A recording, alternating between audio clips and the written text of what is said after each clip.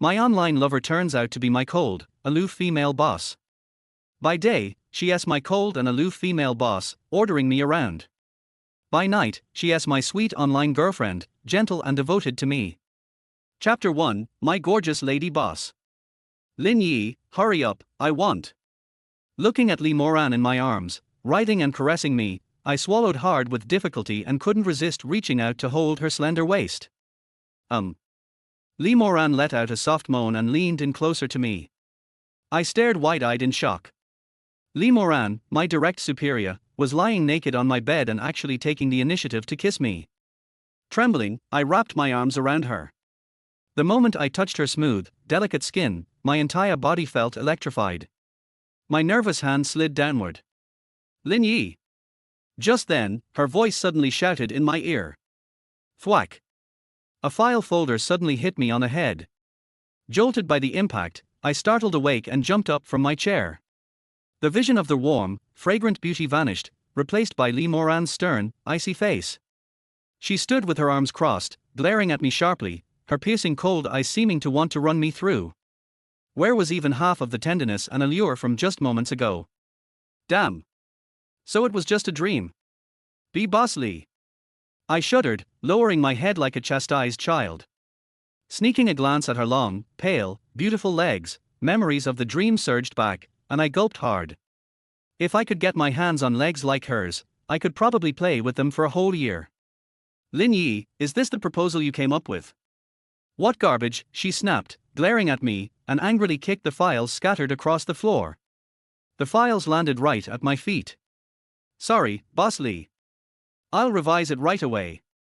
Terrified by her sharp gaze, I quickly crouched down to gather the files. If I don't see a satisfactory proposal by tomorrow morning, you can get lost.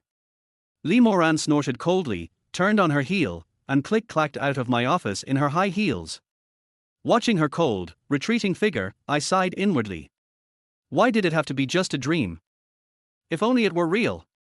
I sighed heavily, glanced at the design proposal in my hand, and immediately felt a headache coming on. I'd already revised this design proposal 7 or 8 times. Why was Lee Moran still not satisfied? What exactly was she unhappy with? Damn it, she just wouldn't say. Having been at Who Am I Women's Lingerie for 3 years, I always felt Lee Moran was like an untamable wild wolf. No matter how much I flattered her, fawned over her, or worked hard, she would always find fault. 3 years, and I'd never even seen her smile at me. Wasn't it obvious she was targeting me? Complaining was one thing, but thinking about the salary Lee Moran provided, plus my sister's high monthly dialysis costs and the rent while she lay in the hospital bed. I smiled wryly, gathered the files scattered across the floor, and sighed again. Returning to my desk, I opened my laptop and stared at the design proposal, pondering for a long time without figuring out what exactly Lee Moran wanted. I rubbed my throbbing temples. Ding dong. Suddenly, my phone chimed with a notification. I glanced at it. It was a message from a girl I'd met on a dating app I'd downloaded out of boredom a month ago. Actually, this app, billed as a social platform, was really just a hookup app disguised as a dating service. Once you connected, it basically confirmed a flirtatious relationship. And this girl had added me first. We'd been chatting for a month and got along quite well, though we usually only talked at night. Today was an exception. Chapter 2, All an Act. What are you doing? She sent a short message. Me, suffering at work, as usual. You? Sigh, don't mention it. I was just driven mad by an idiot. She replied with a crying emoji. I quickly sent a hugging emoji back. What happened? Who dared to upset my Big Mommy? Big Mommy was the nickname I'd given her. Her profile picture was a photo of a bra, so that's where the name came from. She didn't dislike it, she actually seemed amused. Once, I even asked if she was really that big. She didn't answer directly, only said it should count as big enough. Soon she replied again, this time with a voice message. I rushed to put on my headphones. But the more I listened, the more something felt wrong. The situation she described was exactly the same as me getting scolded by Lee Moran earlier. Could Big Mommy actually be Lee Moran? I shuddered and played the voice message several more times. The app distorted voices, so I couldn't confirm if it was really her. But the scenario she described was too similar. The design proposal, the designer, everything lined up perfectly. It couldn't be this much of a coincidence, could it? Trying to suppress my excitement, I tiptoed toward her office. The door wasn't fully closed, just a small crack. My heart pounding, I sent her a message. Ding! A crisp notification sounded from inside. Lee Moran, reclining in her office chair, immediately grabbed her phone and started typing. Her fingers paused, and right then my phone buzzed. Seeing the emoji she sent, tears of excitement nearly came out. I never expected such a coincidence in this world. My anonymous online flirt was actually my cold, aloof boss. So if I were to ask her out, wouldn't that mean? My eyes lit up. I hurried back to my office, ready to type out an invitation, but deleted the words immediately. She didn't know who I was yet. If we met face to face, wouldn't I be exposed instantly? How could I keep my identity hidden while still winning her over? While I was deep in thought, she sent another message. Honestly, even though he annoyed me, that employee of mine is actually pretty capable. I almost laughed out loud. She knew I was capable. Yet she still acted like she hated me every single day. If she weren't my boss, my superior. There were so many times I wanted to slap some sense into her, make her understand why flowers are red. Of course, that was just a thought. I didn't have the guts. I still needed her to stay employed. Taking a deep breath, I reminded myself we worked at the same company, there'd be plenty of chances in the future. No need to rush asking her out now. So I replied. He's just an employee. Don't let yourself get worked up. Getting angry isn't good for you. She sent a cute little nodding emoji. Looking at that adorable expression, I couldn't help imagining. If only Lee Moran could smile at me like that in real life. To be honest, Lee Moran was truly stunning. Probably the most beautiful woman I had ever met. White blouse, black pencil skirt, the classic office lady look. Her temperament was exquisite. Cold and domineering, yes, but elegant, refined, noble in every gesture. The moment I first saw her, I was deeply drawn to her. Back then, she felt completely unattainable. Who would have thought that such a lofty woman would actually use a casual hookup app? Instantly giving me hope. I decided to take things slowly, use the app to draw out more of her secrets. Thinking of how she always targeted me at work, I sent another message. Big Mommy, why do you dislike your subordinates so much? Chapter 3, let's see a photo. How did you know I hate him? She replied quickly. I was startled when I saw it, and almost gave myself away, so I quickly tried to cover it up, I guessed. After a short while, I still hadn't received a reply from her. I was worried that she might be suspicious, so I was about to go out and check. She replied, first apologizing, sorry, I took a phone call. Then, sounding somewhat embarrassed, she added, sigh, this is hard to say, it's embarrassing. Shameful. I was puzzled and even more curious, so I asked, what's shameful about it? You don't know me, and I don't know you. We're just confiding in each other online. What's wrong with that? After another brief silence, she replied, explaining why she disliked me. This reason is utterly absurd. On the day I started working, she had a dream that I raped her. When she woke up, she hated me. I was left both laughing and crying. Ever since she started targeting me, I've been thinking almost every day about what made her hate me so much. I never imagined it would be such a ridiculous and absurd reason. I replied with a laughing crying emoji. She immediately sent a pouting emoji. What's wrong? I was really scared by that dream that day, wasn't I? Seeing that pouty expression, I could almost picture her putting aside her aloofness and acting cute with me. Recalling her graceful figure, he immediately sent a mischievous emoji.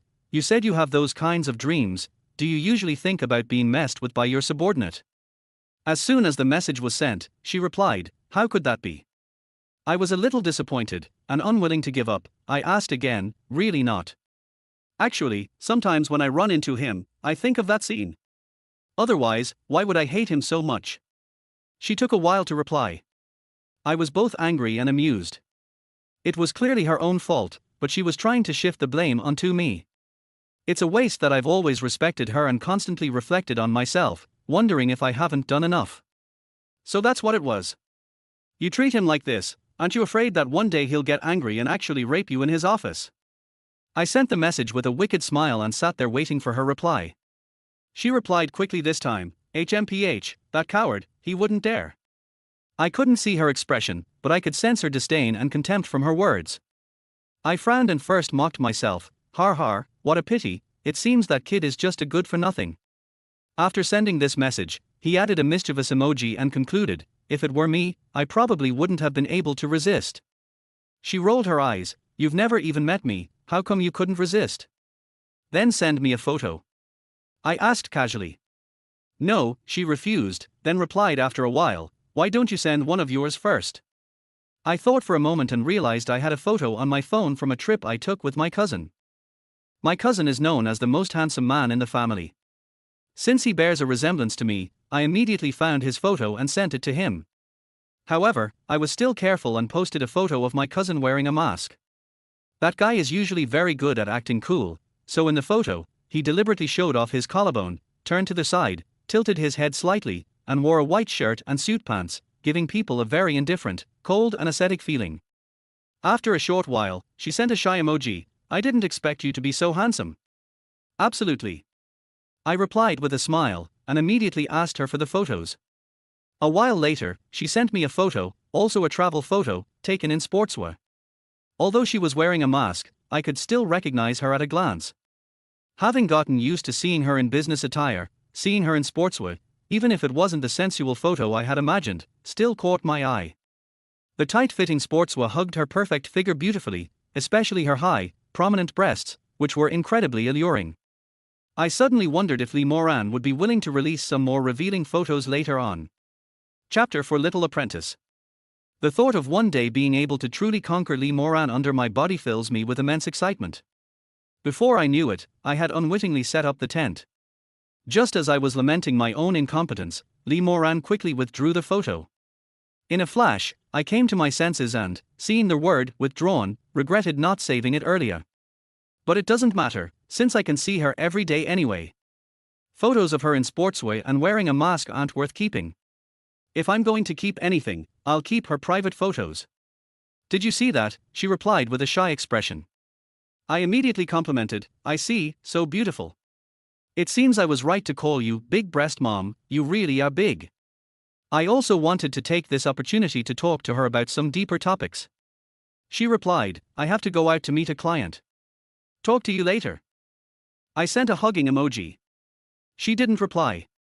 I reluctantly turned off my phone, got up and hurried to the bathroom to take care of something. I bowed slightly, opened the door, and was about to walk quickly to the bathroom, but damn it, I ran into Lee Moran at the elevator entrance.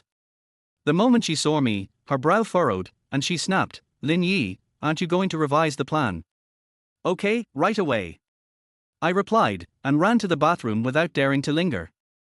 Wait, she called out to me as I was about to leave. I stopped speechlessly.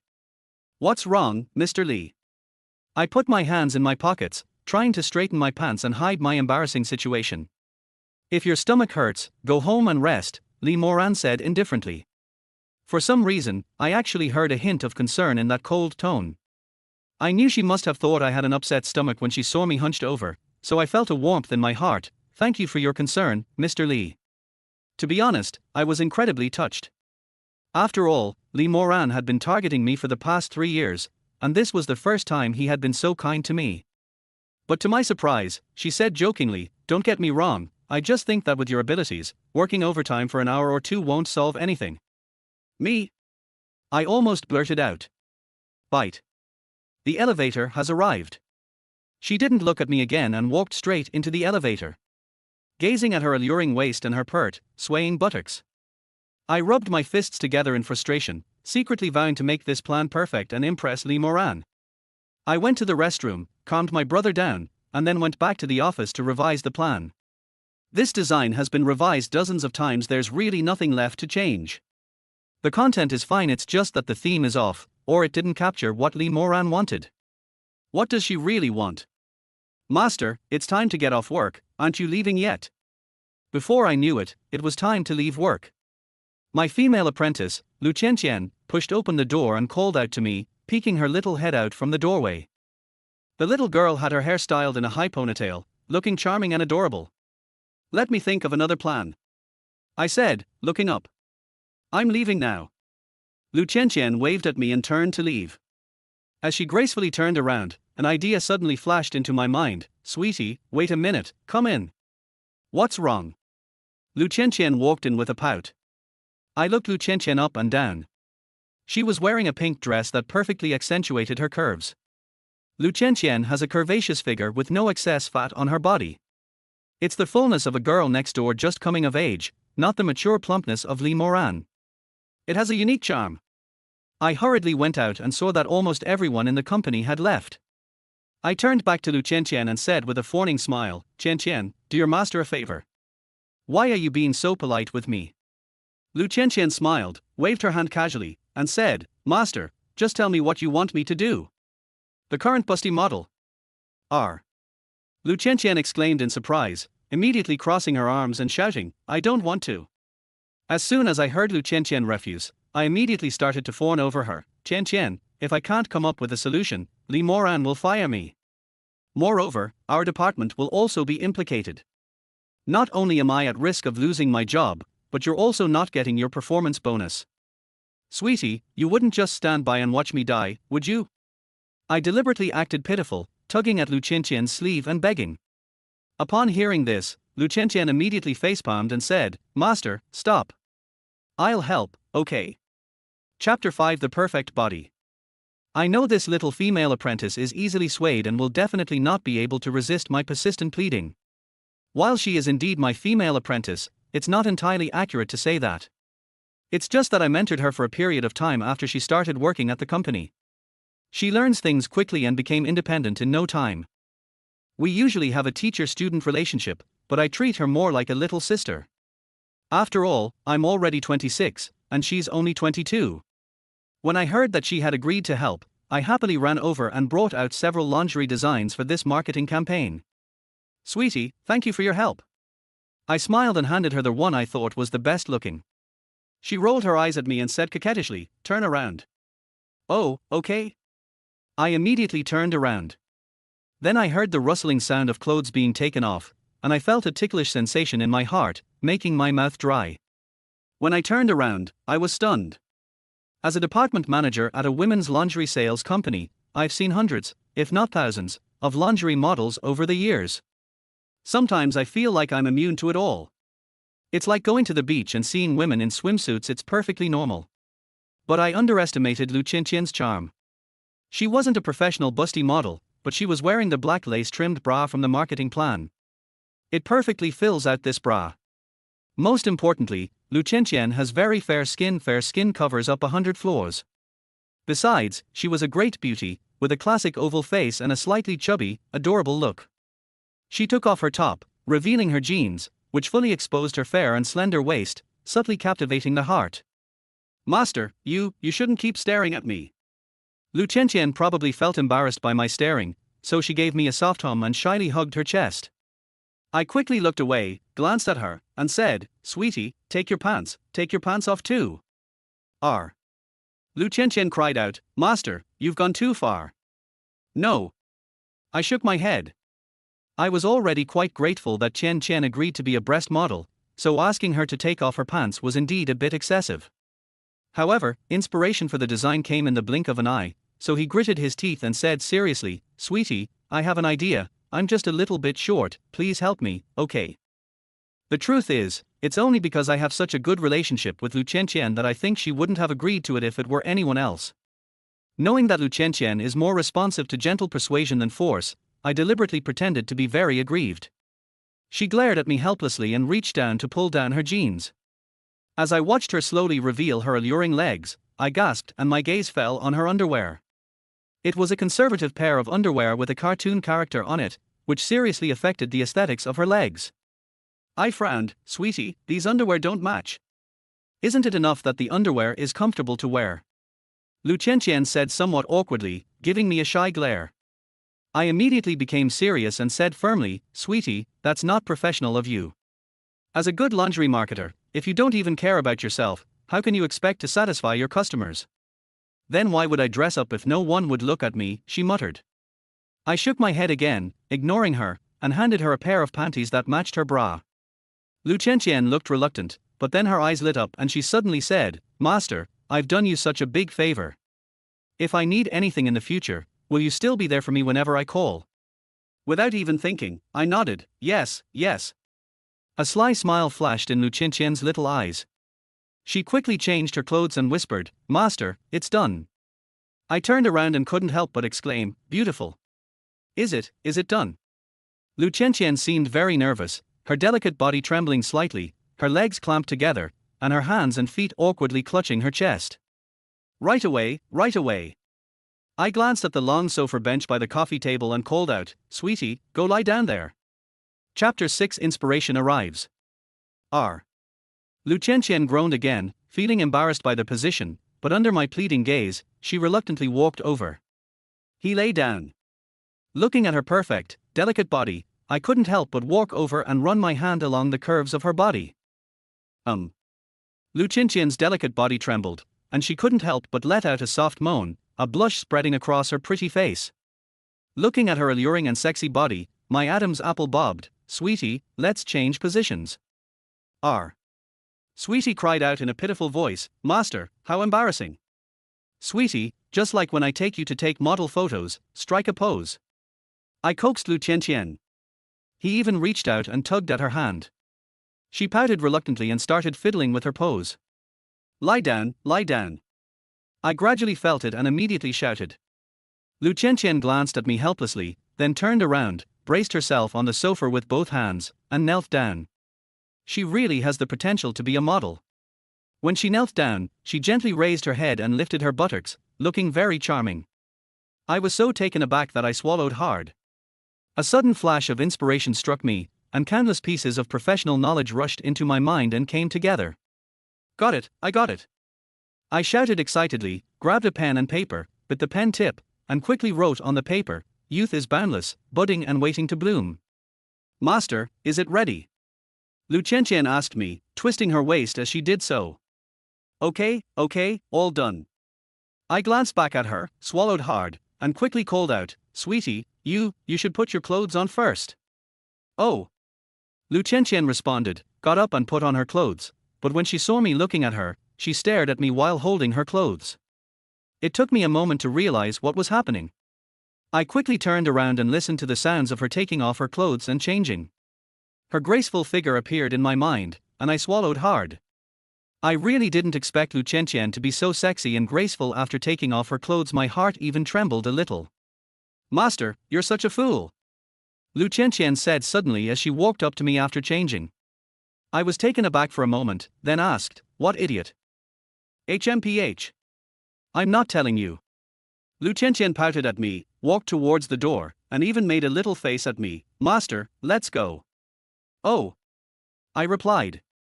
Seeing her adorable appearance, I felt quite gratified to have such a female apprentice. With inspiration, everything goes smoothly and naturally. The reason why Lee Moran was dissatisfied with the previous 7 or 8 design proposals was simply that they lacked soul and were all the same. You could say that we had the wrong positioning from the beginning. The design was misleading from the start, with people thinking it was a bra design for married women or new mothers, forgetting that these women are actually looking to recapture their lost youth. Moreover, since they all have men, they naturally need to buy from a perspective that men appreciate. Lu Chenqian really helped me a lot. I was busy until late at night, and only after finishing the last stroke of the design did I breathe a sigh of relief. When I checked the time, it was already 1 a.m. I turned on my phone and saw that Lu Chenqian had sent me a series of frantic emojis. I frowned in annoyance and replied, "What's wrong?" Ding dong. Just as I was about to pack up and get ready to go home, Lu Chenqian replied to my message, this time with a bunch of angry emojis. Then came a voice message, "Master, you're a bastard, you know that." I was still puzzled, but knowing that girls her age can be moody, I didn't blame her and just replied casually, "Okay, I'll treat you to a big meal another day. Go to bed early." I went over to tidy up the pajamas that Lu Chenqian had just tried on the sofa. As soon as I picked them up, I noticed they felt a little damp. Upon picking it up, he realized it was the underwear Lu Chenqian had tried on. He instantly understood the girl was in heat, which was why she was angry. "Are you horny towards me?" Chapter 7: Encountering a Drunken Landlady. I held my damp panties, staring wide-eyed in disbelief, because I had heard from Xiaonazi that she had a boyfriend, and that they were quite affectionate. I'd been her colleague for 2 or 3 years, and I've always treated her like a little sister. When I asked her to help me out as a model to find inspiration, I was indeed shocked by her beauty and figure.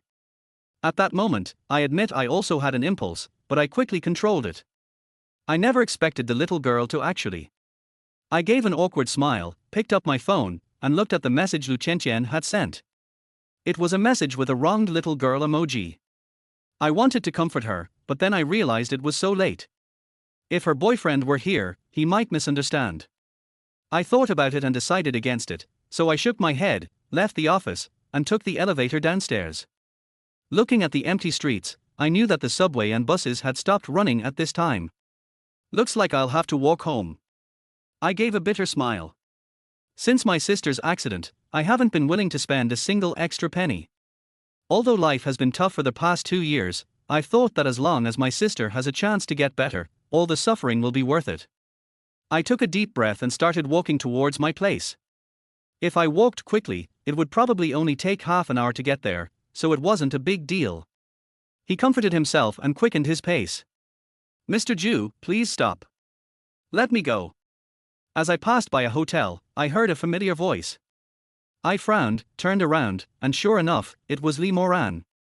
One look at her swaying body and you could tell she was drunk. There was a middle-aged man standing next to her.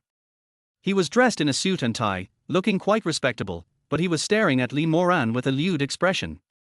Just then, a car drove up from the basement and turned onto the hotel entrance. "Mr. Li, the car is here. I'll take you home." The middle-aged man reached out to help Li Moran. "Get out, don't touch me." Watching from the side, I almost couldn't resist going up there. The middle-aged male driver got out of the car. He immediately gave the driver a wink, and the driver nodded. The two of them stood to one side and moved closer to Li Moran like thieves. "Mr. Li, let me take you home." The middle-aged man tentatively reached out his hand while coaxing Li Moran. "Don't want." Li Moran murmured something, probably reaching his limit. His body went limp, and he slid down the pillar, landing hard on his bottom. I find it hard to imagine that the usually arrogant Li Moran would be in such an embarrassing situation. If someone takes a picture of her now, her reputation will be ruined. The middle-aged man excitedly ran up to her, squatted down, and tried to hug her. I knew he had ill intentions.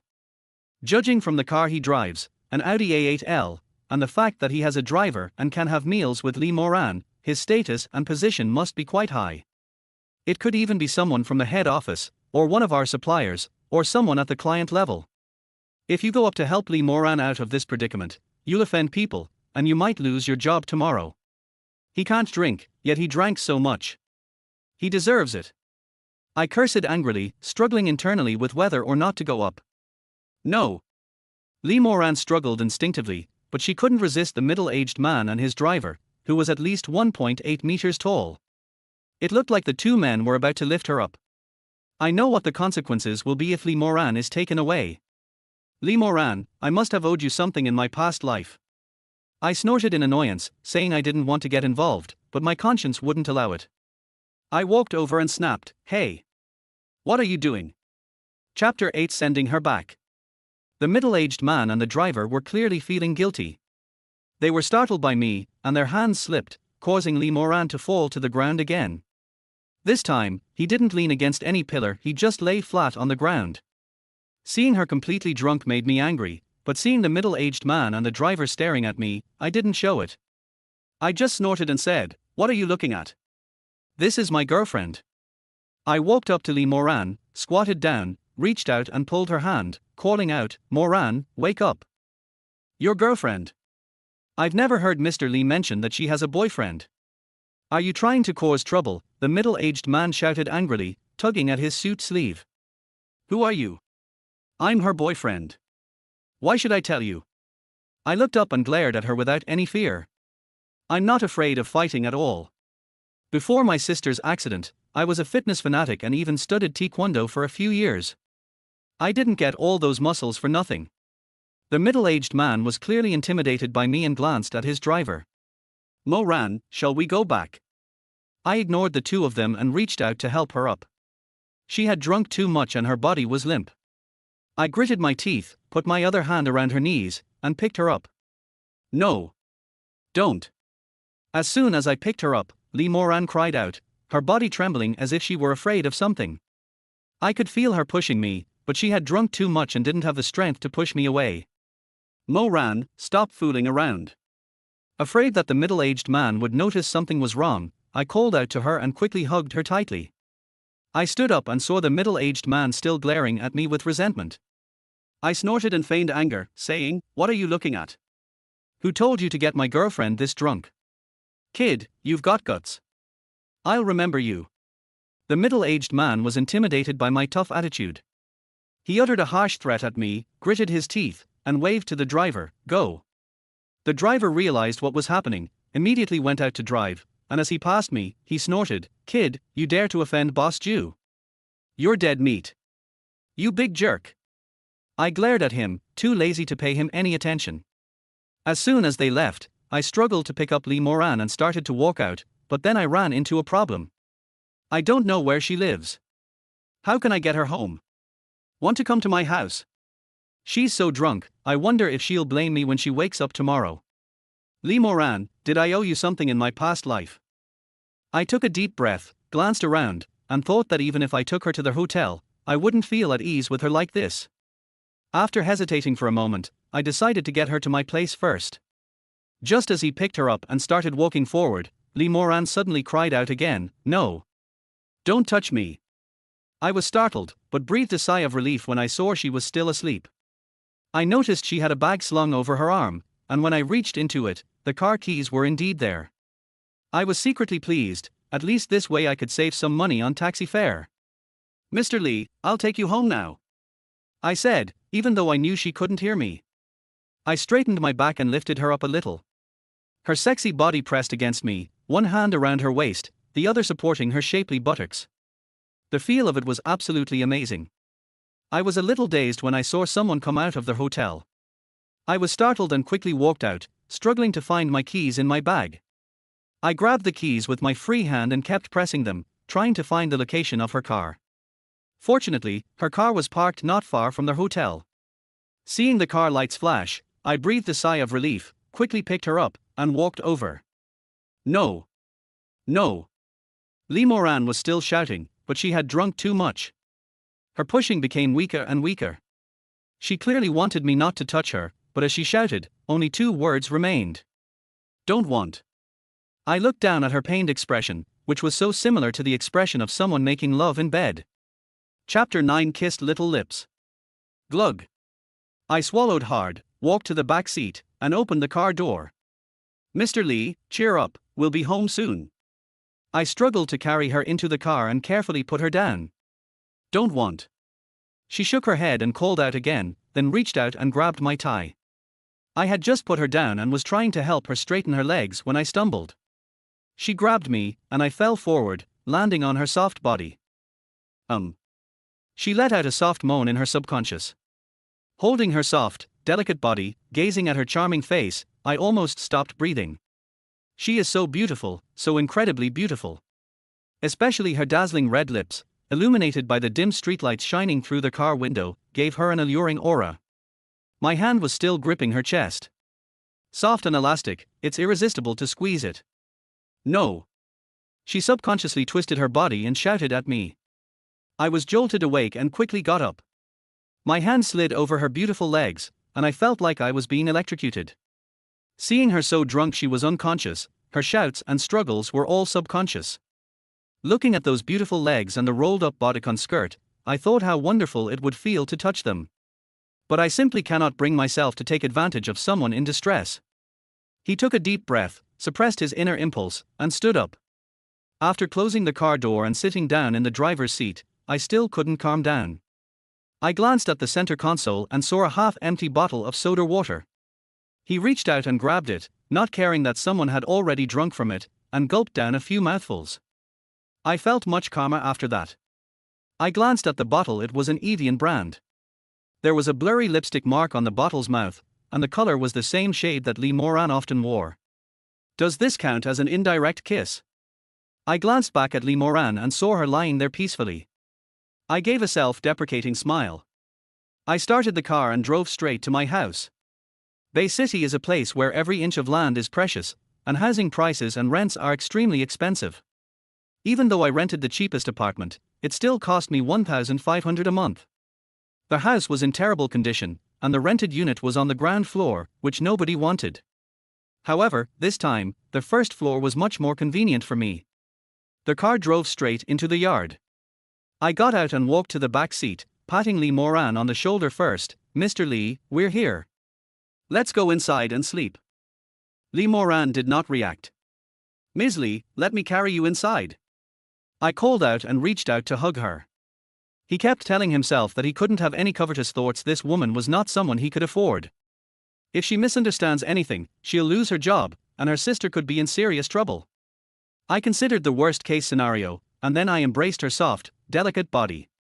All my hopes were dashed. Her alluring body pressed against mine was incredibly tempting, especially since she was completely drunk at this point. They remained motionless, their bodies at the mercy of others. Hold on, hold on." I gritted my teeth, picked her up, opened the door, and put her on the bed. I was already panting heavily. I lay down on the bed as well, so I could see her face was right in front of me. She had her eyes half closed. The breath blowing in under rapid breathing. I didn't smell any alcohol. I frowned. Had she not been drinking? How could this be? Instantly, I thought of those love potions and rape drugs I'd seen online. Could it be that bastard gang drugged Lee Moran? Chapter 10: Uncontrollable Emotions. My head went blank. In TV shows, if someone is drugged, will they be very proactive in seeking out men for sex? Will she pounce on me in a moment? Push me down and frantically demand it? Just like in my dream. Thinking about all this, I got a little excited and started looking forward to Lee Moran's medication taking effect. But 1 minute, 5 minutes, 10 minutes passed. Lee Moran didn't move at all, sleeping like a little sow. Grandma's. It's just a simple drug to seduce you, right? Disappointed, I got out of bed, turned on the light, and the room immediately brightened. Looking back at Lee Moran lying flat on her back, her alluring and sexy body was simply too attractive. Her figure can be described as absolutely perfect. Especially her outstretched hands, revealing her full breasts, made her clothes look like they were about to burst open. I glanced at her once and couldn't take my eyes off her. I noticed that one of the buttons on her white shirt was missing, revealing her fair and full breasts. Gulong. I swallowed hard, and a wicked thought surged into my mind. Given her current state, she wouldn't resist even if I did it to her. Besides, she already used hookup apps. It doesn't matter who it's for, it's still for processing. But the thought of actually sleeping with her made me realize that I'd be no different from those two beasts at their hotel entrance earlier.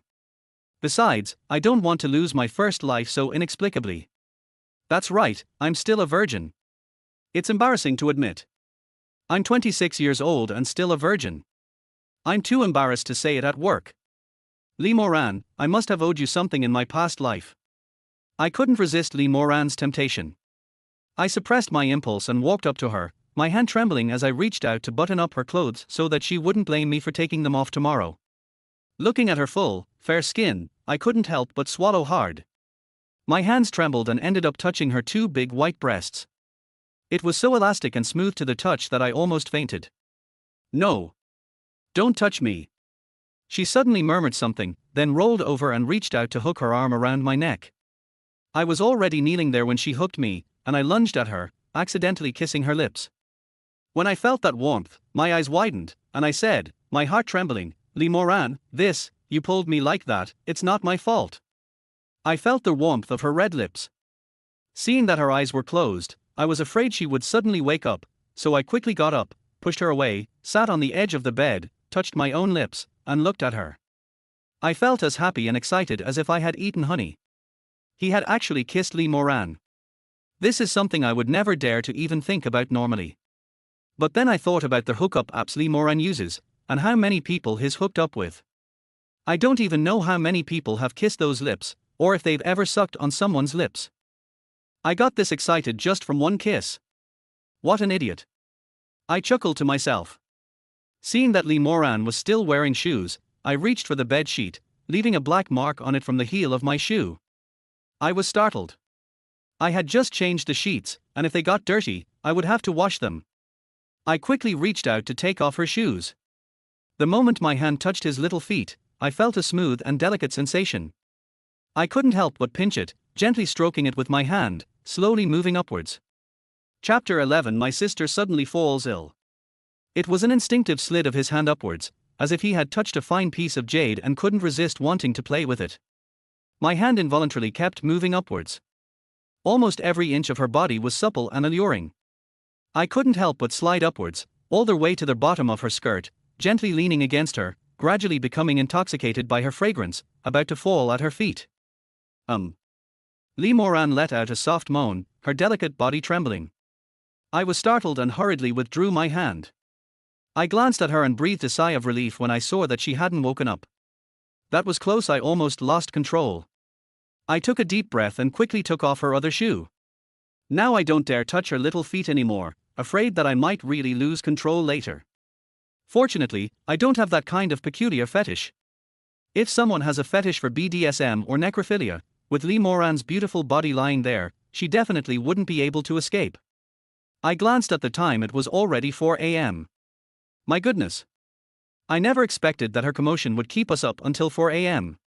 I was just getting ready to lie down for a while. I had just lain down when I received a call from Aunt Chen at the hospital, saying that my sister had been taken to the emergency room. I was so scared my legs went weak, and I hurriedly drove Lee Moran's car to the hospital. I just arrived at the hospital. When my hired caregiver, Aunt Chen, saw me arrive, she greeted me apologetically, "Lin Yi, Aunt Chen, it's all right." I reached out and wiped away the tears from the corners of Aunt Chen's eyes. She was also panicking, but she still chose to comfort Aunt Chen. "Don't cry, Xiamen will be all right." Comforting Aunt Chen was, in fact, also comforting myself. Lin Minute suffers from chronic leukemia. She cannot find a suitable bone marrow transplant and can only manage her condition through routine hospitalization. If she has an attack, her life is in danger at any time. "Lin Yi, it's all my fault. I didn't take good care of Xia Minute," Aunt Chen cried, blaming herself. Seeing her with tears streaming down her face, I didn't know how to comfort her. As for Aunt Chen, the caregiver, I have always been grateful to her. We are not related by blood or marriage, but from the moment I hired her, she took care of Xiamen without complaint. Many times, even when I didn't pay her wages on time, she never complained. Seeing that she looked much more haggard than before, I hugged her with heartache and said, "Aunt Chen, it's not your fault. You've already done enough." "Yes." Aunt Chen nodded. The emergency room lights quickly went out. Seeing Xiamen being wheeled out on a stretcher, her face pale and her body covered in medical equipment, my heart felt like it was being torn apart. Although Xiamen and I don't share the same father or mother, she was adopted by my parents. Since the early death of my parents, I have relied on her for more than 20 years. I have long regarded her as the most important woman in my life, even closer than my own sister. Xiamen. Just as I was about to walk over, Aunt Chen became even more agitated than I was. Sometimes I wonder if Aunt Chen might be Xiamen's biological mother, but then I think it's unlikely. If she were Xiamen's biological mother, why would she wait until Xiamen got sick before coming to acknowledge her? Besides, she doesn't look like Xiamen at all. Although I was worried about Xiamen, I kept my composure and didn't rush to see her. Instead, I waited for the paramedics to come out, then went over and asked, "Doctor, how is my sister?" The situation is not optimistic. If a suitable bone marrow cannot be found, I'm afraid I won't be able to hold on for long. Xiamen has been living here for almost a year. The attending physician is also familiar with me and didn't hide anything from me. He said directly, "I suggest you prepare the surgery fee first. Once a bone marrow is found, you can have the surgery directly." "How much is the handling fee?" I asked. "Pay 300,000 yuan first. That will help cover your sister's hospital expenses," the attending physician said and then left. I sat alone on a bench in the corridor, unable to come back to my senses for a long time. A year ago, I could still come up with 300,000 yuan, but in the past year, Xiamen's hospitalization has already emptied all my savings, and I've borrowed a lot more than I should have. 300,000. This is undoubtedly a huge sum of money for me. Chapter 12, 300,000 medical expenses. 300,000. I was just thinking about where to get this money when Aunt Chen came out and said to me, Xiao Yi, Xiao Minute has woken up and wants to see you. Okay. I nodded. Entering the ward and seeing Xiaomin's haggard appearance, my heart ached. Brother, it hurts so much, she called out to me in a weak voice. I reached out and touched her forehead tenderly. Xiaomin, it's okay, your brother is here, everything will be alright. Brother, I don't want to be treated anymore, please let me go. Xiaomin said with tears in her eyes. Silly girl, don't talk nonsense. As long as your brother is here, I won't let anything happen to you. Get some rest, okay? I bent down and kissed her forehead, then got up and left the ward. Aunt Chen was standing at the door. I went up to her and took out the more than 1,000 yuan in cash that I had on me and handed it to her. Xiao Yi, why are you giving me money? Aunt Chen immediately pushed the money back to me. I held her hand and said, Aunt Chen, please keep this. I know how tired you've been taking care of Xiaomin lately. It will make it easier for you to buy things for Xiaomin when you need it. Aunt Chen looked at me with tears in her eyes. Seeing her captivating appearance, I was momentarily speechless. I was still very touched by her tireless care over the past year, but I just couldn't understand how there could be such a good woman. Anyone who looks even slightly like Xiaomin makes me suspect their relationship with Xiaomin. Unfortunately, the two are too different. Before Xiaomin got sick, she was a stunning beauty, though her face was oval-shaped. Aunt Chen has an oval face. While taking care of Xiaomin at the hospital, she usually wore long pants and a t-shirt, which prevented her from showing off her beautiful figure. In addition, after taking care of Xiaomin for a long time, her face looked particularly pale and haggard. Aunt Chen, you've worked so hard for so long. Why don't you go back to sleep tonight? I'll stay here with Xiaomin, I said to Aunt Chen. Aunt Chen shook her head, I'm fine. Xiao Yi, you should go back and rest. Xiaomin's medical expenses still depend on you.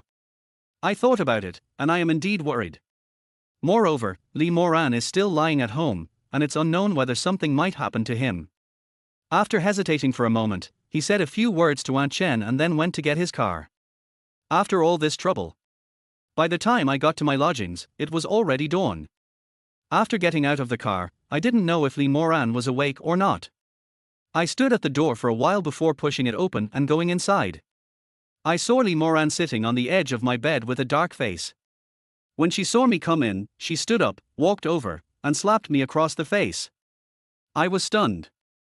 After a night of torment, coupled with my sister's behavior, a surge of anger welled up inside me. Li Moran, are you crazy? I touched my face, turned around and glared at Li Moran, shouting as I raised my hand to hit him back. Li Moran's eyes flickered, his expression extremely complicated. He probably didn't expect me to get angry.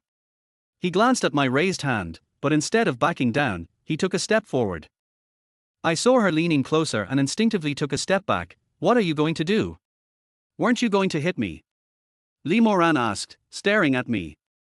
I was instantly at a loss for words, not knowing whether to laugh or cry. I don't understand what she's thinking. When I hit her, she just moves closer. I hadn't slept all night and was in a bad mood. Normally, if she had slapped me, I wouldn't have dared to say a word. But being stared at by her cold eyes calmed me down a lot, not to mention my sister's 300,000 yuan surgery fee. If I lose my job, I'm afraid I won't even be able to pay my rent. I took a deep breath, bowed my head, and apologized. Mr. Li, I'm sorry. Li Moran rolled her eyes and glanced at me, then said in a commanding tone, don't go to work today. Go buy some decent clothes and come with me to the airport to pick someone up later. Chapter 13, Helping to buy clothes. After giving the instructions, Li Moran went into the house, took out a credit card from his bag, and handed it to me. Consider this a reward for saving me last night. Happiness came too suddenly, and I'm not used to it yet. Looking at the credit card she handed me, I carefully took it and asked, Mr. Li, can I buy whatever I want? She murmured, glancing at herself. And while you're at it, buy me some clothes. Okay. I nodded happily and turned to leave. Hey! Li Moran called out to me, paused for a moment, and said, you need the underwear too. Remember to take it to the dry cleaners and dry it before bringing it back. Understood. I clearly saw a blush creep across her pretty face. Suddenly I realized she wasn't as annoying as I'd imagined. In fact, she had a touch of allure. She drove straight into her Porsche Cayenne. Having a car makes it convenient to go anywhere. Sitting in the car, I wished it were mine, but unfortunately, given my current situation, I simply can't afford one. I also have to worry about my sister's 300,000 yuan medical expenses, where to get the money, where to borrow it. Before I knew it, I had arrived at the mall. She asked me to buy some decent clothes. Coming from the mountains, I've never bought any nice clothes since I was a child. Even though I knew I was spending Lee Moran's money, I was still reluctant to spend it. In the end, I just bought a set of sportswear that was relatively cost-effective. When I bought it for Lee Moran, it was different. I didn't buy it according to her usual style of dress, but instead bought her a pleated skirt in a student style, which is more like an office lady outfit. Just imagining her wearing this outfit makes me feel like my nose is about to bleed. The most fatal mistake is when choosing underwear. The image of her bra size and her fair skin kept flashing in my mind, and I was afraid I would embarrass myself right there in the mall. However, I didn't have many opportunities to choose underwear for her, so I went directly to the Who Am I flagship store and picked out a pair of C-string panties that I designed, along with a semi-transparent lace bra. The thought of Lee Moran wearing this outfit made my heart leap into my throat with excitement. After dry cleaning and drying, he couldn't wait to take the bag back to his rented room. When I got back to my room, I didn't knock, I just pushed the door open and went in. As soon as I pushed the door open, Lee Moran, who was drying her hair, let out a soft cry, turned around, glared at me, and scolded, "What are you doing? Here are your clothes." My gaze was fixed on Lee Moran, and I couldn't look away. She had just finished showering and was drying her hair with her face turned to the side, exuding a charming aura. The most captivating thing was that she was only wrapped in a bath towel, the kind I usually use when showering. Men's bath towels are never that big. A bath towel was wrapped around her body, covering half of her body at the top and barely covering her buttocks at the bottom. Which man could resist that? "Put your clothes down and get out," she glared and shouted angrily. "Oh," I replied, my throat tightening. I put the clothes aside and backed out the door. Although peeking would definitely annoy Lee Moran, I couldn't help but steal a few glances. Looking at those smooth, white legs, my throat felt incredibly dry.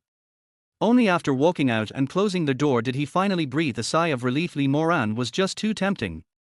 What kind of outstanding man could be worthy of such an exceptional woman? Wrong. She's been using hookup apps. Who knows how many times she's hooked up with men and how many times she's been violated. In an instant, her status in my heart plummeted. She came out quickly, wearing the school uniform I bought for her. Her fair, slender legs and flowing pleated skirt made her look pure and lovely, which completely stunned me. If dating apps had brought her down from her pedestal in my heart, her pure and pretty appearance in her school uniform once again solidified her image in my mind. "Lin Yi, did you do this on purpose?" She looked at me angrily. Of course, I dared not say it was intentional, so I quickly explained, "Mr. Lee, if you hadn't said you weren't at work today, I wanted to dress a bit younger." "What about the underwear?" she yelled at me. Chapter 14, A Misunderstanding. I was startled by her loud voice, shrank back, and said with a fawning smile, "Underwear, I didn't know what style you liked, so I just bought our Who Am I's best-selling style recently. I get the sales data for Who Am I every month as soon as it's available, which helps me understand the market better. The one I bought for Lee Moran is indeed the best-selling product from the Who Am I brand nationwide." Lee Moran gave me a helpless glare at my flawless answer and said, "Go change your clothes and then come out with me." "Okay," I replied, and went inside to change my clothes. Seeing that Lee Moran was still standing in the room, I grinned and glanced at her. She glared at me and walked out. I glanced at her beautiful legs in the pleated skirt. With each sway, her pert little buttocks seemed to be revealed. I couldn't help but praise her again. Lee Moran's legs were truly exquisite. Unfortunately, she's someone I can't possibly be close to. I'm a pretty pragmatic person. You could say I've been poor since I was little, so I'm relatively cautious in my actions and like to take things one step at a time. Lee Moran is indeed tempting, but I know she's not my type. What surprised me was that she was using a hookup app. I was curious about how many people she had dated before me. Just thinking about it made me inexplicably angry. I snorted and went into the bathroom to change my clothes. As soon as I entered, I saw Lee Moran's clothes on the rack. The underwear was laid out there. As a female underwear designer, I'm practically immune to these things, but the thought that Lee Moran had worn them so intimately. Gurgle. I couldn't help but swallow hard. I was just about to reach out and help her tidy up to the side. Thump. The door was pushed open by Lee Moran. I turned around and saw Lee Moran's cold eyes. I hurriedly explained, "Mr. Lee, it's not what you think." In his haste, he accidentally snagged on Lee Moran's bra strap and lifted her up. I gave a bitter smile, thinking to myself, it's all over. Lee Moran will definitely misunderstand and think I have some kind of fetish. Pervert. Lee Moran said coquettishly, went into the house to grab her bag, glared at me, and turned to leave. Looking at the underwear hanging in my hand, I was both amused and exasperated. I quickly changed my clothes and went outside. I saw Lee Moran sitting in the passenger seat. I walked over and was about to explain. Drive. She lowered her head and gave a cold snort. I turned and walked to the driver's seat, sat down, and while fastening my seatbelt, I explained, "Mr. Lee, I was just trying to help you tidy up. Please don't misunderstand. I don't want those clothes anymore. Do whatever you want with them, don't try to explain yourself to me," Lee Moran said coldly, without even raising her head. I don't know what she's thinking. Doesn't she care if I mess around with her underwear? Mr. Lee, I really just wanted to help you tidy up. I still wanted to explain things clearly to her to avoid any misunderstanding. I learned from the hookup app that the reason she disliked me was just a dream. It's obvious she's not a magnanimous person and might misunderstand that I took her underwear to do some shady things. Wouldn't she hate me even more? This time, however, she didn't rush to answer me. She put away her phone and turned to stare at me, saying, "Lin Yi, what exactly are you trying to say by explaining all this to me?" Seeing her cold gaze, I was instantly at a loss for words. Drive. She snorted and then looked down at her phone again. I strongly suspect that she's using some hookup app to find casual sex partners. Chapter 15, Had a Nightmare. Frustrated, I backed out and saw her still engrossed in her phone. I asked, annoyed, "Where are you going?" "Airport," she said coldly, head down, playing with her phone, occasionally chuckling. The more I looked at her, the more suspicious I became about who she was chatting with, whether she was using a hookup app, especially as the car turned a few corners. I secretly glanced at her phone, but unfortunately she had a privacy screen protector on, so I couldn't see who she was chatting with. The more this is the case, the more suspicious and curious I become. Drive carefully, I'm going to take a nap. Just as I was about to try again to see if I could see it, she suddenly put down her phone and said this to me. When she saw me looking at her, her eyebrows visibly furrowed. I quickly replied, "Oh." I casually glanced around, pretending that I had just seen her by accident. She didn't say anything, and reclined the chair to sleep. She turned to the side of the window, her back to me, the hem of her skirt revealing her sexy, pert buttocks right in front of me. If it weren't for the safety shorts protecting her under the pleated skirt, I probably would have been able to see everything underneath. I regret buying the ones with safety shorts, otherwise, I would have had a real treat to see them. After the meeting, I glanced back at Lee Moran and saw that she had turned over, her eyes half closed, looking so peaceful and beautiful. I was almost mesmerized when a car coming from the opposite direction honked its horn, startling me back to reality.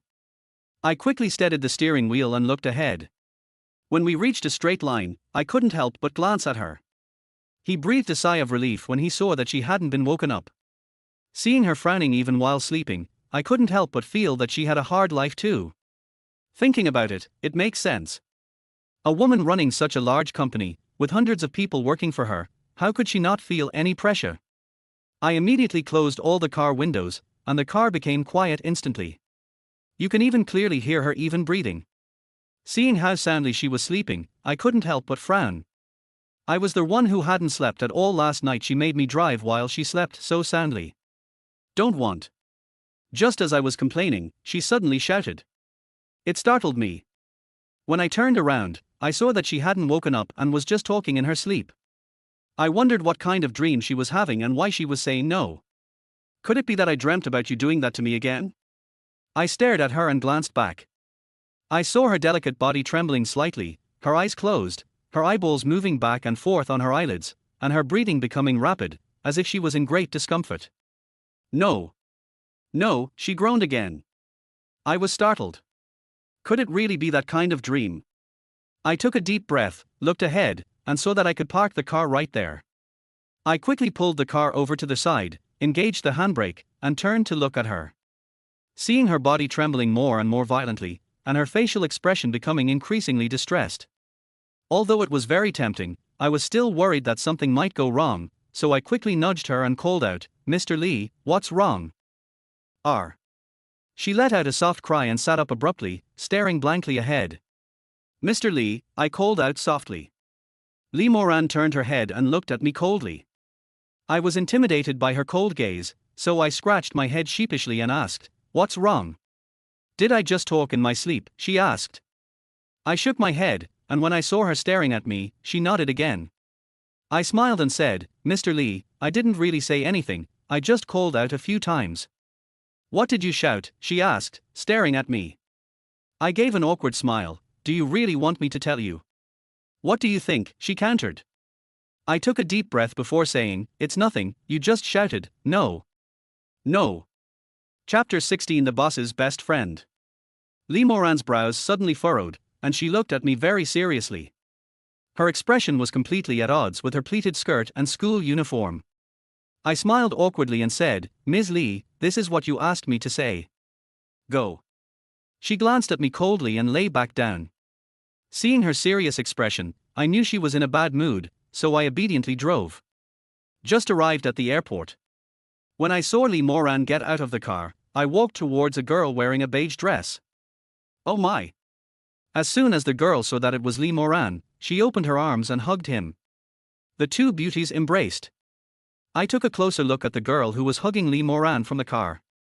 Her graceful figure was in no way inferior to Lee Moran's. Later I found out that this person was Lee Moran's best friend, Yu Mengyang. Birds of a feather flock together. It's perfectly normal for a woman as beautiful as Lee Moran to have an equally beautiful best friend. Beautiful women are always pleasing, and Yu Mengyang's delicate oval face makes her look more amiable than Lee Moran. Seeing them fussing over there, I figured they wouldn't get on the bus anytime soon, so I got off. As soon as I got out of the car and walked over, Lee Moran waved to me, "You've come at the perfect time, come and help me with my luggage." "Carry luggage? Me?" I pointed to myself, still a little incredulous that Lee Moran was calling me. "If it wasn't you, then who was it?" Lee Moran snorted, turned around, put his arm around Yu Mengyang's shoulder, and smiled radiantly. I've known Lee Moran for so long, and I've never seen her smile so happily. I thought to myself that he was, after all, a designer. I was offered a free driver position, and now they were offering me free labor. I walked over there somewhat reluctantly. As I reached for Yu Mengyang's suitcase, she suddenly leaned close to my ear and whispered sweetly, "Thank you for your hard work, handsome." When I looked up at her, I was stunned by her small, squinting eyes and charming, girl next door look. "What are you doing?" Lee Moran called out. It took me a moment to realize what was happening. I glanced at Yu Mengyang, hurriedly picked up my suitcase, but I pulled too hard and stumbled, almost falling over. Giggle. Yu Mengyang covered her mouth and giggled happily, then turned around charmingly and hugged Lee Moran's arm. "Moran, is this your driver? He's so cute." Driver. My forehead immediately furrowed into a black line. I stretched out my hand and looked at myself, not understanding how Yu Mengyang could tell I was a driver. Lee Moran, however, didn't explain. Instead, he glanced back at me and said, "I guess so." As soon as I heard that it counted, I wanted to argue. Yu Mengyang happily snuggled up to Lee Moran and said, "Great. Moran, can I borrow your driver for a couple of days? Want to play for 2 days?" I was taken aback. Lee Moran also turned around and looked at me in surprise, then turned back to look at Yu Mengyang. "Mengyang, what are you doing?" "Har har, look how anxious you are, Moran. I said I'd play for 2 days, but I just wanted him to be my driver for 2 days." Yu Mengyang giggled, her alluring body swaying back and forth, truly tempting. I noticed that quite a few people in the airport plaza were looking in our direction. When they looked at Lee Moran and Yu Mengyang, their eyes lit up, but when they glanced at me, their eyes turned to disdain. It was clearly jealousy, so I deliberately walked faster and stayed close to the two of them. Upon hearing Yu Mengyan's explanation, Li Moran smiled slightly and said, "Mengyan, you're here. Why do you need a driver? I'll come with you. You're so busy, I don't need you to keep me company. Besides, I need a handsome guy to keep me company." Yu Mengyan giggled, then suddenly stopped, turned around, and leaned down to me, saying, "Handsome guy, would you like to keep me company?" Chapter 17. Li Moran is even more beautiful. She was wearing a pale yellow low-cut, cross-body dress, which was all the rage a while back. It was fine when she didn't bend over, but when she bent over slightly, her fair skin almost popped out. I was so close that I almost bumped into her. My body instinctively leaned back, and I looked at Yu Mengyang in horror. "What's wrong, handsome boy? Are you unwilling?" Yu Mengyang pursed her lips and blinked her bright eyes at me. Her alluring and seductive demeanor, seemingly both flirting and trying to see right through you, startled me so much that I quickly squeezed her suitcase. I was about to answer yes, after all, I'm not stupid. She's Li Moran's best friend. If Li Moran asked me to accompany her, it would definitely count as a day off. Only a fool would refuse such a rare opportunity. But I noticed that Li Moran also turned around and stared at me. Her icy gaze sent a chill down my spine. I didn't dare answer, but instead glanced at Li Moran and said, "I have to go to work." He. Yu Mengyang laughed happily, got up and hugged Li Moran's arm again. "Moran, this little driver of yours is quite afraid of you." Li Moran smiled noncommittally. As I followed behind, I could clearly feel her giving me a cold glance. I don't understand what she means. They got on the bus before me and sat in the back seat. I put my luggage in the bus before I sat in the driver's seat. My two best friends completely ignored me and continued chatting and laughing on their own. Looking in the rearview mirror, I saw the two of them sitting close together, and I really wanted to sit between them. Of course, I'm just thinking about it. Let alone sitting between the two of them, just being able to sit next to either of them or put my arm around either of them would be a blessing. They were discussing women's products. What kind of cosmetics, how good are they, etc. I found it utterly boring, and having not slept all night, I was starting to feel sleepy. Fortunately, they chatted and would occasionally laugh a few words.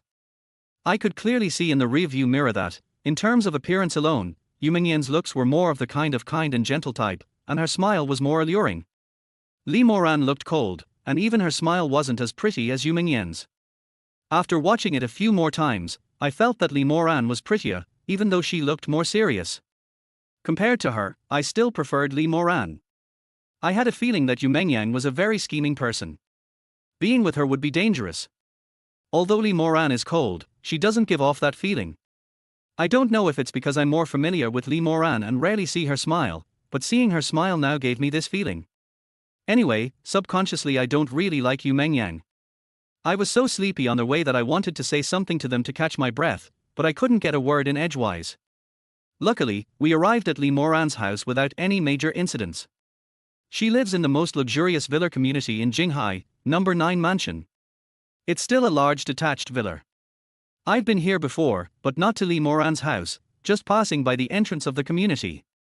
Back then, I thought that if I could afford to buy a house in number 9 mansion one day, my life would be perfect. To my surprise, Li Moran lived here. In a daze, the gap between me and Li Moran seemed even wider. Is selling underwear really that profitable? As the designer of Who Am I receive sales data every month. Although Who Am I sells well, is it possible to generate such a large profit? Confused, I followed them into Li Moran's villa. I was instantly stunned by the luxury here, and couldn't help but turn to Li Moran and ask, "Mr. Li, do you live alone in such a big villa?" Li Moran didn't answer me, but instead called to Yu Mengyang, "Mengyang, let's go upstairs." Okay. Yu Mengyang smiled and reached out her hand to me. "Handsome guy, thank you for your hard work. Give me your suitcase, I'm going upstairs." Her delicate and charming appearance was truly captivating.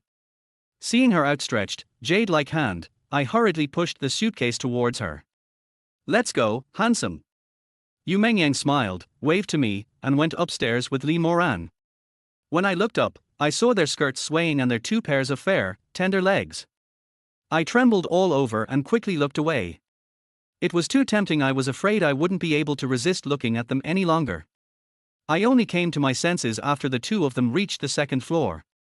After picking me up and using me, they just dumped me here. Chapter 18 is not good if it gets broken. Keep in mind that the airport is in the suburbs, and the round trip took more than 3 hours. I didn't sleep a wink last night, and I didn't eat breakfast this morning. Lee Moran used me and then dumped me without a word. I snorted angrily and glared upstairs. But then I saw Lee Moran staring at me, and I was startled. Lin Yi, just pick any room downstairs, go lie down for a bit, and then take us out for dinner tonight, she said coldly, turning to leave. Upon hearing the noise, Yu Mengyang, who had just entered the house, came out and exclaimed in confusion, "Moran, isn't he your driver? Didn't you arrange for him to stay here?" "No, I live alone, how could I let him move in?" Lee Moran didn't explain to Yu Mengyang that I wasn't the driver. I could clearly see her disdainful look from upstairs, and that made me very unhappy. Does poverty diminish one's ambition? At least I earned my living through my own abilities at Who Am I? If I made a mistake at work, Lee Moran fired me and scolded me, and I had no objection. But he made me a driver, doing unpaid work, and even looked down on me. I was annoyed and turned to leave. But as soon as I took a step, I saw the luxurious villa. I realized that with my own efforts, I probably would never have the chance to live here in my entire life. Now I had the chance to live here for free. Why should I get angry with a woman? I might as well sleep with her. Anyway, I didn't sleep for nothing, I put in the effort. I smiled and started wandering around the first floor. At the same time, Yu Mengyang said to Lee Moran with a smile, "Moran, actually I think the handsome young man is quite honest. Wouldn't it be more convenient for you to use him if we let him move in?" She said it with a distinctly teasing tone on her face. Lee Moran cursed, "You brat, all you do is tease me. You know my situation." Thump. As Lee Moran spoke, she pushed Yu Mengyang into the house and closed the door. The soundproofing in this large villa was excellent, so I couldn't hear their playful noises anymore, except for the situation Lee Moran described. It's hard not to wonder about her situation, what might happen to her. They went inside, and I just randomly picked a room. Actually, all the rooms downstairs were pretty much the same, nicely decorated, and all had sheets and blankets laid out. I don't know why Lee Moran, who lives alone, would have all that laid out. Lying in bed, I was still thinking about the situation Lee Moran had mentioned. I couldn't imagine what kind of situation a woman as rich and capable as her would have. I hadn't slept all night, and soon I felt sleepy and drifted off to sleep. I had another dream. But this time, the protagonist in my dream changed to Yu Mengyang. She was incredibly seductive in the dream, actively sticking out her little pert buttocks for me. Her pretty face, which turned her head, was delicate and charming, just like a fairy. Suddenly I felt a pain in my waist, frowned, and woke up. When I opened my eyes, I was met with Yu Mengyang's pretty face. She supported herself on the bed, kneeling there, just staring at me.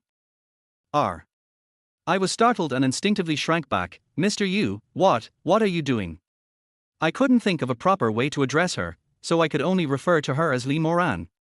"Handsome boy, what did you dream about?" Yu Mengyang sat sideways, looking at me with a sweet and coquettish expression. She wasn't wearing the dress she had just worn, but had changed into a thin gauze nightgown, which gave off a hazy and dreamy vibe. You can clearly see her fair and tender skin underneath. With her body turned to the side, one hand supporting her on the bed, her alluring appearance was even more seductive and provocative than the image of her I had just dreamt of. I stammered and said, Nothing. Nothing, what's wrong with you?" Yu Mengyang glanced at my crotch. I looked down and was both amused and exasperated. It was stretched way too high. Embarrassed, I quickly covered it with my hands. When Yu Mengyang saw me, she giggled and said, "Okay, stop pressing it down. It'll break if you do." Chapter 19 Seduced. As she spoke, she turned around, half lying down as she looked at me, her loose clothes hanging down as if they were about to burst out. I was already out of control, and seeing her like this, I couldn't stand it. I have a feeling that she's deliberately seducing me. But then I thought it was unrealistic. She could be best friends with Lee Moran, and she wore designer clothes. How could she seduce me, a nobody whom Lee Moran labeled as her driver? I believe she seduced me, but I'm more inclined to believe that Lee Moran sent her to test me. What are the reasons for testing the waters? I really couldn't understand it. Seeing her shift her body again, she pleaded, "Mr. Yu, could you please leave for a bit?" "What's wrong?" Yu Mengyang smiled slightly, climbed off the bed and came closer to me. I'm a woman and I'm not afraid, so why would a grown man like you be afraid I'll eat you up? Seeing her seductive appearance, I was afraid, really afraid, but I was too embarrassed to say it. I gave an awkward smile and begged for forgiveness. Mr. Yu, can we stop joking? Hee hee, handsome boy, you're so cute. Yu Mengyang took another step closer to me. I was so scared that I shrank back into the corner. It looked like she was about to kiss me, so I quickly turned my face away and closed my eyes to avoid looking at her. Hey, handsome, why isn't your erection working anymore? Yu Mengyang suddenly exclaimed curiously. I opened my eyes and looked down, and sure enough, it wasn't working anymore. It's no wonder I was so scared. But when I turned around and saw her alluring and sexy figure, I felt a surge of heat in my body. I hurriedly said, President Yu, no, Sister Yu, please stop teasing me. If President Lee sees this, she'll scold me to death. What, are you afraid of her? Yu Mengyang blinked her big eyes and stared at me, her gaze sharp as if she could see right through me. I'm scared, I nodded honestly. Actually, I'm not really afraid of Lee Moran. As long as I don't make mistakes at work and as long as I respect her, even if she's indifferent to me, I'm not afraid of her. After all, I make a living with my abilities, not my looks. I say I'm afraid, but it's just so I can get rid of this little devil as soon as possible. She is absolutely stunning. The main thing is that I don't understand why she suddenly came over to tease me. Yu Mengyang seemed quite satisfied with my answer.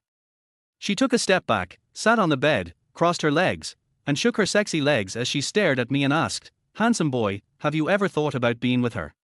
With her? I frowned, thinking about how I had dreamt of Lee Moran several times in my sleep, and swallowed hard. Not yet having figured out who Yu Mengyang really was, he didn't dare to say anything and shook his head, saying, I haven't thought about it. Really not. Yu Mengyang frowned and stared at me, clearly not believing what I said. Handsome boy, you don't have to be afraid. I'll tell you a secret. Lee Moran looks like a cold and aloof CEO, always acting like he's unapproachable, but is actually quite flirtatious behind the scenes. Sexy. I looked at Yu Mengyang in surprise. I don't believe that someone with such a good relationship with Lee Moran would talk about Lee Moran like that. But as soon as she heard her say that Lee Moran was promiscuous, I immediately thought of the big breasts on hookup apps. If Lee Moran wasn't promiscuous, why would she use hookup apps? I get angry just thinking about it. Although she didn't show it on her face, Yu Mengyang was too smart. She could tell when I stared blankly for a moment and my facial muscles twitched. Seeing that I didn't say anything, she rubbed her crossed legs against my trouser leg and said, Handsome boy, haven't you noticed that Lee Moran is quite flirtatious too? Chapter 20 Who's Pretty? Just as I was about to speak, she teased me again. Who could resist being teased like that by such a beautiful woman? I quickly shrank back, and seeing her half-smiling expression, the anger I felt towards Lee Moran for using a hookup app immediately dissipated. Sister Yu, please stop teasing me. Mr. Lee is my boss, how could I possibly find out? I hurriedly begged her for forgiveness. Really? Yu Mengyang smiled, stood up, and sighed, Sigh, young man, I didn't expect you to be so loyal to Moran. Keep it up, I'm off. She walked out the door and waved her little hand with her back to me. I didn't expect her to actually be testing me, and I breathed a sigh of relief. I was just a hair's breadth away from giving in. No wonder some people say that the more beautiful a woman is, the more dangerous she is. I glanced back at her as she walked out of the room, her swaying waist and graceful figure sending a shiver down my spine, a vixen. Reflecting on the dream, I realized I was still dreaming about her. I shuddered again, shook my head hastily, checked the time on my phone, and realized it was almost 5 p.m. I quickly packed up and went out. I didn't see anyone on the first floor. I was just about to look up at the second floor. I saw Lee Moran standing there. She glanced at me and said, Go and prepare the car. Let's go out now. She turned and left after she finished speaking. Yu Mengyang hid behind her and gave me a charming smile. I couldn't help but frown. Lee Moran really did think of me as a driver. Well. Although she was unwilling, she sighed helplessly, thinking that she still needed Lee Moran to make a living, and went to get her car. Actually, the car was parked right in front of the villar's gate. There wasn't much to prepare. I just walked over, sat in the driver's seat, and started the car. I thought they would come out soon. I waited for almost half an hour, and I was getting impatient. I was just about to go in and urge them to hurry up. I just saw Yu Mengyang and Li Moran walking out together. They changed their clothes. Li Moran changed out of the school uniform I bought for her and put on a light blue sundress. She looked dignified and elegant, yet charming. Yu Mengyang wasn't wearing a skirt, just tight jeans and a white t-shirt. She had lost the allure of her skirt earlier, and instead exuded a more sunny vibe, reminiscent of the sexy pajamas she wore when she ran into my room. Both of them have a natural air about them. They look good in anything. They can all bring out the most beautiful charm in the clothes. As I saw them approaching, I quickly turned around, seemingly unaware of their presence. To my surprise, as soon as Yu Mengyang got on the bus, she called out to me, "Handsome guy, who's prettier, me or Mo Ran?" I couldn't help but turn my head and glance at it. Just then, Li Moran got into the car, and their eyes met. Her brows furrowed suddenly. I hurriedly turned around, pretending not to have heard Yu Mengyang's question. When Yu Mengyang saw that I was ignoring her, she huffed and said, "Handsome boy, why are you ignoring me?"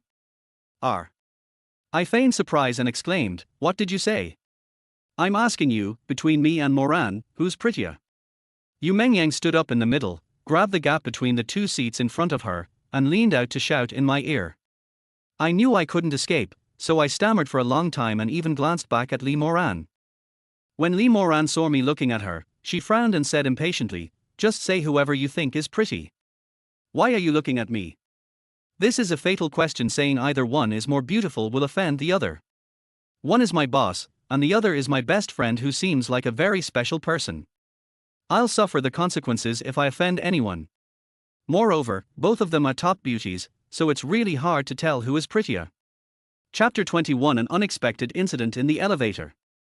After glancing at him, I decided that work was more important, so I took a deep breath and said, "Mr. Li, beautiful." "Oh, so you mean I'm not pretty?" As soon as I finished speaking, Yu Mengyang became unhappy, snorted, and reached out to slap me. I hurriedly explained, "Mr. Yu, that's not what I meant, it's just. After all that, I still couldn't figure it out. "Alright, Mengyang, stop teasing her."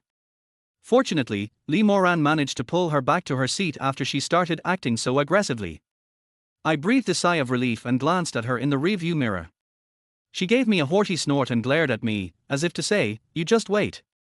I instantly felt a chill run down my spine, and without daring to say another word, I hurriedly drove away. As I drove out of the residential area, I subconsciously glanced at Li Moran. I had at least complimented her on her beauty, so I was curious to see her reaction. But she remained calm and expressionless. Disappointed, I was about to ask them where they were going. I bumped into Yu Mengyang staring at me through the rearview mirror. She chuckled, "Handsome boy, why are you staring at Moran like that? Why don't I drive, and you can sit in the back seat and take your time looking at him?" I exclaimed in surprise, glanced at Li Moran, and hurriedly explained, "I didn't look, I just wanted to ask where we're going." "Red Rose Western Restaurant," Li Moran casually tossed me a sentence. Her expression remained unchanged, and beneath her long eyelashes, a pair of deep eyes moved slightly, giving off a mysterious and cold feeling. No one could see through what she was thinking. "Oh," I replied, and quickly looked away. Yu Mengyang chuckled and said, "Handsome boy, just say you want to see it, why make up so many excuses? I can drive too." As she spoke, she lifted her pert buttocks and peered into the center console. "Mengyang, okay, stop teasing him. Let him drive properly." Li Moran pulled her back. "Alright. Handsome guy, I'll let you off the hook for now." Yu Mengyang chuckled and sat back down in her seat. I know Yu Mengyang did it on purpose. She's just getting revenge on me for not saying she's pretty.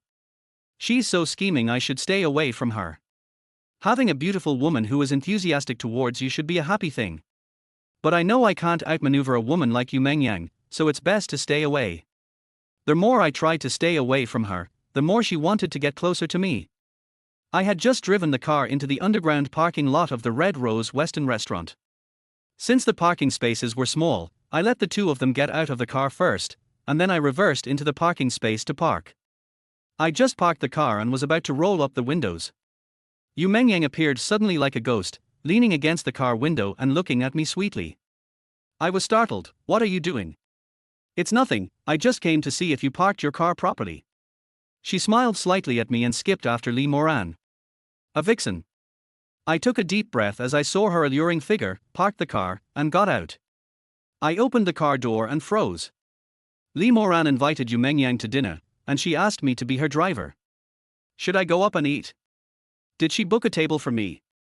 Red Rose Restaurant is one of the top Western restaurants in Jinghai. You simply can't get a table there without a reservation. If Lee Moran hadn't reserved a table for me, and I had rashly gone up with them, not only would I have lost face, but I would have also embarrassed Lee Moran, and I probably wouldn't have fared well. Lin Yi, what are you daydreaming about? Just as I was hesitating, Lee Moran, who had walked to the elevator, turned around and called out to me impatiently. When I heard Lee Moran call me, I was overjoyed and quickly replied, "Coming." He ran over quickly. The elevator came down just then, and I followed them into the elevator. The three of us could clearly smell their captivating fragrance in the elevator.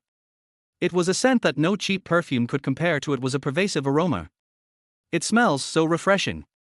But I didn't dare get too close to them, so I shrank to the farthest corner of the elevator and tried to keep as far away from them as possible. Lee Moran completely ignored me. She stood in front of the elevator door, looking up at the numbers that kept jumping up. Yu Mengyang, arm in arm with Lee Moran, turned to me and giggled, "Handsome guy, why didn't you come over earlier? Did you think your boss, Mr. Lee, was so stingy that he wouldn't let you eat?" I didn't think that way at all. I glared at Yu Mengyang in annoyance. That vixen always brings up the very thing she doesn't want to talk about. If I were to ask, and my answer were even slightly off, I would offend Lee Moran. She never considered that she was Lee Moran's best friend. She might not care, but I depend on Lee Moran for my livelihood. If I offend Lee Moran, I'll be in big trouble. Really? Yu Mengyang smiled lightly, her lips pursed, her eyes sparkling with charm. I knew she was going to say something again. Fortunately, the elevator arrived at the first floor, and someone came in. Yu Mengyang then shut up and didn't say anything. She and Lee Moran both took a step back towards me. I was already close enough to the wall, and there was nowhere for me to move, so I could only shrink back a little. Seeing that there weren't many people at the door, I figured I wouldn't have to squeeze in. Etc. Just as the elevator doors were about to close, someone outside suddenly shouted, and a burly man reached out to block the elevator doors, allowing 7 or 8 men to squeeze in. No. No, I want to get down. Lee Moran panicked immediately. Silence. Yu Mengyang was also startled. He hurriedly protected Lee Moran. I glanced at them and saw that there was still some space. They weren't overcrowded and could all sit down. No. No. Lee Moran shook her head, her delicate body trembling, her face turning extremely pale. Moran, it's okay, I'm here. Yu Mengyang protected Lee Moran and kept comforting her. When I saw Lee Moran in this state, I didn't understand what was wrong. Just then, the elevator started moving, the whole elevator shook, and everyone who squeezed in leaned back a step. The people standing in front pushed back. Yu Mengyang exclaimed, "Everyone move to the outside. What are you all doing, crowding around?" The people in front all turned around and glanced at Yu Mengyang. Everyone stared at her captivating figure, and instead of making way for her, they deliberately pushed their way in. A young man in his early 30s, dressed in a suit and looking quite respectable, said with a helpless expression, "Excuse me, beautiful lady, it's too crowded." No. No, I want to get out, get out. Lee Moran's face turned even paler, and his whole body trembled even more violently. I saw that although Yu Mengyang was protecting Lee Moran, she couldn't protect him all by herself. I frowned, squeezed out from the corner of the elevator, and pushed her way up to push those people aside. As soon as I went up, the people next to me pushed and shoved, and I ended up lunging straight at Lee Moran. As luck would have it, Lee Moran was pushed against the wall, and I pounced on her and kissed her lips. Chapter 22 is doomed. Lee Moran's small mouth was very sexy, with distinct lines, full and rosy, like 2 dewy petals. A kiss on it was soft and full. I swallowed hard and saw her staring at me with wide eyes. Startled, I reached out to try and squeeze back against the elevator wall, but as soon as I did, someone behind me pushed me again, and I stumbled, ending up pressed against Lee Moran. I also pinned Lee Moran tightly against the elevator wall. Lee Moran let out a soft moan, her hazy, pretty face exuding an alluring charm. Her full breasts pressed tightly against me, and the elastic softness spread throughout my body. In an instant, I was almost intoxicated, and I leaned against her legs. I had a bad feeling.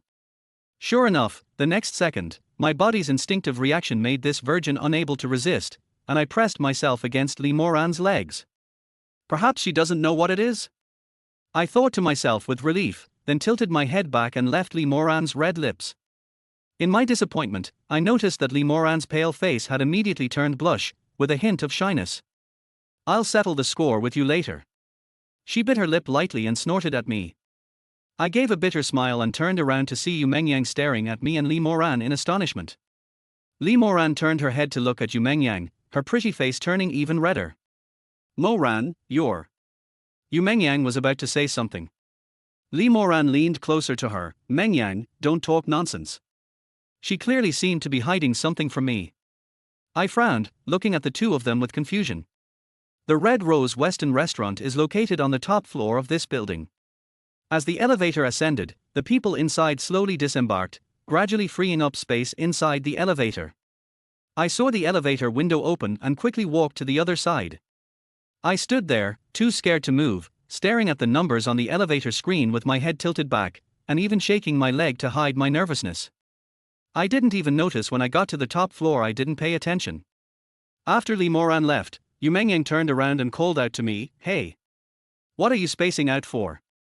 I gasped in surprise, not daring to look at Yu Mengyang, and lowered my head to leave. Yu Mengyang glanced back at Lee Moran, who had entered the restaurant first, then shoved me, blocking me in the elevator. She looked at me with a flirtatious smile and said, "Well, you just kissed Lee Moran and were still pressing against her. How comfortable was that?" "I didn't," I quickly explained. Yu Mengyang snorted and said, "Do you really think I'm blind? Do you think I didn't see you? You not only kissed me, but also..." She glanced at my crotch. With a long face, I didn't know how to explain. Seeing Yu Mengyang's mischievous smile, I was afraid that she would mention it to Lee Moran during dinner, so I hurriedly pleaded, "President Yu, it was just an accident. Please, don't tease me. Beg me." Yu Mengyang stared at me with interest, smiling. I really didn't know what she was trying to do, so I clasped my hands together and bowed to her, saying, "Yes, I'm begging you, okay. Let's get out of here quickly, so we don't block the elevator and disturb other people. So what if I have an impact?" She pouted, leaned against the elevator door, and stared at me, saying, "If you really want to beg me, then don't talk nonsense later." "Yes, please." I was about to cry from all her nagging. I don't understand why she likes to tease me so much. Is it fun to tease me? Then tell me, was it comfortable to be holding Mo Rant's legs up like that just now? She glanced to the side and leaned closer to me to ask. I gasped in surprise. Seeing her staring intently at me, I knew that if I didn't speak up, she would definitely not let me off the hook, given her personality. I nodded with a long face and said, "Comfortable. So, do you still want to take the lead?" Yu Mengyang stared at me with a playful smile. As I savored the feeling from earlier, I swallowed hard. "Mengyang, what are you doing?" Just as I was about to answer, Lee Moran, who had just entered the Western restaurant, suddenly turned around and called out, "Oh, you're here." Yu Mengyang responded, gave me a meaningful smile, and turned to leave. I breathed a sigh of relief when I saw her leave. As I stepped out of the elevator, I looked at the entrance to the Western restaurant. It was only a few meters away from the elevator entrance. If Lee Moran had been at the door earlier, she would definitely have known what I said to Yu Mengyang. She can hate me to death over a single dream. She was drunk, and I kissed her completely unintentionally, and she slapped me. I kissed her again, and damn it, I couldn't control myself and reacted. She must have sensed my reaction. I wonder if she thinks I'm a pervert or something. It's over. I don't even dare to go in and eat with her anymore. I was thinking it might be better to just run away, but where could I run to? I'm still working for her. I can't run away from her, and besides, I can't run away. My sister's daily hospital expenses depend on keeping this job so that we can make ends meet. They also hope that with Lu Qinqian's help this time, the design they created will become a global bestseller, and that the 300,000 yuan medical expenses will be covered. That way I could get a bonus, and even if it wasn't enough to cover my sister's medical expenses, I could scrape together a little bit to make up for it. Whatever, we've already kissed, it's not like it's the first time anyway. At worst, I'll slap her a few more times. As for pressing down on her thighs because she's a woman who frequently uses hookup apps, she's not someone who hasn't been pressed down before. He took a deep breath and strode into the Western restaurant. Red Rose Restaurant is a top-tier Western restaurant in Jinghai. Those who can come here are probably all rich and powerful. I can't act like a country bumpkin coming to the city. That would be embarrassing for me and for Lee Moran as well. High-end has its advantages. As soon as you walk in, you're greeted by a group of stunningly beautiful waitresses, all wearing bunny ears, who bow to you and say, "Good evening, sir." A young man in a sharp suit came up to you and bowed, asking, "Sir, do you have a reservation?" "Oh, it's booked." I smiled, glanced around the lobby but couldn't find Lee Moran and Yu Mengyang. Seeing the young man in the suit was about to ask, I immediately asked first, "What about the two beauties who came in earlier?" "I was with them." "So you're Mr. Mo's friends?" "They are in a private room upstairs." "This way, please." A waiter in a suit immediately led the way. I followed him, but then I realized something was wrong. Lee Moran's surname is Lee, and Yu Mingyan's surname is Yu. Regardless of which of the two of them booked the table, it wasn't for President Mo. After arriving at the private room, I learned that Ms. Mo was the owner of the Red Rose Western Restaurant and one of Lee Moran's best friends. Upon entering the house, I think I saw her, and my eyes suddenly lit up. Beneath her high-piled hair, her delicate oval face, deep eyes, and full red lips give her an instantly approachable and gentle look, just like the girl next door. My heart skipped a beat. "Moran, is this your driver?" She saw me and said softly to Lee Moran. Her voice was soft and lingering, as if whispering in my ear, making my whole body feel numb. When Lee Moran heard her words, she turned around and glanced at me. I quickly looked away and called out, "President Lee." Chapter 23: A Love Rival Arrives. She glanced at me. "Sit down, what are you standing there for?" "Oh." I replied, glanced at the reserved seat, walked over and sat down, sitting directly opposite Mo Xiao, with Lee Moran and Yu Mengyang on either side of me. I, a man, accompanied three top beauties to a Western restaurant. Anyone would be envious or jealous, but unfortunately I don't feel very happy. On the left is the female boss, who provides for you. On the right is a mischievous devil who loves to play pranks and will occasionally throw a curveball at you and frame you. Across from me, I secretly glanced at Mo Xiao. She happened to be looking at me, and our eyes met. She smiled slightly at me, which startled me so much that I quickly lowered my head. However, her gentle smile is etched in my mind. She smiled, a slight curve at the corners of her mouth. "You were so perfect that you couldn't find any flaws. Most importantly, you gave off a friendly and kind feeling that melted people's hearts at that moment." Her smile lingered in my mind for a long time before the phrase, "virtuous wife and loving mother," finally came to mind. Yes, that's the kind of woman she is. If I were to find a wife in the future, I would definitely want a woman like her. But as this thought came to mind, I glanced back at Lee Moran and felt that I had let her down. I glanced at Lee Moran a few more times and saw her chatting with Mo Xiao and Yu Mengyang, with a faint smile on her lips. Actually, I still feel that Lee Moran is the best. No matter how you look at it, I'm the one who's most familiar with her. "Xiao, hasn't Yunchuan arrived yet?" After they had been catching up on their relationship, Lee Moran suddenly asked Mo Xiao. "Yunchuan." I frowned, only then noticing that there was a set of cutlery next to Mo Xiao's seat. Mo Xiao smiled slightly and said, "Oh, they should be here soon. I'll make a call to check." She had just picked up the phone. The door to the private room was pushed open, and a handsome middle-aged man in an expensive suit walked in. He politely extended his hand in greeting. "I'm sorry, I'm late." "Hey. Moran, Mengyang, it's been so long." He waved to Lee Moran and Yu Mengyang. He then walked to Mo Xiao's side, bent down, and kissed her. Mo Xiao obediently looked up and let him kiss her.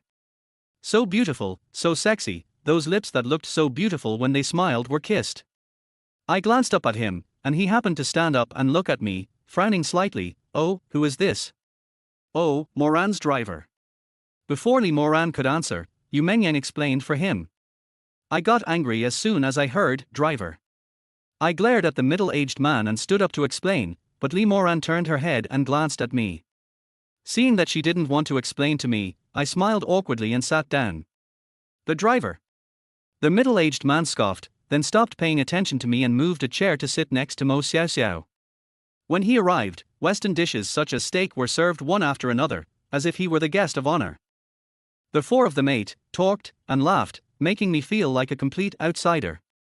Even the best Wagyu steak didn't taste good anymore.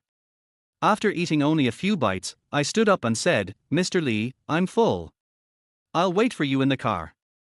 I deliberately emphasized my words in the car, expressing my dissatisfaction with her defining me as just a driver. Without waiting for her response, he opened the door and walked out. Before the door was even closed, the middle-aged man said to Lee Moran with a smile, "Moran, you're really kind of you to let the driver come to the table and eat with us." When I heard him say that, I really wanted to go in and beat him up. But then I thought about how Mo Xiao Xiao is the owner of this restaurant, and he is Mo Xiao Xiao's husband, as well as a friend of Lee Moran, Yu Mengyang, and others. His status must be quite high. In fact, just by looking at his expensive outfit, you can tell that he is richer than me. And me? I'm just someone who can't afford my sister's medical bills. The fact that I can eat at a top-notch Western restaurant like Red Rose is entirely due to Lee Moran's pity. Driver, damn it, whoever wants to be the driver. I went downstairs to the car, opened the door, and threw the seat onto the door frame. What angered me was that Lee Moran knew I wasn't a driver, yet he refused to explain it to me. It's not that I look down on the driver profession, it's just that I'm genuinely not a driver. While I wouldn't dare call myself a top global designer, I have at least designed many best-selling underwear for, who am I, company. Lee Moran treated me like a driver, which is a complete waste of my talent. And he said it in front of a stranger.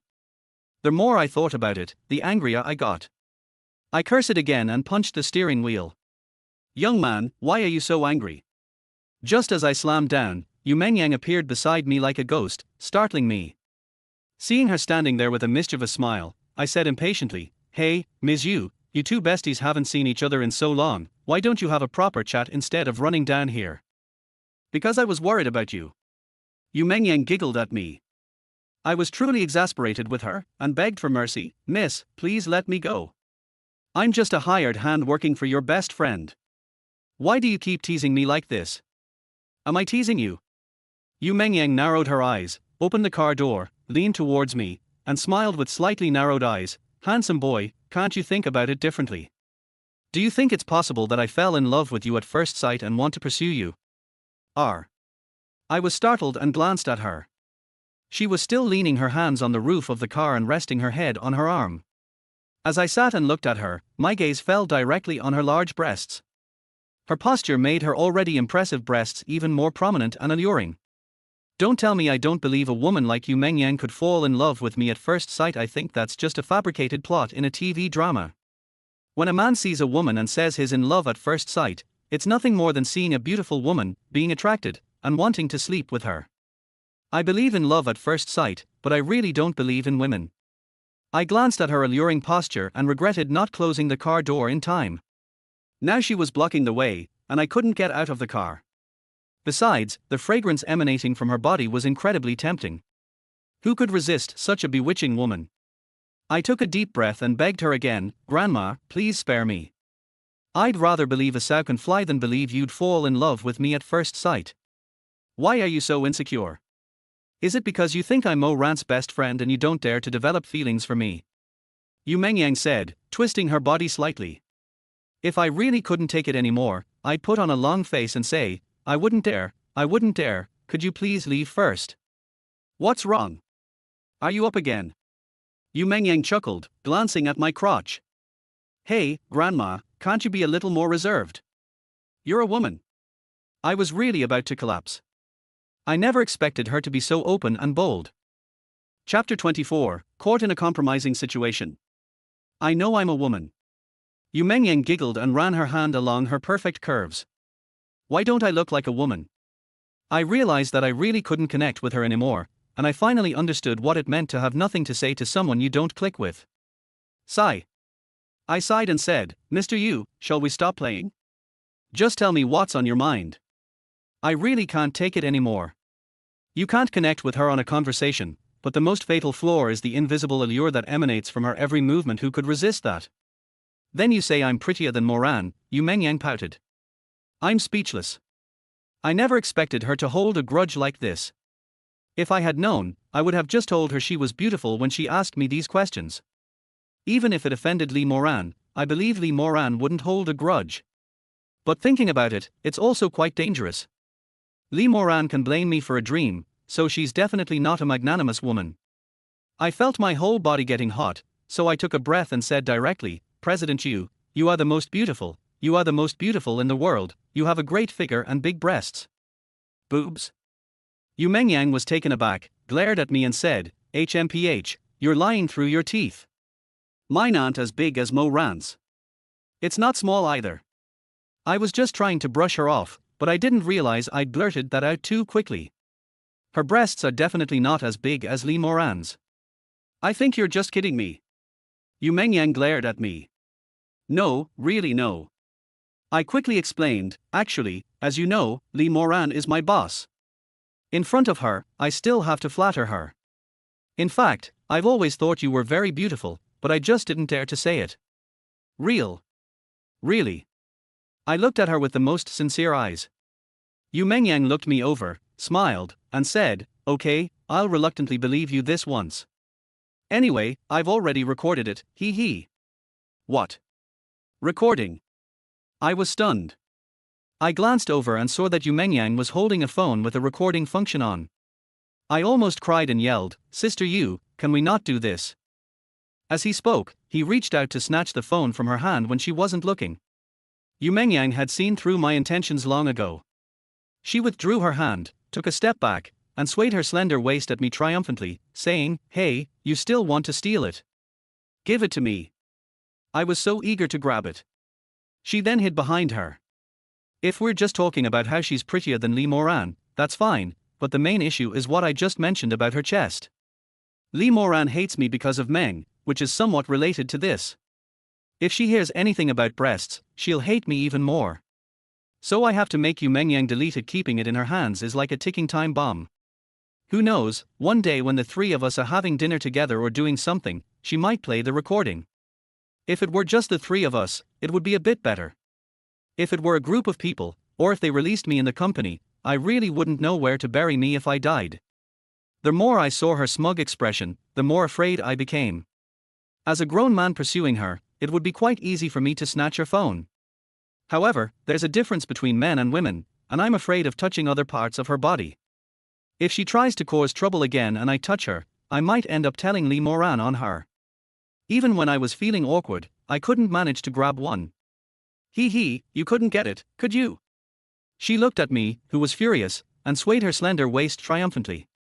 Her charming and mischievous demeanor was both infuriating and exasperating. I'm not going to rob it anymore. I waved my hand, pretending to give up, and shook my head as I tried to get back to the car. She frowned slightly, not going to rob it anymore. I ignored her. Sigh, this is boring. She sighed, walked over, and headed towards the car. I saw her reach for the car door, her other hand hanging down. It was a good opportunity. I took a deep breath and quickly reached for the phone in her hand. R. She let out a soft cry and gripped the phone tightly. I grabbed the phone, but couldn't pull it out. Instead, she pulled him forcefully. I lost my balance and suddenly fell towards her. R. She let out another soft cry and fell directly onto the back seat, her legs bent at the knees and still sticking out. And I was pulled along by her and pounced on her. My chest went soft, and my whole body pressed against hers. Although I didn't manage to kiss her lips, my face was pressed against her cheek, and our faces were close together. Most importantly, her legs were outside, and I pressed down on her. That position, that location. She let out a soft moan as I pressed her down, and her legs even moved slightly. As a complete novice, I had never experienced such stimulation before. I instantly felt something and was so scared that I tried to prop myself up with my hands. She suddenly lifted her leg and wrapped it around me, while simultaneously hooking her arm around my neck, making it impossible for me to get up. What are you doing? I frowned and quickly turned my face away, not daring to look at her. She pulled me by the neck, dragged me back, and made me stare at her. Are you uncomfortable pressing down on me? She smiled slightly. I immediately made a face. Pressing down is comfortable, but it's also uncomfortable. When you're uncomfortable, you want to move, and I did move instinctively. She immediately hummed, tilted her head back slightly, and said in a coquettish voice, "Feels good, doesn't it? Keep going, I'll make you feel good. You're a pervert." I was terrified by her and quickly broke free from her grasp, getting up. Unfortunately, even though I broke free, her legs were still wrapped around me. I stood up, and she hooked her leg around me again, so I thrust into her once more. She moaned again, lying there looking at me and laughing. "What, you want me to take my pants off again?" She completely drove me to the brink of exasperation. She was afraid that Lee Moran would suddenly come down, and even more afraid that someone might pass by. She glanced to the side and breathed a sigh of relief when she saw that no one was around. She turned back and begged for mercy. "Grandma, please, stop messing with me, okay?" Hee hee. She laughed happily and let go of me. I felt a little disappointed as my body relaxed. Actually, even through my pants, pressing myself against her was incredibly alluring. Holding her and doing that seemed pretty good too. I regretted it a bit. She let go of me, pulled her legs together, and sat directly in the car, leaning over to grab the rearview mirror. I glanced at her, frowned, and asked, "What are you doing?" Moran's car has a full vehicle surveillance system. "I'll take out the memory card and check if it recorded anything just now," she replied casually. "There should be." I glanced at it and thought such a nice car must exist. Then, realizing what I'd done, I gasped and immediately climbed up, shouting, "Grandma, please don't do anything rash. It was just an accident. You've already made me miserable enough. Please stop messing with me." I reached out to grab it, but she had already taken it.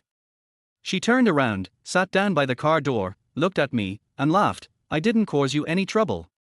You're the one who took advantage of me. That's because you provoked me." I glared at her angrily. She frowned, pouted, and pretended to be aggrieved, saying, "Oh, you're being mean to me now. Humph, I'm going to tell Moran that you bullied me."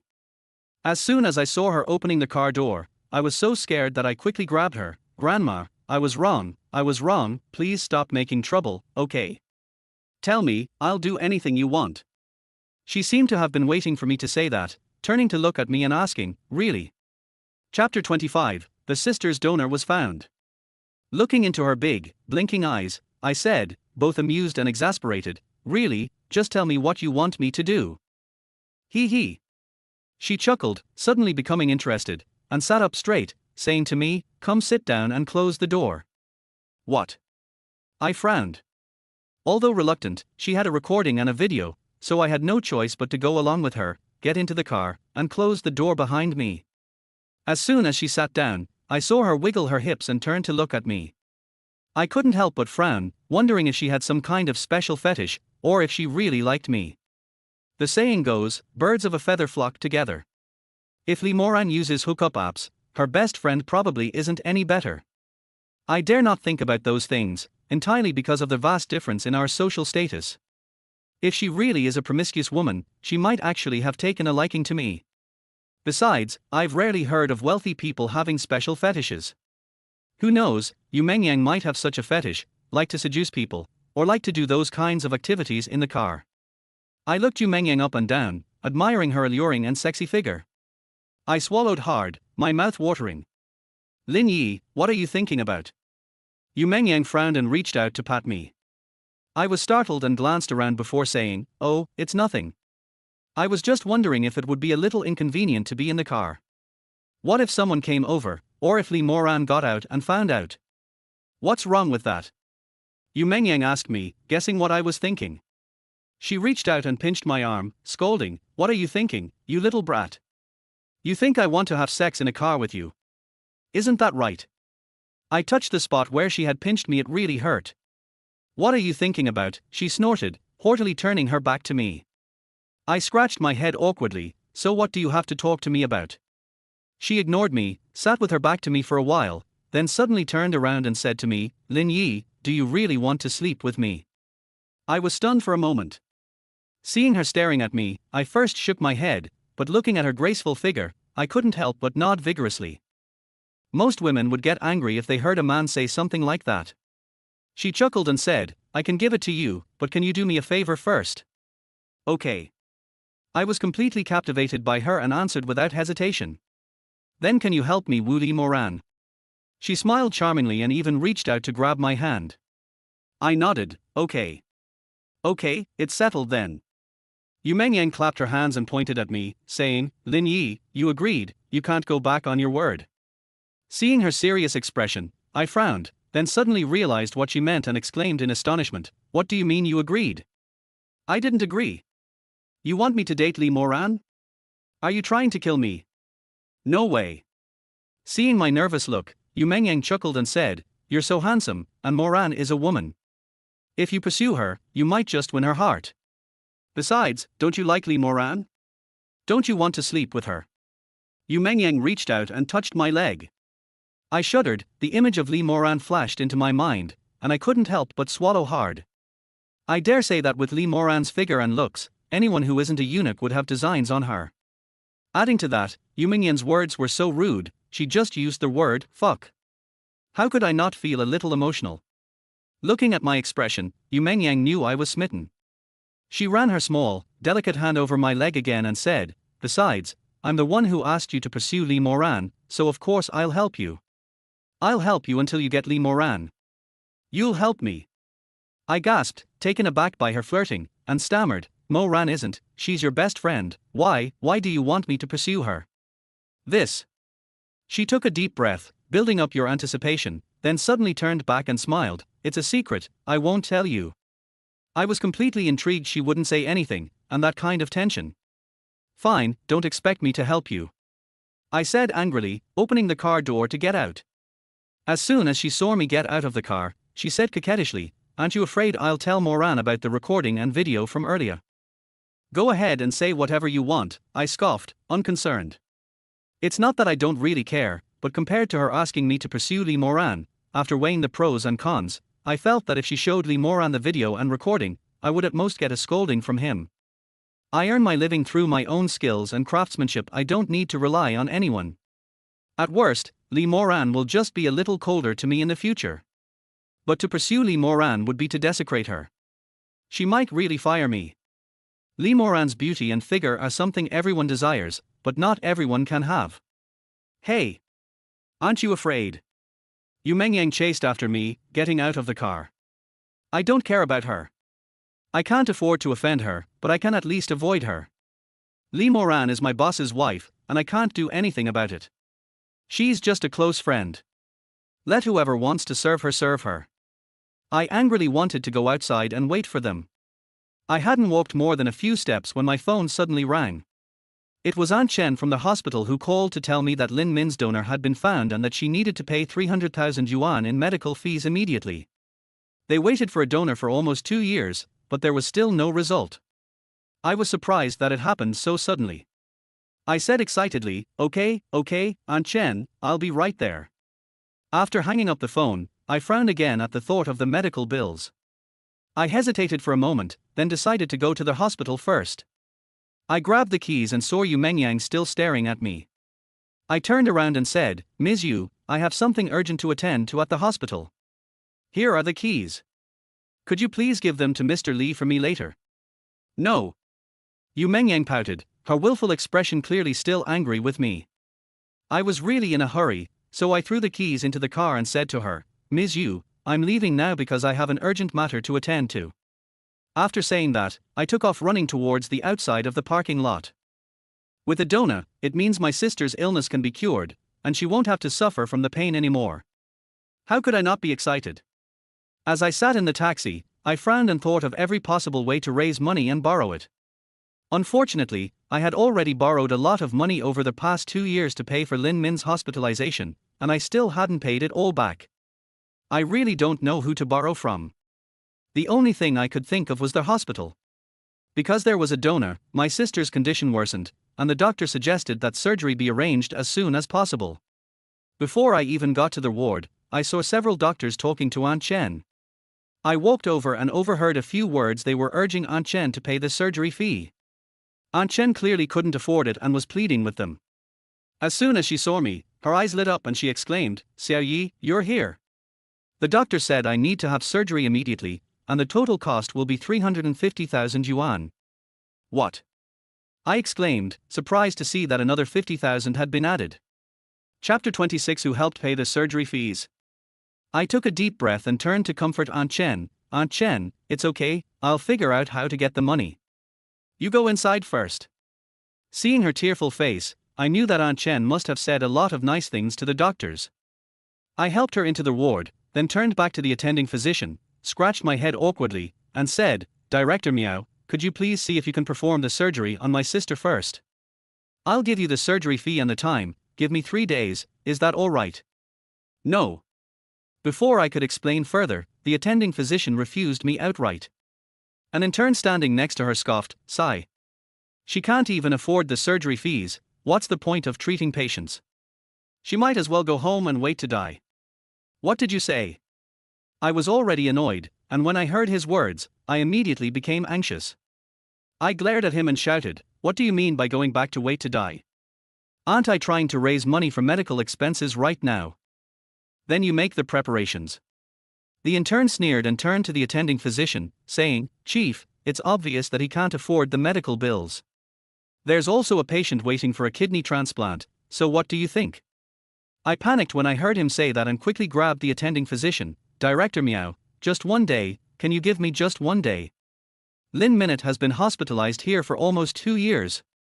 I've always been treated by Director Miao, so I naturally know her."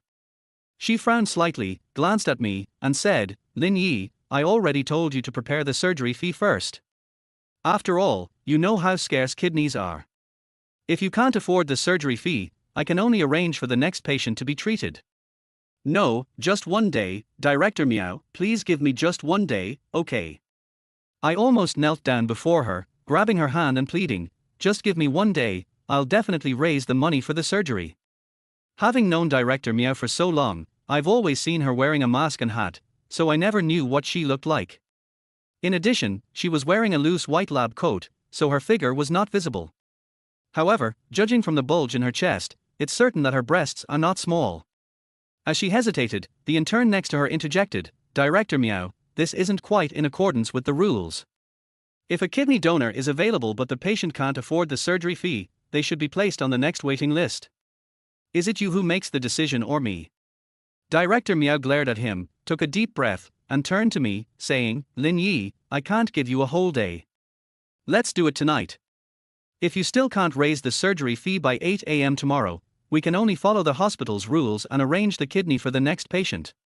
I glanced at the time. There were less than 20 hours until 8 a.m. tomorrow.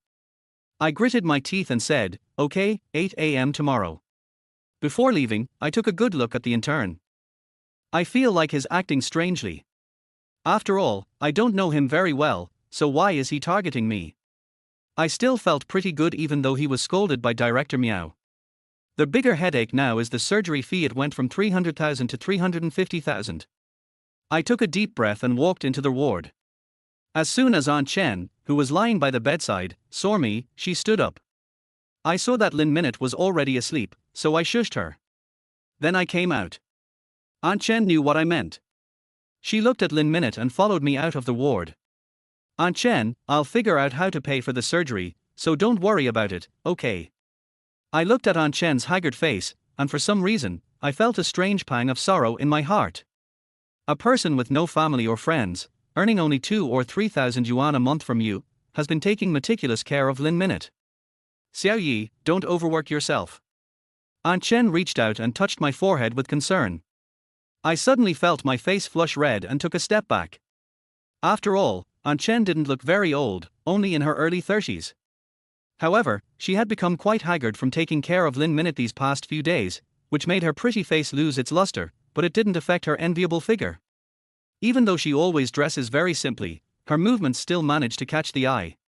"Aunt Chen, I'll go raise the medical expenses now," I said nervously, and quickly turned my head away, not daring to look at Aunt Chen anymore. I was still nervous as I walked out of the hospital. Aunt Chen's gentleness just now really shocked me. I took a deep breath, calmed myself down, and started worrying about the surgery fee. I've practically worn out my phone's contact list, but I still don't know who to call to borrow money. Who can lend me 350,000? After flipping through the contacts repeatedly, I finally opened Lee Moran's number. It seemed like she was the only one left. For my sister's sake, I was willing to risk it all. I took a deep breath and dialed Lee Moran's number. The call was answered after a while. "I'm busy right now, don't bother me." Lee Moran gave a soft snort and hung up immediately. Before the phone went dead, I could clearly hear her moan. Busy? What is she busy with right now? Did he go out for another hookup? I gritted my teeth in anger and kicked the trash can next to me. I felt I couldn't wait for Lee Moran any longer, since the hospital wouldn't give me a chance. So I shamelessly started going through my contacts and calling everyone I knew. Unfortunately, after playing more than a dozen games, I gained very little and borrowed less than 10,000 yuan. The most ridiculous thing is that I called a few more times and got yelled at. I was so frustrated that I had to scroll to the bottom of my contacts list. Sitting at the hospital entrance, I grabbed my hair in frustration. Suddenly my phone rang. I excitedly picked it up, thinking that Lee Moran had finished his business and was calling me back. But I found that it was Director Miao calling. I frowned and answered the phone.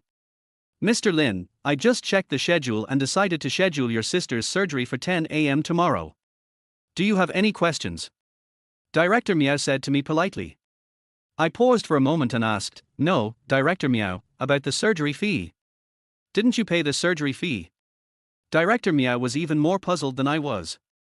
My eyes widened in surprise. Director Miao then said to me with a slight smile, "Mr. Lin, your sister has actually been living here for 2 years now. What kind of relationship do you have with the dean? Why didn't you say so sooner?" Me and the dean. I was even more confused. After all, how could I possibly know any dean? If I had that connection, how could Lin Minute, who was already so ill, not have used it by now? "Mr. Lin, I have surgery tomorrow, so I'm going to rest now." Director Miao hung up the phone. Because of our relationship, her voice was noticeably warmer and gentler than before, making her already sweet voice even more charming. Suddenly, I started to look forward to seeing what she looked like. What confuses me even more now is who paid my medical bills.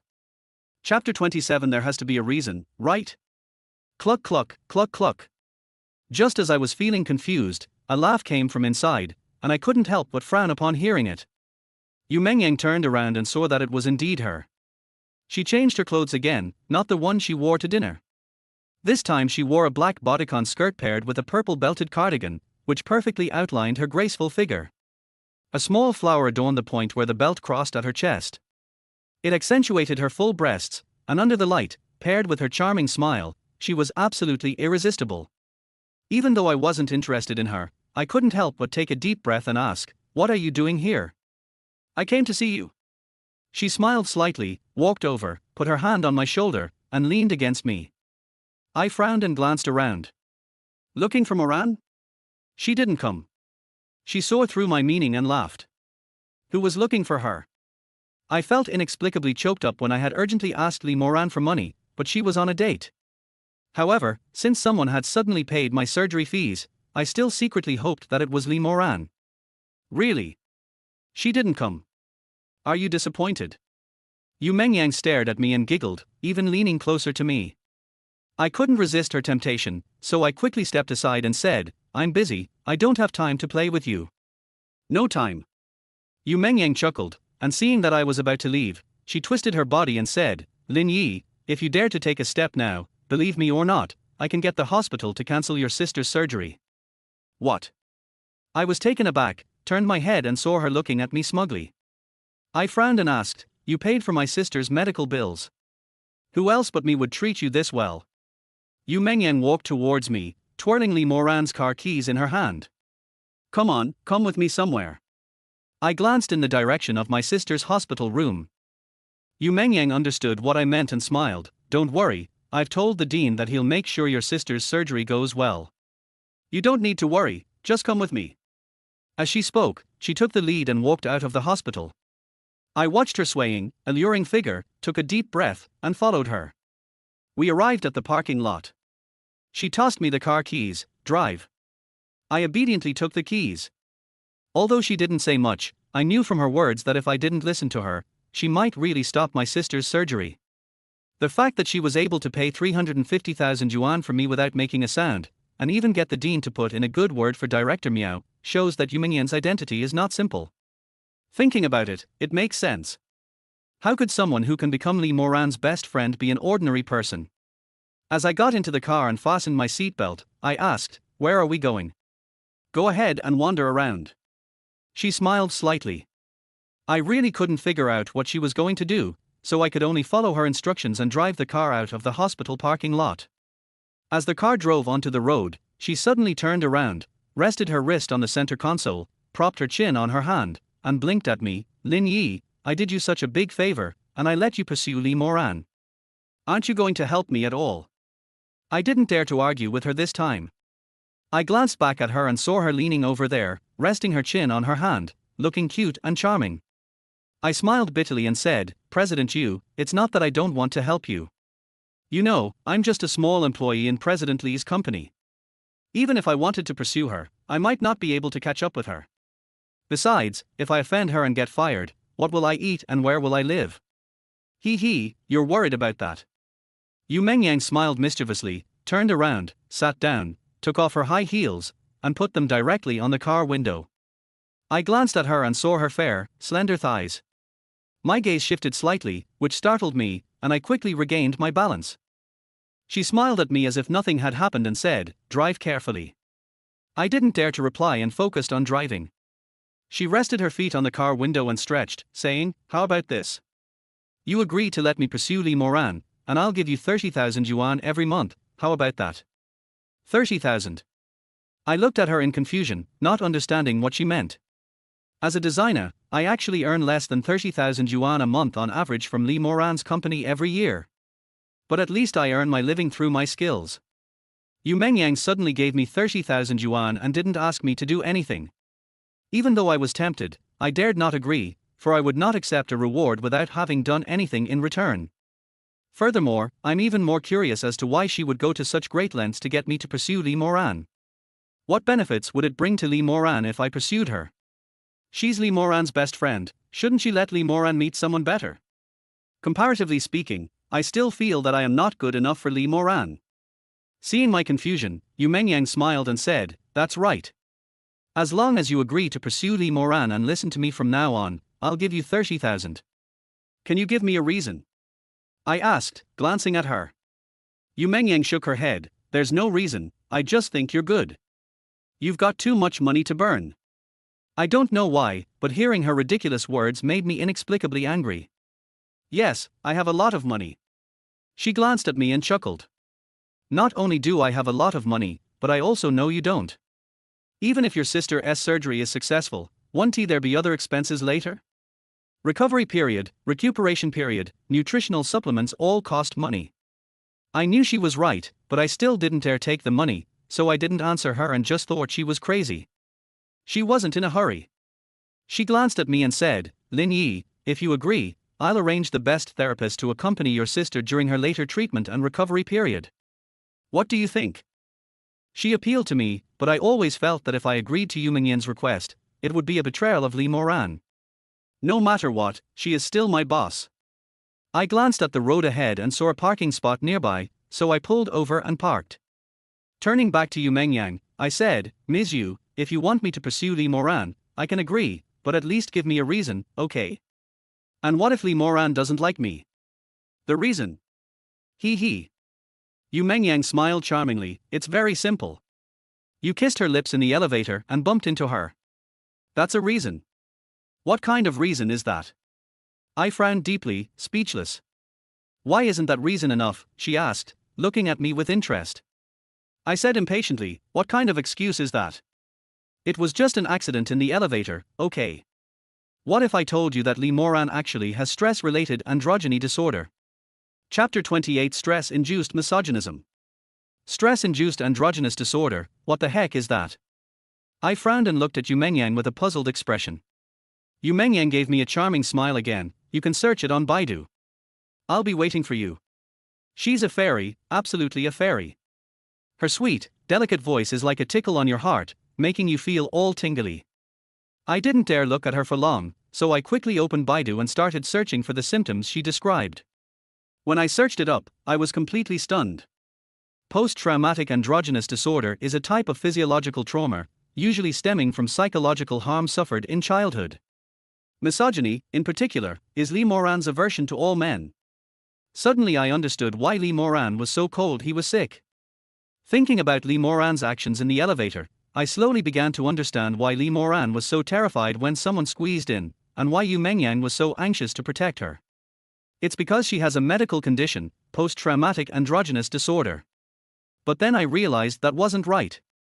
When Lee Moran was drunk, I kissed her and hugged her, and she didn't resist at all. And even when they were pressed so close to her in the elevator, she didn't seem to mind. Seeing me frown, Yu Mengyang guessed what I was thinking and smiled charmingly. Lin Yi, you don't need to think about why Lee Moran doesn't dislike you. Actually, I'm also very confused about why she doesn't dislike you.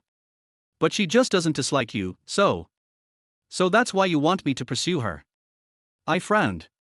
Yu Mengyang was clearly taken aback, then smiled and said, that's right, it's because she doesn't dislike you. I don't think she even realized it herself, so I want you to pursue her. My purpose in doing this is also to help her get better. The amount of information Yu Mengyang provided was truly overwhelming. For a moment I was in a daze, unable to accept it. I frowned and thought about it for a long time, but then I felt something was wrong. Lee Moran started using hookup apps. Who knows if she's still dating someone right now, or if she'll have this kind of illness. Yu Mengyang, are you just making up some excuse to get me to pursue Lee Moran and playing me for a fool? I asked, staring at Yu Mengyang. Yu Mengyang glared at me, do you get anything good from playing tricks on you? Besides, whether she's sick or not, you'll know by observing her carefully in the future. I thought about it carefully. After being in contact with Lee Moran for so long since joining the company, I have never seen Lee Moran get close to any man. Even if a male employee in the company gets close to her, she will instinctively take a step back. It does indeed resemble the description of emergency androgyny disorder on Baidu. I frowned, glanced at Yu Mengyang, and asked, President Yu, if you're saying that, then Lee Moran, she. You want to ask if she's still a virgin? I was too embarrassed to say it, but Yu Mengyang said it for me. I nodded. Yu Mengyang glared at me resentfully and said, Lin Yi, I think you're really a bit silly. She has androphobia, so she must still be a virgin. Would she even have contact with men? Then I still couldn't believe that Lee Moran had this illness, but the only thing he didn't dislike about was himself. Before she could finish speaking, Yu Mengyang said impatiently, what do you mean, you? People with misogyny might meet the right man and not be averse to him. You need to have confidence in yourself. Maybe you are Lee Moran's soulmate. Am I Lee Moran's destined love? My eyes widened in disbelief. What excites me the most is that Lee Moran is a virgin. I was still indignant when I found out she used hookup apps, but I never imagined she was a virgin. So what is her purpose in using hookup apps? Seeing my expression, Yu Mengyang reached out and nudged me, hey. I've made myself perfectly clear, so are you going to agree or not? I agree. I took a deep breath and gave my consent. In any case, the whole thing was entirely beneficial to me. Moreover, judging from Yu Mengyang's appearance, she was probably doing it for Lee Moran's own good. Even though I was afraid of her, she did pay for my sister's surgery and even helped me find connections. Moreover, my sister's rehabilitation will definitely require money. If Yu Mengyang can help me, it wouldn't be a bad thing. Besides, Lee Moran is a virgin. The thought that she was still a virgin made me swallow hard. Even though I don't have a virginity complex, I always felt that Lee Moran was no longer a virgin, and I even found out that she was the one I was chatting with on the hookup app. I also think she's just aloof on the surface, but a slut underneath. How could I not be excited to suddenly find out she was still a virgin? Can you be a little quicker? Stop being so wishy-washy. Yu Mengyang laughed when she saw me agree. All right, let's hurry up and drive.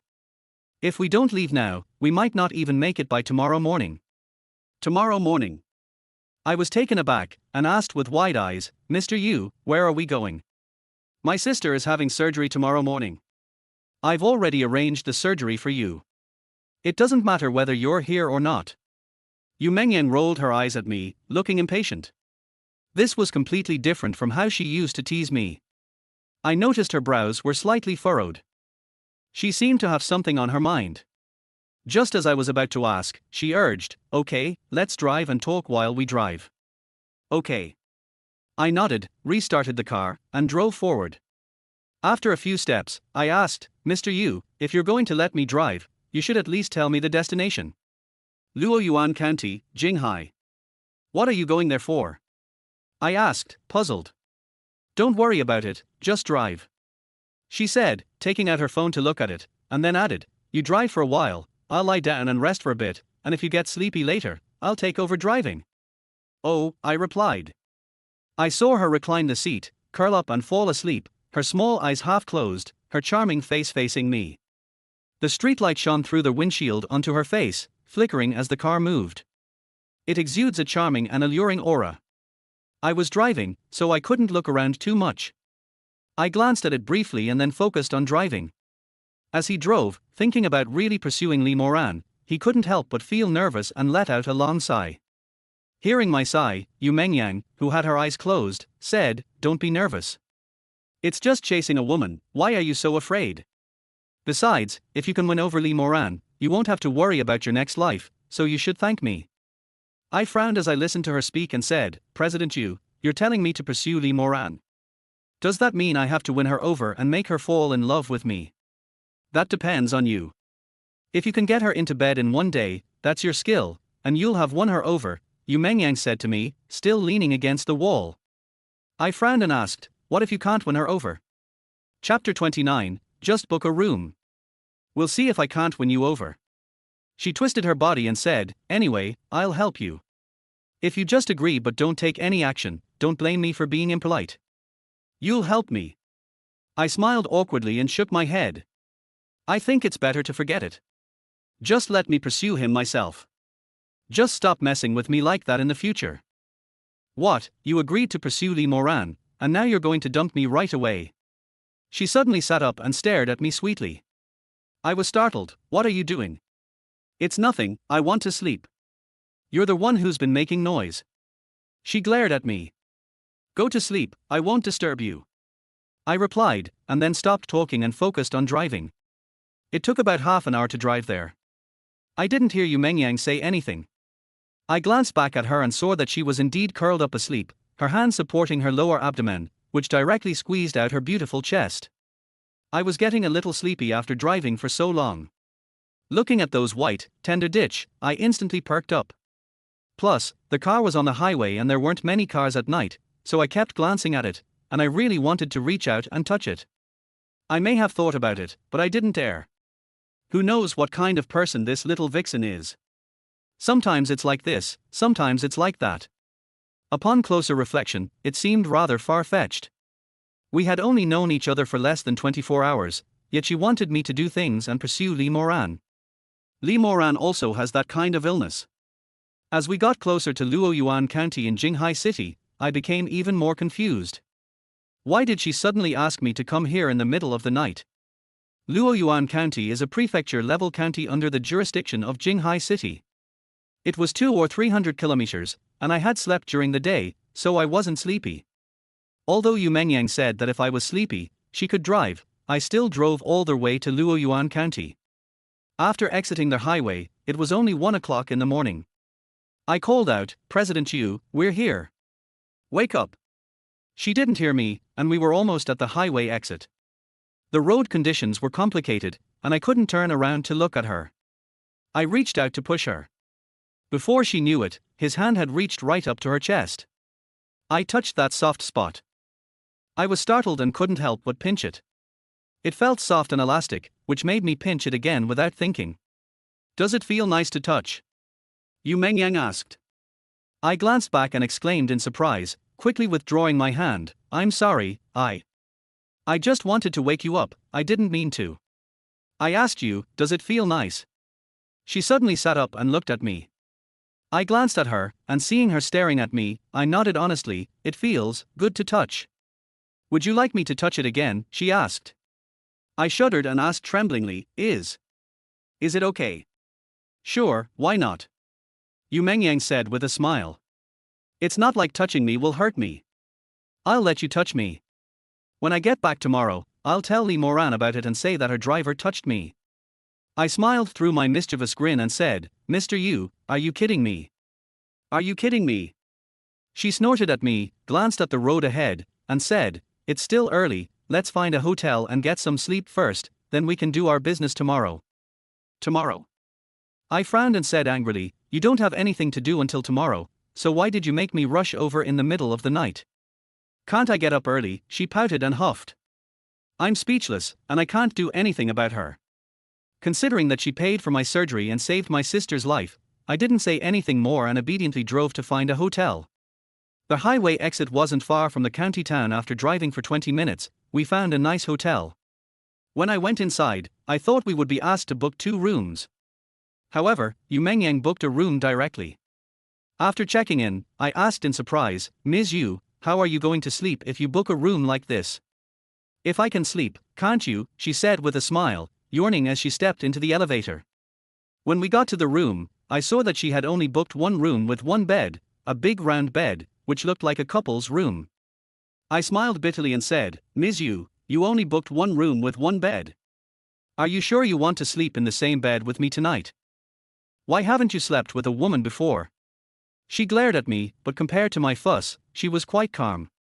She turned around and went straight to the bathroom to pee. I looked at the bed and still couldn't help but laugh and cry. What's even more puzzling is whether Yu Mengyang is truly unafraid of me, or if she'll suddenly become aggressive. Yu Mengyang quickly finished urinating and came out. She yawned and flopped onto the bed. Okay, whatever it is, we can talk about it tomorrow morning. I'm so sleepy. She quickly pulled the blanket up and lay down inside. Mr. Yu, no, are you sure you trust me that much? I couldn't help but ask, my curiosity piqued. It's okay. You forgot you're the guy who's going to pursue Lee Moran, and I'm Lee Moran's best friend. She smiled, her eyes narrowed. I shook my head. Even so, aren't you afraid I'll unleash my beastly nature? That's fine, unless you want your sister's surgery to fail. She kept her eyes closed, speaking the most vicious words in a seemingly harmless tone. I felt a sudden tremor run through my body as I listened. I never expected her to threaten me with this. Even if I'm bursting with pent-up desire tonight, I'll have to endure it. Seeing her lying there peacefully, looking so charming and alluring, I really hate her. If she won't let me move, why not just book 2 rooms? Is it really necessary to play me like this? I snorted angrily, thinking that if she wasn't afraid to sleep with me, why should I be? I could just not touch her. I took a deep breath and lay down on the bed. The bed was so soft and fluffy. As soon as I pressed myself down, we both leaned towards each other, and her delicate body pressed directly against me. Even though we were both dressed, I could still feel the warmth emanating from her body. How could a novice like me possibly handle this? One glance at her and I was immediately aroused. The discomfort of having a stunningly beautiful woman lying next to you, yet being unable to touch her, is probably even worse than the 10 great tortures of the Qing dynasty. I forced myself to take out my phone to distract myself, and habitually opened a hookup app. I glanced at Lee Moran's profile picture and hesitated for a moment. I still sent her a message. Even though I believe Lee Moran has this emergency androgenesis disorder, I'm still curious why she would use a hookup app if she has such a condition. Are you there? Lee Moran replied quickly, aren't you asleep yet? I thought you were asleep, and I was even a little embarrassed to text you. Chapter 30 revealed the reason. Upon seeing Lee Moran's reply, I immediately perked up and replied to her, we're already so familiar with each other, what's there to be embarrassed about? I'm just worried that there might be people around you, and that it might affect you later. Lee Moran replied quickly, adding a playful emoji. I could tell from her words that she was in a good mood. I immediately chuckled to myself, how could someone who's single possibly have anyone around them? As I sent this message, I couldn't help but glance at Yu Mengyang, who was lying next to me. I'm really afraid she'll suddenly wake up, hide over there and spy on me, and if she finds out I'm chatting with Lee Moran, then I'm doomed. That means she probably has another weakness in her hands. Her personality definitely makes her capable of doing things like spying. Fortunately, Yu Mengyang was really tired. She lay there sleeping without caring about her image at all, hugging a corner of the quilt and opening her mouth wide. Even though her appearance wasn't great, it didn't diminish her beauty at all. With one leg draped over the blanket, it looked incredibly tempting. With her mouth wide open, and her tongue occasionally licking her dry lips, she looked serene and cute, her mischievousness gone. I couldn't help but reach out and brush away her stray bangs. Looking closely at her charming face, I thought she was quite cute. I even felt an urge to hug her. Ding dong. My phone suddenly vibrated, which startled me. I quickly pressed the light on the screen and breathed a sigh of relief when I saw that Yu Mengyang hadn't been woken up. He glanced at her exposed, graceful figure, gazing at her fair, voluptuous breasts, took a deep breath, and hurriedly pulled the blanket over himself. It looks so tempting. I'm afraid that if I look at it for even a second longer, I won't be able to bear it. I glanced at my phone. It was a reply from Lee Moran. With your looks, how come you're never alone? She still had a questioning expression on her face. Thinking about how aloof she was, yet so adorable, I suddenly became interested and quickly replied, I think these things depend on fate. After all, it's hard to meet someone when the time isn't right. After replying, I couldn't help but turn back to look at Yu Mengyang. I saw her sleeping peacefully. I'm so curious how she could sleep in the same bed with me so easily when we've only known each other for less than 24 hours. Is she really not afraid that I might do something monstrous? Or was she deliberately seducing me? Thinking about it, it seems unrealistic. It's probably because she thinks she can still control my sister's surgery and is confident that she has me wrapped around her little finger, which is why she dared to do this. Lee Moran quickly replied, that's true, many times it just depends on fate. I replied with an and took the opportunity to start asking about myself. I could tell that Lee Moran was unwilling to say much about my affairs. I was afraid that asking too many questions would expose my identity, so I stopped the conversation but couldn't help asking in the end, what is your purpose in using this software? After I sent that message, I kept staring at the screen. I want to confirm whether Yu Mengyang is lying to me. Clearly, even after chatting with me so much on this hookup app, she was still wary, and I waited for quite a while. She replied, I'm sick. Upon seeing the reply, I frowned and typed a few question marks. Do you know what an emergency disorder is? She asked me in return. When I saw this emergency disorder, I immediately thought of what Yu Mengyang said. I've looked it up on Baidu, so of course I understand. But knowing that this is an extremely rare mental illness, I pretended not to know. Lee Moran then explained it to me. I pretended to realize something and replied to her, so, you're using this software to overcome this psychological barrier? Yes. She replied briefly, and then sent another message, if you mind, we can stop talking now. Do you care? I typed out the question. She sent a smiley face, you use this app not to hook up, right? I then understood what she meant, smiled and replied, yes, but not exactly. Even if it's a date, I want to find someone I really have feelings for, otherwise I wouldn't be single now. She thought for a moment before replying, that makes sense. I laughed again and said, how could that be? You're so beautiful, and you're sick. We've been together for so long, we've developed some feelings for each other. I'm not an animal, I wouldn't just block you or anything just because I know you're sick. Thank you, she replied simply. I could tell she was quite touched, so I pressed my advantage and replied, actually, if you're willing, I'm willing to accompany you through your treatment and recovery. Would you be willing? She didn't reply. But I could tell she was definitely touched. She was genuinely touched, and after a long while, she replied to me, thank you. Actually, I used this app to overcome this psychological barrier, but I've never met anyone like you. A lot of people add me and immediately want to ask me out, sigh. She sighed. Of course I know about this kind of software. If a beautiful woman appears, there will definitely be a lot of men greeting her. This is the norm in society. When I first started playing this game, I was hoping to hook up with a high-quality woman and have sex with her. Little did I know that the first woman I hooked up with would be Lee Moran. That's why she uses hookup apps. That finally cleared up my mind about her, and I felt relieved. However, still wondering if she was a virgin, I took a deep breath before mustering the courage to ask, excuse me for asking, does having this condition mean you're still a virgin? She didn't reply directly, but just sent a shy emoji. Seeing that expression, I almost jumped for joy. Yu Mengyang told me she was a virgin and wasn't very excited, but now that Lee Moran has told me personally, I'm really excited. I don't have a virginity complex. I was simply happy that Lee Moran was still a virgin. Suddenly, it occurred to me that if I could win over Lee Moran, it might not be such a bad choice. But when I think about her background, I realize it's not very realistic. I promised Yu Mengyang I'd pursue Li Moran, but it was just to appease her. I had no idea how I was going to do it. And you? Li Moran suddenly asked. I glanced at it and sent a shy emoji. The two of them tacitly agreed not to text each other anymore. As I lay down, I touched Yu Mengyang's calf and felt the warmth emanating from her body. It was really uncomfortable, and I really wanted to secretly touch her. But I didn't have the courage. I don't know how long I was tormented before I finally drifted off to sleep.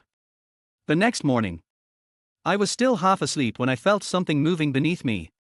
I frowned, looked up, and was so frightened that I trembled all over. I yelled angrily, "Are you crazy? What are you doing moving around like that? Are you feeling unwell?" Yu Mengyang smiled gently. I'm speechless. I never expected Yu Mengyang to be so bold. Last night, I didn't even dare to touch her while she was lying down. She actually took advantage of me not being awake and secretly played with me. I even saw her staring at my crotch. I gave a bitter smile and pulled the blanket over myself. "Miss Yu, can you please stop teasing me?" Chapter 31. Another day of being amused. I really didn't expect Yu Mengyang to be so bold. She doesn't seem to care about this kind of thing at all. Neuropathy. I was sound asleep early in the morning when I opened my eyes to find someone lying there messing with me. Anyone would be in a bad mood, so I cursed. When Yu Mengyang heard me scold her, she pouted unhappily and said, "Where am I crazy? It's you who's thinking nonsense so early in the morning. Is it my fault?" "Big sister, that's Chen." I snorted angrily, then shook my head and didn't say anything more. Because just by looking at her, I knew she was just teasing me. You can never wake someone who is pretending to be asleep no matter what I say to her, it's useless. What's wrong with Chen? She actually became interested and took a step closer to me, sticking her butt out. I was speechless. My reaction was already strong this morning, and I couldn't resist her temptation. I simply got out of bed. "Why are you getting up? Let me play with it some more. I didn't get enough of it just now. It bounces around so much, it's so much fun." Yu Mengyang grinned mischievously, pressed down on the bed and got up to chase after me.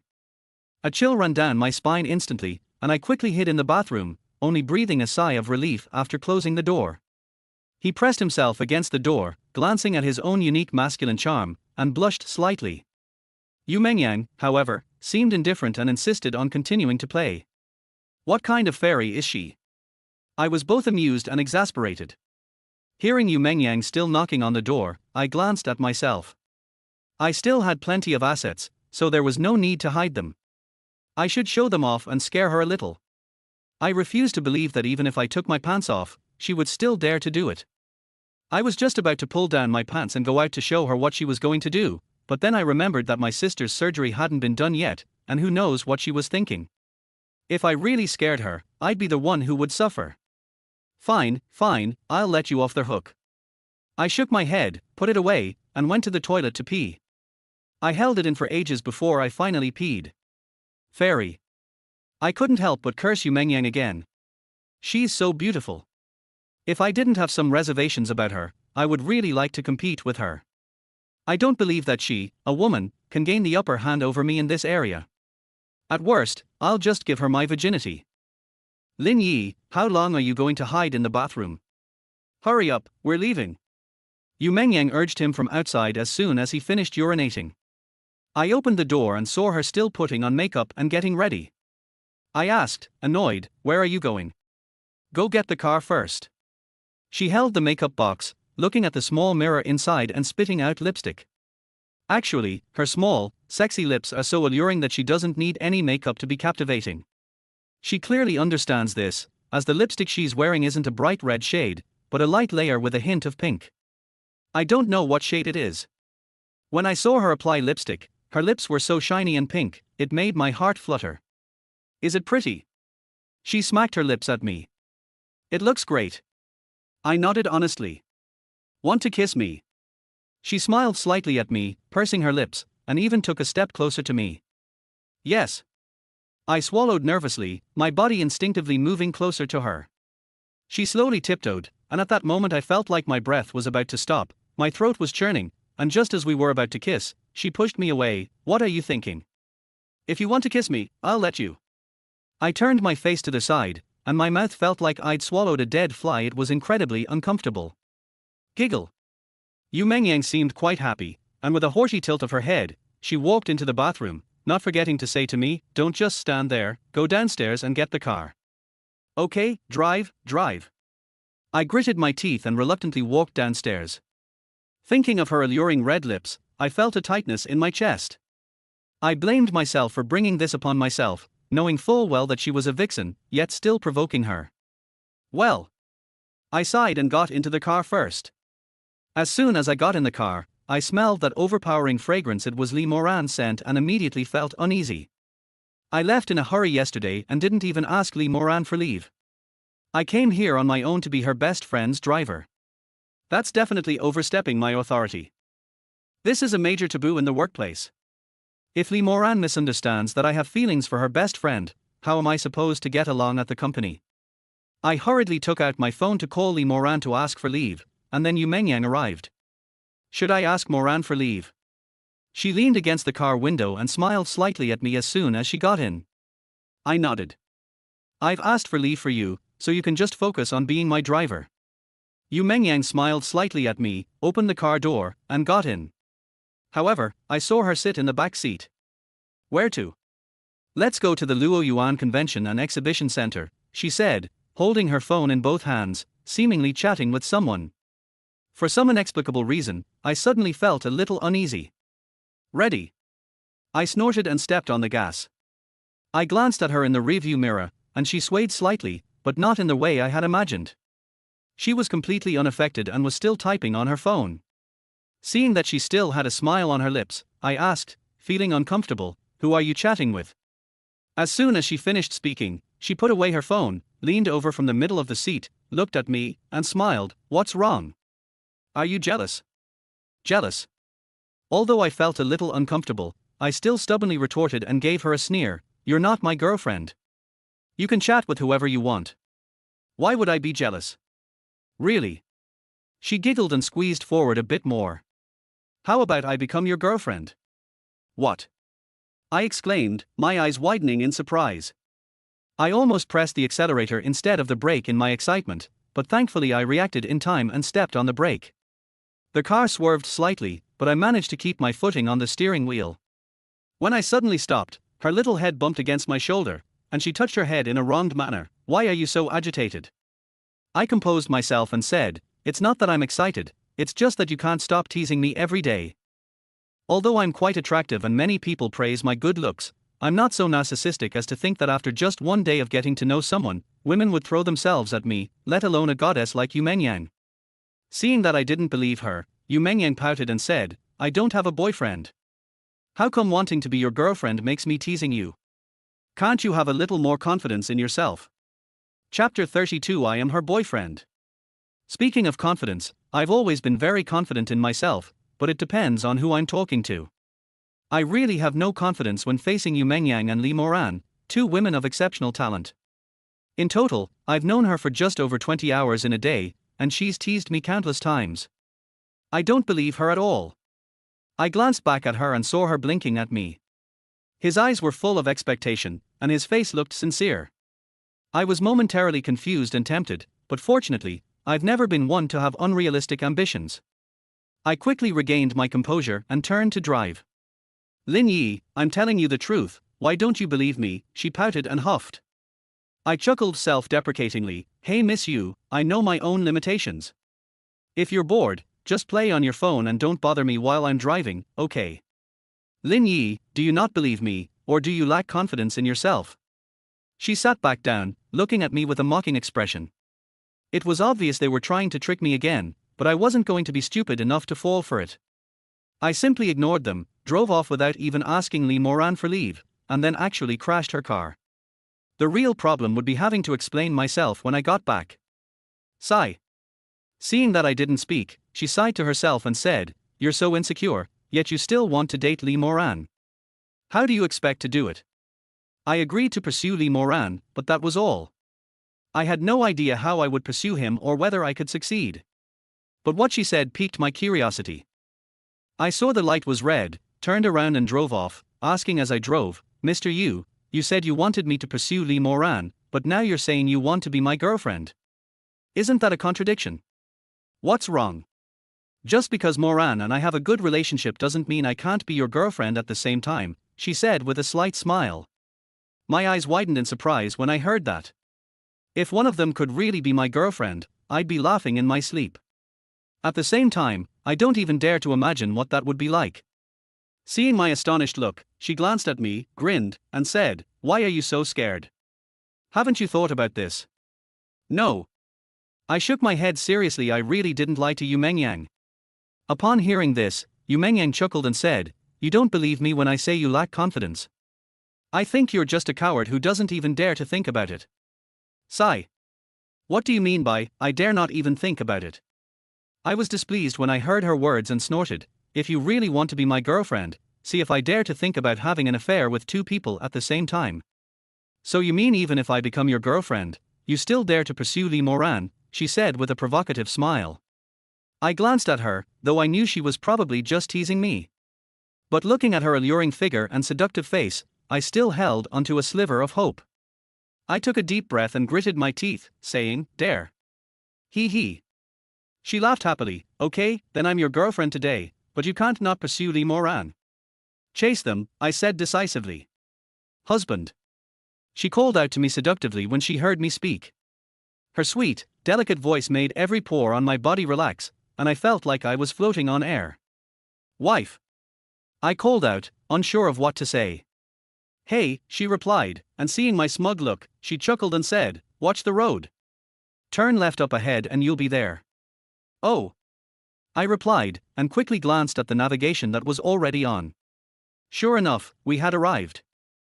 He drove into the convention center parking lot, stopped the car, and saw Yu Mengyang preparing to get out. He turned to her and asked, "Were you serious just now?" "I'm serious. When have I ever lied to you?" Yu Mengyang smiled slightly at me, opened the car door, and got out. This happiness came so suddenly. When I saw her get off the bus, I quickly unbuckled my seatbelt and ran down. When I stood in front of her, I was at a loss for words, too nervous to know what to say. "Silly boy," she laughed, reaching out to wrap her arm around mine. Her alluring body pressed against mine, her full, voluptuous breasts brushing against my arm. With that rub, I felt like I was about to fly away. He glanced at her ample bosom, swallowed hard, and quickly told himself to calm down. If I were to make any inappropriate noise in front of so many people, I would be incredibly embarrassed. She didn't seem to mind. Seeing my expression, she actually hugged me tighter and laughed, "Honey, let's go." The word, husband, made me feel like I was floating on air. Happiness came too suddenly, and my mind went completely blank. She led me into the convention center lobby with her arm around me. When I got to the lobby, I realized that it was actually an adult products expo. I was stunned and glanced at Yu Mengyang in surprise. When Yu Mengyang saw me looking at her, she frowned and said, "What is it?" "No, you came here just to see these?" I asked in astonishment. "Is that not allowed?" Yu Mengyang pouted. "No, not at all." I shook my head and looked at the situation at the exhibition. I wouldn't say it was packed with people, but there was a steady flow of people, with one person after another coming in and another leaving after they finished looking at the exhibits. People kept passing by us, and I felt embarrassed. On the other hand, Yu Mengyang seemed to be doing nothing. She let go of me, looked around, and I never expected her to have this kind of hobby. Upon closer inspection, it seemed she wasn't looking at the adult product exhibits at all, but rather searching for someone at the exhibition. Anyway, I can't figure out what she's thinking. Without giving it much thought, looking at those adult products, I couldn't help but admire the creativity of these product designers. I feel embarrassed when I design underwear and use too little fabric. They can actually design toys for both men and women. Amazing. I followed behind Yu Mengyang, looking at the daring exhibits in the display window, and saw an SM prop in a cabinet. Whip, black leather belt, and restraint belt. The thought of how exciting it would be if this were given to Yu Mengyang suddenly flashed through my mind. Mengyang. I was just about to call out to her so she could take a good look too. But then Yu Mengyang stared at a man and exclaimed, "By Jinyao, what a coincidence." Bai Jinyao was also taken aback when he saw Yu Mengyang. He glanced around, frowned, and asked, "Yu Mengyang, what are you doing here? Who did you come with? Let's go."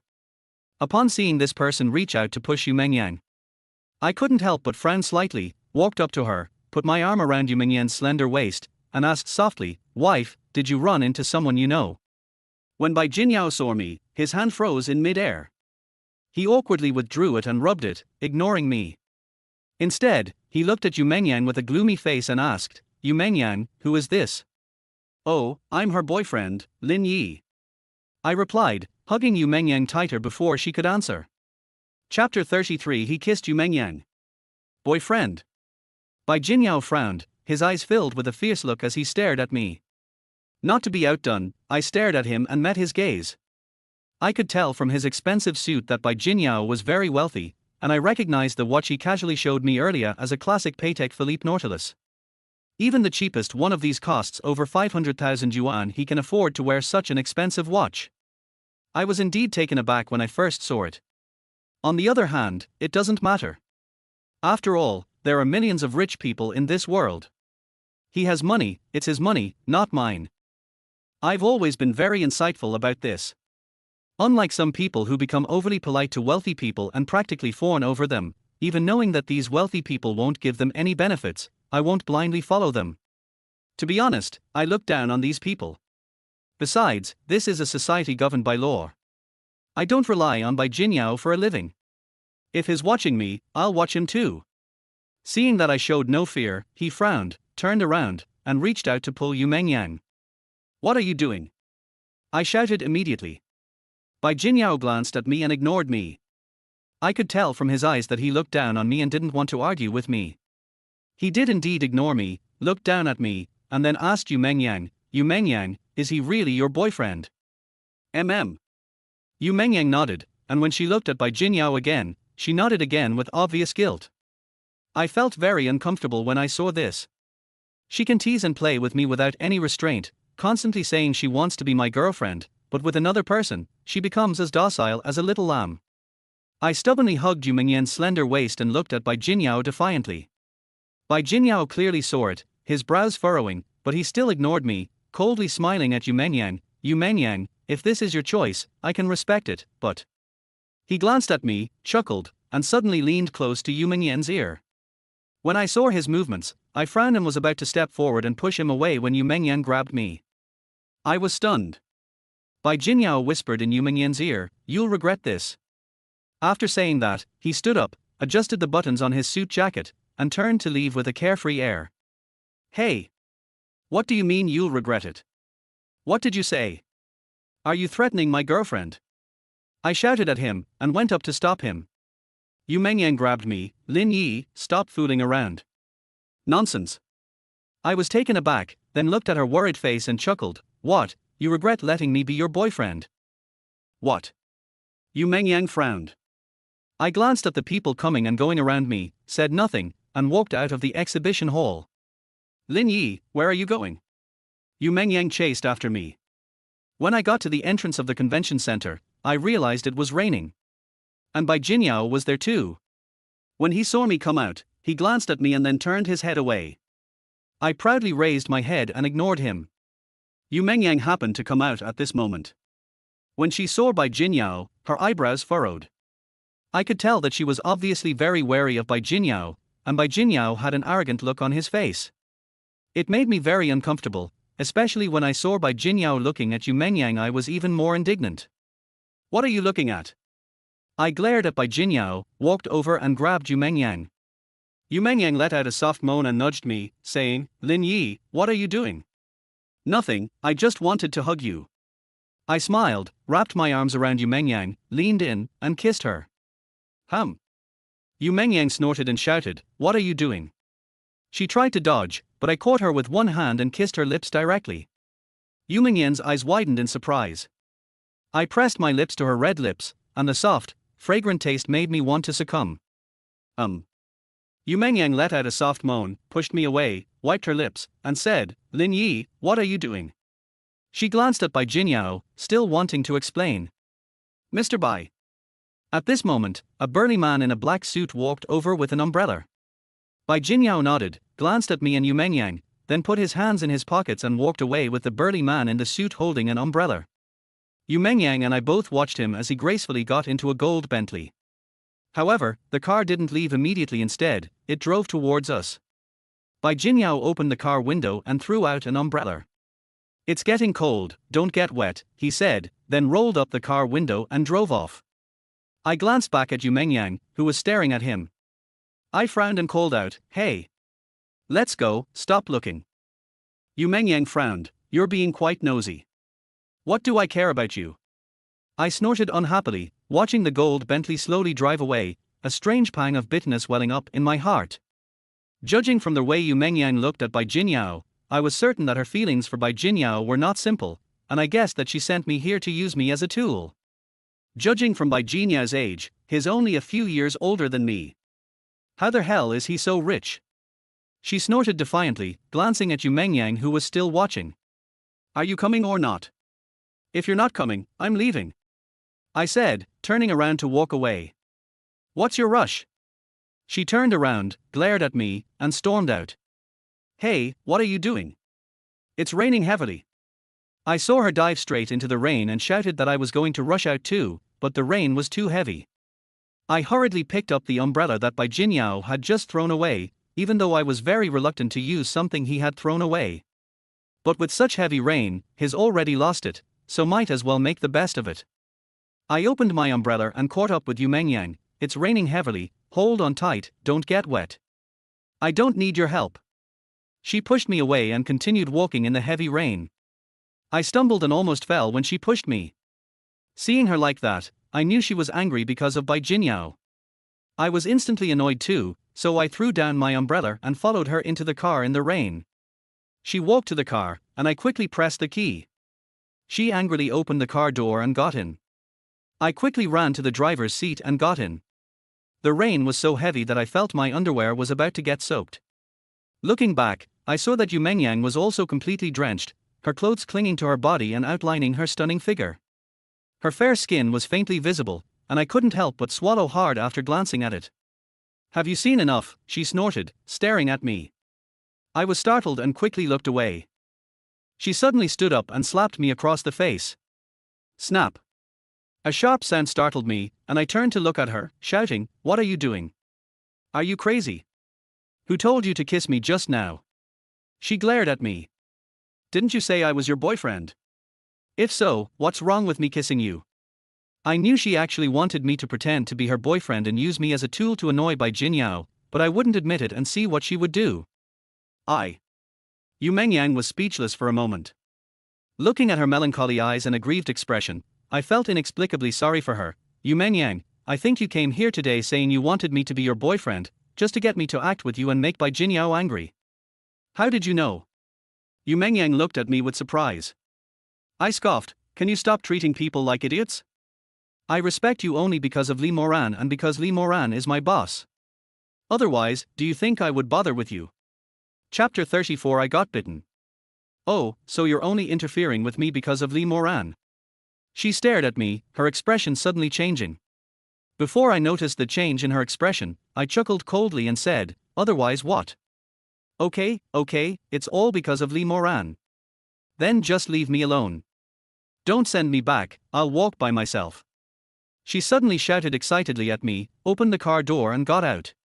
"Why did you suddenly get so excited? Is it because Li Moran was mentioned?" I was taken aback for a moment. Seeing that the rain was getting heavier, Yu Mengyang braved the rain and went outside.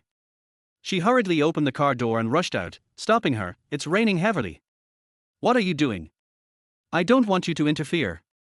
She snorted, then pushed me away while crying. I don't know what I did to upset her. I shielded my head from the torrential rain and, seeing that she was about to walk out, pleaded, "Grandma, it's pouring rain. Can we talk in the car if there's anything you need to say?" "Let me go," she cried, throwing herself away from me. The rain was so heavy it felt like it was pouring down, and I couldn't stand being soaked anymore, so I reached out and hugged her. "Arr!" She cried out and slapped me, then tilted her head back and got rainwater in her mouth. She gulped down a hoarse cry and said, "What are you doing? Let me go." I ignored her, picked her up and got into the car. When I put her down, she started hitting me, saying, "Why are you bothering me? You're just afraid of Li Moran, aren't you? Go away, I won't tell Lee Moran. I really don't know how this got involved, Lee Moran. I brushed the water off my hair and saw that she was soaked to the bone. She was soaked to the bone, and her body was still trembling slightly. I didn't know what to say. I looked at the tissues in front of me, climbed up, and wanted to take some tissues from the front to wipe her down. As soon as I stood up, she suddenly grabbed my arm and bit it. That was a real bite. R. I gasped in pain, clenching my fist and yelling, "Let go! Let go!" She bit me hard, let go of my hand, and grinned at me. I picked up my arm and saw a row of teeth marks from where I had been bitten. It hurt so much I almost cried. You. I wanted to yell at her, but seeing her pouting and a tear still clinging to the corner of her eye, I couldn't bring myself to be angry. I really feel like I owed her something in my past life. Seeing me staring at her, Yu Mengyang pouted and said, "Weren't you talking about my boyfriend? Can't I even vent my frustrations? Oh, bite me and see if it hurts," I said irritably, glancing at my arm where it was bleeding. I guess only someone who has been bitten can understand the burning pain. "Shall I let you bite me?" Yu Mengyang snorted and offered me her arm. Her arms were pink and tender, and I couldn't bear to bite them. Plus, she had her eyes closed, looking like she was about to bravely face death. Well. I sighed, turned my head, picked up my arm, and blew on it to ease the pain a little. "Does it hurt a lot?" Yu Mengyang asked, looking at me as I didn't bite her. "What do you think?" I glared at him. She blinked her big eyes, pouted, and glanced at my arm. "How about I blow on it for you?" She spoke in a soft, considerate voice. If I hadn't known her for over a day, I really would have been fooled by her. As soon as I saw her like that, I realized that this vixen was up to something again, so I quickly moved towards the car window and pulled my hand away. "What's wrong? I'm not going to bite you anymore. Besides, I was just looking at you. I wouldn't bite any other man anyway." She turned her head haughtily, but when she was being cute, she acted like a child throwing a tantrum. I was amused by her and shook my head. "All right, I see you're in a bad mood, I won't hold it against you. Sit down and tell me where you're going." She didn't answer me. Instead, I said, "Let me see your hand." "No." I twisted my body. "Hurry up," she said coquettishly.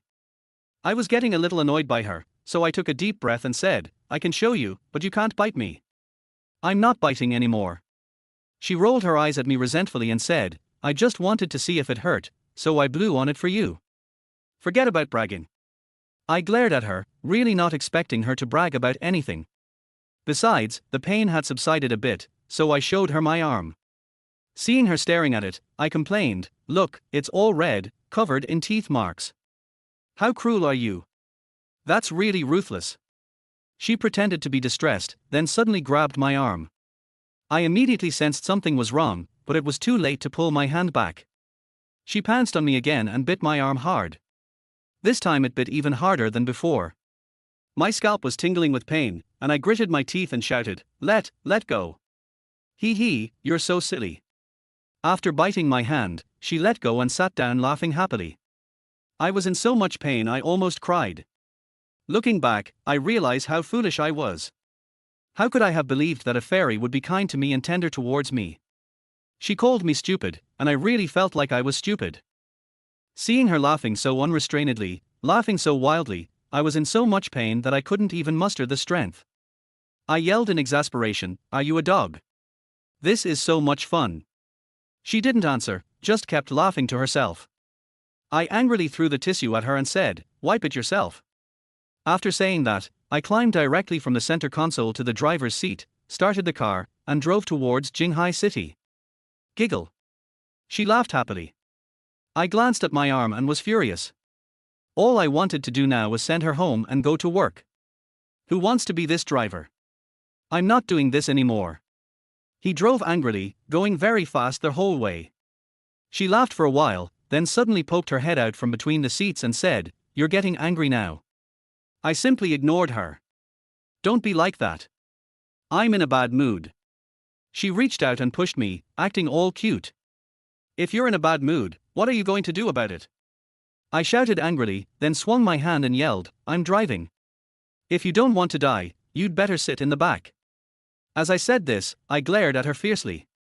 She'd never seen me so fierce before. She pouted, sat back in the back seat, and muttered, HMPH. Stingy. You stingy person, you stingy person. She called out several times in succession, her delicate voice captivating and soul-stirring. I ignored her, though. I was bitten twice in a row, and my arm felt numb. The cut was burning badly. Anyone would be angry in that situation. She shouted for a while and then stopped. I breathed a sigh of relief. I was really afraid she would cause trouble again. I was still driving and something unexpected might happen. But then it suddenly became quiet. I had a bad feeling about her, wondering what she was up to. I looked at her through the rearview mirror and was surprised to find that she was also staring at me. She angrily retorted, "What are you looking at?" I just wanted to sneak a peek at her, but I got caught red-handed and she yelled at me, which startled me. I quickly looked away and focused on driving. HMPH. Give me another bite, she suddenly said. I said, half laughing and half crying, "Miss you, do you want to cripple my hand?" "Are you going to give it to me or not?" she asked, poking her head up. "No. I'm not that stupid. I wouldn't just give someone meat to bite for no reason, unless I've lost my mind. I don't understand why she likes to bite people so much. If you don't want to give it to me, then don't. Why are you being so fierce?" She snorted, sat back down, and started drying her hair with a tissue. I couldn't be bothered to pay any more attention to her. I could tell at a glance that she was definitely involved with Bai Jinyao from earlier. She was upset and took it out on me. As soon as I saw the teeth marks on her arm, I got angry and drove off in a huff. I glanced at her in the rearview mirror and saw her wiping herself with a tissue and then reaching into her lap, which stunned me. "What are you looking at?" she suddenly snorted at me. Chapter 35 Surgery Successful. I swallowed hard and said defiantly, "Fine, I won't watch it then." Driving in the rain made visibility poor, and I didn't dare to keep looking back at her. I could only hear her wiping with a tissue, which made me feel even more uncomfortable, like a cat scratching at my heart. I couldn't help but want to see what she was doing. She was also curious about the relationship between Bai Jinyao and her. Why did I make her so angry? While I was pondering this, I suddenly heard her speak, "Hey. Dean Chen. Oh, is that Lin Min's surgery right?" When I heard her mention her sister's surgery, my eyes widened and I glanced back at her. She looked at me with an arrogant expression and gave me a cold smile. That sounded like a threat to me. I knew she was telling me that my sister's surgery still depended on her. The car was already on the highway and couldn't stop, so I whispered, "Mr. Yu, Ms. Yu, I was wrong." She hung up the phone, pouted, and asked me, "What did I do wrong?" I frowned and honestly replied, "I shouldn't have been mean to you, and I shouldn't have kissed you just now." "Anything else?" she pressed. I frowned, unable to recall anything, and shook my head. "And you're not allowed to compare me to Lee Moran anymore, understand?" she huffed angrily. "Oh." I responded, but I had a feeling she was jealous of Lee Moran, so I asked, puzzled, "Aren't you and Lee Moran best friends? Why are you jealous of her? And didn't you say you two are close, and even?" "What else do you want?" she snorted. "With the attitude you just displayed, we're breaking up." "Break up?" I was stunned, and at the same time I found it ridiculous. We had just started dating, and we were already breaking up. What's worse, this was my first love, and it ended in less than an hour. Actually, I knew Yu Mengyang was just teasing me. She probably used me to anger Bai Jinyao, but she failed and ended up angering herself instead. Since she couldn't control Bai Jinyao, she turned around and controlled me instead. It makes me angry just thinking about it. That bastard is just rich, what's so great about him? I thought to myself, unwilling to accept it. She suddenly shouted at me, "Can I bite you again?" "R." I gasped. My arm was still sore, and I was about to bite it again. But then I thought of my sister's surgery, took a deep breath, and, with one hand on the steering wheel, offered my arm to her. She gripped my wrist with one hand, and I braced myself for being bitten again. I gritted my teeth, gripping the steering wheel, afraid that the pain might cause an accident.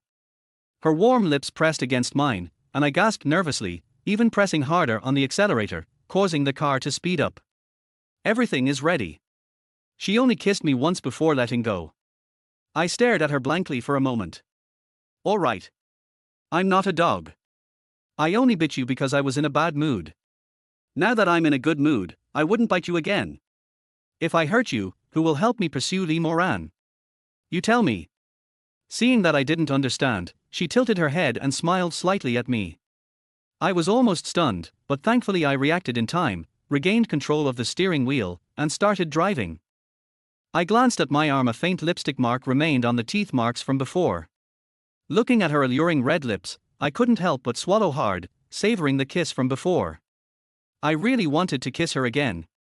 The moment she saw my expression, she immediately guessed what I was thinking. You still want to kiss me? I was startled and quickly shook my head. No. Real. Yu Mengyang sighed helplessly. Sigh, I thought you wanted to, and if you wanted, I would give you another kiss. I stared at her wide-eyed. She even touched her lips with her hand and gently bit them. Her sexy and charming appearance was simply too captivating. I glanced ahead, driving, and then couldn't help but look back at her. Do you want to? She asked gently. I swallowed hard. Yes. He. She laughed happily. I knew you weren't up to any good. Do you really want to get your hands on both me and Lee Moran? Do you believe I'll tell Lee Moran about this? I was startled, and said, laughing and crying at the same time, I'm telling you, it's all because of you that I was seduced. You're so beautiful, so tempting. If it were a normal man, who wouldn't want to? I was indeed seduced by her. Actually, she's so beautiful. Let alone being seductive, just standing there, every smile and frown is captivating. She's a fairy. All I can say is that she's too much of a fairy. This kind of person is simply impossible for me to control. I'm certain she's even harder to control than Lee Moran. Alright. I'll reluctantly accept this reason. She smiled happily and obediently sat down in the back seat. I immediately breathed a sigh of relief. I was worried all the way there that she would cause trouble or do something weird again. Fortunately, apart from stopping at a service area to use the restroom and then sitting in the passenger seat, she didn't cause any trouble. In addition, she told me about her sister's surgery on the way. Very successful. Not only was it very successful, but she also used her connections to transfer me to a private ward for recovery. After 2 years, I can finally put my mind at ease. I am very grateful to Yu Mengyang for this, and I even find it a bit unbelievable that she was able to give me 350,000 yuan for surgery after knowing me for less than a day. I don't even know how to evaluate her anymore. When Yu Mengyang saw my expression, she chuckled and said, What's wrong? Are you excited and happy to know your sister's surgery was successful? Or are you thanking me? Yes, I have them all. I nodded honestly. Thank me for nothing. Just help me pursue Mo Ran properly from now on, Yu Mengyang said casually, patting my shoulder. I glanced at her, my heart filled with mixed emotions. I don't know how to express my feelings for her anymore. It's giving me a headache. When I arrived in Jinghai, the weather cleared up. I had originally planned to visit my sister in the hospital. However, seeing that we were both soaking wet, we had no choice but to go back to Lee Moran's villa to change our clothes. Once inside the villa, I was still a little hesitant, and Yu Mengyang giggled at me. What's wrong? Afraid of running into Moran? You already gave me leave, why should I be afraid of her? Having been teased by Yu Mengyang so many times, I naturally know that the more I show fear of her, the more she will try to tease me. To prevent her from continuing to tease me, even if I'm scared, I won't show it in front of her. He went upstairs towards her, straightened his clothes, and turned to leave. Hey! Where are you going? Aren't you going to take a shower? Yu Mengyang asked me. There aren't any clothes for me here, where am I supposed to take a shower? I glanced at her from downstairs, then waved and said, Get out of here. Hey! She called my name, and I knew what she was going to do, so I turned and ran. As soon as the person opened the door, they bumped into Lee Moran, who had just opened the door and walked in. Chapter 36 Lee Moran's fiancé. Lee Moran pushed the door open and came in. I was running too fast, and my head bumped right into her arms. A loud thud. I only felt a softness in my chest, it was very elastic. Lee Moran let out a soft moan and staggered back a step. She was wearing high heels, and her foot twisted, causing her to cry out as she fell backward. I was startled and quickly reached out to pull her towards me.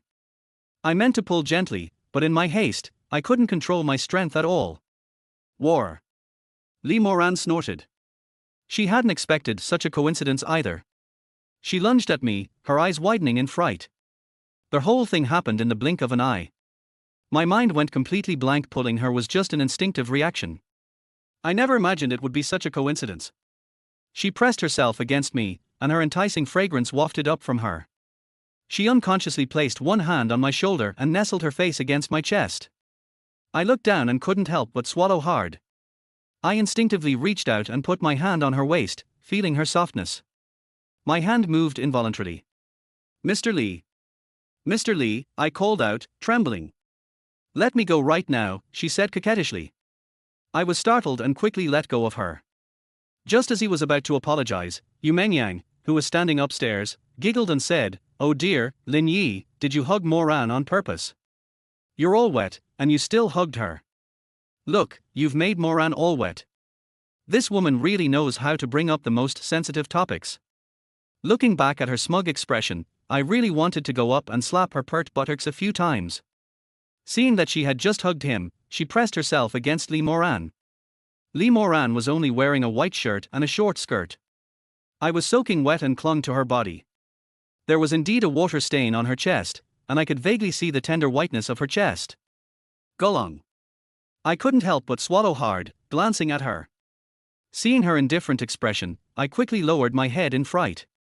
Seeing how gloomy she was, I was really afraid she would get angry. Fortunately, Lee Moran only blushed slightly and ran upstairs, shouting, "You brat, what nonsense are you talking about? Hee, I didn't lie, you really did get wet because of Lin Yi." Yu Mengyang grinned mischievously and called out to me, "Lin Yi, isn't that you?" I feel like crying.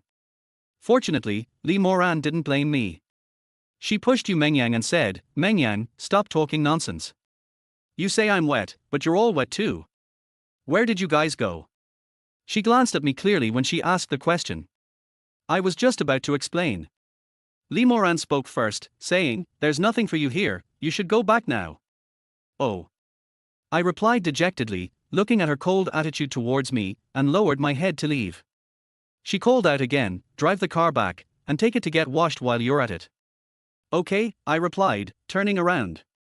Seeing that Lee Moran wasn't even looking at me, but was instead joking around with Yu Mengyang, and Yu Mengyang ignoring me as well, I glanced at the huge villa, realizing it ultimately wasn't mine, gave a bitter smile, and left the villa. Fortunately, Lee Moran gave me a car, which made things much more convenient for me. I went back to my rented room, took a shower, changed my clothes, and rushed to the hospital. Although Lin Minute is still unconscious, the surgery was very successful, and Yu Mengyang made excellent arrangements, even arranging for her to have the best private room in the hospital. It scared Aunt Chen. After I visited Lin Minute, Aunt Chen said to me, "Xiao Yi, you must be tired from work. We could have just stayed in a regular ward. Why did you insist on a private room? It's so nice." I asked the nurse, and she said it costs 500 yuan a day here. 500 a day. I frowned. Aunt Chen nodded, "Yes. Xiao Yi, the follow-up rehabilitation will cost money. I think we should move Xiao Minute to a regular ward after she wakes up. What do you think?" After thinking about it, I realized that my salary was indeed not enough to support a private hospital room like this. I know this was arranged by Yu Mengyang. But she has already paid for my surgery, and I don't know how long my recovery period will be. Not knowing how much it would cost, and not wanting to accumulate more debt, I agreed to Aunt Chen's suggestion. As the saying goes, it is easy to go from frugality to extravagance, but difficult to go from extravagance to. Suddenly having to move Xiaomin from a private ward to a regular ward because of money made me inexplicably sad. "Xiao Yi, you've actually done a good job as an older brother." Aunt Chen saw my expression and knew I was upset, so she comforted me. "Okay." I nodded, not wanting to show my cowardly side in front of Aunt Chen. Although she had no relation to Aunt Chen, she had taken care of Xiaomin for so long that she truly regarded her as family. Aunt Chen knew how difficult things were for me, so she didn't say much. Just then, the nurse called her because she had something to do. She went ahead first. I wanted to go and see what the problem was, but Aunt Chen had been handling everything for over a year, and I wasn't sure about some of the procedures, so I didn't want to cause any trouble. Instead, I stayed in the ward with Lin Minute and quietly watched over her. Seeing her covered in tubes was truly heartbreaking. I stayed with her for a while. The phone rang, and when I picked it up, I saw it was an unfamiliar number. I frowned and answered it. Then Yu Mingyan's voice came from the other end. Lin Yi, what do you mean? We arranged a private room for your sister, and you still want to transfer her to another room? Are you stupid? I was stunned for a moment before realizing that I didn't even have Yu Mingyan's contact information. Hearing her question, I laughed and said, a private room is too expensive. I can't afford it. It's not like you have to pay for it, she snorted unhappily. I'm afraid of Yu Mengyang because I feel she's like a fairy, quirky and unpredictable, and I can't control her. I'm still very grateful to her for my sister's successful surgery, even though she asked me to agree to her request to pursue Li Moran. But such a requirement is practically useless. Things like pursuing girls are never really certain. I'm also Li Moran's employee, so we're together every day. When Yu Mengyang asked, I simply said I was pursuing her, which was a perfectly acceptable excuse. At first, I didn't notice anything, but seeing my sister recover, seeing her in a private ward, and seeing all the nurses being much more welcoming than before, I sincerely thank Yu Mengyang. Even though she was in a bad tone, I still smiled and said, Mr. Yu, thank you for this. Actually, my sister and I are both unfortunate people. The surgery was successful, so we don't need to stay in such a luxurious hospital room. What do you mean by a miserable person? Yu Mengyang said angrily, Lin Yi, let me tell you, if you think like that, you'll never be able to catch up with Li Moran in your entire life, and you'll never be able to surpass by Jin Yao whom we met today. When I heard her mentioned by Jin Yao, I immediately thought of how she wanted me to pretend to be her boyfriend to annoy Bai Jin Yao. I retorted angrily, so what if I can't surpass him? I don't depend on him for a living anyway. His money is his business, what does it have to do with me? As I spoke, there was a hint of jealousy in my voice. Judging from Yu Mengyan's attitude towards Bai Jin Yao today, I can guess that Yu Mengyang actually has feelings for Bai Jin Yao. Hearing my defiant words, Yu Mengyang giggled, Lin Yi, you're so aloof. But what if I told you that Bai Jin Yao is actually Li Moran's fiancé? Chapter 37 Buying Meat Slices.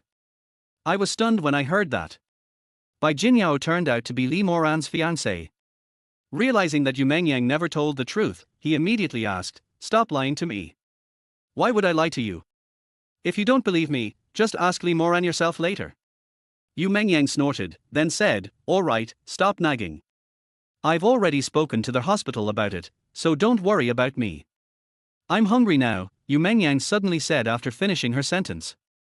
I was taken aback. If you're hungry, go get something to eat.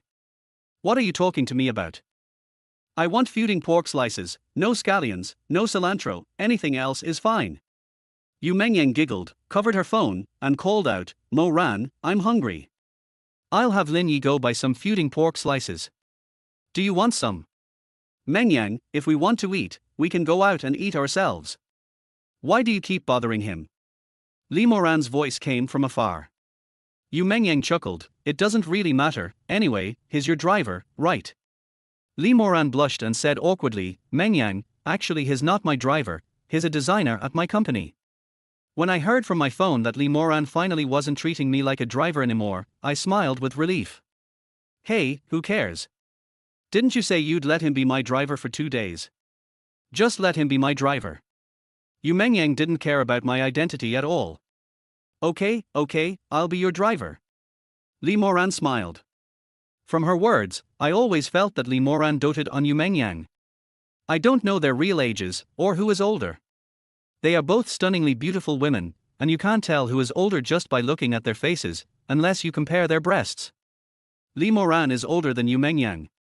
Li Moran's is really big. Previously, when the company needed to hire a breast implant specialist or something, I often told Li Moran not to hire one, that she could do it herself, as she would definitely be more competent than any model.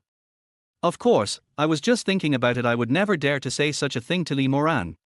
When Yu Mengyang heard that Li Moran had agreed to give me a driver, she didn't stand on ceremony at all and immediately picked up her phone and said to me, did you hear that? Moran agreed to be my driver, so as long as I'm in Jinghai, you have to be my driver, understand? 2 servings of meat slices. Okay, I replied impatiently and hung up the phone. I don't even know if Li Moran is with Yu Mengyang. I don't dare to say much to her. Who knows if I'll say something and she'll exaggerate it and tell Li Moran. Having worked under Li Moran for so long, I still subconsciously fear her. Or rather, it's not fear, it's respect.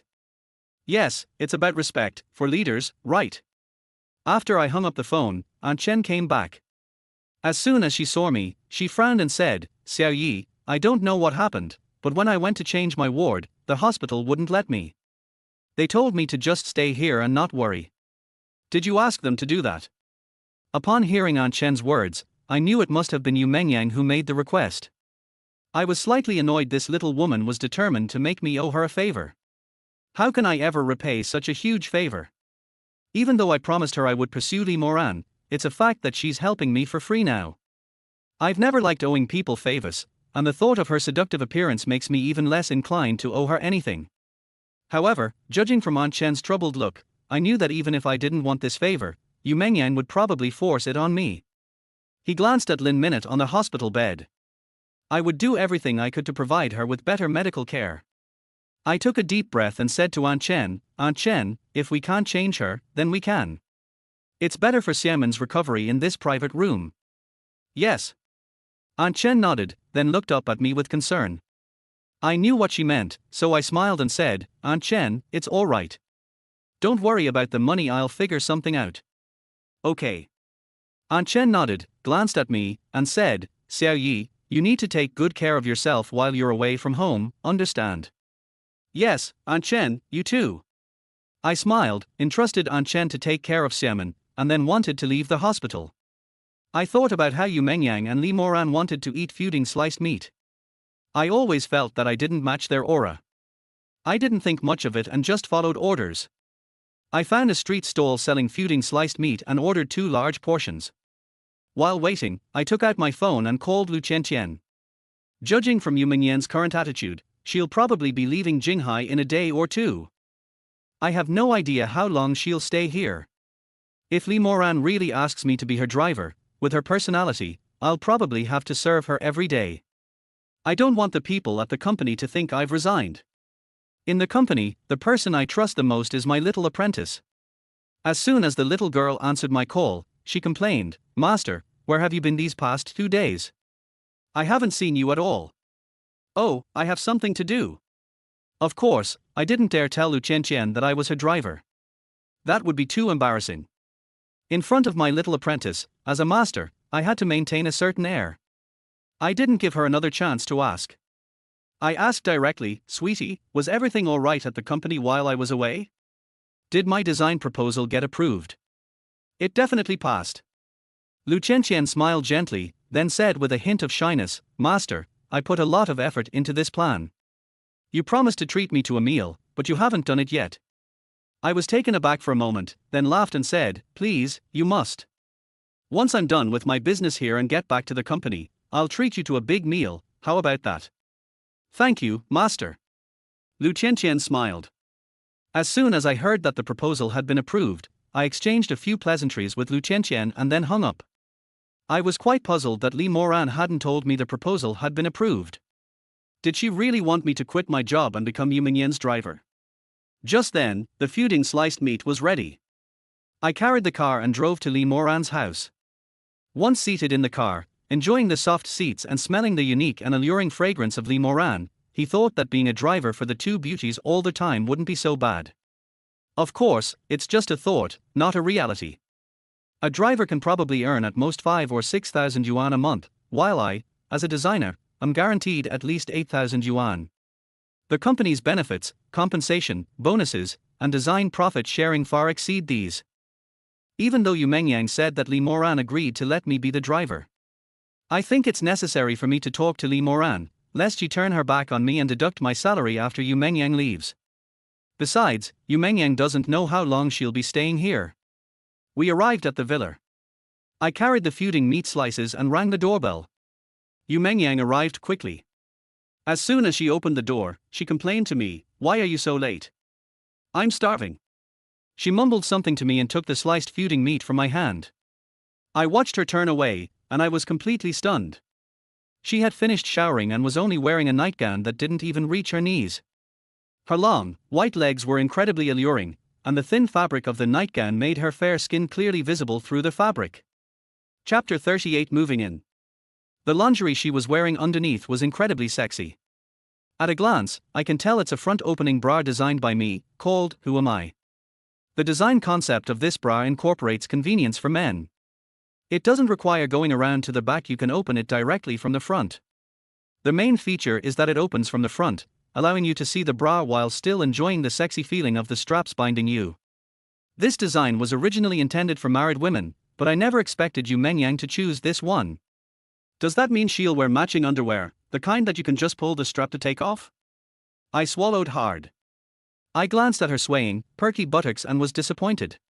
She was wearing safety shorts outside. Well, I couldn't help but sigh, and looked away from Lee Moran sitting on the sofa. I didn't expect her to be staring at me. My heart skipped a beat. What if she kept staring at me? If I secretly look at Yu Mengyang, wouldn't she have seen me? Fortunately, when Lee Moran saw me looking at her, she turned around, took the feuding meat slices that Yu Mengyang gave her, and the two of them sat on the sofa in the living room and ate there. I stood there awkwardly, not knowing what to say. I glanced at Lee Moran. Her clothes had gotten wet from me, and she had changed them, but she wasn't dressed as sexily as Yu Mengyang. I was wearing a set of loungewear, also from Who Am I's own brand. However, this design wasn't mine, it was designed by me, Lu Qianqian. It was just ordinary pajamas with a picture of a beautiful girl drawn on it. Wearing it made Lee Moran look less serious and more approachable. Thinking about work, I walked over and asked, "Mr. Lee, was my design proposal approved?" "It's approved." "What's wrong?" Lee Moran looked up at me. Yu Mengyang was eating her sliced meat when she glanced at me. Seeing that I was standing, she reached out and pulled me down, saying, "Lin Yi, why are you standing? Sit down and talk." She pulled me to sit down, and I gave her an annoyed look. Since Yu Mengyang was here, I didn't want to get too close to her. I was just overthinking it myself. Lee Moran didn't care about me at all.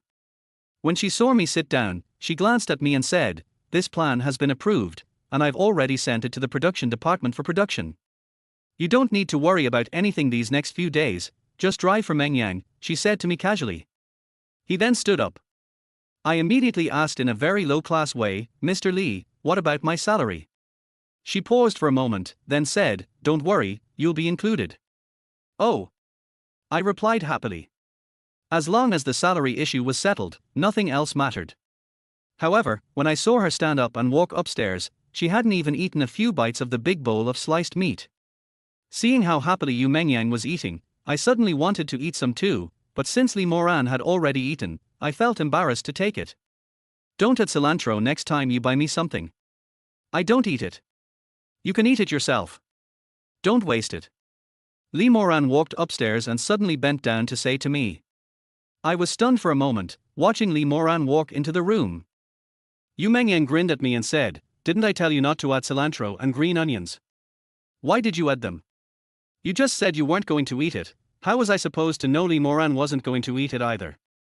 I smiled bitterly, looking at the bowl full of meat slices, hesitating whether to eat it or not, since Lee Moran had eaten it anyway. If I were to eat it, wouldn't that be the same as indirectly kissing her? "Eat up, what's wrong? Why are you complaining about what Mo Ran already ate?" Yu Mengyang said with a smile.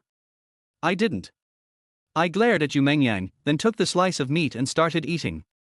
It's really just a psychological effect. Lee Moran had eaten it before, and it didn't make the meat slices any more delicious. It's just that the cilantro smelled really bad. I don't eat cilantro either, but luckily I can just pick it off. Unlike some people who hate cilantro, and can't eat the whole thing once it's in there. How was it? Did it taste even better after Mo Ran ate it? Yu Mengyang teased me as she turned around after finishing her meal.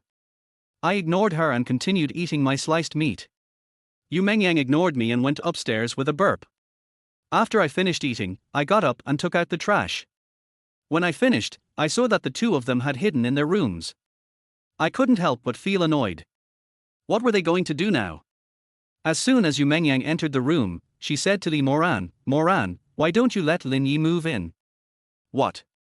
Lee Moran was looking at documents at his desk when he heard Yu Mengyang's words. He was slightly taken aback and shook his head, saying, "Isn't that a bit inappropriate? Living with a man." Yu Mengyang chuckled and said, "What's the big deal? He lives downstairs anyway, and he seems pretty honest."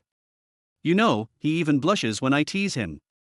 Lee Moran hesitated for a moment and then said, "All right, you're only staying for a few days anyway." "Okay, okay." Yu Mengyang smiled happily and ran out to find me. I didn't hear what they were saying and didn't know what was going on. I was still thinking about what Yu Mengyang had said about Bai Jinyao being Lee Moran's fiancée. Actually, it's normal for Lee Moran to have a fiancée at her age. But she has androphobia, so can we get married? Lin Yi, hurry back and pack your things, move in here. Just as I was thinking this, Yu Mengyang happily ran downstairs to me and said. I was taken aback for a moment and said, "Move in here." "Yeah." Yu Mengyang smiled and said, "What's wrong? Don't you want to come and live with us?" I glanced at the luxurious villa.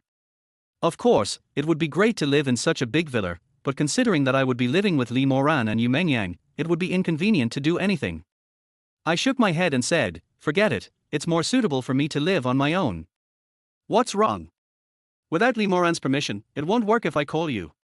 Yu Mengyang was unhappy when she saw that I refused. I shook my head and said, "That's not the reason. It's just that I'm living perfectly fine where I am, and it would be too much trouble to move here." "What's the trouble?" Yu Mengyang snorted, glanced upstairs, and leaned closer to me, saying, "Haven't you heard of the saying, the closer to the water, the better? If you don't move in, how are you going to win over Moran?" I agreed to Yu Mengyang's request, but I really have no clue how to pursue Lee Moran. Yu Mengyang looked at me and said with a mischievous smile, "Lin Yi, I know you don't have much guts. You only agreed to pursue me to fool me. So I've arranged everything for you. You move in. I'll invite Xiao Xiao over for dinner tonight. We can have some drinks together and chat a few more times. Then you'll get to know each other better and won't be so reserved in front of Mo Ran."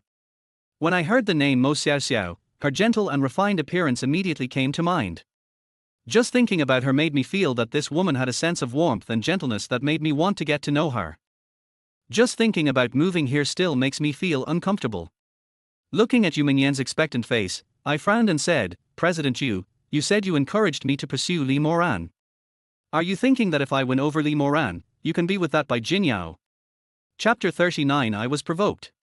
"What do you mean?" Yu Mengyang's thoughts were exposed, and a blush appeared on her pretty face. When she saw me staring at her, she immediately pushed me away in a fit of embarrassment and anger. "Lin Yi, what do you mean? So what if I have my own purpose? I told you to pursue Lee Moran, so go for it. What loss could you possibly suffer? Stop being so indecisive and acting like a woman. You deserve to be a driver your whole life," she scoffed dismissively. I interrupted her with a "hey," saying, "I'm sorry, I'm not a driver. To be honest, I'm a designer at Lee Moran's company, not a driver. Is there a difference?" She scoffed, crossed her arms, and looked at me with disdain. "Lin Yi, so what if you're a designer? You still can't afford the surgery. If Lee Moran says a word, you'll still obediently become a driver. I come from a rural area, and it has always been my pride to have become the chief designer of Lee Moran's company through hard work. Designing a globally best-selling lingerie, imagining women from 18 to 50 wearing my designs everywhere they go, has always been my ideal. But I never expected Yu Mengyang to belittle it so utterly. Honestly, I was really provoked. I felt a sharp pain in my heart. I suppressed the anger rising in my heart and looked at Yu Mengyang, saying slowly and deliberately, "Yu Mengyang, stop provoking me. I will pay you back every penny of the 350,000 I owe you. Stop ordering me around, don't you dare tell me what to do. Sorry, you're not worthy." I snorted and turned to leave. Yu Mengyang probably didn't expect me to be so agitated. She was stunned for a while, and when she saw me walk out the door, she immediately chased after me and shouted, "Hey! It's just a few words, why are you so agitated?" I gave a cold laugh and ignored her. "Stop right there," she snapped, chasing after me and blocking my way. "Get out of my way."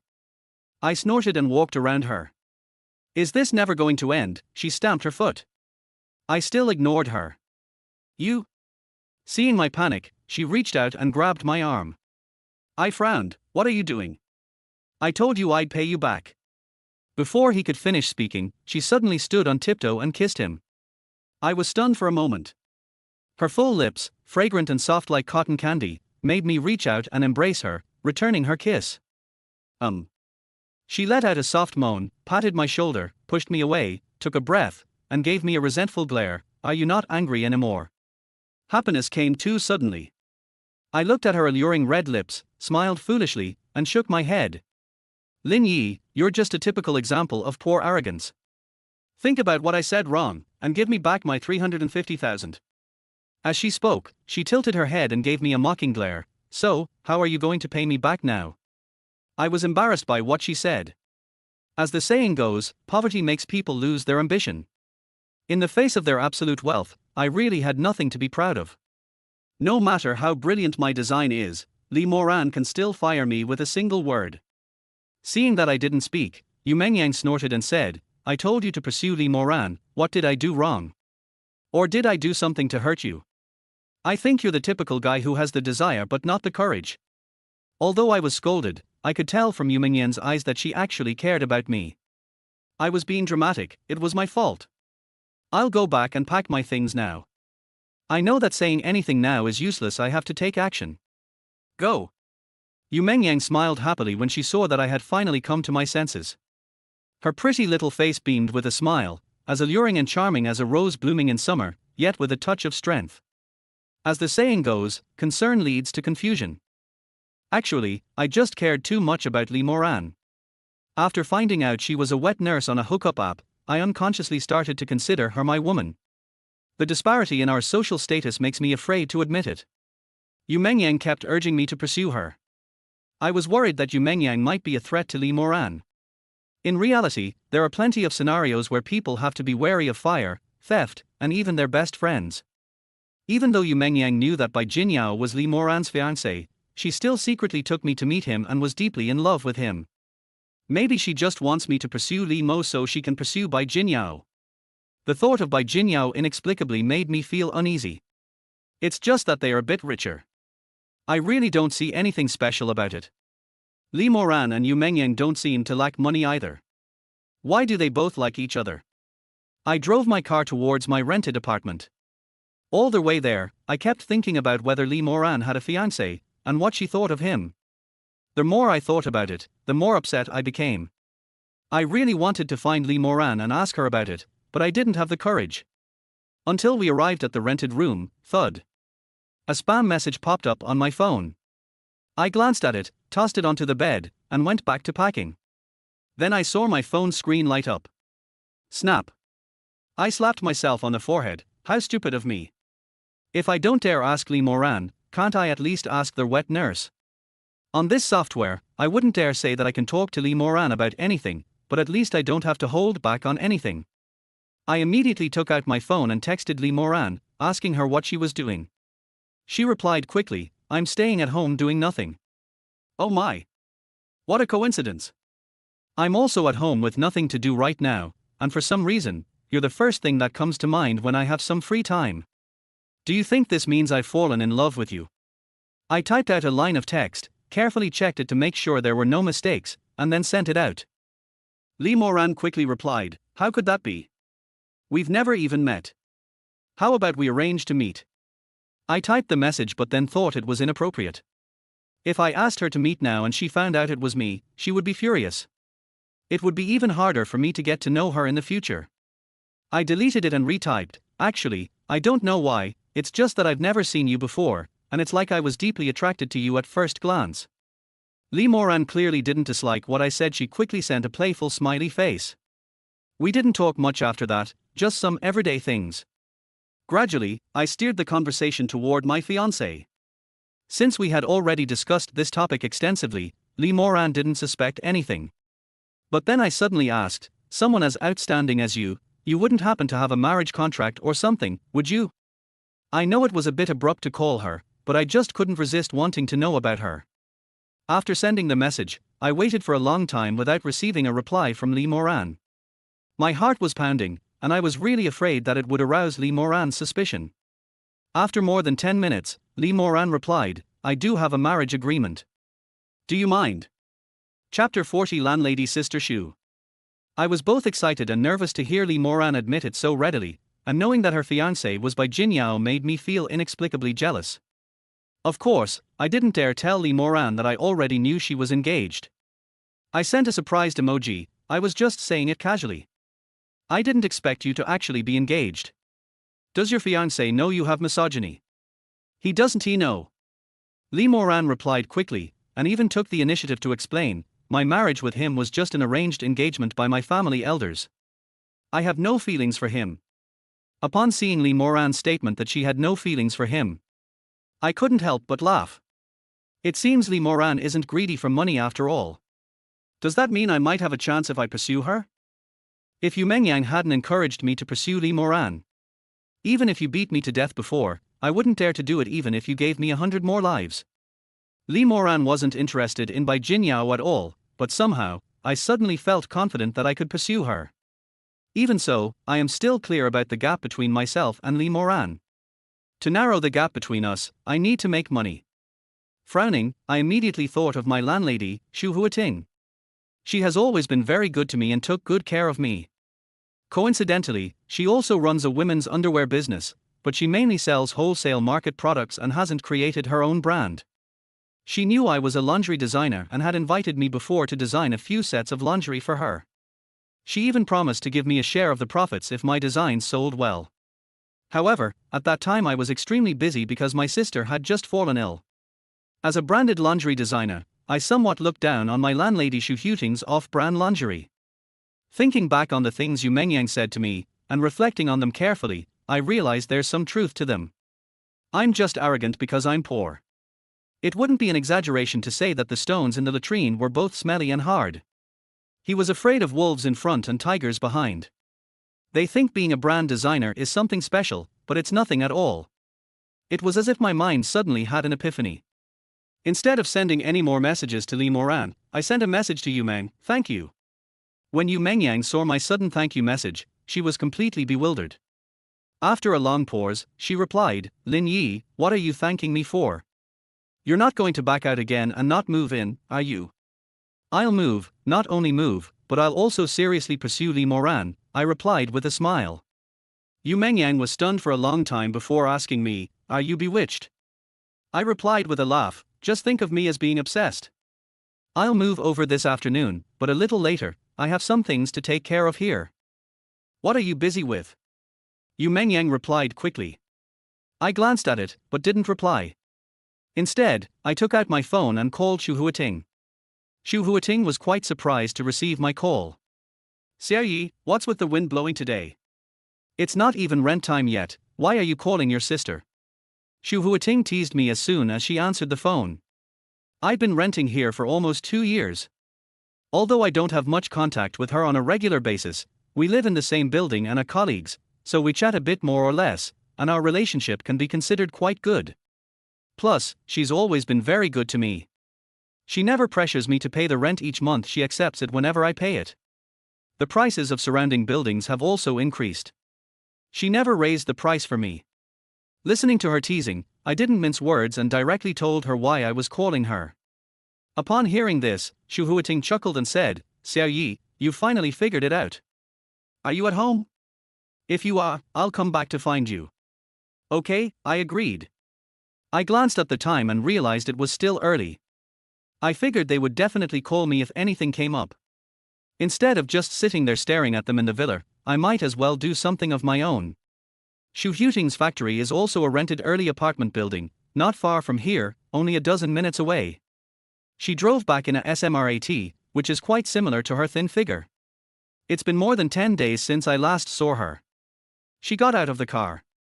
She wore a light blue cheongsam that clung tightly to her alluring figure, making her look exceptionally seductive. Her delicate and graceful face, framed by her updo, exuded the charm of a mature woman. Seeing her approach, I couldn't help but tease her, Sister Xu, you look beautiful today. Did you not go to the factory? Don't make fun of me. Xu Huating gave me a resentful look before glancing at Lee Moran's car. I went up to explain, these past few days, our CEO Lee brought along a close friend and asked me to be her temporary driver. I had nothing to do right now, so I drove back. Oh. Xu Huating wasn't one to gossip, so she responded without saying much, but smiled and said, Xiao Yi, what made you suddenly change your mind? You're willing to help me with the design now. I'm thinking that Who Am I mainly focuses on high-end brands, while Sister Shu is working on more affordable styles. There's no conflict, and we can make a little money if we can. I smiled and welcomed Sister Shu into their house. Shu Huating didn't go in, but looked up at the second floor and said, "Xiao Yi, let's go upstairs to my room. I have a coffee table up there, we can make tea and chat." Okay. I glanced at my doghouse. There wasn't even a place to sit, so I felt embarrassed to invite anyone in. We followed Sister Shu upstairs together. She hasn't rented out her second floor. Shu Jie usually lives there alone. But this is the first time I've been up there in the past 2 years. Following behind Shu Jie, I couldn't help but glance at her swaying waist and pert buttocks. Sister Shu went to open the door, turned around and glanced at me. I quickly looked away and smiled at her. She didn't seem to mind, smiled gently, opened the door, and called out to me, "Xiao Yi, come in." Okay. I nodded and went into the house. The room was separate, with a tea table and a large table on which were many manuscripts, cardboard and the like, and a plastic mannequin next to it. I glanced at it, and Sister Shu blushed. She pulled me aside and said, "Oh, Xiao Yi, come and have some tea. There's nothing to see there. It's just my usual doodles, not like your professional ones." Sister Shu actually draws quite well, especially a few of her designs. However, she is an amateur after all, and she hasn't considered many aspects properly. For example, she could have chosen a better place to wrap the belt around the waist for a more aesthetically pleasing look. The details were not handled properly. However, the sheer number of cardstock items in the room, along with the piles of draft paper on the floor, clearly demonstrates Sister Shu's seriousness. I didn't rush to give my opinion. I sat down opposite Sister Shu to make tea. As Sister Shu skillfully brewed tea, she smiled and said to me, "Xiao Yi, you know, women's underwear is really just a few pieces of fabric, so how come your, who am I, sells so well?" Chapter 41: Designing Underwear for Sister Shu. This touched on my area of expertise.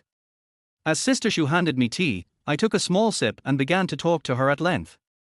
From brand design to brand promotion, and even to design patterns, bust size, comfort, and so on. Sister Shu listened attentively, but as I got more and more into the subject, she immediately waved her hand and interrupted me. "Xiao Yi, oh dear, I'm not going to say any more. You're talking too much at once, and you're making my head spin. It makes me feel like all the underwear in my factory is just a pile of garbage." Har har har. I laughed heartily. "Sister Shu, your factory's products sell so well, there must be something special about them. How could they be worthless? Sigh, that's just low profit, high volume."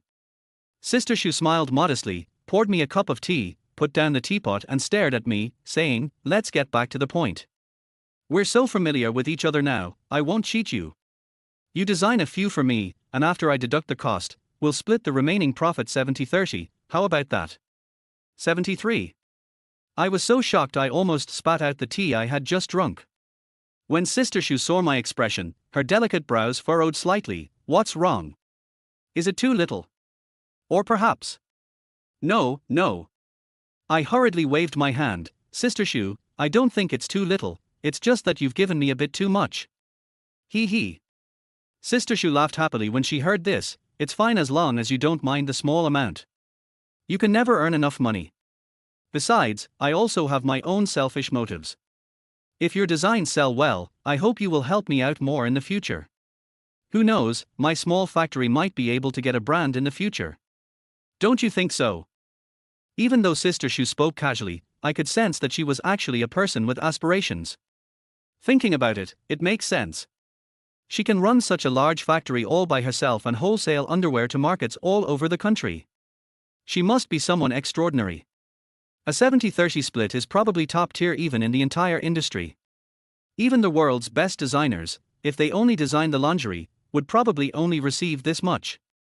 Seeing that Sister Shu offered so much right off the bat, I felt inexplicably moved. Of course, I know that compared to Li Moran's vast wealth and power, this is still far from enough. Even though I don't know exactly how rich Li Moran is, just looking at her villa and Yu Mengyan giving me 350,000 yuan without batting an eye, I can't even imagine how much money they have. When Sister Shu noticed that I was staring at her, her pretty face flushed red. She touched her face and said, "Xiao Yi, why are you staring at me? Do you think I'm overthinking things?" "No, no." Realizing I had lost my composure, I quickly shook my head, got up and walked towards Sister Shu's design booth in the county town. After looking at it for a while, I turned back and asked, Sister Shu, do you have any samples of styles that your factory currently sells? Yes. I always wear clothes from my factory. As she spoke, Sister Shu instinctively tugged at her chest. Fortunately, she was wearing a cheongsam with the zipper open from the back. She simply placed her hand on her chest and touched it. I glanced at it and had to admire Sister Shu. She was a woman with ample assets. Sister Shu noticed my gaze, her pretty face flushed, and she said, Xiao Yi, wait a minute, I'll go inside and get it for you. Okay. I nodded. Sister Shu turned and walked out. Her perfect curves and alluring back were truly captivating. I couldn't help but glance at her a few more times. Only after she walked out the door did I turn my gaze back to some of the design sketches Sister Shu had created earlier. They are all very simple, without any embellishments or anything like that, and the patterns are extremely basic. Sister Shu quickly found a few sets of underwear and walked towards me, saying, Xiao Yi, these are the few styles I wear most often, and they are the best-selling ones in our factory. Take a look. If Sister Shu hadn't mentioned that this was what she often wore, I wouldn't have thought anything of it. Upon hearing what she was wearing, I couldn't help but glance at her chest. What's wrong? Sister Shu blushed when I looked at her and whispered, these were worn, but they've been washed and are clean. Oh. I felt awkward too, and quickly took it. First, I squeezed the soft cushion on it to feel its texture. I picked one out separately, placed it here and looked at it. When I saw Sister Shu standing there, I instinctively picked it up and compared it to her. Sister Shu was so frightened that she took a step back. I snapped out of my daze, scratched my head awkwardly, and explained, sorry. It's just a habit I have when designing. It's nothing. Sister Shu smiled gently, her slightly nervous look in her eyes was quite charming. I dared not look at her again, afraid that Sister Shu would misunderstand me as a lecherous playboy and ruin my reputation. I turned around and spread out all of Sister Shu's underwear, arranged them in sets, and then looked back at Sister Shu. Inspiration struck immediately. Actually, the main selling point of Sister Shu's lingerie is the discount. There's really no design involved. Following the style that Sister Shu described, I quickly drew a design on cardboard. At the same time, I reduced some unnecessary straps to make the lingerie look simpler and sexier. I also added some lace embroidery to the lingerie, and a design was complete. Sister Shu, take a look. I breathed a sigh of relief after finishing the drawing and held up the completed draft for Sister Shu to see. The manuscript paper was quite large, so I held it open with both hands. Sister Shu stood next to me and looked at me intently, her body unconsciously getting closer and closer. I was holding my sketchbook, also looking at my own satisfactory work, and for a moment I didn't notice that a warm sensation was slowly approaching. I frowned and turned around. Xiao Yi. Sister Shu called out to me, and I turned around excitedly. Thump. We bumped right into each other, but we didn't kiss. Our heads just collided. Sister Shu's pretty face flushed red. I quickly took a step back and apologized. Sister Shu, I'm so sorry. I didn't notice. No. It's nothing. Sister Shu seemed even more nervous than I was. She tugged at her cheongsam with her small hand, her pretty face flushed red, and her charming appearance was so sexy, alluring, and captivating. Especially her slightly misty eyes, which shimmered with an alluring charm. Gulong.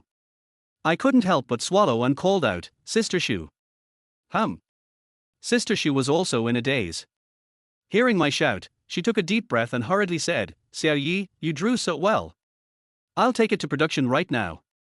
After she finished speaking, she reached out and took the manuscript from my hand. She grabbed the manuscript and hurriedly walked out. I watched her leave before I came to my senses. I touched the nose that had just touched Sister Shu's pretty face, then turned around and walked out. Seeing that Sister Shu had already come downstairs, I poked my head out and called out, Sister Shu, do you want me to close the door for you? Okay, it'll be fine once you're out of the car, Sister Shu replied, not even looking up at me, and hurriedly got into the car. Seeing her nervousness, I frowned and said, Sister Shu, isn't she married? Why does she seem more nervous than me, a virgin? Seeing her drive away, I shook my head and closed the door behind me. Just as I was about to go downstairs, I passed by Sister Shu's bedroom and saw that her bedroom door was also open. I thought I would close it for her too. I stepped in, grabbed the doorknob, and glanced at her bed. Then I saw something next to the unfolded blanket. Why did that thing look so familiar? Upon closer inspection, he immediately realized that this was the toy he had accompanied Yu Mengyang to the adult exhibition. The uncomfortable feeling of being interrupted in chapter 42. I was afraid I was mistaken, so I went in, picked it up, and sure enough, it was one of those adult toys. I never expected that Sister Shu, who looked so gentle and refined, would buy such a toy. I picked it up out of curiosity and saw a trace of something on it. The image of Sister Shu playing with the toy flashed through my mind, and a surge of lust instantly rose within me. Seeing the cozy decorations in Sister Shu's room and smelling its unique fragrance, it was truly irresistible. My mind was filled with Sister Shu's alluring figure and her charming face. I couldn't hold it in any longer. I really couldn't hold it in any longer. No one is perfect, everyone has desires. Experts have calculated that the ratio of male to female hands is 92% for men and 58% for women. I'm not a saint, and I've been through a lot of stress these past 2 days, so how could I possibly control myself? Sister Shu. In a daze, I pounced on Sister Shu's bed, smelling the lingering scent of her on the blankets, and could no longer control myself. Looking into the corner of the blanket, I saw a set of underwear, and I treasured it like a precious gem. I don't have a fetish, but in this situation, the fact that Sister Shu wore her original underwear is absolutely the most exciting thing. At that crucial moment, I couldn't resist picking it up and smelling it. That refreshing aroma was so intoxicating, it instantly made me feel intoxicated. Xiao Yi, what are you doing? I was so engrossed in my own world that I didn't even notice that Sister Shu had returned. She pushed open the door that I had just left slightly ajar, and stared at me in shock and surprise. I gasped in fright and quickly got up to pull up my pants. When I saw that I was still holding Sister Shu's underwear in my hand, I was so embarrassed that I didn't know what to say. This kind of self-entertainment is normal for both men and women, but it happens when it goes unnoticed. He was caught by the person he was fantasizing about. I felt like I wanted to die. I kept my head down, not daring to look at Sister Shu. I stammered for a long time without being able to say a word. Sister Shu wasn't much better off than me. Her face was flushed red, and she nervously clutched the corner of her cheongsam with her small hand. Her charming appearance made her look exceptionally alluring.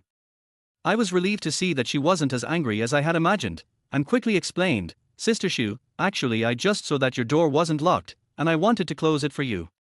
I didn't mean to come in. Oh. Sister Shu responded, her face flushed with embarrassment, not daring to look at me. I was embarrassed and didn't know what to do. I glanced at the clothes I was still holding, hurriedly threw them on the bed, and walked towards the door. Sister Shu, I have something to do, so I'll go first. Okay. Sister Shu replied.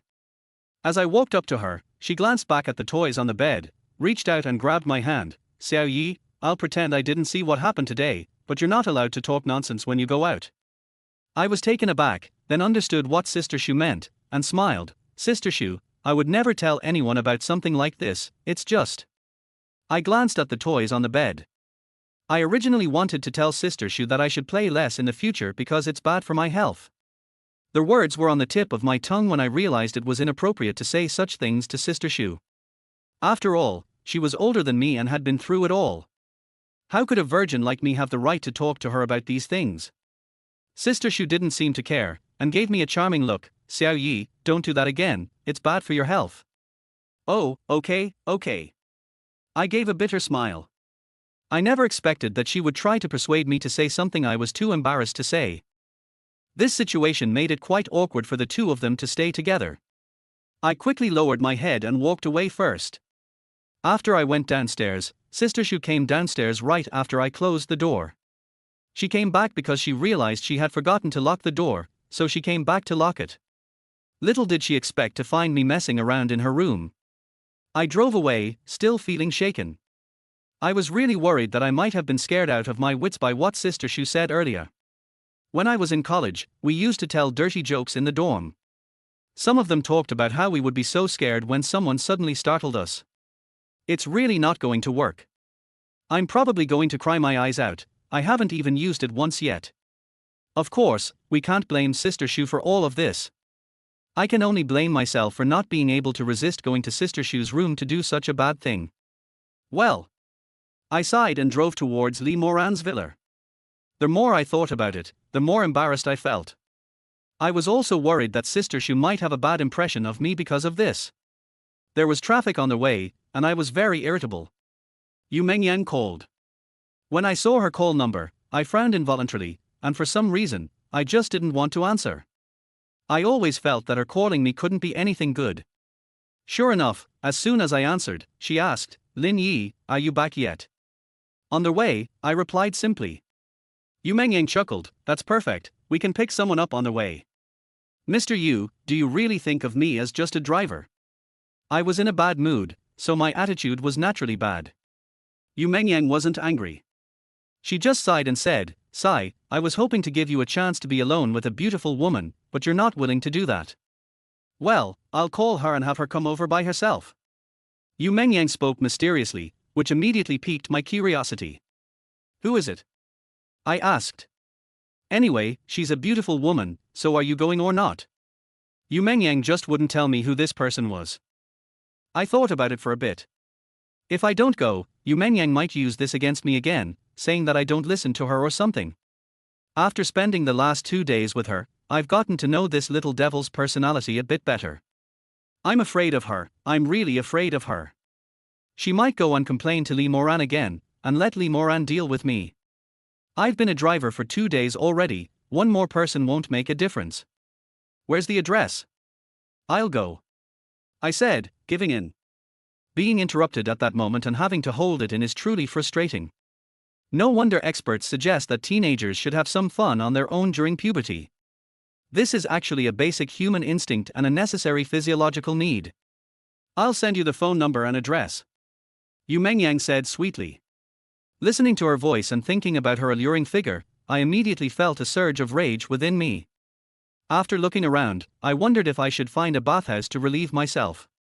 Of course, it's just a thought. If I were capable of finding someone, I would have done so back in college, encouraged by my roommates, and I wouldn't have remained a virgin until now. Yu Mengyang hung up the phone and quickly sent a message. Address plus phone number, Poly Champagne International Community. Upon seeing the address, I couldn't help but frown. It was clearly another wealthy person. After all, the average price per square meter of houses in this community is 100,000 yuan, and those who can live here are probably all rich and powerful. Why am I so poor? He shook his head helplessly, thinking that the income from designing lingerie for Sister Shu was probably not enough. If he really wanted to make big money, he would probably have to start his own business. Starting a business means leaving, who am I?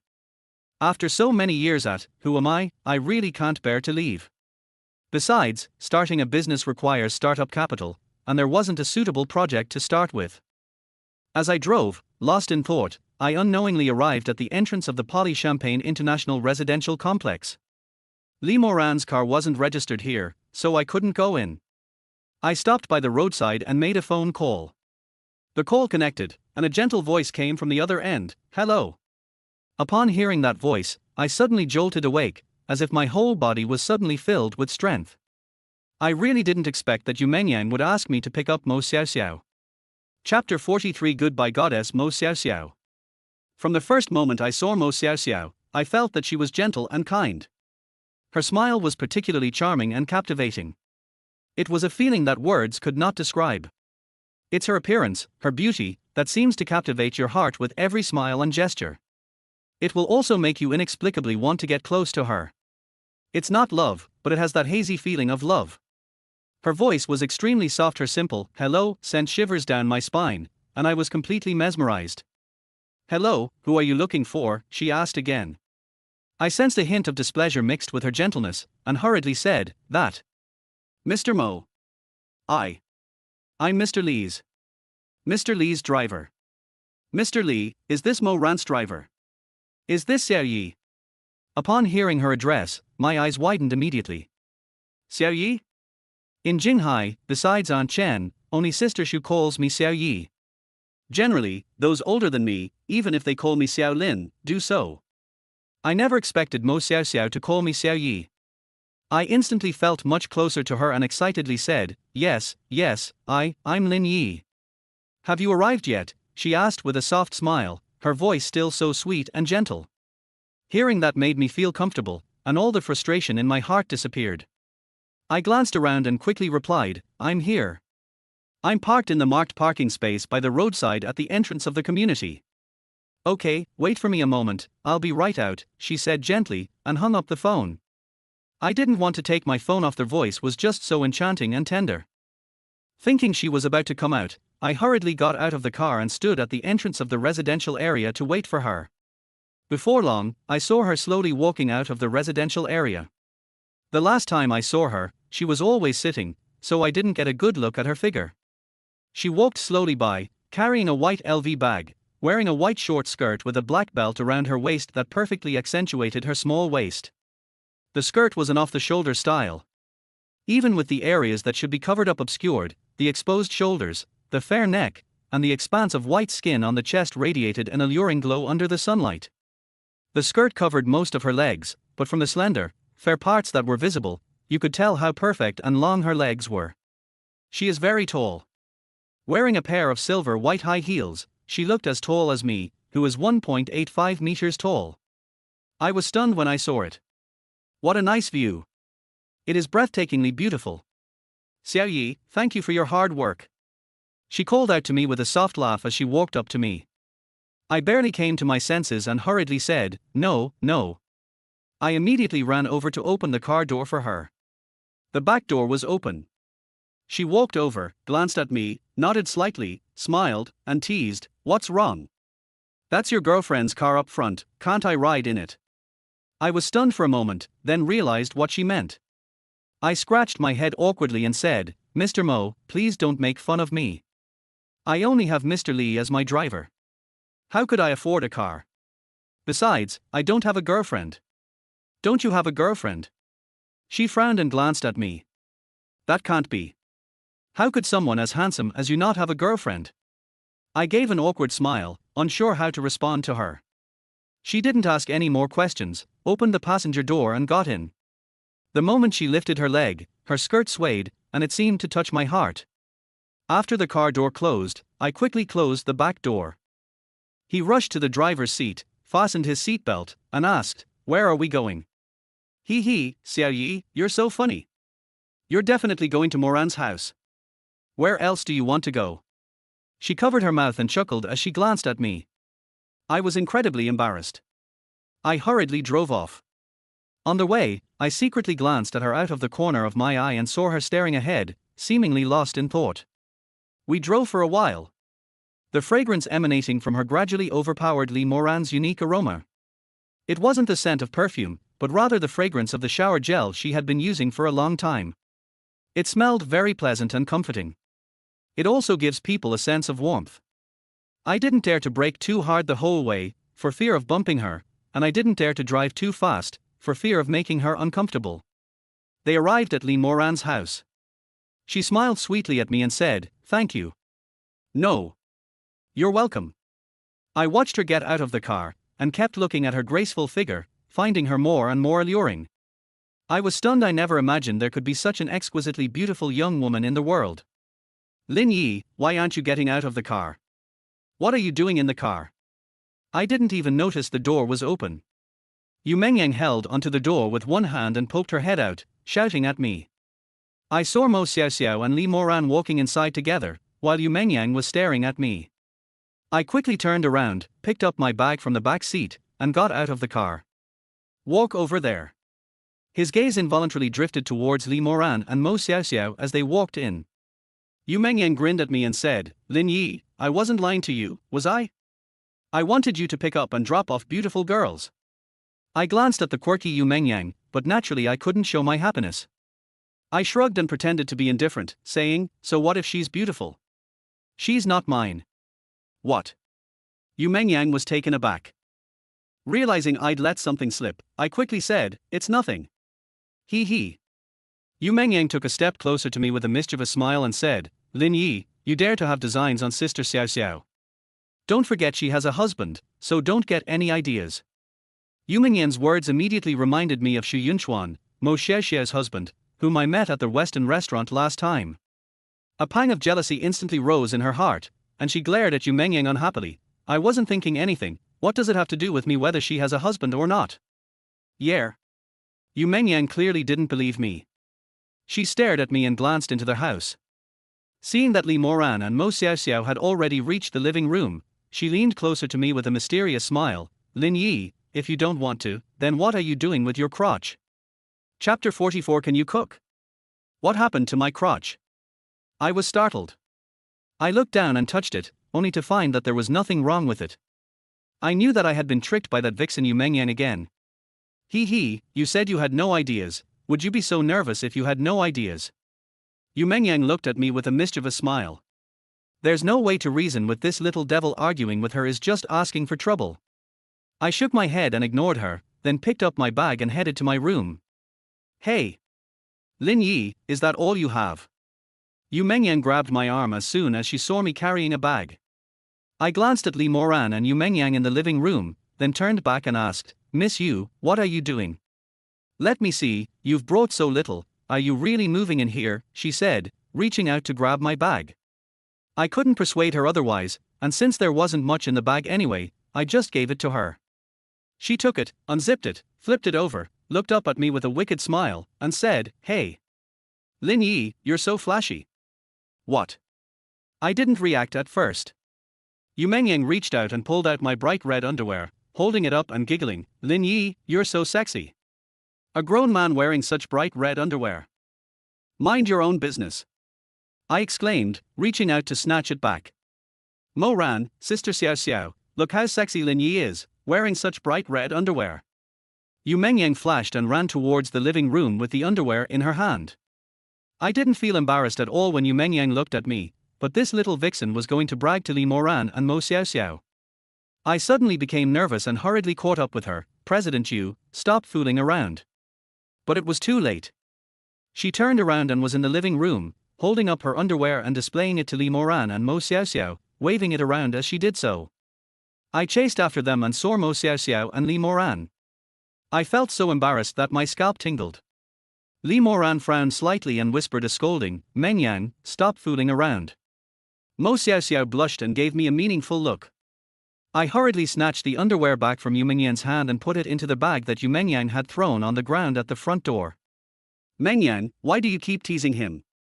I finished packing and got up to go to my room to put my bag away when I heard Li Moran talking to Yu Mengyang. Yu Mengyang chuckled, Mo Ran, don't you find your driver quite amusing? He even blushes when teased. She is indeed quite cute. I didn't expect Mo Xiaoxiao to say that too.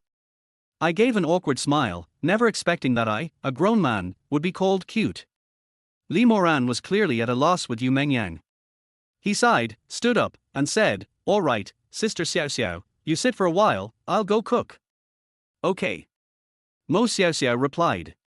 Yu Mengyang stood up and said, Mo Ran, let me help. You should sit down. If you help, I doubt any of the four of us will have anything to eat tonight.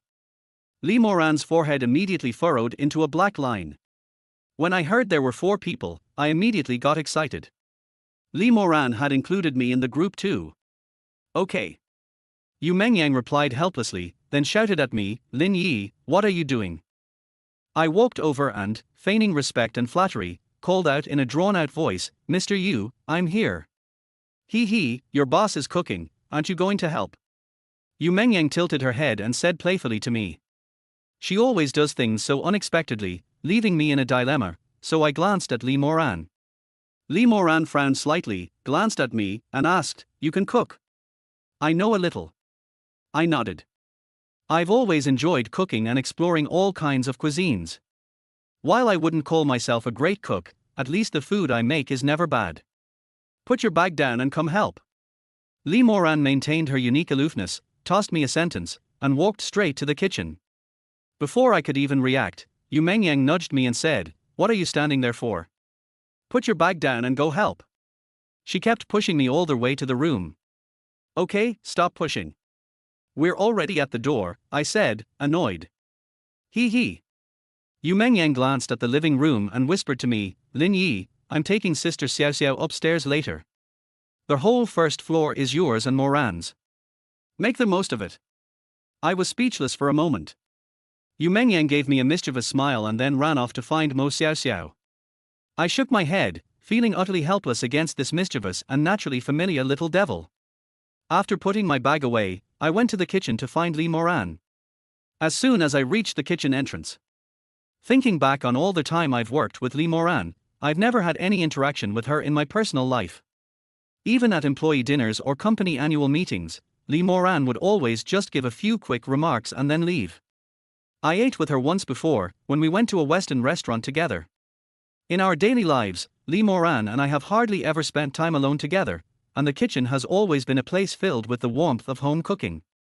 Cook with her. I felt something was off, so I took a deep breath before walking over and opening the kitchen door. I saw Li Moran wearing a very cute apron, squatting there peeling potatoes. As soon as I saw that cute apron, I couldn't help but laugh. Li Moran looked up at me, her delicate brows furrowing slightly. "What are you laughing at?" As she spoke, she glanced at her chest. "Mr. Li, I just noticed you were wearing such a cute apron," I quickly explained. "Is that not allowed?" She gave me a cold look, finished peeling the potato, stood up, and said to me, "There's only one apron at home, and we don't have any extras. Go take a shower after you finish cooking." "Oh, it's nothing. I'm a rough guy, I'm not that fussy." I smiled. "You mean I'm being dramatic?"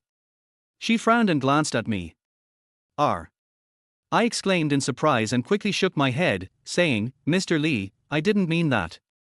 Li Moran didn't say much, put the potatoes aside and said to me, "Why don't you cut the potatoes into shreds and make some hot and sour shredded potatoes?" She said this to me in a consultative tone. Having known her for so long, she always spoke to me in a commanding tone. Now she was actually discussing things with me, and I was immediately flattered and didn't even have time to react. "What are you standing there for? Can't you cut it?" She frowned slightly as she looked at me when she saw me standing there. "No, no." I quickly shook my head and said with an awkward smile, "Mr. Li, actually, it's just that you're suddenly being so polite with me, I'm not used to it." Li Moran ignored me and walked away. I glanced back and saw her getting eggs. Looking at her, dressed like a little cook in an apron, I realized she wasn't as scary as I'd imagined. I instantly felt much closer to her. Chapter 45. Let's taste this soup. Li Moran took out an egg, cracked it skillfully, and her serious expression as she twisted her body was truly captivating. Her alluring figure swayed gently with the movements of her hands, captivating anyone who glanced at her. "Don't go too far," she suddenly frowned and snorted. I was stunned for a moment, not quite realizing what was happening, when I saw her turn her back to me. That's when I realized she knew I was staring at her. Staring at someone is always impolite. I touched my nose and felt a little embarrassed, but I couldn't help but steal a glance at her and clearly saw a blush on her pretty face. I was secretly delighted. I never expected Li Moran to be shy. The reason I've always been afraid of Li Moran, besides the fact that she dislikes me, is that deep down I've always admired and respected her. She is clearly a woman who could make a living based on her looks, but she chooses to rely on her talent. In terms of lingerie design, I dare not claim that I can compare with the top international designers, but I am confident that I am one of the best in Jinghai. I deserve much credit for the success of Li Moran's Who Am I? However, she could immediately tell what kind of market response my lingerie design would have, and even predict how much profit this lingerie would bring to the Who Am I company. This ability alone is not something I can claim to possess. This is actually why I've stayed with Who Am I? When I first joined Who Am I, my sister wasn't sick yet, and I became famous overnight with a front-opening, alluring lingerie. At that time, many companies in the same industry offered me high salaries to poach me. I stayed at Who Am I? Aside from some unreliable notions of loyalty that existed within him, it was mostly for Li Moran. The kitchen is a place full of warmth and life. It is also the place that best brings people a sense of warmth and home. Looking at her, I felt a warmth in my heart. I picked up the cleaver and, while chopping potatoes, asked, "Mr. Li, why do you dislike me so much?" I already knew the answer to this question from dating apps. But that was, after all, as a stranger. I still want to hear what Li Moran has to say in person. Does it matter? She cracked the eggs, put them down, and glanced at me with a frown. I was momentarily stunned and didn't know how to respond. Hurry up and cut it, she urged me, then turned and walked to the refrigerator, taking out the seafood she had prepared earlier. There was a king crab, a golden pomfret, several abalone all single-headed, salmon, and, most outrageously, a box of caviar. This meal alone is worth more than 10,000 yuan. That's more than my monthly guaranteed salary, and I felt the gap between us again. Looking at the shredded potatoes in my hand, I realized they were nothing compared to these top-quality ingredients. Mr. Lee, you've prepared so many delicious dishes, why are you still stir-frying shredded potatoes? I asked sourly. Are you complaining that it's not presentable? Lee Moran saw through my thoughts. I saw her staring at me, and knowing I couldn't hide it from her, I nodded. Every dish has its own essence. Even shredded potatoes, if you stir-fry them well, their taste and value may not be inferior to king crab. Lee Moran said as he took out a frying pan and began to fry the golden pomfret. The seafood she bought, especially the high-end varieties, was already semi-finished, with the heads, tails, and scales removed, so it didn't need any further processing and could be cooked directly. From Lee Moran's skillful movements, it's clear that she cooks often and is quite good at it. I really didn't expect that she, a dignified female boss of a company, would actually know how to cook. I looked at Lee Moran with newfound respect, pondering her words and wondering if she was implying something, or if she was referring to me. Bai Jinyao is a king crab. I am this shredded potato. For some reason, I thought of Bai Jinyao. I glanced at Lee Moran and really wanted to ask her about her relationship with Bai Jinyao, but then I thought it would be too abrupt, so I didn't. After I finished shredding the potatoes, I asked, is there anything else I need to do? Pass me that bottle of soy sauce, she said, pointing to the condiments on the side of the cupboard. Okay. I found some soy sauce and handed it to her. She was busy in the pot and didn't even look at me, casually taking the soy sauce from me. Her fingers brushed across my palm, and seeing her focused expression, I realized that they say a focused woman is the most beautiful, especially one as naturally beautiful as her. My heart immediately started pounding. Don't just stand there, go tidy up the table for me, she called out when she saw me standing there in a daze. Oh. I replied and hurriedly went to tidy up the table. She directed the entire process from then on. I did whatever she told me to do. Despite being a pretty good cook, it seemed like I had no chance to use my skills in front of her. Yu Mengyang just asked me to help her, and I felt I had to show off my skills in front of her. Little did I know that I wouldn't have a chance to perform at all. Even if you gave me ingredients like king crab, I wouldn't know how to prepare them. Lee Moran was so skilled at everything she did, plating, steaming, blanching the abalone, making the broth. She had everything prepared in advance. If I were to cook this single-headed abalone, I probably wouldn't even know where to begin. Lin Yi, try this soup and see how it tastes. I was lost in thought about money when Lee Moran suddenly called out to me. She scooped up a spoonful of soup and handed it to me. I was stunned. She tasted the soup when she ladled it out, and now that I'm tasting it, doesn't that mean I've drunk the soup she drank and tasted the flavor she tasted, and then I'm indirectly kissing her? Chapter 46 Scolded. What are you doing? Lee Moran had no idea about the problem. She frowned and glanced at me. When she saw me staring at her with wide eyes, she realized what the problem was. Her pretty face flushed, and she tried to take the soup spoon away. How could I possibly let go of this once-in-a-lifetime opportunity to increase my intimacy with her? I quickly grabbed her hand, brought my lips to her mouth, and slurped all the soup into my mouth. No one even noticed that the soup had just been scooped up. The ladle was hot, and the soup was even hotter. I slurped it down, and my lips were burned. The soup burned my throat and all the way down to my stomach, so hot that tears welled up in my eyes. But I held my breath so as not to lose face in front of Lee Moran. It's delicious, I said, forcing myself to endure the pain. Phut. Seeing my face turn red, Lee Moran couldn't help but laugh, then rolled her eyes at me and scolded me reproachfully, "You're such a child. Don't you know it's hot?" The reproachful tone was tinged with a hint of concern. Especially her melancholy expression, which is even more captivating. I smiled knowingly. It's not hot. Really? Lee Moran frowned and glanced at me. A little, I admitted with an awkward smile. After all, it would be a lie to say that the hot soup wasn't scalding. Serves you right. Lee Moran glared at me, then turned and went to the refrigerator to take out a bottle of yogurt and handed it to me, drink something cold, it will make you feel better. Thank you. I accepted the yogurt, flattered. Lee Moran glanced at me, probably not expecting me to be so silly, and then laughed. I opened the yogurt, looked at her smile, and was stunned again. Her smile is absolutely beautiful. He picked up the yogurt, took a big sip, and couldn't help but praise, "Mr. Lee, you have a beautiful smile." What? She was ladling soup with a spoon and didn't hear me. She turned around and glanced at me.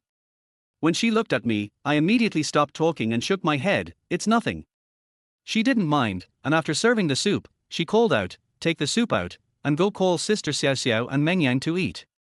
I'll stir-fry some shredded potatoes." Okay. I nodded and reached for the soup. Lee Moran looked at it and scolded, "What are you doing? Aren't you afraid of getting burned?" I gave an awkward smile and scratched my head. Lee Moran glared at me, picked up 2 rags from the side and handed them to me, watching me take them. She shook her head and turned to cook. I had made a fool of myself, and I didn't dare to stay still. I quickly took the soup out and put it on the dining table, then went to the living room and called upstairs, "Mr. Mo, Mr. Yu, dinner's ready." The sound faded. Mo Xiao Xiao and Yu Mengyang walked out of the house laughing and joking. Mo Xiao Xiao's pretty face still had a blush on it, and her shy appearance made her mature charm even more intoxicating. Her little face looked like a ripe peach in June, making people want to take a bite. Noticing Yu Mengyang staring at me, I quickly looked away. Seeing Mo Xiao Xiao come down, I smiled politely at her and said, "Ms. Mo, dinner is ready." Mo Xiao Xiao responded softly, "Xiao Yi, actually, don't keep calling me President Mo, it's annoying. If you don't mind, I'm probably older than you can just call me sister." I was a little scared, especially since Yu Mengyang was standing next to me the whole time. I felt like she was about to do something bad, so I was always on guard. "Why don't you want to?" Mo Xiao Xiao looked at me and smiled gently. No. I quickly shook my head, glanced at her, and whispered, "Sister." Mo Xiao Xiao smiled with satisfaction and walked to the dining table. I hurriedly tried to catch up, but Yu Mengyang grabbed my arm. "What are you doing?" I turned around and glanced at Yu Mengyang. When Yu Mengyang saw my resentful look, she pouted and said aggrievedly, "Oh, you're being mean to me now that Sister Xiao Xiao is backing you up." Seeing her on the verge of tears, I couldn't help but laugh and say, "Miss, I didn't mean it that way, it's just. I really didn't mean to be mean to her. I just find her quite annoying. HMPH. You don't know how to explain it now, do you?" Yu Mengyang huffed, and said aggrievedly, "I just saw you staring at Sister Xiao Xiao, and I thought you must be curious about why Xiao Xiao blushed. I even wanted to secretly tell you a secret, but you scolded me. I'm not telling you anymore." She stomped her foot as she spoke, her cute and coquettish manner instantly breaking my defenses. "Miss, I'm not being mean to you. It's just that you were pulling me." I was worried that if President Lee and Sister Xiao Xiao saw this, they might misunderstand and ruin your reputation. I hurriedly pulled her back and explained shamelessly, "I don't believe it." Yu Mengyang glared at me and pinched my arm. I gasped in pain, wanting to scream, but afraid Lee Moran and Mo Xiao Xiao would hear, so I whispered, "What are you doing? Does it hurt?" "I'm not in pain," Yu Mengyang snorted, then skipped and hopped triumphantly toward the restaurant. I'm really at my wit's end with her devilish charm. Looking at her swaying figure, her tiny waist that could be encircled with one hand, and her perky buttocks, she was truly alluring.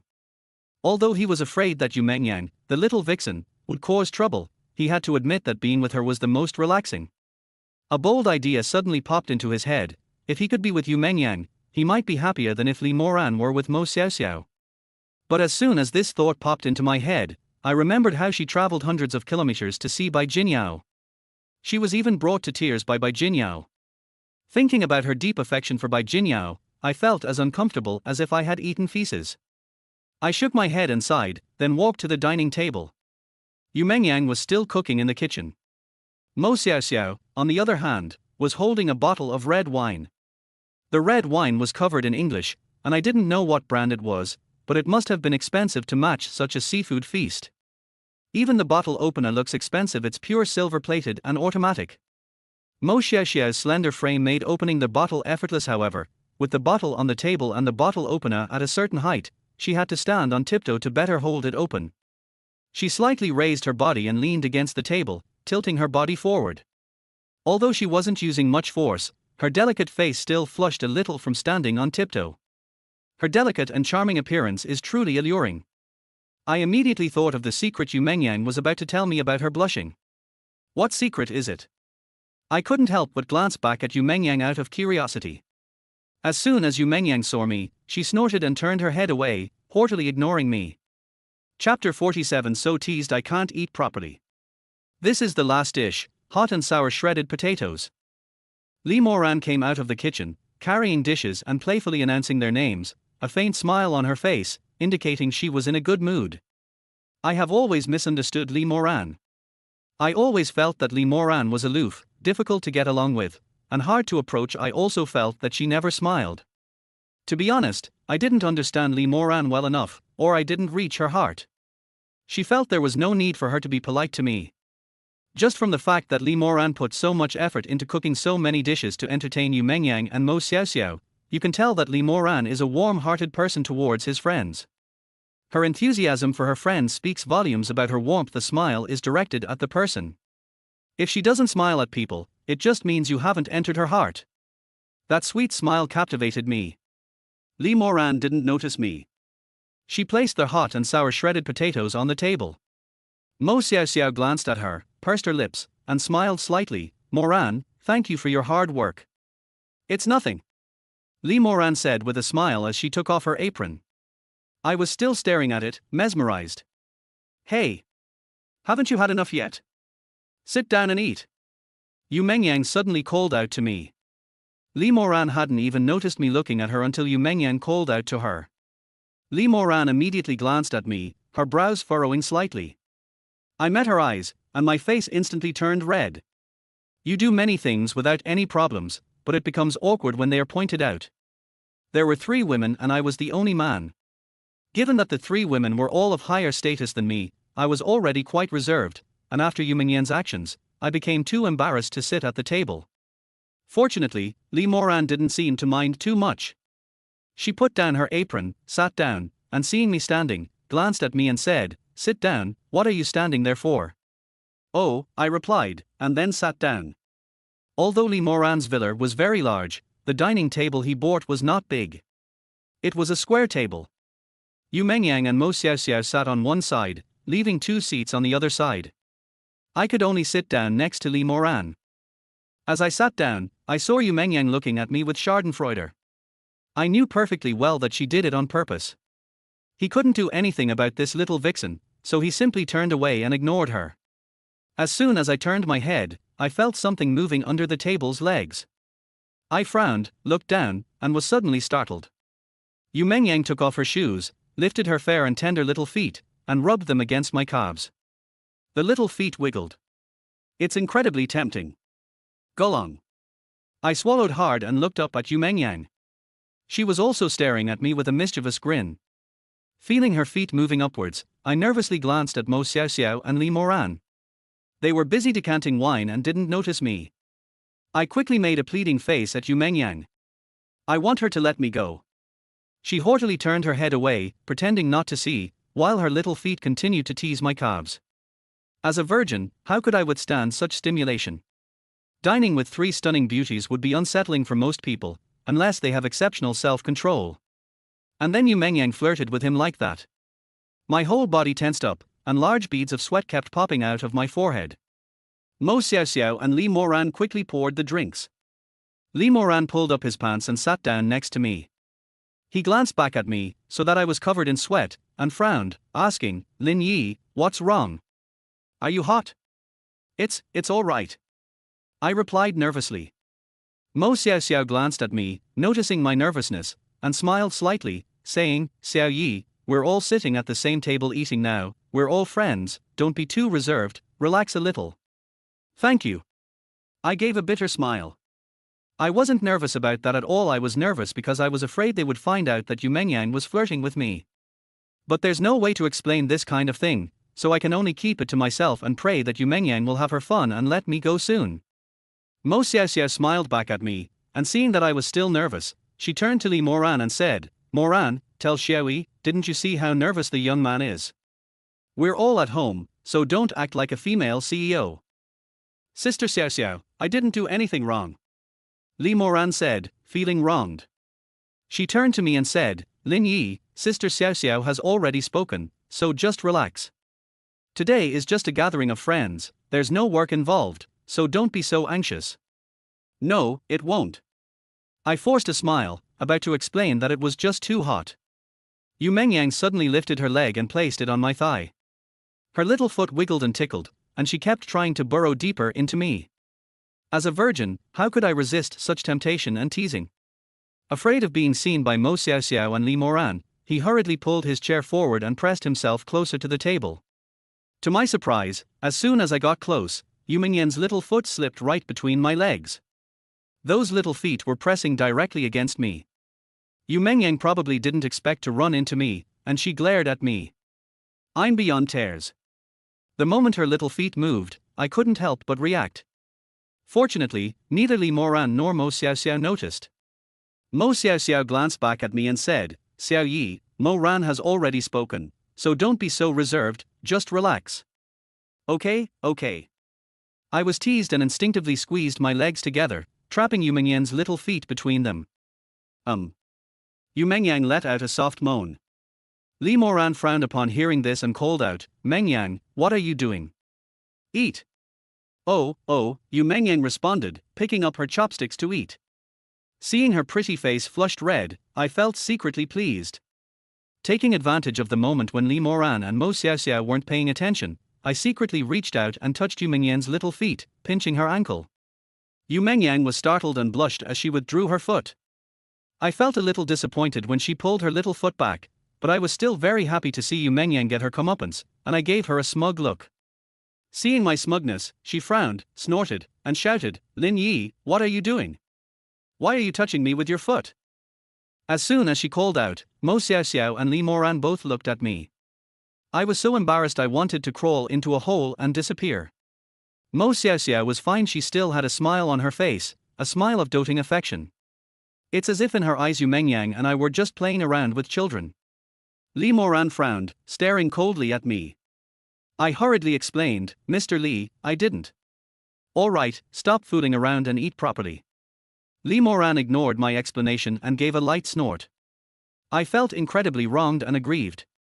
Yu Mengyang gave me a smug giggle, then turned to Li Moran and said, Moran, you're a bit naughty, little driver. Don't talk about others, you're no better than them. Li Moran gave Yu Mengyang a reproachful look. When I saw that Yu Mengyang was also being criticized, I almost burst out laughing. What do you mean? Yu Mengyang immediately pouted and acted coquettishly towards Li Moran. Seeing this, Mo Xiao Xiao smiled gently and said, all right. Stop fooling around and eat properly. Don't let Mo Ran's good intentions go to waste. Look how well Mo Ran did and how much effort he put in. Xiao Yi, you should eat more too. You're the first man to taste Mo Ran's cooking. Mo Xiao Xiao smiled at me and even picked up a king crab leg for me. Thanks. I was flattered and said so, then looked at Li Moran with surprise. I never imagined that Li Moran was such a good cook, and that she would give me her first time. Chapter 48, 3 Women Chatting. Surprised as I was too embarrassed to ask, but I was secretly delighted. As soon as I turned around, I noticed Yu Mengyang staring at me. I couldn't help but frown. Li Moran chuckled, Lin Yi, your boss has given you his first time, are you happy? Mengyang. Upon hearing Yu Mengyang's words, Li Moran's pretty face flushed red, and she said with a hint of anger. That's right, it was your first time. Was it the first time you cooked for a man? I didn't say anything wrong. Yu Mengyang glanced at Li Moran and chuckled, Moran, you wouldn't be thinking about that first time, would you? What nonsense are you talking about? Li Moran was both amused and exasperated. Clearly, she couldn't do anything about Yu Mengyang, that little devil. Not to mention them, it was like gods fighting. They stood there, not daring to move or even breathe, afraid that their breathing would be too loud and cause trouble. Seeing Li Moran's aggrieved expression, Mo Xiao Xiao smiled gently and said, Moran, Mengyang is right. This is your first time cooking for a man. Sister Xiao Xiao. Li Moran didn't expect Mo Xiao Xiao to tease her, and pouted a little in grievance. Hee, Moran, let's relax during dinner. Chatting will make it more fun and lively. Mo Xiao Xiao chuckled, picked up the wine dispenser that had just been used to pour red wine, shook it, and stood up, saying, "The wine needs to breathe. I'll pour it." Li Moran looked helpless, rolled her eyes at Yu Mengyang, and angrily picked up a crab leg and threw it at Yu Mengyang. "You brat, what are you looking at? Eat your food." Yu Mengyang happily picked up a crab leg and started munching on it, shaking her head as she did so. Mo Xiaoxiao quickly poured the wine, first giving Li Moran and Yu Mengyang each a glass, and then handing me a glass. I was too embarrassed to accept it, so I glanced at Li Moran. "Xiao Yi, nothing much to do tonight, a little red wine won't hurt," Mo Xiaoxiao said gently to me. Seeing me looking at Li Moran, she understood and complained to Li Moran, "Moran, say something." Li Moran rolled her eyes at me and said, "Didn't I just tell you not to be so reserved? This isn't work. If you want to drink, just have some. Why are you looking at me?" "Thank you," I said, accepting the wine. With the wine, things got lively. We toasted each other. As they ate and drank, the conversation gradually unfolded. Of course, they usually do the talking, and I just listen. At first, they were a little hesitant to chat, but after a glass of red wine, as the alcohol took effect, they became more and more open in their conversation. They even talked about bust size. It seems that Mo Xiaoxiao has grown a lot in recent times. I glanced at it, and it was indeed big. When Mo Xiaoxiao saw me looking at her, her pretty face flushed and she said, "Don't talk nonsense, it's not bigger than Mengyan's." Yu Mengyang chuckled and glanced at Li Moran, saying, "Where am I the biggest? The biggest one should be Li Moran. Where am I too big?" Li Moran clearly lost confidence and even secretly glanced at me. I blushed immediately and hummed, "Well, how about I get off the table first?" "Fine." The three of them spoke at the same time. If Mo Xiaoxiao and Yu Mengyang say that, I wouldn't be surprised. What surprised me most was that Li Moran didn't seem to mind me being there, and I stared at her intently. When she saw me staring at her, she pouted and said, "Why are you looking at me like that?" Ignoring me, Yu Mengyang stared intently at Mo Xiaoxiao and giggled, "Sister Xiaoxiao, I really feel like you've grown up again. Is it because you're being pampered by brother-in-law Yunchuan? What nonsense are you talking about?" Mo Xiaoxiao glanced at me coquettishly, sighed, and said with a hint of grievance, "Alas, Xu Yunchuan hasn't touched me for a year." Upon hearing Mo Xiaoxiao's words, my eyes lit up, and I glanced at her curiously. Li Moran and Yu Mengyang both turned to look at her. Mo Xiaoxiao took a deep breath and shook her head. "Actually, I don't know why either. Anyway, the two of us were very tacit and didn't think about it in that way." "You don't want to either?" I couldn't help but ask out of curiosity. All three women looked at me at the same time. Those three gazes felt like they were about to devour me, so I quickly reached for my drink and poured myself a glass to hide my embarrassment. Fortunately, they didn't say much. Yu Mengyang then turned to look at Mo Xiaoxiao. "Yeah, Sister Xiaoxiao, don't you want to either?" I was taken aback, then glanced at Li Moran and saw that she was also staring at Mo Xiaoxiao, so I couldn't help but smile. It turns out I wasn't the only one curious. They were curious too. I also looked expectantly at Mo Xiaoxiao. Mo Xiaoxiao's pretty face suddenly turned red, and she then beckoned us to come closer. I originally thought I would let Li Moran and Yu Mengyang stick together. I was just about to turn away to avoid suspicion. "Xiao Yi, come here too," Mo Xiaoxiao called out. I swallowed hard, leaned closer, and looked at Mo Xiaoxiao with anticipation. Li Moran and Yu Mengyang stared at Mo Xiaoxiao with equal anticipation. Come on." Mo Xiaoxiao waved to us mysteriously again, and waited until we were all close before she snorted and said, "You're all curious, huh? I won't tell you." That's when we realized we'd fallen for their trap. They all sighed in disappointment and returned to their seats. Li Moran, being a bit more reserved, raised his glass and said, "All right. Let's not talk about that anymore. Lin Yi is still here, so let's discuss something else." "Okay, sure." Mo Xiaoxiao agreed. Yu Mengyang reluctantly replied, "Is it fun to talk about these kinds of things?" "Then you go talk to Lin Yi," Li Moran said irritably. I was an innocent bystander caught in the crossfire. Yu Mengyang grinned and gave me a disdainful look. "I'm not going to talk to him, it's boring." "Boring?" I frowned, looking at her with a defiant expression. Yu Mengyang ignored me and picked up food with her chopsticks. After drinking with Li Moran, Mo Xiaoxiao suddenly turned around curiously and asked, "Xiao Yi, let's talk some more." tell me about you. Have you found a girlfriend yet? Not yet. I shook my head. What's wrong? Haven't you met anyone suitable? Mo Xiao Xiao asked me again. I immediately thought of Yu Mengyang encouraging me to pursue Li Moran, so I glanced at her. Yu Mengyang ignored me. I looked at Li Moran again, but she ignored me. Seeing my expression, Mo Xiao Xiao grinned and said, "What's wrong? I asked you a question, why are you looking at those two?" Chapter 49 by Jin Yao arrives. Exactly, why are you looking at us? Yu Mengyang snorted and rolled her eyes. The little devil is clearly trying to argue with me. Li Moran didn't even look at me, she sat there quietly and elegantly, drinking her soup. I was captivated by the elegant way she drank her soup. I understand.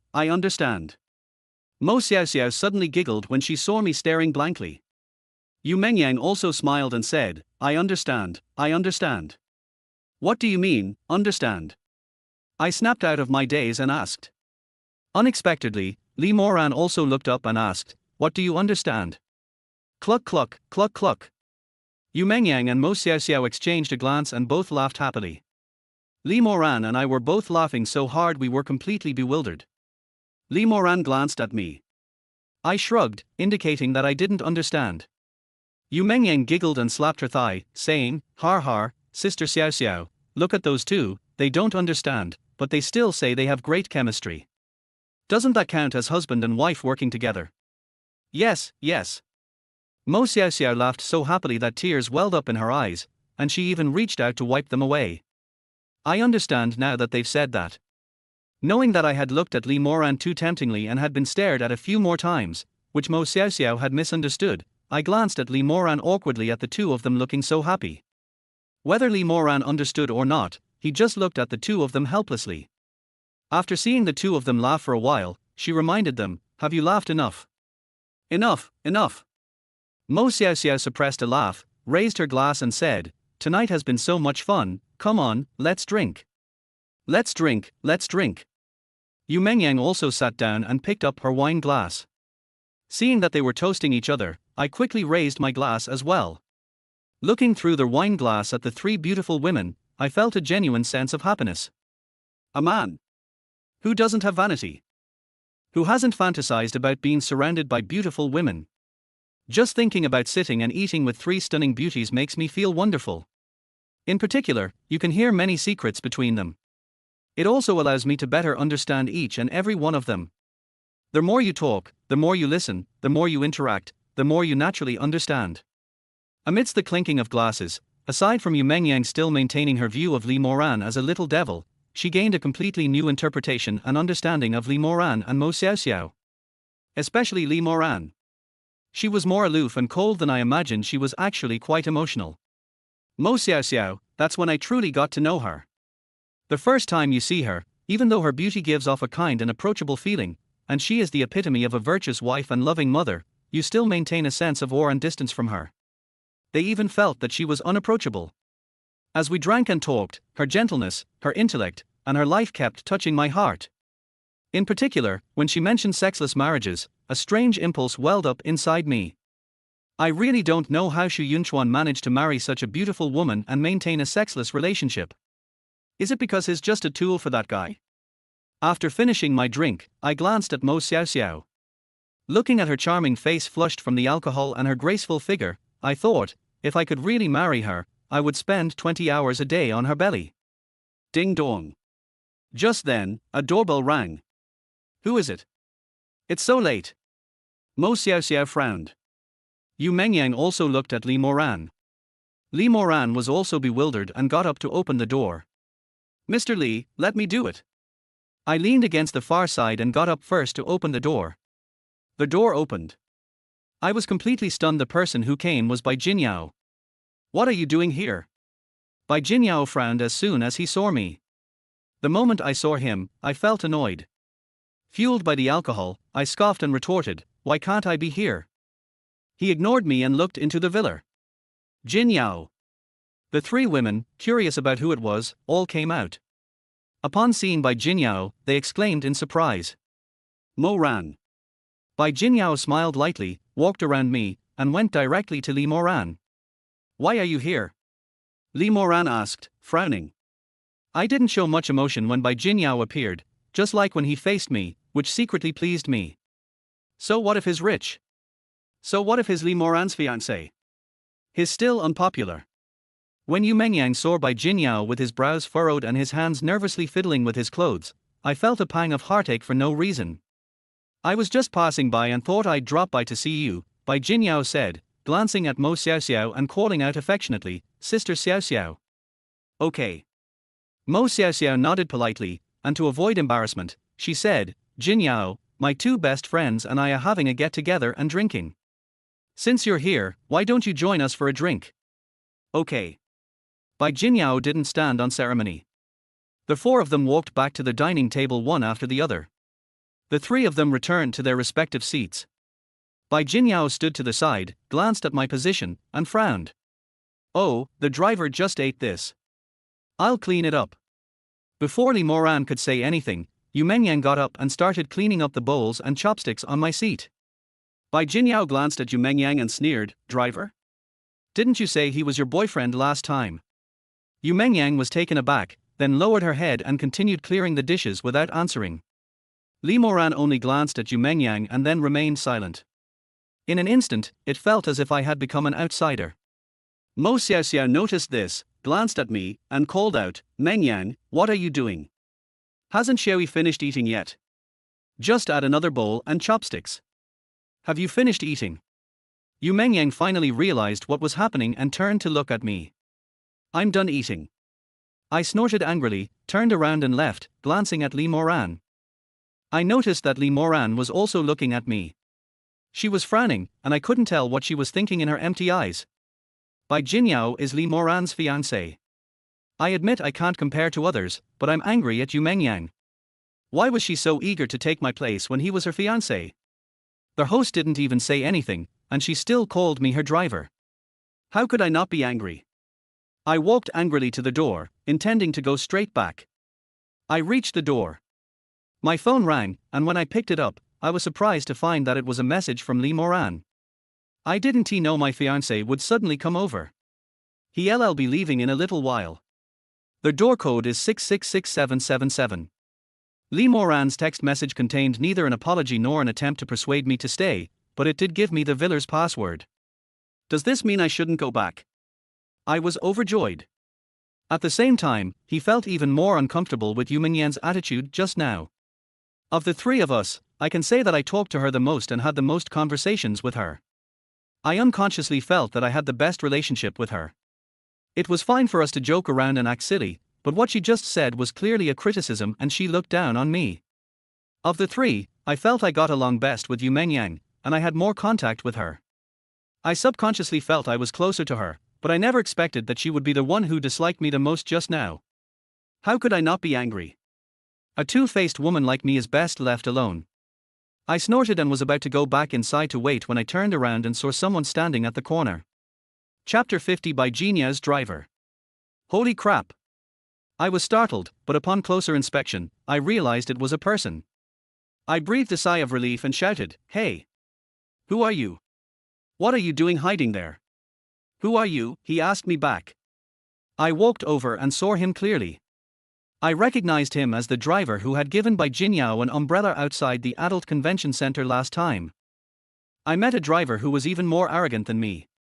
I chuckled and said, Hey! Who did I think it was? It's just Bai Jinya's driver.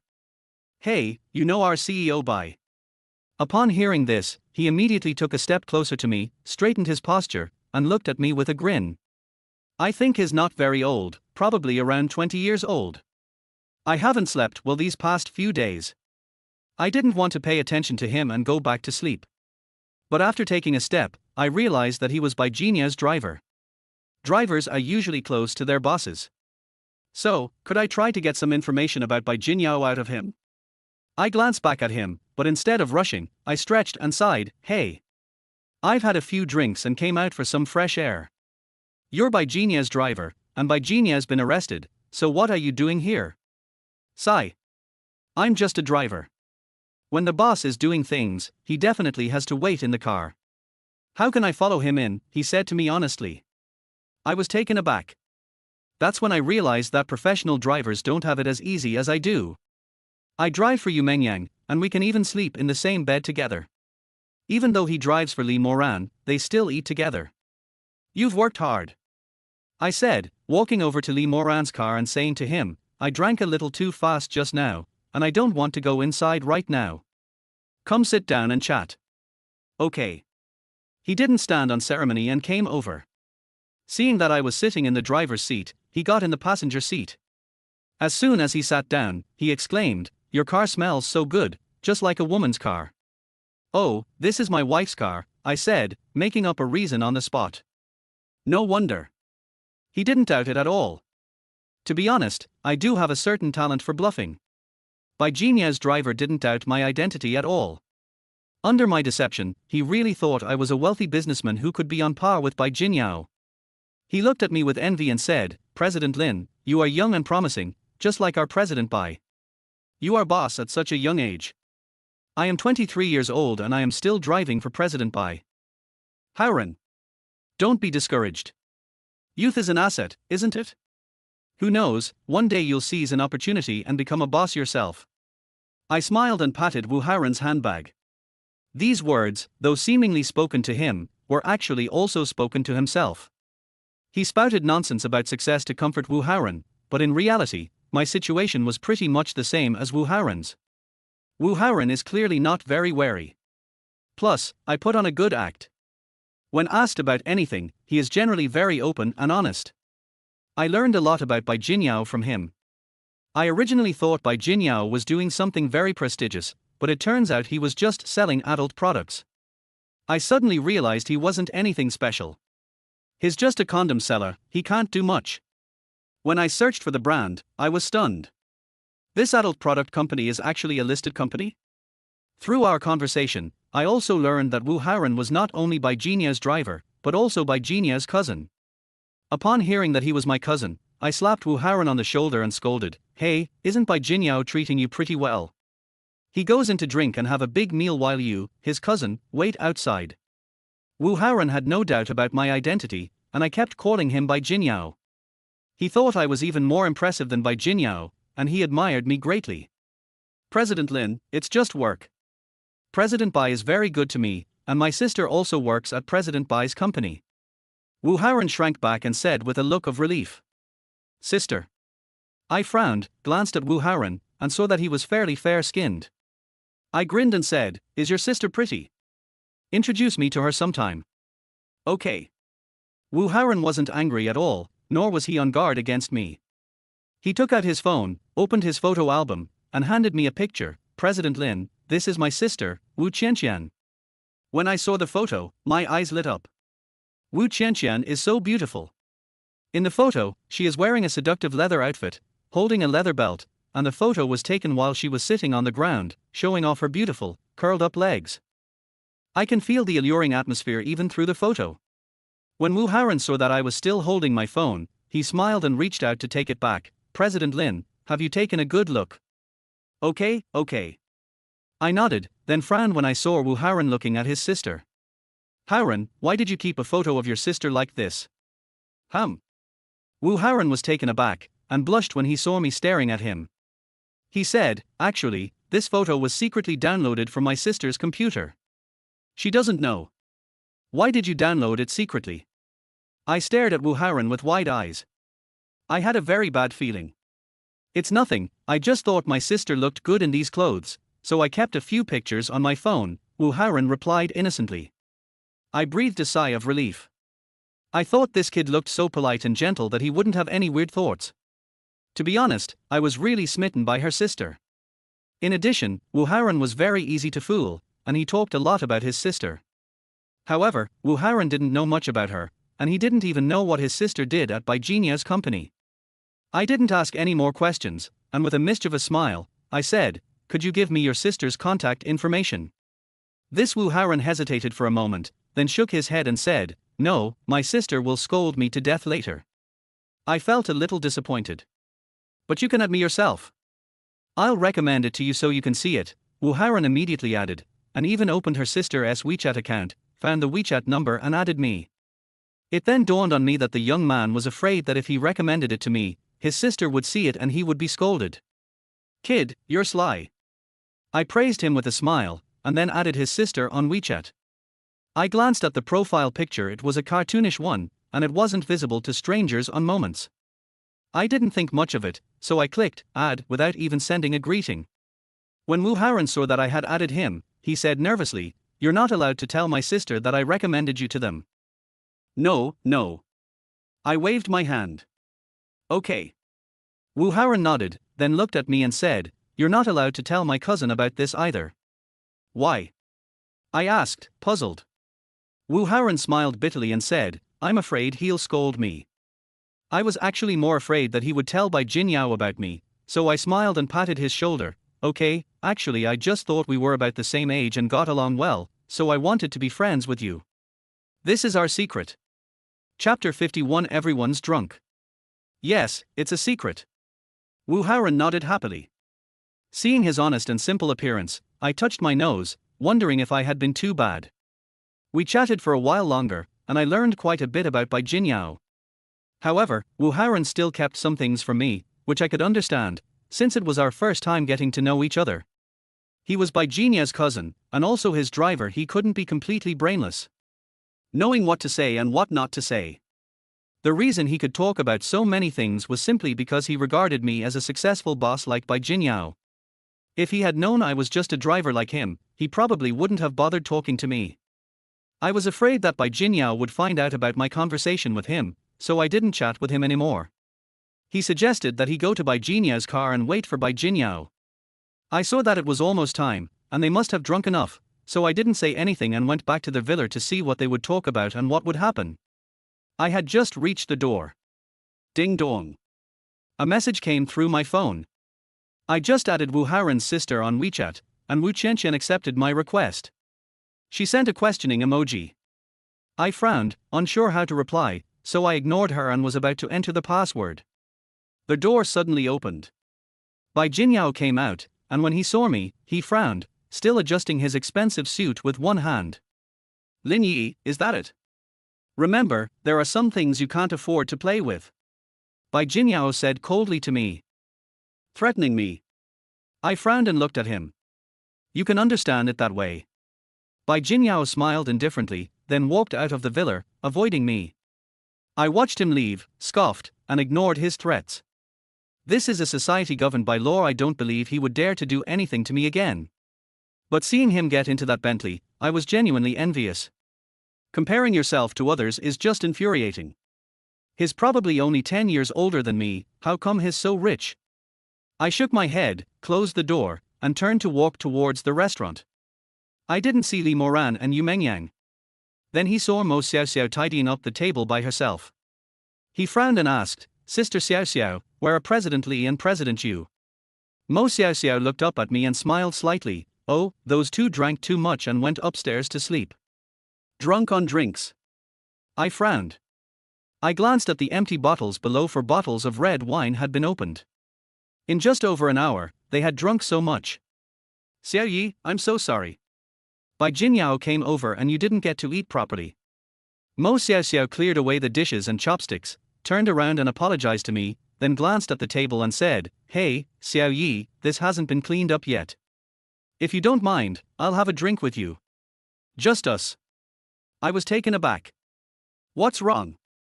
You can't drink anymore now that Mo Ran isn't here." Mo Xiaoxiao teased me. I immediately shook my head. "Sister Xiaoxiao, how could that be? It's my honor to drink with you. I'm just a little overwhelmed." "Then I won't pack anymore, come over here." Mo Xiaoxiao smiled and put the fat man down. Her face was flushed, and her eyes were misty. I could tell from her one look that she had drunk quite a bit.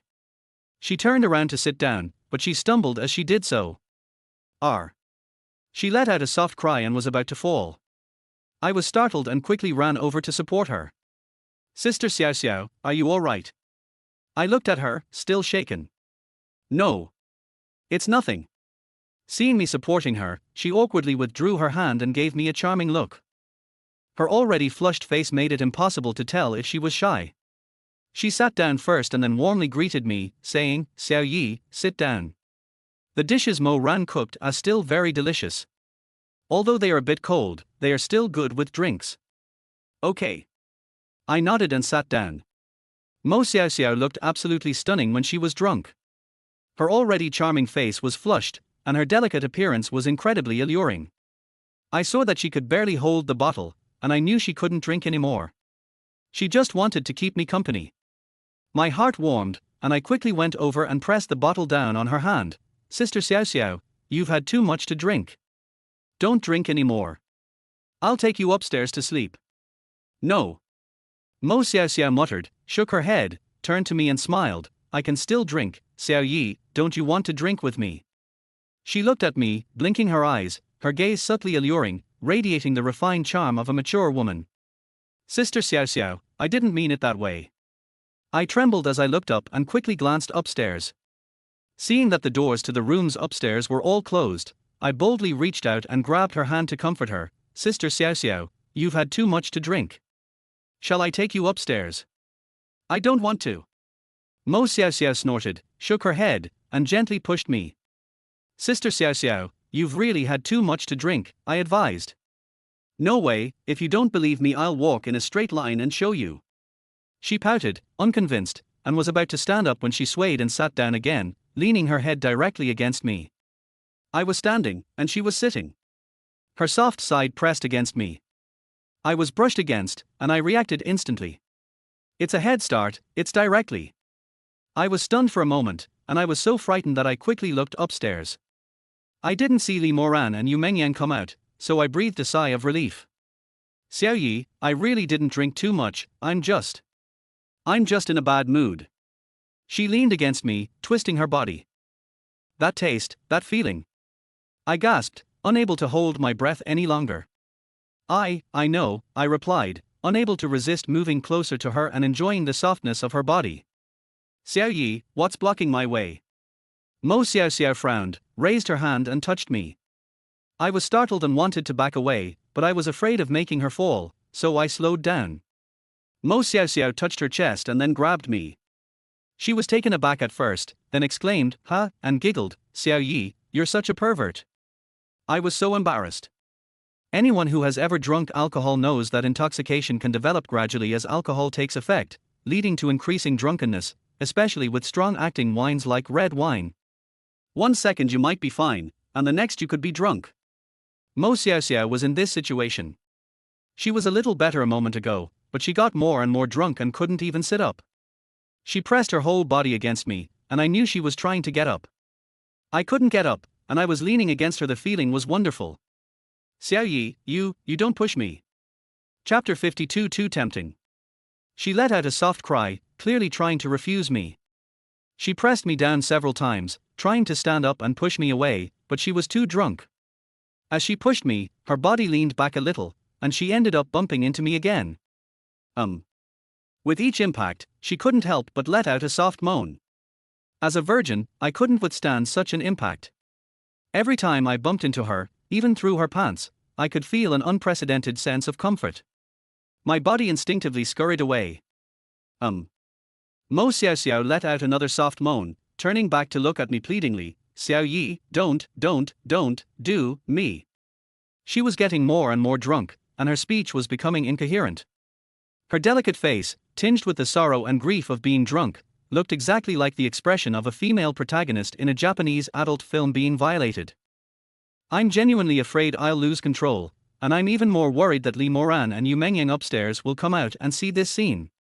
If they misunderstand and think I'm trying to take advantage of Mo Xiaoxiao while she's drunk, then I'll probably be in a situation where I can't clear my name no matter what. Sister Xiaoxiao, you calm down. I was reluctant to leave the comfortable feeling brought by the softness of Mo Xiaoxiao's body. But that thing isn't something you can get out by just rubbing it for a while. It used to take me more than half an hour just by hand. Even if it feels really good to rub against someone like that, if it's sporadic and infrequent, I reckon it would take an hour to finish. Besides, this kind of thing is inherently a private and enjoyable experience. I don't want to live in constant fear. Mo Xiaoxiao is getting more and more drunk, but who knows if she will remember it tomorrow. Last time, Li Moran was so drunk he was completely unconscious. I accidentally kissed her on the lips, and I got slapped the next day. Although Mo Xiaoxiao looks gentle and sweet like the girl next door, we've only just met her, and we don't yet know her attitude towards sex and relationships. I dare not provoke them. This can be considered a consequence of what Li Moran did last time: once bitten, twice shy. Xiao Yi, no. Let me lie down for a while. Mo Xiaoxiao leaned against me uncomfortably, her small mouth open, panting heavily. His pained expression was heartbreaking. What's most outrageous is that as she leaned against me and twisted her body, the neckline of her shoulder-length dress slid down a bit. She was already showing enough skin and was sexy enough, but now she was revealing all her alluring parts. The milky white breast petals she was wearing, I recognized them immediately from the corners I knew they were from. Who am I? A brand I designed. This product is characterized by its softness and is a best-selling item, primarily due to its ergonomic design. It protects women's privacy while maximizing the display of their figures. I know the entire structure and texture of the bra perfectly. Looking at her fair and rounded breasts, I felt like I was suffocating. Just then, Mo Xiaoxiao groaned again, twisting her body and saying, "Xiao Yi, don't push me, it hurts so much." She moaned and twisted her alluring body, her soft, delicate form sliding against me, leaving me in utter agony. I let go of her, but I was worried she would fall, so I could only hold her shoulders with both hands. The more this happens, the more painful it becomes. "Sister Xiaoxiao, cheer up, I'll carry you upstairs to sleep."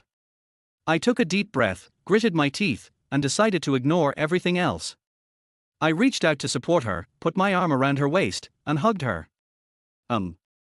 When I touched her, she let out another soft moan, gasping, don't touch me.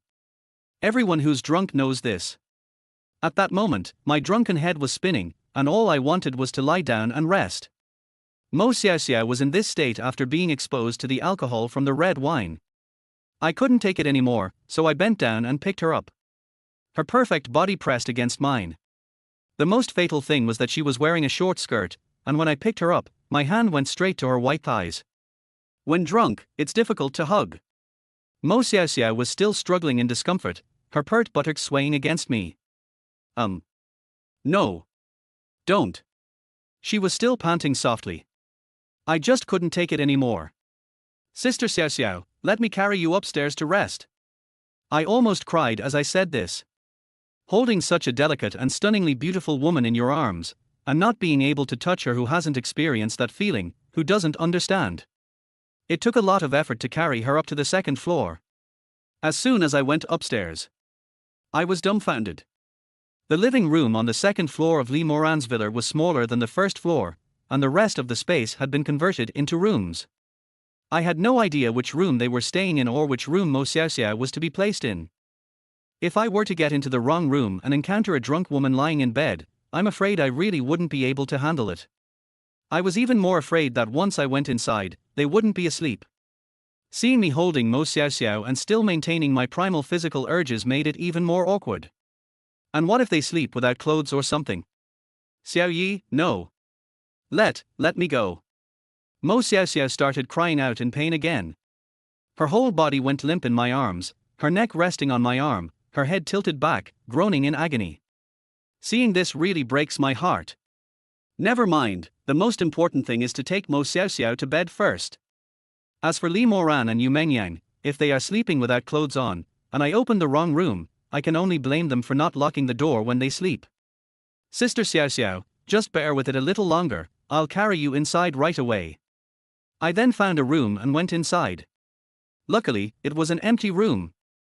I breathed a sigh of relief, quickly carried Mo Xiaoxiao to the bedside, and put her down. As soon as I put it down, I collapsed onto the ground. Carrying a beautiful, drunk woman was exhausting, so I went up and down the stairs, panting and sweating profusely. I sat up, fanned myself with my clothes, and took a breath. I looked back at Mo Xiaoxiao lying there, and she didn't seem to be in so much pain, so I breathed a sigh of relief. But she looked so sexy lying there like that. Most importantly, the off-the-shoulder neckline of her dress had already been pulled down, and her graceful figure was perfectly displayed in front of me. Look at her fair and smooth skin. I was secretly itching to reach out and pull down the skirt. I'd already taken it off this far, so I was sure it would all fall off if I pulled. A wicked thought welled up in his heart. I'll just look at her, not touch her, at most I'll hug her and rub against her. It's best not to bother her. Anyway, she's so drunk, she definitely won't know. Just a little rub, just a little rub. His wicked thoughts grew stronger, and he lifted one leg to lean against the bed, ready to climb on top. Mo Xiao Xiao suddenly let out a soft moan, turned over, and slapped my leg with one hand. I was so scared that I trembled all over and almost lost my soul. Suddenly my mind cleared up. Even though I only intended to take a look and brush against her without actually doing anything to her, I still felt it was too perverted. I quickly turned my face away and ran out, only breathing a sigh of relief when I got downstairs. It's so tempting. I shook my head, walked to the restaurant, and gulped down the glass of wine that Mo Xiao Xiao had just poured. I still couldn't suppress the rage in my heart, so I simply picked up the decanter and downed the rest of the bottle in one go. I exhaled a breath to calm myself down a bit, walked back to my room, pushed open the door, and as soon as I closed it and turned on the light, I was completely dumbfounded. Yu Mengyang actually slept in my bed. Chapter 53 Another Temptation. Having changed into her pajamas, she lay there, still hugging the blanket. Her cotton shorts couldn't contain her shapely buttocks, and her long, beautiful white legs were exposed, one leg resting on a cup, the other outstretched. Even in the dim light, one can almost see into the depths. Have I just come out of a group of female demons from the spider cave and fallen into the white-bone demon's cave? All the effort he had just put under the influence of red wine to suppress his impulse was wasted when he saw Yu Mingyang's graceful figure. The most important thing is that this little girl changed her pajamas right here in my room. They threw her clothes all over the floor, just her bra and underwear, lying there like that. I'm not the kind of person who's obsessive-compulsive or has obsessive-compulsive disorder. But she's not usually sloppy. What she can't stand is clothes lying around. She shook her head, picked up the clothes she'd thrown on the ground, and when she picked up the underwear, she realized it wasn't from, who am I? It's a foreign brand. She's Lee Moran's best friend. Even if she doesn't support Lee Moran's career, she should at least support domestic products. Wearing foreign brands is unacceptable. I was already resentful of Baijinia's attitude towards me when she arrived, and the fact that she was wearing foreign clothes made me even angrier at Yu Mengyang. My gaze was fixed on her, and I couldn't take my eyes off her. She had such a great figure lying there, she exuded an alluring charm. I breathed a sigh of relief and quickly turned around, intending to put the clothes aside. Out of professional habit, I frowned as I looked at the foreign product in my hand. I took a closer look at the design and details, but before I could see them clearly, I smelled a captivating fragrance wafting towards me. That light, fresh scent smells so wonderful. Most importantly, it has a unique feminine fragrance. The moment you inhale it, that unique feminine scent fills your lungs, instantly stimulating a man's hormones and arousing primal desires. One wave after another, I really can't take it anymore. That's perverted. I lunged at Yu Mingyang's undergarments, took a deep breath, and was completely captivated by the intoxicating fragrance. The evil fire burning within him continued to burn, so he looked towards Yu Mengyang. Even though I know that doing this would be unfair to Yu Mengyang. Despite all her mistakes, Yu Mengyang ultimately helped me pay for my sister's surgery. And after spending the last 2 days together, even though I hate her to the core, I know she's not a bad person at heart. She's just mischievous and loves to play pranks. However, the burning fire within my body continued to consume my conscience and slowly consumed my mind. With the red wine I had just drunk fermenting in my stomach, the alcohol entered my bloodstream and surged into my mind.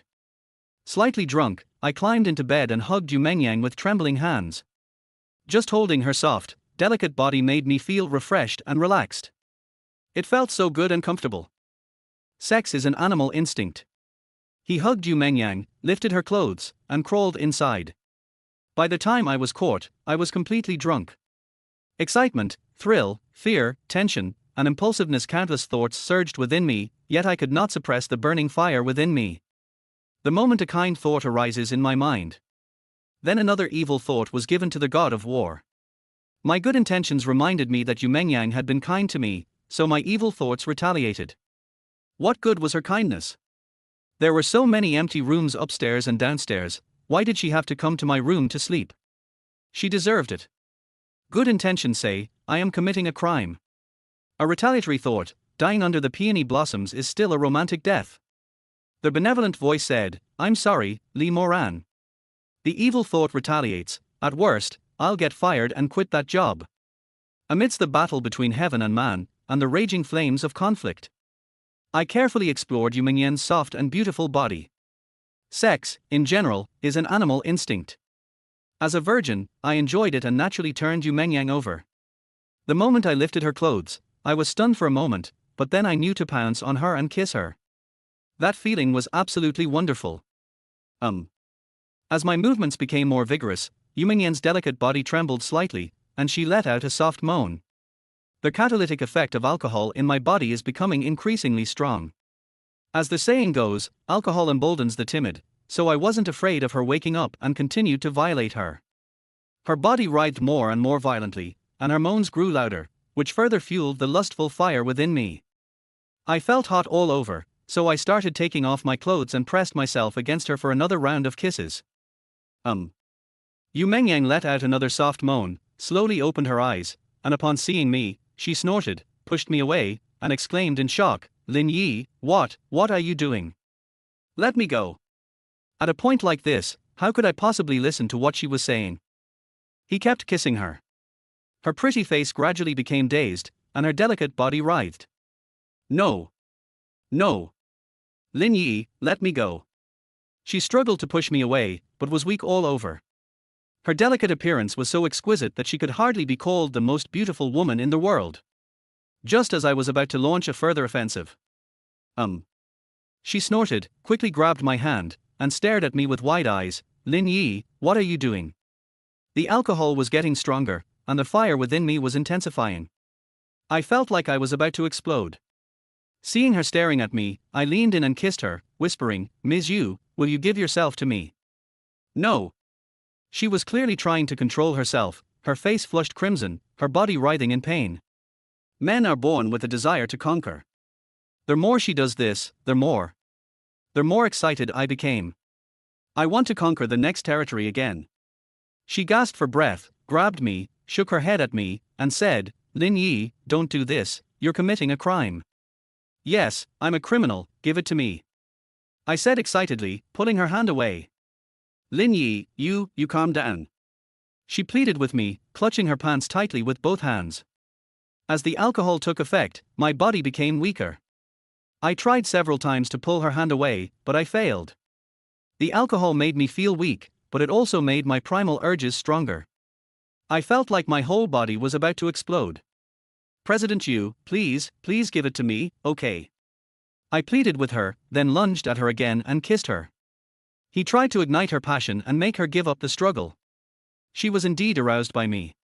She gasped repeatedly, her breathing becoming increasingly rapid, and murmured, "No. Don't." The more this was the case, the more excited I became. I attacked again, and she still cried out, "No." They always protected her. Consumed by lust, I no longer showed any mercy and tried to grab her hand. After several failed attempts, I shouted angrily, "Yu Mengyang, you slut, let go of me." I don't even know why I called her a slut. In that burning passion, I didn't think about anything else. I just wanted her and wanted to violate her. Yu Mengyang probably didn't expect me to call her a slut. She froze for a moment, then looked at me in shock and despair. She stopped pulling at her pants and let go. Chapter 54. Yu Mengyang leaves without saying goodbye. "You're asking for it." Yu Mengyang pinched me angrily. Her nails were so long that when she pinched me, it hurt so much I gasped. I felt she had gone too far, so I didn't dare say anything more and just quietly enjoyed it. Some people say the first time is always quick. Why was my first time so slow? Is it not because of her physical condition that she is so slow? I really can't figure it out. Yu Mengyang could only switch hands. Ultimately, it couldn't hold on. She was even panting heavily from exhaustion. "Lin Yi, I can't go on, my hands are too sore, I can't help you anymore, I can't help you anymore." She stood up abruptly, panting. "Mr. Yu, could you please help me again?" I wanted her to help me again, but she ignored me and ran away. The lights weren't on. I was left alone in bed, looking miserable. However, if this thing doesn't work for too long, it can actually reduce that desire. Plus, I was really sleepy from being drunk. As soon as she left, I lay down and drifted off to sleep. When I woke up the next day, I didn't see Yu Mengyang lying next to me. I wondered if I had just dreamt it all. I glanced at it, and the clothes she changed out of last night were still on the hanger, her underwear and panties were still there, so it was clearly not a dream. He was still savoring the bestiality of last night. I savor the memory of her graceful figure. Gu Long swallowed hard, especially when he thought about how she would actually help him later. He felt even more excited. Since she was willing to help me like this. Does this mean that once her relative leaves, I'll be able to have her? I leaned against the headboard, feeling quite pleased with myself. If I couldn't see everything in the room so clearly, and if I could see Yu Mingyan's clothes still hanging on the rack, I would really feel like I was dreaming. You said you've only known Yu Mingyang for a few days, and if it weren't for our period, I would have given away my precious virginity. Savoring that wonderful feeling, I couldn't come back to my senses for a long time. All I can say is that happiness came too suddenly. I happily thought to myself, jumped out of bed and walked to the clothes rack. I looked at the sexy clothes Yu Mingyang was wearing, leaned in and took a sniff. They smelled so good. He couldn't wait to open the door, wanting to find Yu Mingyang. Upon opening the door, Yu Mingyang was not seen. I noticed that Mo Xiaoxiao was sitting alone on the sofa in the living room, leisurely making tea. She has changed out of the off-the-shoulder mini dress she wore last night. She changed into a white, fluffy knit sweater with a cute girl's face embroidered on the chest, and wore jeans, which was quite conventional. But she's a natural clothes hanger. Even wearing such unadorned clothes and pants, she still managed to create a unique style. With her hair slightly piled up, revealing her delicate face, she exuded a charming yet innocent aura. You're awake. When Mo Xiaoxiao saw me come out, she stood up from the tea table. Looking at those beautiful legs in jeans, taut and seemingly even more sexy and alluring than when they wore skirts, I couldn't help but glance at them again. What's wrong? She frowned, glanced at herself, and said awkwardly, I drank too much last night, and my clothes got dirty, so I wore Mo Rans today. Doesn't it look good? Beautiful. I exclaimed hastily, but our eyes met. Remembering what happened last night, I quickly looked away, secretly worried that she would remember what happened last night. I felt awkward and didn't know what to say to her. I glanced upstairs. When she saw me looking upstairs, she smiled slightly and said, looking for Moran and Mengyang. They've gone out. They went out. I frowned. Mo Xiaoxiao nodded, yes. Moran said there was an urgent matter at the company and left very early. Mengyang took a ride with Moran to the train station. The train station. I was stunned. Yes. Mo Xiaoxiao didn't he notice my surprised expression and chuckled, you know that little brat, I don't know what's gotten into her, she got up early this morning to pack her things, saying she was going for a walk. Go out for a walk. I suddenly felt a buzzing in my head. I was just thinking that a happy life was about to begin, but she left without saying a word. A surge of resentment rose within him. I was so angry that I went back to my room, found my phone, and called Yu Mengyang. When I picked it up, I found that she had left me a message. Lin Yi, last night I helped you by criticizing you in front of Bai Jinyao as an apology. Although 2 days was too short, I still had a lot of fun with you these past 2 days. I've arranged everything for your sister's recovery, so you don't need to worry about it. See you again someday. I went completely crazy when I saw the message. He helped me as an apology. Is she really that indifferent and provocative? I picked up my phone and called her. The number you dialed is currently switched off. Sorry. I hung up and tried calling again, but all I heard was the system notification sound. I was so angry that I sent her a message. Yu Mengyang, what exactly do you mean by this? The phone is switched off, so no one will reply to the messages. I was completely driven crazy. I didn't understand what Yu Mengyang meant, and for a moment I felt an urge to cry. Xiao Yi, what's wrong? Mo Xiaoxiao suddenly walked in. Oh, it's nothing. I quickly wiped away the tears from the corners of my eyes and forced a smile as I replied. Wiping away tears, of course, wasn't for some bullshit idea that a man doesn't easily shed tears. I was just afraid that Mo Xiaoxiao would see this and laugh at me. In other words, once Yu Mengyang left, he realized that his impulsiveness and excitement just now were a joke. I even felt incredibly stupid. Yu Mengyang could just throw 350,000 yuan at me without batting an eye. How could she possibly be interested in me? Her helping me was probably just out of pity. It's laughable to me when I think about it. She's rich and powerful. A single meal for her costs several thousand yuan. I begged and pleaded with everyone I knew to raise the money for my sister's surgery, but she just waved her hand and gave me 350,000 yuan. She even arranged my sister's rehabilitation treatment perfectly. In my current state, I feel I'm not good enough for him. But a strange fire still burned in my heart. They looked down on me, threw 350,000 yuan at me, and left without a word. What kind of pity and sympathy is this? It makes me feel like a gigolo. What's wrong? You've already called me sister, can't you tell me what's on your mind? Mo Xiaoxiao is a smart woman. She noticed my sadness, walked over and sat on the edge of the bed, patted the edge of the bed and said to me, "Sit down and have a good talk with your sister." I was somewhat flattered and said with a self-deprecating smile, "Mr. Mo, please don't tease me. I know you are kind-hearted. Yesterday you asked me to call you sister, just so I wouldn't feel too awkward during dinner. How could I possibly be worthy of being your brother?" Chapter 55. Once upon a time. I've never been in a relationship, and I'm still a virgin. But I still firmly believe that there is no such thing as love at first sight, the kind of love that only appears in TV dramas and movies. Love at first sight is probably just a guy wanting to sleep with a woman the first time he sees her. Yu Mengyang left without saying goodbye, and I don't know why, but I feel inexplicably sorry for her. I clearly hate her so much. Why would I feel sorry for you? This feeling was even stronger than when I saw my sister lying sick in bed. One instance of feeling sorry for someone is enough. Mo Xiaoxiao is Li Moran and Yu Mingyan's best friend.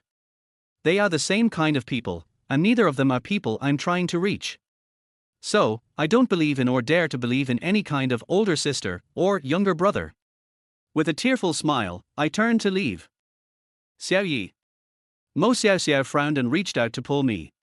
I paused for a moment, then turned to look at her. Mo Xiaoxiao looked at me with complicated eyes, bit her lip lightly and said, "Xiao Yi, actually I also think it's too sudden. You probably won't believe it if I tell you, but from the first moment I saw you, I felt a sense of familiarity."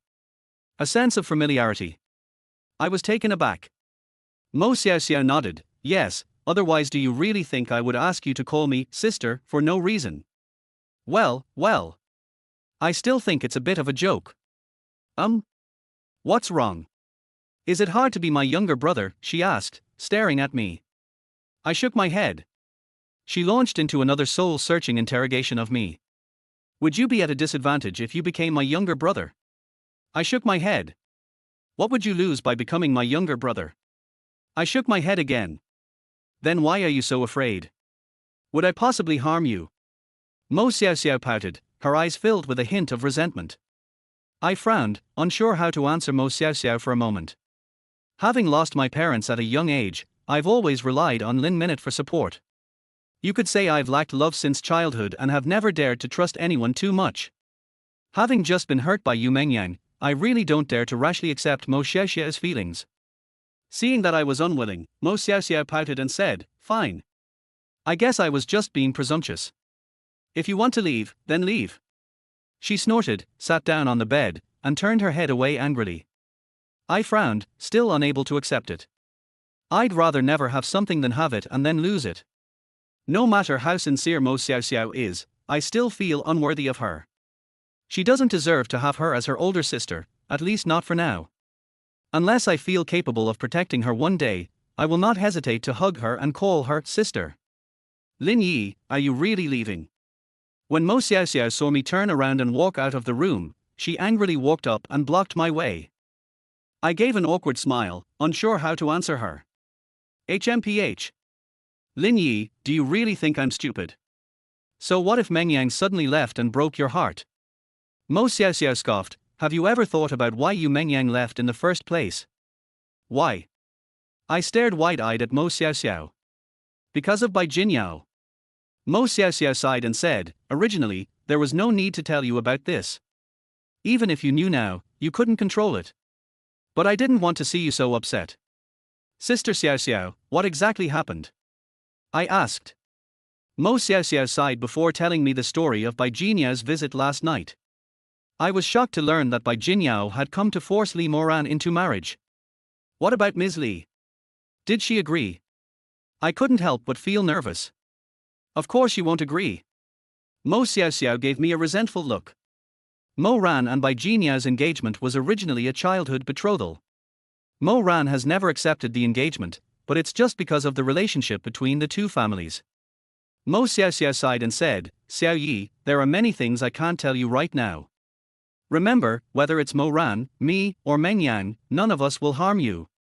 I frowned, not understanding what it meant. I just felt that I knew nothing about Li Moran, and I knew nothing about them. It seemed like I couldn't fit into their circle at all. As for Li Moran, I always thought she was aloof and didn't like to talk, but I never thought about why she was so aloof, why she rarely smiled, or why she suffered from stress-induced androgyny. After listening to Mo Xiaoxiao's words, I finally understood that Li Moran had suffered so much and endured so many grievances behind the scenes. Born into a wealthy family, she never enjoyed a single day of the glamorous life of a rich heiress. Instead, she was taken over by a mistress, who stole the treatment that originally belonged to her as the daughter of the Li family. She was also almost molested by her own cousin, which led to her developing emergency androgyny disorder. "You beast!" I couldn't help but curse. Seeing my agitation, Mo Xiaoxiao comforted me, saying, "Xiao Yi, don't get so agitated. So many years have passed since this happened, and Meng Yang also told me that you are the only man who won't make Mo Ran feel disgusted." I frowned. I had had a few encounters with Li Moran. She really doesn't dislike me. I asked in confusion, "Sister Xiaoxiao, even if this is between me and Li Moran, what does it have to do with you Meng Yang? Are you stupid?" Mo Xiaoxiao rolled her eyes at me. "You Meng Yang and Li Moran are such good friends, they are practically best buddies, even closer than me. You're telling me she wants you to pursue Li Moran, and she's been sticking with you the whole time. What if you two develop feelings for each other?" Develop feelings? I stared at Mo Xiaoxiao with wide eyes, completely astonished. Mo Xiaoxiao nodded. "Actually, I'm not sure either, but I know that Yu Mengyang is a sentimental person. The reason she fell in love with Bai Jinyao is because of what happened in the past." As Mo Xiaoxiao spoke, her voice even carried a hint of sobbing. "Because of what?" My anger was rising to my throat. Mo Xiaoxiao choked up. There must be some unspeakable secret here. Mo Xiaoxiao took a deep breath and composed herself before saying, "It's because she knew that Li Moran and Bai Jinyao were engaged, and she tried to get involved so that Bai Jinyao would give up his engagement with Li Moran. Who would have thought that Meng Yanghui would actually fall for Bai Jinyao? At a party, she lost her virginity to Bai Jinyao. Xiao Yi, you know how important the first time is for a woman." Hearing this, I understood, and looked at Mo Xiaoxiao with tears in my eyes. "Sister Xiaoxiao, so Yu Mengyang has actually been sacrificing herself all along, just to fulfill Li Moran's wishes, right?" "You could say that," Mo Xiaoxiao nodded. "Then, does Li Moran know?" I asked Mo Xiaoxiao excitedly. Mo Xiaoxiao shook her head. "I'm the only one who knows about this. I don't dare to tell Li Moran. If Li Moran finds out, given her personality, do you think she won't have a huge fight with Bai Jinyao? Let him make a scene." I snorted, not thinking that Li Moran would lose to Bai Jinyao if he wanted to make a scene. Mo Xiaoxiao gave me a resentful look and said, "Xiao Yi, you're impulsive and act on impulse when you're young. If you could make a scene, Li Moran wouldn't want to leave. The reason you can't get out of this marriage is simply because it's not the right time for you to turn against Bai Jinyao yet. Are those condom sellers really that powerful?" I asked in astonishment. Chapter 56. Are you still afraid? Family cow. Mo Xiaoxiao nodded. I gasped. Just from the car Bai Jinyao drove and the watch he wore, I knew the difference between myself and him. According to Mo Xiaoxiao, his family is even more powerful than Bai Jinyao's. Just their listed condom company is already the ceiling, in my opinion. His family is more powerful and more impressive than a listed company. Just what kind of behemoth is this, and what kind of challenge does Li Moran face? I suddenly felt sorry for Li Moran. I never imagined that she was living such a tiring life and carrying so much burden. I could tell that Mo Xiaoxiao also wanted to help Li Moran. I glanced at Mo Xiaoxiao and asked, "Sister Xiaoxiao, can you tell me what I can do now?" "Xiao Yi, there are many things you can do. The reason why Moran has fallen out with Bai Jinyao is simply because she is worried about the two families. If you can make Li Moran fall in love with you, if you can make Moran unable to leave you. Do you think Moran would give up the family business for you?" Give up the family business? I was stunned. I simply dared not even think about it. Judging from Huimei's current corporate value chain, Li Moran's net worth is already over 100 million. Judging from Mo Xiaoxiao's words, Li Moran's current wealth within the family is just the tip of the iceberg. The Bai Jinyao family and the Li Moran family are likely worth tens of billions. Even higher. Mo Xiaoxiao is now saying that if she can make Li Moran fall in love with her, he will give up his huge family. How is this possible? I really don't dare to think about it. Seeing my astonished look, Mo Xiaoxiao smiled slightly and said, Xiao Yi, you just don't understand Mo Ran. Besides, apart from her grandfather, no one in her family loves her. If everyone is only thinking about sacrificing Mo Ran, why should Mo Ran have to suffer the injustice of saving such a family? I still felt it was unrealistic, and shook my head. This is too chaotic, I'm a little afraid to think about it. Besides, Li Moran, she really would fall in love with me. No wonder Meng Yang always provokes you. Don't you even have this much confidence? Mo Xiaoxiao glared at me. I gave an awkward smile. Mo Xiaoxiao sighed and said, besides, you're not fighting alone. Meng Yang and I will help you. Do you think Meng Yang and I are just sitting around doing nothing? Of course not. I chuckled self-deprecatingly. Actually, in my eyes you are all successful people. With us with you, are you still afraid? Mo Xiaoxiao asked me. I didn't rush to answer Mo Xiaoxiao's question. All this information came so suddenly that it was impossible to process it all at once. I'm just an ordinary designer. My sister can't even afford the 350,000 yuan surgery fee. Besides earning a salary, the biggest thing I've done right now is accepting my landlady's sister Shu's kindness and designing a piece of underwear for her, which earned me some extra money. When someone talks about matters in the tens of billions, who wouldn't be confused, who wouldn't be shocked? That is exactly the case. 100 million, 1 billion, 10 billion, 100 billion are all unattainable goals. So what am I afraid of? I took a deep breath and said to Mo Xiaoxiao, Sister Xiaoxiao, thank you, I know what to do. Is this it? Mo Xiaoxiao chuckled softly, then glanced at me, her pretty face flushing as she said, I never thought you'd be that daring. You even dared to do that last night. Upon hearing about last night, I was startled and hurriedly explained, Sister Xiaoxiao, I didn't mean to last night. I just saw that you were drunk, so I carried you upstairs to sleep. That's it. Mo Xiaoxiao pouted and glanced at me. I gave an awkward laugh and said, that's really all, nothing else. Did you really think I blacked out? Didn't you thrust into me last night? Mo Xiaoxiao blushed and gave me a charming look. This. For a moment, I was so embarrassed that I didn't know what to say. Mo Xiaoxiao looked at me and saw that I was even more shy than her, and smiled and said, okay. Let's not talk about this anymore. I can understand you. If a woman full of vigor hugs a drunkard like me and doesn't have any thoughts about it, then I would be the biggest failure. When I heard that Mo Xiaoxiao didn't blame me, I breathed a sigh of relief. After talking with her, I suppressed my impulse towards Yu Mengyang and felt that my relationship with Mo Xiaoxiao had become much closer. I glanced at Mo Xiaoxiao's charming face, her alluring gaze, and teased her with a smile. Sister Xiaoxiao, you said you didn't have any blackouts last night, so do you remember what I did to you? You scoundrel. Mo Xiaoxiao glared at me. He glanced at my crotch out of the corner of his eye. I understood instantly. She must know that I slept with her last night. I wasn't afraid, instead, I was secretly excited and said, Sister Xiaoxiao, it's not my fault. You said it yourself, if I didn't react at all, you would be the biggest failure. Actually, if you were this sexy and beautiful, which man wouldn't react? It's just that I have strong self-control. If it were someone else, you would probably be in danger by now. Mo Xiaoxiao glanced at me shyly. Do you think the three of us best friends would have let you move in if we didn't know you had strong willpower? I was taken aback. Don't forget that I, Meng Yang, and Moran are best friends. You think she was drunk and you saved her, so do you think she wouldn't tell us? Mo Xiaoxiao looked me up and down smugly. My scalp tingled instantly.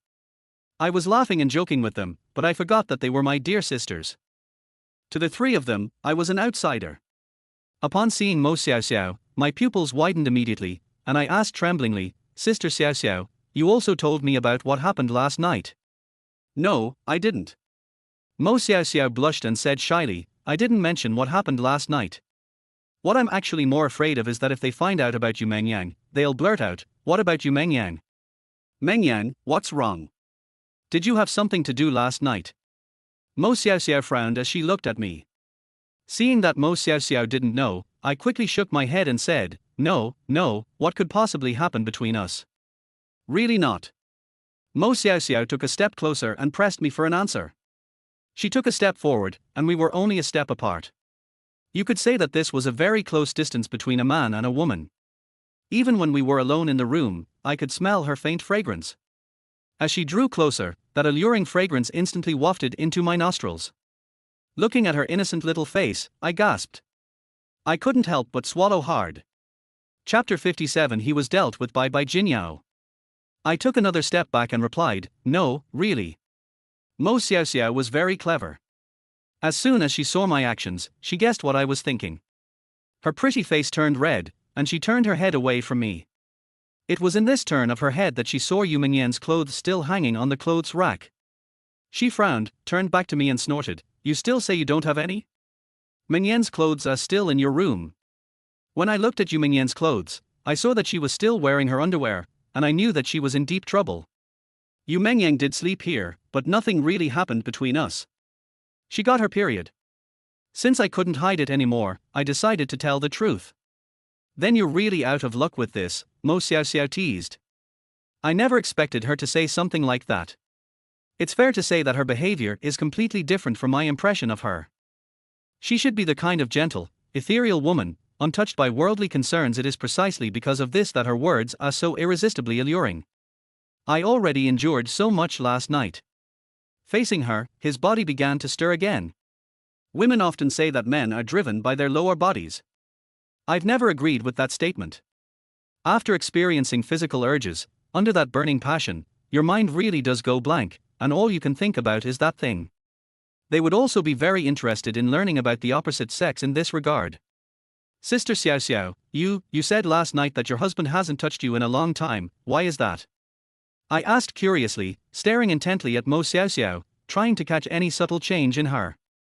I said I was just curious, but really I just wanted to know what Mo Xiaoxiao thought about this. When Mo Xiaoxiao heard that I had heard about her husband, she smiled helplessly and said, "Sigh. Actually, I don't know why either, but there was nothing after that." "Then you don't want to?" I stared at her, my eyes wide.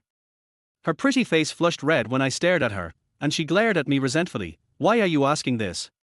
You've already called me sister, do you still have feelings for me?" "Then I won't call you sister anymore," I blurted out. Mo Xiaoxiao was taken aback, looking at me in astonishment, and said shyly, "Shouldn't you like people like Mo Ran and Meng Yang? I'm already married, you still wouldn't be interested in me. Sister Xiaoxiao, with your charm, which man wouldn't be attracted? And you have a unique charm. What's so charming about it? Man. Wife." Upon hearing what I said, Mo Xiaoxiao slapped me. "Are you kidding me? You have this kind of fetish?" I gave an awkward smile. I don't know if I have any fetishes, but I just felt impulsive when I saw Mo Xiaoxiao. Fortunately, Mo Xiaoxiao is much more rational than me. When she saw me like this, she immediately stopped the conversation and told me that I was going to pursue Li Moran and that I might very well become Li Moran's husband. She is Li Moran's best friend. Even if she betrays her marriage, she can't be with me. Upon hearing her say that, I was overwhelmed with mixed feelings. I couldn't figure out whether I was being forced into being paired with Li Moran or whether I genuinely liked her. And Yu Mengyang. Thinking of her makes my heart ache inexplicably. Knowing everything, I admire her greatness even more and envy the relationship between her and Li Moran. How could she possibly sacrifice so much for Li Moran? Even though I sympathize with Li Moran for being born into a wealthy family but experiencing more suffering than ordinary people, at least she has a silly girl like Yu Mengyang to protect her. In this respect, Li Moran is fortunate. I just hate Jinyao more and more, that bastard who's always looking for something better. He monopolized Yu Mengyang's love. She also tried to force Li Moran into marriage. Even though I am insignificant, I feel that I shouldn't let this bastard get away with it. We live in the internet age, the age of self-media. What their families fear most is scandal, and I can use that power to help Li Moran. What I didn't expect was that I wanted to deal with Jinyao. Jinyao is also thinking of dealing with me. As soon as I left the villa, I was thinking of going to the company to find Lee Moran. As soon as we stepped out of the villa, two black Passats came up and blocked my way, which startled me. Before I could react, four burly men got out of the back seat and surrounded me. I could tell something was wrong. I opened my mouth to shout into the villa to call for Mo Xiao Xiao, who was staying to clean. Before I could even open my mouth, a burly man in black came up and covered my mouth. War, war. I let out a whoosh and was struck on the back of the neck by a burly man in black. Stars flashed before my eyes, and I passed out. When I woke up again, I found myself in a small, dark room. I have no idea how much time has passed. Turn on the lights. A blinding light shone down, and I quickly shielded my eyes with my hands. After a while, I removed my hands and saw Bai Jinyao slowly walking in. He was still wearing a suit, but this time it was white. I still couldn't see any expression on his face. As he entered, he calmly adjusted the buttons on his suit jacket, revealing his expensive Patek Philippe watch. I looked around and realized it was an enclosed space. I was startled and looked at him, asking, "Hey, what are you doing? Don't forget we live in a society governed by law. Don't do anything reckless." As I was about to stand up, the two burly men in black who were following behind me grabbed me and shouted, "Behave yourself." I couldn't move. Thump. I was pressed down by two men in black and forced to my knees. Two men in black grabbed my shoulders tightly, making me gasp in pain. I looked up at Bai Jinyao and asked, "Bai Jinyao, what are you trying to do? Do you know this is illegal? Breaking the law." Bai Jinyao laughed and winked at one of the burly men in black who was holding me down. The man in black immediately understood and pulled a wad of cash from the inner pocket of his black suit, throwing it in front of me. The money fell to the ground with a thud. A whole bundle of money. "Lin Yi, take the money and get out of Jinghai. This is none of your business," Bai Jinyao said with a sneer as he straightened his sleeves. "I don't even know what's the point of fixing that tattered sleeve." I glanced at the 100,000 yuan on the ground and scoffed, "You think you can get me out of here for 100,000 yuan? Bai Jinyao, do you think your money is that big? Or do you think I, Lin Yi, am that cheap? Let me tell you, don't even think about making me leave Jinghai, not even if it's 1,000,000, let alone 100,000, I said, leaning back excitedly. Bang. The man in black, who was holding me down, punched me squarely in the stomach. "Behave yourself." I was in so much pain that I bent over. I've never been hit like this before. After catching my breath, I gritted my teeth, looked up at Bai Jinyao, and grinned. "Bai Jinyao, are you using such underhanded methods to deal with me because you're afraid I'll steal your fiancée? I can't beat you." Bai Jinyao probably never expected to be mocked by a loser like me. Enraged, he pointed at me and shouted, "Lin Yi, who do you think you are? You can't even afford a house in Jinghai. Even your sister's surgery fees were paid by Yu Mengyang, and you're just a driver. Believe me or not, I can make you disappear from Jinghai right now." Chapter 58. He was arrested. I could tell Bai Jinyao was getting anxious at a glance. The more anxious he was, the calmer I became. I smiled and said, "What's wrong with the driver? Did I eat at your house?" As I spoke, I instinctively wanted to stand up.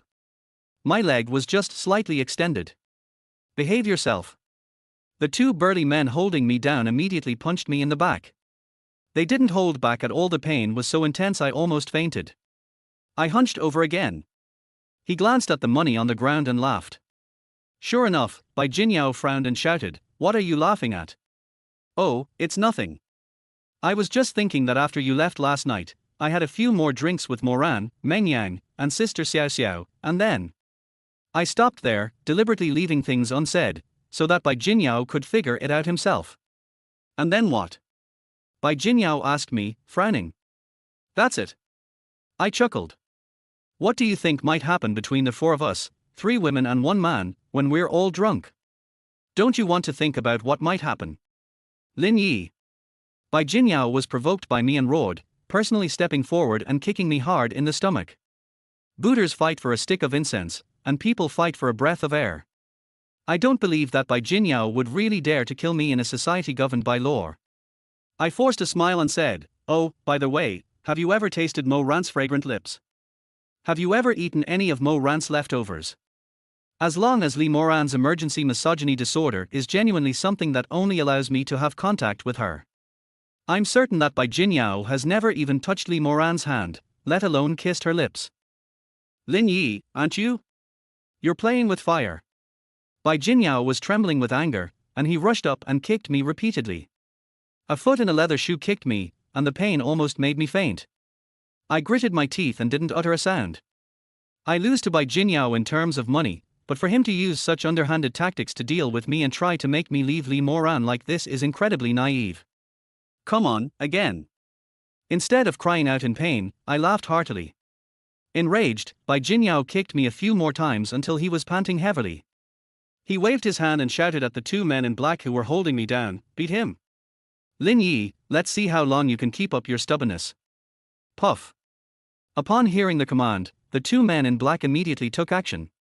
One of them punched me, and the other followed up with another punch. Both men were clearly trained in strength, their power was immense. One punch from each of them made them gasp in pain, their bodies unable to maintain their balance, and they collapsed to the ground. If you won't listen to reason, you'll have to suffer the consequences. Bai Jinyao snorted, squatted down and looked at me. Lin Yi, I told you this circle isn't one you can afford to mess around in. If you know what's good for you, take the money and get out of here. Fuck you. I forced a smile at him and cursed, enduring the pain. Damn it, keep beating me. Let's see how long you can hold out. Bai Jinyao snorted and stood aside watching the two men in black beat me. Just then, someone outside suddenly called out to Bai Jinyao, "Mr. Bai, it's the phone." Bai Jinyao glanced outside, walked over to the door, and said, "Just don't kill them." After saying that, bang. The person still standing outside simply closed the door. Seeing that Bai Jinyao had left, I stopped pretending and hurriedly shouted to the two burly men inside the house, "Hey! Brothers, stop fighting. This is a crime. Bai Jinyao is gone. Just go through the motions." Before he could finish speaking, the two men, expressionless, suddenly kicked me. He really hit those two lackeys. Moreover, they've trained, so they don't aim for your vital points. They strike very skillfully, so that you feel pain but won't suffer serious injury. I couldn't take it anymore, so I opened my mouth and screamed. But as I screamed, my whole body started to hurt, so I stopped screaming and curled up, letting them beat me. When they saw that I stopped shouting, they kicked me a few times and then left.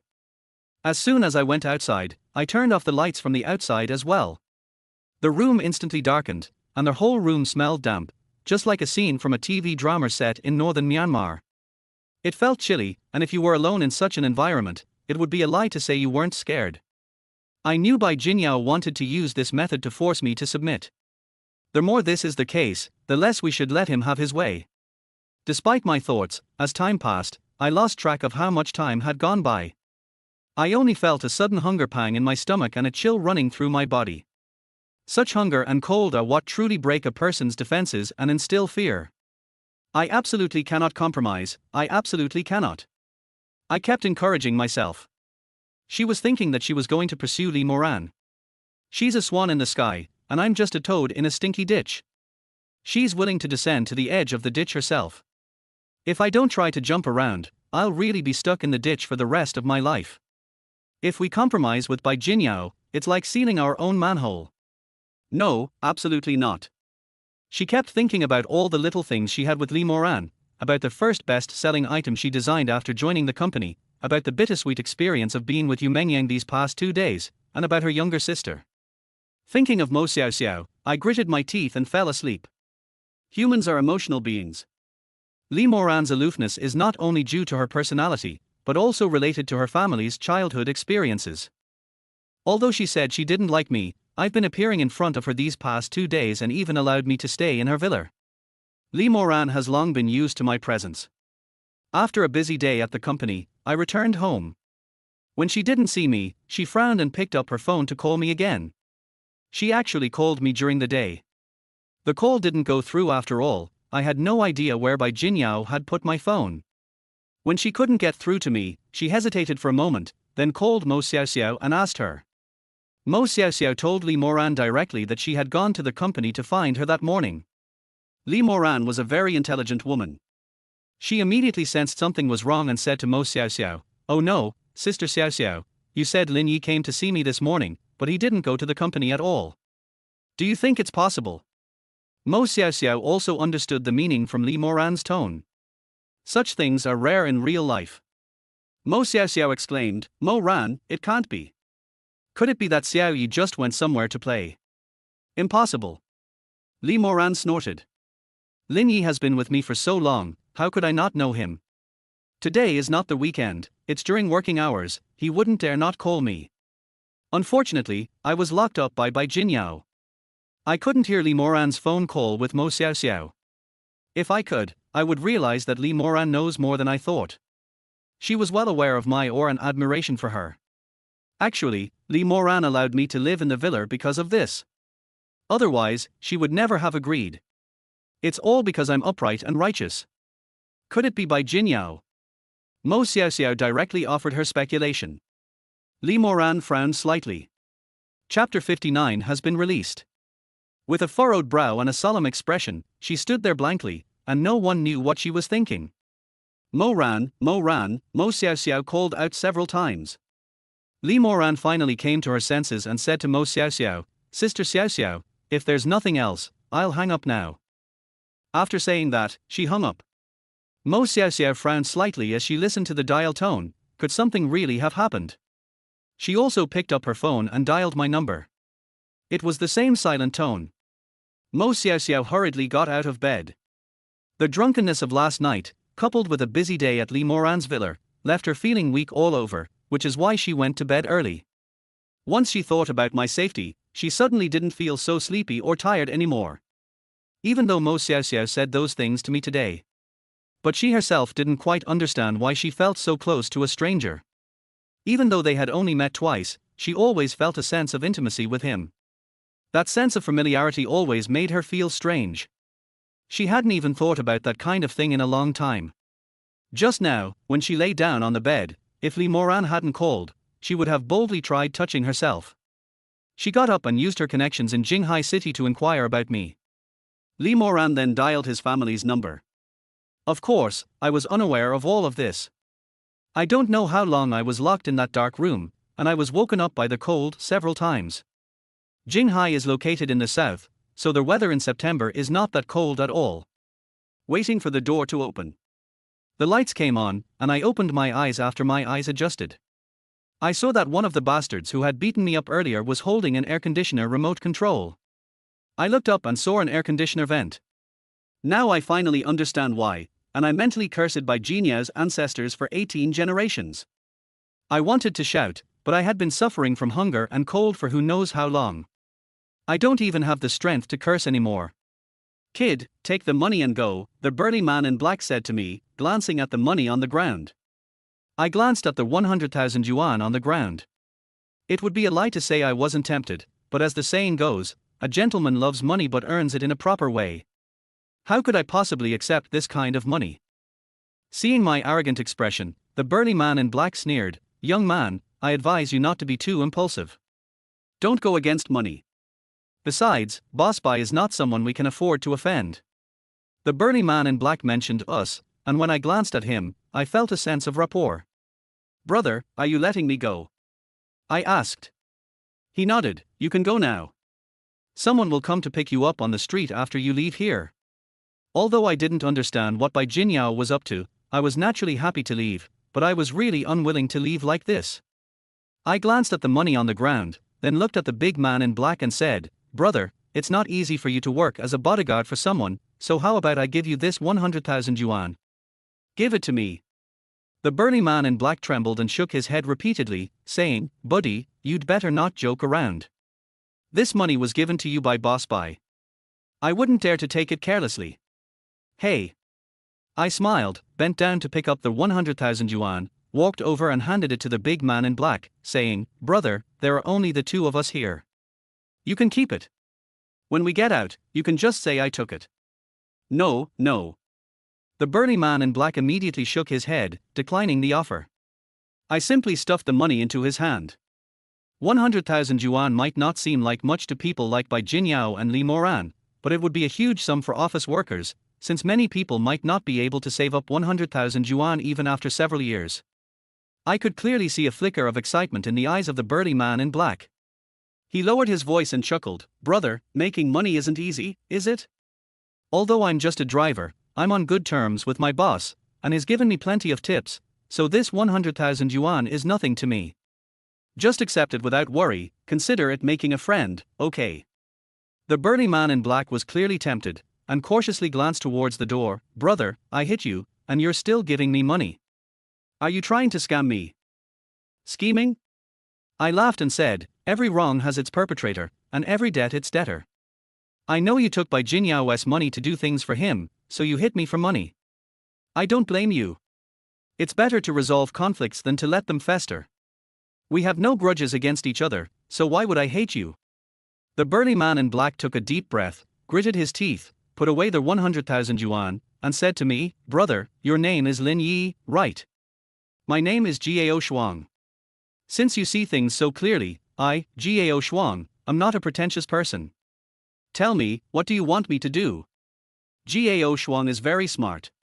He knew that if I asked him to accept money, it must be because I wanted something from him. I really wanted him to take me directly to Bai Jinyao. But I still know very well that if Bai Jinyao dared to do it, he must have been on guard. In addition, when Gao Shuang hit me, he was very careful and didn't leave any scars. Even if I go to him, file a lawsuit, or call the police, I probably won't be able to do anything to Bai Jinyao. This grudge can only be avenged slowly.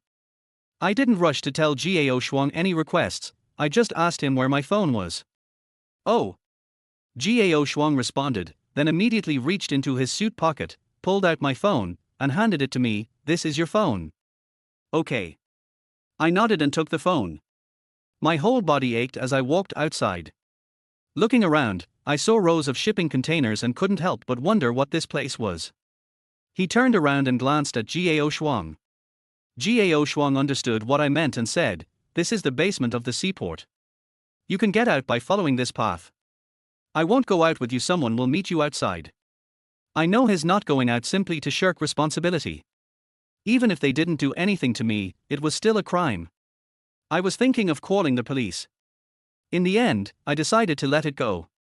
If Bai Jinyao was going to do this, he definitely wouldn't leave me any evidence. Without proof, calling the police would be useless. I might as well leave here first. Moreover, Bai Jinyao's use of such underhanded tactics clearly proves that he is afraid that I will take Li Moran away from him. I dragged my exhausted body slowly outside, glanced at the time, and realized that a day and a night had already passed. Buzz. Buzz. At that moment, countless messages came in. Seeing that they were all those 3 yuan missed call notifications, mostly from Li Moran and Mo Xiaoxiao, I felt a warmth in my heart. Despite the aches and pains all over my body, I suddenly felt more motivated and walked quickly outside. I remembered Gao Shuang saying that someone would come to pick me up. I was quite looking forward to seeing who would come to pick me up. As soon as I got to the exit of the basement, I saw a lot of workers busy at work. They were all startled when they saw me, but I ignored them and went upstairs.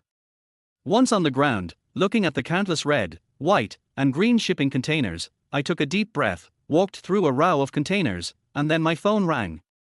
Chapter 60 Unexplained Expulsion. I picked up my phone and saw that it was Lu Qianqian calling me, so I answered. "Master, where are you?" The first thing I heard when I answered the phone was the little girls crying. I frowned and asked, "Sweetie, what's wrong? Why are you crying?" "Master, where are you?" "I've come to pick you up," Lu Qianqian cried. I was taken aback. I was thinking of Li Moran, Mo Xiaoxiao, and even Yu Mengyang who were supposed to pick me up, but I never expected it to be Lu Qianqian. I'm very confused about how she knew about this. I looked around and checked my position with her. I saw her beneath a cargo ship in the harbor. Seeing her anxiously looking around, I quickly waved and called out, "Sweetie, I'm here." "Master." Lu Qianqian turned around and saw me, called out happily, rushed towards me, and hugged me tightly. I almost lost my balance when she shoved me. He quickly reached out and helped her up. She pressed her whole body against mine, and I felt a warm sensation as I felt her soft, elastic body against mine. Hearing her sobs, I smiled and brushed a strand of hair from her temple. "Okay, sweetie, I'm fine now, don't cry." "Master." She wiped away her tears, looked at my weak body, and gritted her teeth, saying, "Master, who did this bastard do? Tell me, and I'll call the police." Seeing how excited she was, I shook my head. "Okay. Let's not talk about this now. I'm so hungry. Can you take me to get something?" "Yes. Yes." Lu Chenchen nodded emphatically, and said while supporting me, "Master, my car is parked over there, let's go over there." Although my whole body ached from walking, I wasn't so badly so that I needed help. I didn't want Lu Chenchen to help me, but the little girl insisted on supporting me, so I had no choice but to go along with her. She just kept supporting him. It's the kind where she wraps her arms around yours, with half of her alluring body pressed against you, her full breasts pressed against your hands. When it walks, it shuffles along. The young woman had obviously rushed over from work, and she was wearing the same clothes she usually wore to work. A light blue chiffon knit top from Pierre Cardin, with a crossover neckline that reveals her sexy collarbone, paired with a white pleated skirt. Her perfect figure made the clothes look very full, clinging to my arms even though I was wearing short sleeves, and when she walked, they swayed softly. That taste, that feeling. I don't know if she noticed, but I secretly glanced at her, barely daring to breathe. After getting into the car, the little girl finally realized what was happening, her delicate brows furrowed slightly, and she glanced at me, saying, "Master, why are you staring at me like that?" "Oh, no, no." I quickly looked away and coughed as if to sound serious. "Sweetie, I can't drive, you drive." After saying that, he slipped into the car. Lu Chenchen looked down at her chest and pouted, "Master, you're so lecherous." I pretended not to hear it. After she got in the car, I asked, "Sweetie, why did you come to pick me up? Did someone notify you?" "Oh, it was President Lee who called me and told me to come pick you up." "Master, what happened to you? How did you get like this?" Lu Chenchen turned around and looked at me with a pained expression. "It's a long story." I shook my head and sighed, "Sweetie, you drive first, I'm really hungry." "Okay," Lu Chenchen replied. I frowned when I heard Li Moran instruct Lu Chenchen to pick me up. How did Li Moran know I was here, and why did Bai Jinyao suddenly let me out? Could it be that Bai Jinyao used me to threaten Li Moran, and Li Moran compromised on something? I was startled and quickly took out my phone to call Li Moran. Ding dong. Just then, both my phone and Lu Qianqian's phone beeped simultaneously. I picked up my phone and was immediately stunned. It was a message sent by the company's HR in the work group, a notice of criticism against me. I was completely stunned. Lu Qianqian was stunned when she saw this, and turned around to look at me with a look of astonishment. "Master, what's going on? Could it be that you didn't go to work and President Lee fired you?" I didn't reply to Lu Qianqian, but instead called Li Moran on my phone. Beep beep beep. It says the line is busy, and I can't get through at all. "Master," Lu Qianqian said, looking at me with concern. I took a deep breath and said, "Sweetie, you drive first." "Oh," Lu Qianqian replied, slowly starting the car and driving forward, glancing at me worriedly every now and then. I frowned and tried calling Li Moran several times, but the line was always busy. This made me even more certain that Bai Jinyao would release me, and it was very likely that Li Moran was the one pulling the strings behind the scenes. What I can't understand is why Li Moran wanted to save me. "Why did you fire me? Are you afraid of implicating me?" I immediately thought of the company's HR department. Li Moran's dismissal was announced by HR, so she must know about it. I immediately called HR. The HR manager is a long-time employee of the company, just like me. They joined Li Moran's company even earlier than me. Her name is rather rustic, Xiao Huamai. She is 32 years old, has been married for several years, and has one child. At the company, everyone usually respectfully calls her Sister Hui. I usually treat her with respect. I heard Xiao Huamai answer the phone and ask, "Sister Hui, what exactly happened? Why were you suddenly fired?" "Xiao Yi, you're still asking me. I'd like to ask you, did you offend President Lee?" Xiao Huamai seemed even more puzzled than I was. "Xiao Yi, you don't know. I was sitting in the office when President Lee inexplicably came over and told me he was going to fire you and even wanted to report it directly. You don't know why either." I frowned, took a deep breath, and said, "Sister Hui, thank you. I'll treat you to dinner another day. Let's skip the meal." Xiao Huamai shook her head and said, "Xiao Yi, you should ask President Lee about this. But President Lee is quite conscientious. He said he would fire you, but he will give you 10 times the severance pay you would receive on the market. 10 times. I've never heard of such high compensation before. I'm still coordinating with the finance department. 10 times. I frowned, even more confused about what Lee Moran was up to. I hung up the phone. Master, Lu Chenqian called out to me softly. I glanced back at her, then immediately smiled and asked, "What's wrong?" "No." Lu Chenqian shook her head. "Master, don't worry too much. If you really lose your job, I'll introduce you to a place where the salary will definitely be higher than what President Lee offered." Chapter 61, A Deeply Embarrassing Situation. Oh. I just gave a casual reply without delving into the significance of Lu Chenqian's words. The fact that she could introduce it to me with such confidence means that she has this resource. I've always preferred to separate my work and personal life. No one in the company knows about my sister's illness. My feelings for Lu Chenqian are the same. I genuinely consider her my apprentice. I've always taught her from a work-related perspective. In terms of daily life, we've never had much interaction. It's fair to say that she was unaware of my situation. I don't know anything about her situation. I don't know where she's from or who her family is. Lu Chenqian's talent in design is so-so. What I value most about her is her obedient and well-behaved personality. The little girl has always worked very hard. Master, I'm serious. Seeing that I was just brushing him off, Lu Chenqian reminded me earnestly. I know. I forced a smile at her. Work isn't that important to me right now. I care more about Lee Moran. What exactly was the reason she fired me? What I'm most worried about is what compromise she made because of my being threatened by Jinyao. Sigh. The little girl could tell I wasn't in the mood to talk about this, so she sighed and obediently drove off. Along the way, I sent Lee Moran a few messages and made a phone call. She didn't reply, and the call didn't go through. Leaning back on the passenger seat, I squinted my eyes, thinking about the whole story. I was so tired that I fell asleep without realizing it. When I opened my eyes, I saw Lu Chenqian's charming little face leaning close to me. I was startled and shouted, "Sweetie, what are you doing?" "Master, I just saw you sleeping so soundly, and I didn't have the heart to disturb you." Lu Chenqian sat back down and muttered softly. I glanced back at her and saw that her pretty face was flushed, and her hands were nervously gripping the hem of her skirt. Thinking about how she had leaned in just now. His eyes widened. "Does this little girl want to kiss me?" I was startled. The girl was very beautiful, charming, lively and cute, the kind of girl that everyone loves. I've always just admired her figure. I've never had any wicked thoughts about her. I never imagined anything would happen with her. If she tries to kiss me, then the relationship will change.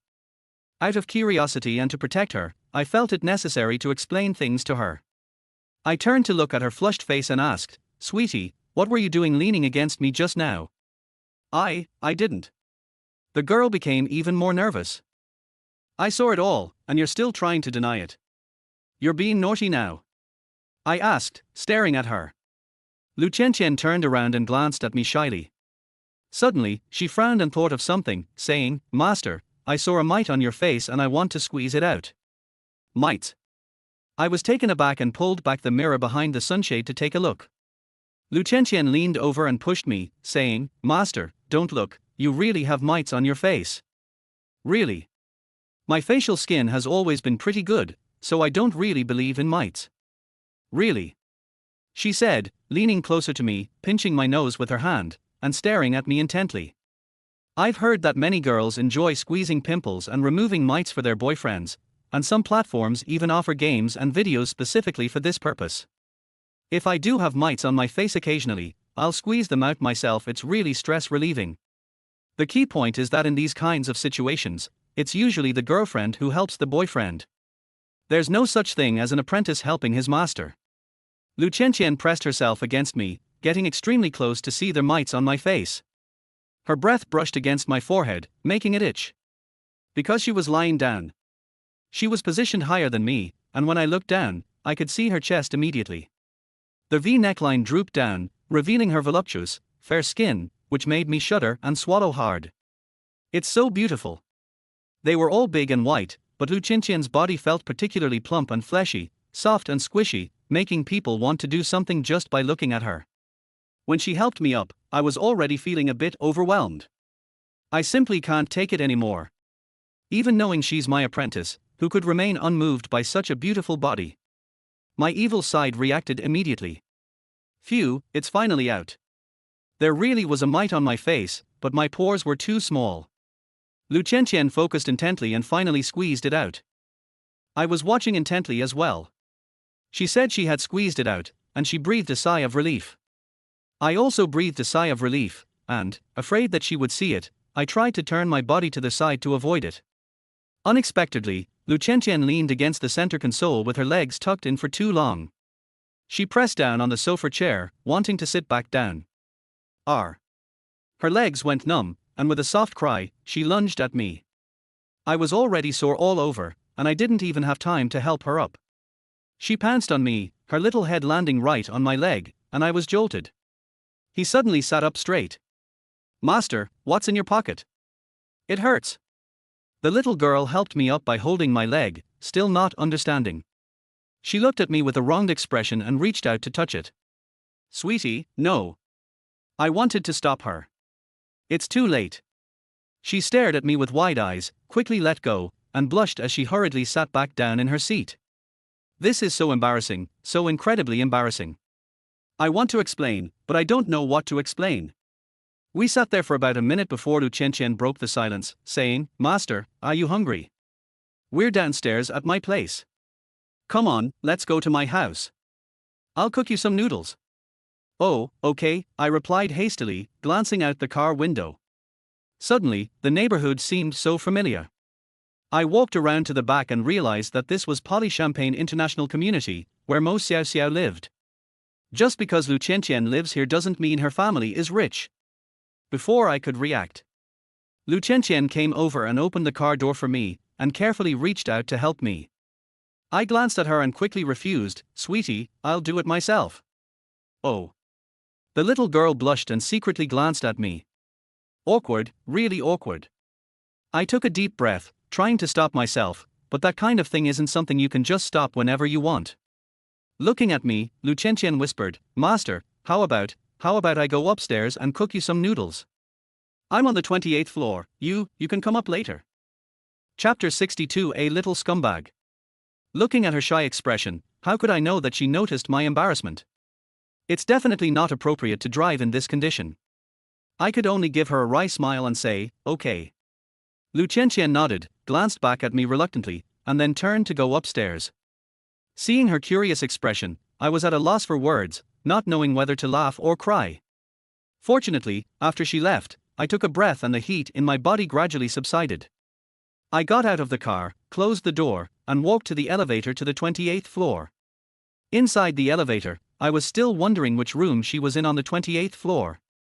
When I got to the 28th floor, I found that there was only one room on the entire floor. As soon as I stepped out of the elevator, I could see the magnificent mahogany door. The entire floor of Poly-Champagne International. I can hardly believe it. Ding dong. I rang the doorbell. Lu Qianqian arrived quickly. As soon as she opened the door, she blushed when she saw me and whispered, "Master, you're all done. Okay?" I was taken aback. Seeing her shy expression, I was afraid she might have misunderstood and thought I was going to take care of myself in the car before coming up. Wanting to explain, Lu Qianqian blushed and turned away. She had changed her clothes and was now wearing a loose, sheer nightgown that swayed as she walked, revealing glimpses of her beautiful legs. "Master, I'll make you some noodles. Go take a shower first, I've already found my clothes," Lu Qianqian said to me as she walked towards the kitchen. When I heard her say downstairs, I glanced at her and watched her walk into the kitchen. I shuddered and felt incredibly wicked. Moreover, I still can't get in touch with Li Moran, yet I'm preoccupied with these thoughts. I shook my head, went inside, and glanced around. Discovering that Lu Qianqian's house was so big, although it wasn't a villa, this large flat in this location was probably no cheaper than Li Moran's villa. "Sweetie, what do your parents do? And why is your house so big?" I couldn't help but ask. "I haven't done anything special, just run a small business," Lu Qianqian called out to me from the kitchen. "I'm afraid I won't know where the restroom is." She came out with a pair of chopsticks and said to me, "Master, that secret door leads to my bedroom. Go to the bathroom in my bedroom, there's shower gel, towels, and clothes all ready for you." "Oh, okay," I replied without giving it much thought. Looking at Lu Qinqian's large apartment, he shook his head, truly not expecting that Lu Qinqian's family was so wealthy. In the Poly-Champagne International Residential Complex, the average price for this floor is at least 100,000 yuan per square meter. Lu Qinqian's house has a living room of over 100 square meters. If you calculate the whole floor, it should be over 400 square meters. My head suddenly went blank. It's worth tens of millions. Then my little apprentice's family must be incredibly wealthy. I didn't dare think about it anymore and went into the bedroom. The bedroom's decor was very much in line with Lu Qinqian's style: pink walls, a large pink round bed, pink blankets and everything else, and a pink teddy bear on the bedside table. The moment you step inside, you're greeted with a warm and welcoming feeling. The aroma was enticing.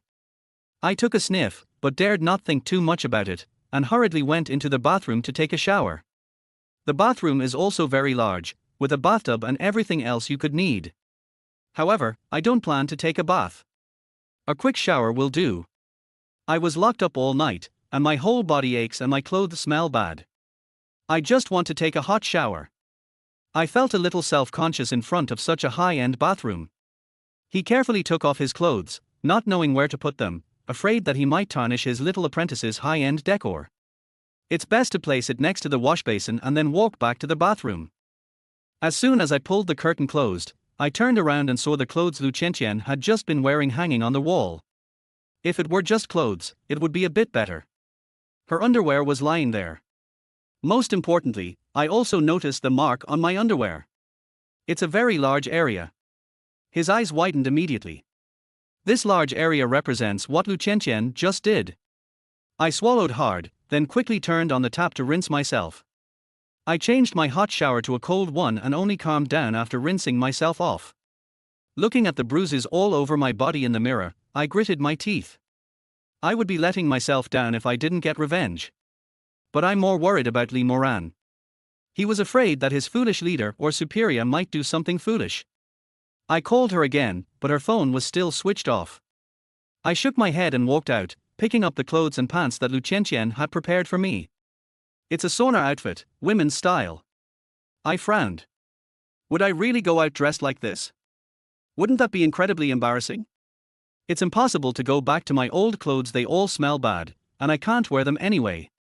So I had to wear Lu Qinqian's women's sauna suit. Luckily, the sauna pants are quite loose, so I could barely put them on, but I couldn't fit into the clothes. I had no choice but to leave without wearing it and go outside. Lu Qinqian had just finished cooking the noodles and came out. When she saw that I was wearing pants, she couldn't help but chuckle. I glanced at it and said awkwardly, "Sweetie, why are you dressing me in your clothes? Don't we have any men's clothes at home?" Lu Qinqian glanced at me shyly and said, "Master, come and eat your noodles first, I'll go buy you a set." He asked his apprentice to buy him things. I felt awkward, but there was nothing I could do in this situation, so I went to the dining table to eat noodles. Lu Qinqian went into the bedroom to change her clothes and came out to me, saying, "Master, you eat your noodles first, I'll go buy you some clothes." She was tying her hair up as she spoke. She raised her hand, revealing her graceful figure, which appeared exceptionally alluring. I nodded hurriedly and lowered my head to eat my noodles. Lu Qinqian smiled at me and then went out. I was so hungry that I finished a big bowl of noodles in no time, but I still didn't feel full. Since I had no more left, I could only drink all the soup. I ate about half full. After letting out a burp, feeling sore all over, I went to lie down on the sofa. Lu Qinqian's sofa was big and messy, it was like a bed when I lay down. I leaned against it and took out my phone, but still didn't get a response from Li Moran. He frowned and thought for a long time. Snap. I slapped my forehead, feeling incredibly stupid. Li Moran ignored me, but the wet nurse wouldn't ignore me either. On the hookup app, we were on equal footing. I opened the app and realized we hadn't chatted for days. I wondered if our feelings had changed. I took a deep breath. I sent her an emoji first to see if she was online. More than 10 minutes later. There was no reply. I was so tired that I was about to fall asleep on the soft sofa. Ding dong. The phone finally rang. I excitedly picked it up and found that it was sent to me by Lu Qianqian, asking what size clothes I wore. I sent Lu Qianqian my size with a sigh, feeling disappointed. Lu Qianqian replied that she received it. It still had that same dynamic, kawaii expression, and I smiled. I'm starting to wonder if I'm being a bit of a jerk. He was just acting impulsively towards Lu Qianqian, and now he's worried about Li Moran. Chapter 63. Li Moran is also leaving. I took a deep breath, lay back on the sofa, and felt a wave of soreness all over my body as soon as I moved. Today's society. I never expected Bai Jinyao to use such a dirty trick on me. Kidnapping me and offering me 100,000 yuan is treating me like a beggar. Although I am poor, I know what it means to love money but earn it honestly. I would rather die than accept such charity. This is not just for Li Moran, but also for a man's dignity. Even though I know Bai Jinyao looks down on me. He doesn't even consider me a rival, which is why he won't even give me a second glance. If he hadn't resorted to such underhanded tactics, perhaps I will still have worries. The fact that he resorted to such underhanded tactics proves that he was nervous and afraid. I'm afraid I'll end up with Li Moran. I smiled inwardly. What I was most worried about was that Bai Jinyao would suddenly release me and force Li Moran to do something in return. Ding dong. Just then, my phone rang. I quickly picked it up and saw that it was sent to me by Mo Xiaoxiao, and I felt a little disappointed. When I saw the text message, my eyes widened immediately. Li Moran is leaving too. I quickly picked up my phone and called Mo Xiaoxiao. As soon as she answered, I excitedly asked, Sister Xiaoxiao, what exactly happened? Li Moran is leaving. Where is she going? I don't know either. Mo Xiaoxiao looked equally confused and said with a bitter smile, Xiao Yi, I also want to ask you what happened. Why couldn't I get through to you on the phone yesterday? I asked people to look for me all night, but I couldn't find me. I called Moran and she said I was safe. But where did you go? I took a deep breath and briefly explained Bai Jinyao's situation to Mo Xiaoxiao. Bastard, it really was that kid. Mo Xiaoxiao snorted angrily, then frowned and said, Xiao Yi, I think I should know why Mo Ran left. Why? I asked urgently. Mo Xiaoxiao didn't give a definite answer, but instead asked me, do you think Mo Ran might compromise with Bai Jinyao in order to find and rescue you?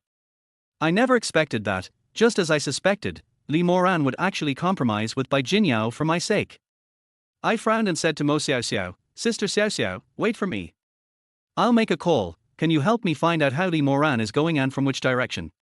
Good. After hearing Mo Xiaoxiao's answer, I hung up the phone. It was transferred to Gao Shuang. Gao Shuang essentially took 100,000 yuan from me. My purpose in calling him was simple and direct, to ask why Bai Jinyao suddenly released me. Unfortunately, he didn't know much.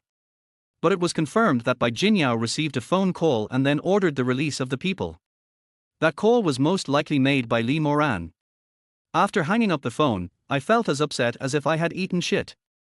I couldn't understand how Li Moran could be so foolish as to sacrifice her lifelong happiness for someone like me.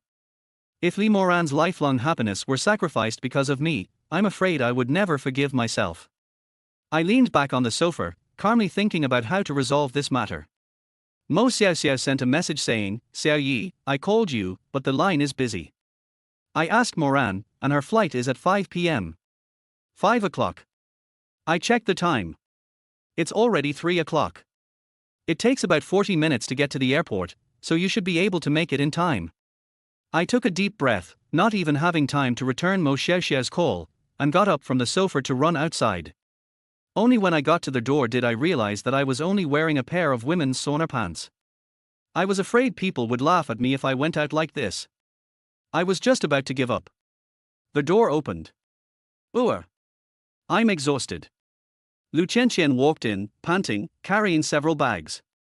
The moment I saw Lu Qianqian, my eyes lit up.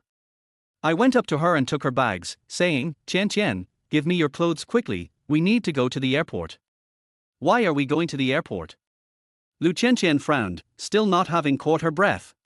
I took the bag, rummaged through it, found the pants, and immediately took them off. Lu Qianqian looked at me, let out a soft cry, and quickly covered her eyes with her hands, shouting, Master, what are you doing? I was shocked when I saw it and realized that I wasn't wearing any underwear at all. Once I took it off, I was completely naked. I quickly found another bag, found some underwear, and put it on. Lu Chenchen was very considerate. I took all my new clothes to the dry cleaners, so they don't feel uncomfortable like new clothes when I wear them. Master, you look so handsome dressed like this. Lu Chenchen came back to her senses and praised me, covering her flushed face, after seeing me put on the clothes she bought for me. I frowned, glanced at myself, and saw that I was just wearing ordinary dress pants and a white shirt, and didn't think anything of it. Sweetie, come on, take me to the airport. I checked the time, reached out and pulled Lu Sweetie out. Master, where are we going? I pulled Lu Chenchen out the door, and she blinked at me. I glanced at it and frowned, wondering whether I should tell her about Li Moran. Can't you tell me yet?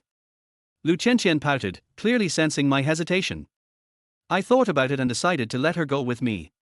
If I go to the airport later and see Li Moran, I'll definitely know, so I told her that Li Moran was leaving. Upon hearing this, Lu Chenchen frowned. President Li, if she's leaving, doesn't she want her company anymore? I shook my head. I didn't understand either. Lu Chenchen looks like a naive and innocent girl, but I know she's very smart. When I told her that Li Moran was leaving, she saw how nervous I was and knew that my relationship with Li Moran was definitely not that simple. She didn't ask any more questions, and after they got in the car together, they headed straight for the airport. I'm really afraid I'll miss out.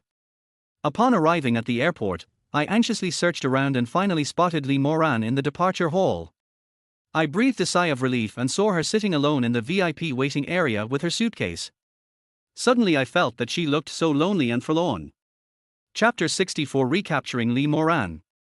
The thought of her leaving without saying goodbye stirred up a surge of anger within me. Li Moran, I called out as I walked up to her. She was listening to music when she heard me call out.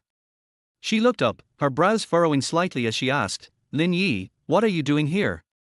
What are you asking me to do? I retorted. Hurry up and go.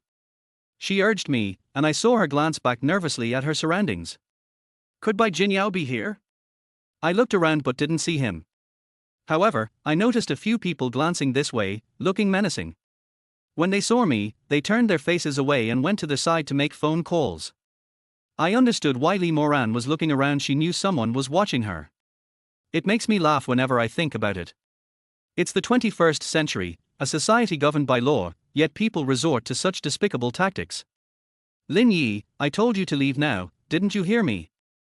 Li Moran had obviously noticed that someone was watching them, and stood up, looking at me indifferently. I'm not leaving. I shook my head and looked at her, saying, Ms. Li, you should give me a reason for firing me without cause. Knowing that she might not admit it if I said she compromised with Bai Jinyao for my sake, I simply brought up her sudden resignation as the reason. A reason? Li Moran sneered. What reason do you need? I've already had the finance department provide you with the appropriate compensation. You can get what you're entitled to, so leave now, immediately. She pointed to the automatic glass door of the VIP waiting room and stared at me coldly. When I saw her cold eyes, I was no longer afraid and stared at her. Let's compete with her and see who can last the longest. Before, I wouldn't have dared to even look at her, but after these past few days, I'm clearly not as afraid of her anymore. Moreover, I could sense a surge of concern within her cold eyes. From her eyes, I was certain that Bai Jinyao's sudden and inexplicable release of me was because she had sacrificed herself to make some kind of compromise. We looked at each other. Finally, she couldn't take it anymore and turned her head, saying, Lin Yi, don't go too far. Don't forget who you are. You're just an ordinary employee of my company. Don't think that just because you've been my driver for a few days or stayed at my house for a few days, you can do what you're supposed to do. What feelings do we have? Sorry, you're not worthy of it. When I heard her say she wasn't good enough, I knew from her expression that she definitely wouldn't admit to having any feelings for me, so I didn't bring it up. I walked up to her and looked at her again. Even if I'm not good enough, fine. I've been working for you for so long, and you're resigning from me for no reason. Shouldn't you give me a reason? What reason do you want? Li Moran snorted and glared at me. I'm a rich heiress, and you, Lin Yi, are just a loser. That's the biggest reason. Loser. I was taken aback again. He quickly started laughing again. Mo Ran, you're saying this because I just wanted you to give me a reason to fire me. You're bringing up my family background. You wouldn't actually be in love with me, would you? I asked, staring at her. Lee Moran was stunned for a moment, and a sense of panic ran through him. She knew she would blurt out those words, but having grown accustomed to treating people with indifference, the surprise in her eyes was fleeting. Fall in love with you? Why don't you look in the mirror? Lee Moran turned around and gave me a disdainful smile. You have to know absolutely nothing about her. After being provoked like that by a woman, he would definitely turn around and leave. Now I know Lee Moran's past, and I know that she has a sharp tongue but a soft heart. I wasn't angry. Instead, I looked at her with admiration. I can say that I've never really looked at her from the front so seriously. She wore a light pink round neck long dress with a belt around her waist, which perfectly accentuated her alluring and sexy waist. A small flower was embroidered on the round neckline, making her look even more pure and innocent.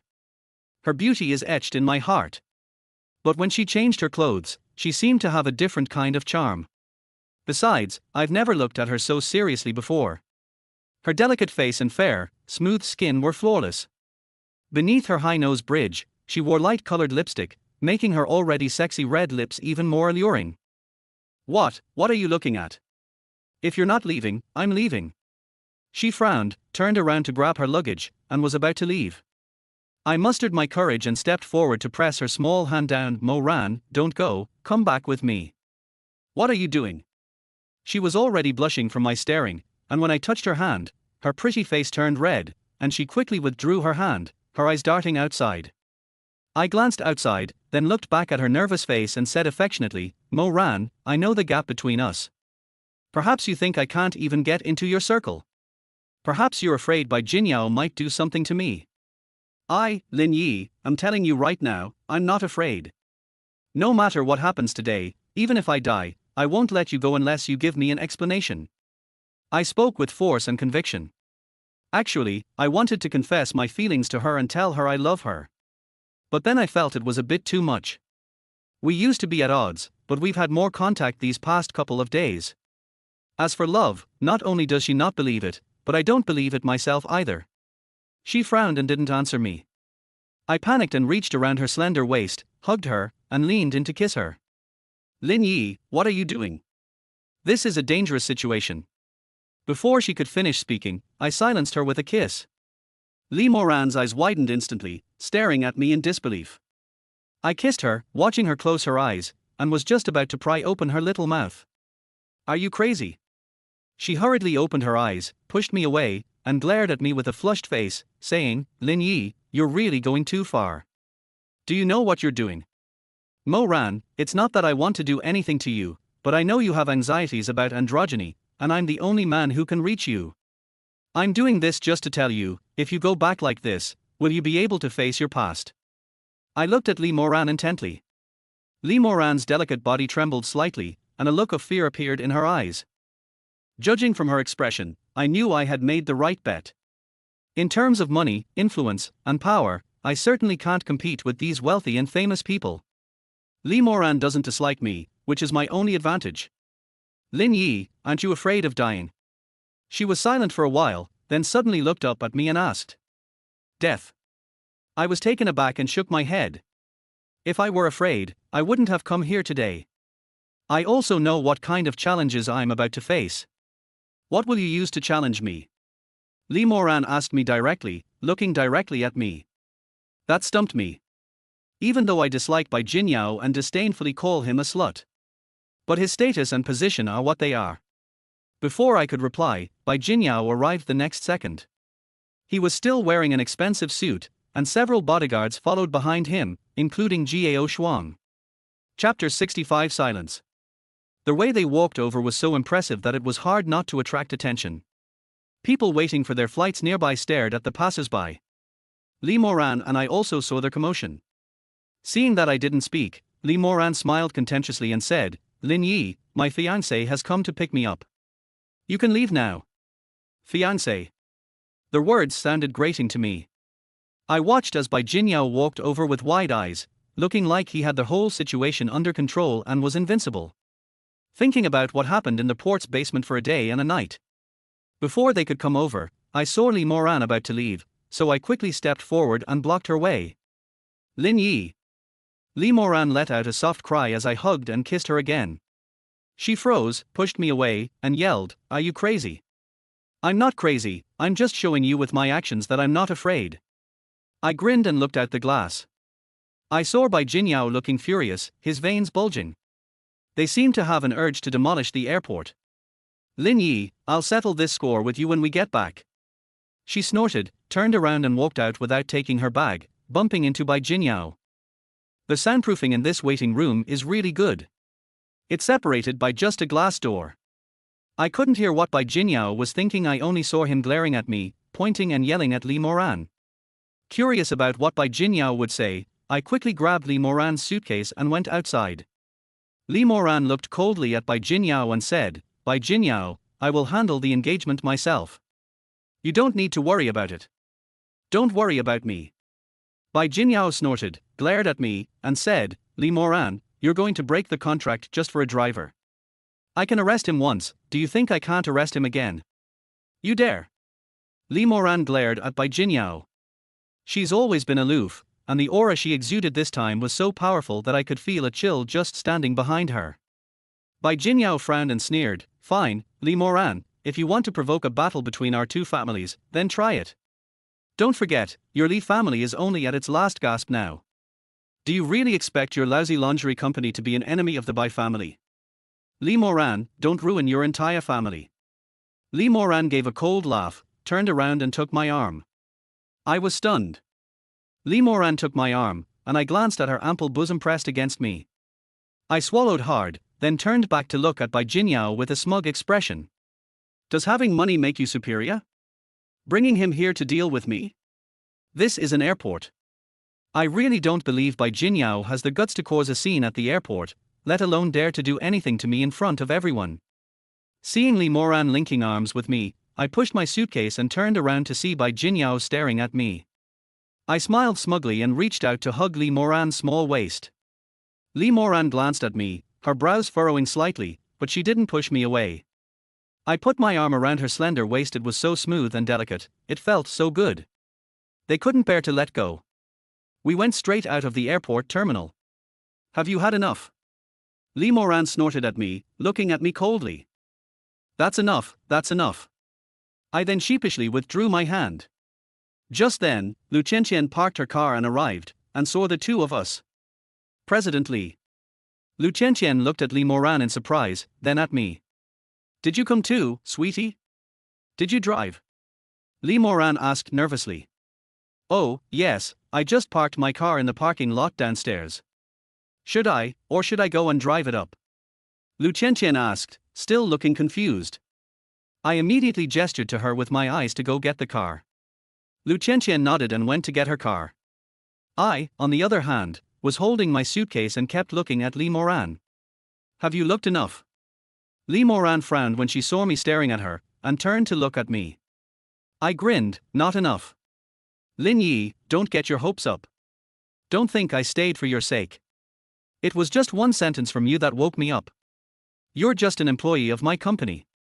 If you're not afraid of Bai Jinyao, why should I be afraid of the Bai family?" Li Moran looked at me, a faint smile playing on his lips. I couldn't figure out what she was thinking, but I felt like I'd been happy for nothing. I scratched my head and asked, "So you're still going to fire me?" "We'll see," she said to me, then walked ahead. I hurriedly pushed my suitcase and followed him. Not far away, Lu Qianqian drove up and got into the passenger seat. I had no choice but to sit in the back row. As soon as I got on the bus, before Lu Qianqian could even drive, Li Moran said to her, "Qianqian, the company's design director has been fired. You've been with the company for so many years, why don't you take over the job?" Lu Qianqian let out a soft cry and immediately turned to look at me. I didn't know what Li Moran was up to, but I felt a pang of sadness and said to Lu Qianqian, "Qianqian, you've been promoted, you should be happy." I. Lu Qianqian still doesn't know what happened between me and Li Moran. She's my apprentice, so how could I dare agree? Seeing her conflicted expression, I glanced at Li Moran, who remained expressionless, and said in a huff, "Sweetie, just agree. If you don't understand anything, just ask me, okay?" Oh, okay. The girl reluctantly agreed, then turned to look at Lee Moran and me. Mr. Lee, master, where are we going downstairs? Back to the company, Lee Moran said calmly. Oh, Lu Chen replied, focusing on driving. We didn't speak a word the whole way, the atmosphere a mix of anger, awkwardness, and a hint of eeriness. I want to say something, but I don't know what to say. Lu Chen wanted to ask, but was too embarrassed to. Lee Moran was calculating how to deal with Bai Jiniao's retaliation. He remained silent the entire way. After arriving at the company, Lee Moran got out of the car and said to Lu Chen, you should go back first. Oh, Lu Chen replied. I watched Lee Moran get out of the car and wanted to follow her, but as soon as I opened the door, she said to me, you've already been fired, what are you going to do at the company? I was speechless. Master, what exactly is going on? Lu Chen turned to me and asked. I shook my head, I don't know either. Master, how about we go back first? Lu Chen probably sensed that I was in a bad mood, so she spoke very softly and gently. I sighed and said, never mind, you should take me back to my place first. Oh, okay, Lu Chen replied, and drove me home. I sat in the back row, trying to figure out Lee Moran's attitude. I couldn't understand it no matter how I thought about it. She came back and wanted to fire me. What did she mean by that? As I pondered, I arrived at my place. When Lu Chen saw where I was staying, she exclaimed in disdain, Master, why are you staying in such a shabby guesthouse? I think you should move to my place. My place is so big, and I live alone. I declined Lu Chen's kind offer as the saying goes, there's no place like home. I still think my own doghouse is better. Besides, going to Lu Chen's house would be inconvenient for a lone man and woman. Lu Chen really wanted me to come and kept calling me. When I insisted, she pouted and said, okay. Master, I'll go back first. Call me if anything happens. Chapter 66 Suitcase. Watching Lu Chen drive away, I didn't say much, and pulled Lee Moran's suitcase back to my cheap rented room. Although there's no place like home, even a golden nest or a silver nest can't compare to one's own doghouse. This doghouse is nothing compared to Lee Moran's mansion. It's inevitable to feel a little disappointed. I thought to myself, Lee Moran did manage to win me back, but the outcome didn't seem to change. I was still fired. Lee Moran still ignored me. I didn't get a single thing. Ding dong. Just then, my phone received a text message. I excitedly picked it up and looked at it, wondering if Lee Moran had replied to me. Even if it wasn't her, I would still be happy to receive a reply from her as their big milk mom. Upon inspection, I discovered it was a notification that my bank card had received a deposit. 188,000, a very good number. Lee Moran kept his word and indeed gave me 10 times the compensation available on the market. I frowned and sent a message to Lee Moran on WeChat, I'm not a gigolo. He then transferred 100,000 yuan back to her. It would be a lie to say I didn't feel any pain when I sold it. After all, I'm short of money right now.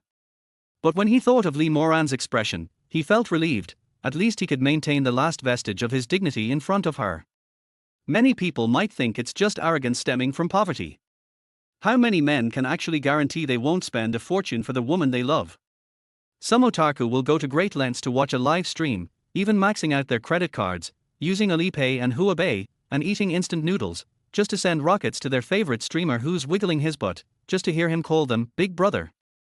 How many men have spent all their savings to pursue the girls they admire, just to win a smile from the beauty? In ancient times, there was King Yu of Ju who played with the feudal lords by lighting beacon fires. I, Lin Yi, am now ready to repay 100,000 in anger, just to regain my dignity as a man in front of Lee Moran. But Lee Moran wouldn't accept it at all. I smiled helplessly, thinking that I had actually hugged and kissed her at the airport, and she even took my hand from behind. Looking up at the ceiling, it felt like a dream. I reached out and grabbed some clothes that Lee Moran had left behind when she stayed at my place last time. It's been several days. Her clothes still retained her unique fragrance. That alluring fragrance penetrated straight to my heart. Despite my hatred, the scent brought to mind her alluring and sexy body, and the thought of her fragrant lips made me swallow hard. An evil thought surfaced in my mind. I quickly pulled down Lee Moran's clothes and sat up, letting out a sigh of relief to calm myself down. He opened his eyes and saw that her underwear was also there, and his eyes lit up again. When a man is alone and faced with such temptation, the evil within him will slowly rise, as if a hellish hand is rising and dragging him into that dark space. I can't take it anymore. He took Lee Moran's underwear. They opened Lee Moran's suitcase. There were several more outfits inside. They were all designed by me. Her beautiful and perfect body appeared in my mind. Lee Moran. I yelled angrily, and for the first time, I fantasized about her. I fantasized about it before. But usually, people watch Japanese adult films and fantasize about the female lead if they find one they like. This is the first time I've ever fantasized about Lee Moran. Feeling completely relaxed, I let out a blissful sigh. After catching my breath, I looked at the spot and was immediately startled. Damn it! Gang was so excited that he ended up putting everything in Lee Moran's suitcase, including several sets of underwear, which were now stained. It's over. If Lee Moran comes looking for my suitcase and finds out I did such a lewd thing to her, she'll kill me. Xiao Yi, are you home? Just then, Sister Shu's voice came from outside. I hadn't even put my pants on yet when she suddenly shouted, startling me. I quickly replied, Sister Shu, I'm here, just wait a minute. Oh, okay. Sister Shu replied gently, waiting at the door. I hastily wiped Lee Moran's underwear with a piece of paper, covered her up, and put it aside. I quickly straightened my pants before opening the door. Last time, I was caught by Sister Shu on YY. Not wanting to be misunderstood by her again, I opened the door and Sister Shu frowned as she saw me. Xiao Yi, why are you so slow? Oh, I was in the bathroom just now, I replied. Oh. Sister Shu didn't think much of it, glanced at my room, and pursed her lips, saying, nothing planned for tonight, right? No. I shook my head and stared at Sister Shu. I noticed she was still wearing a cheongsam, a short skirt style, revealing half of her calves, and wearing flesh-colored stockings. Her perfect figure accentuated the cheongsam, making her look exceptionally alluring. I couldn't help but compliment her, Sister Shu, you look so beautiful today. Sister Shu was taken aback, glanced at herself and said coquettishly, no way. I'm old, how can I compare to a young person like you? Come on, if you're free, come upstairs with me and help me cook a few dishes. We'll have a drink at home tonight, how about that? Okay. I said, though I was in a bad mood. If Sister Shu hadn't invited me, I was just thinking about where to go for drinks. Anyway, I'm unemployed, so I'm pretty carefree now. Okay, let's go. Sister Shu smiled at me and took the lead in walking upstairs. I followed behind her, watching her swaying, perky buttocks. They were truly exquisite. The second floor was not rented out. Sister Shu lives alone, and she has set aside a room as her kitchen. She walked to the second floor platform and turned back to me, saying, Xiao Yi, wait a minute, I'm going to change my clothes. Okay. I replied and stood there waiting, but my eyes never left Sister Shu. After all, every movement she made exuded an alluring aura. It was simply irresistible. Most importantly, I remembered the toys in Sister Shu's room. With her looks and qualifications, she could easily find any man, so why is she choosing to endure loneliness instead of finding one? Sister Shu quickly changed her clothes and came out. She changed into loungewear, losing her previous glamorousness and gaining a more virtuous wifely air. I walked into the kitchen room with her. Xiao Yi, since it's just the two of us, let's keep it simple. How about stir-frying some green peppers and shredded pork, scrambled eggs with tomatoes, and some bok choy? Sister Shu said to me as she rummaged through the refrigerator, looking for food. Sure. I smiled and said, Sister Shu, I'm overjoyed that you're treating me to dinner and drinks, how could I possibly complain? Chapter 67. Sister Shu invites me to dinner. I'm glad you don't mind. Sister Shu smiled slightly at me, and seeing the things she was carrying, I wanted to go up and help her. Need not. Sister Shu pushed me away and stood there looking at me with a resentful expression. Xiao Yi, I'm treating you to dinner, how can I let you do anything? I'll do it, you just wait and eat. Sis, actually I'm a pretty good cook, I explained to her. Sister Shu still refused my help. I couldn't persuade her otherwise, so I had no choice but to sit and wait, watching her busy at the stove, her head covered in sweat, occasionally wiping the sweat from her wrist. Watching her graceful figure as she stir-fries simple home-style dishes. Compared to living in Lee Moran's big villa and watching her cook all kinds of seafood and high-end ingredients, it's much better. Sister Shu's side has a more down-to-earth feel. With her gentleness, charm, and approachability, she's more like a wife and more suited to a real life. I sat in the chair, watching Sister Shu's busy figure, and thought about how she had seen me on YY last time, and how I almost got seen on YY again this time. I was so embarrassed that I wanted to disappear. The food is here. While I was still thinking about how to bring it up with Sister Shu, she smiled happily and came over with a bowl of scrambled eggs with tomatoes.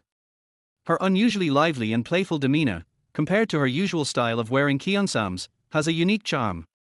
Especially now, as she is sweating profusely from cooking, her alluring posture, glistening with fragrant sweat, is incredibly tempting. I couldn't help but take another look. What's wrong? Sister Shu put the dishes down, looked up and met my gaze. Her pretty face flushed, and she nervously brushed her bangs aside.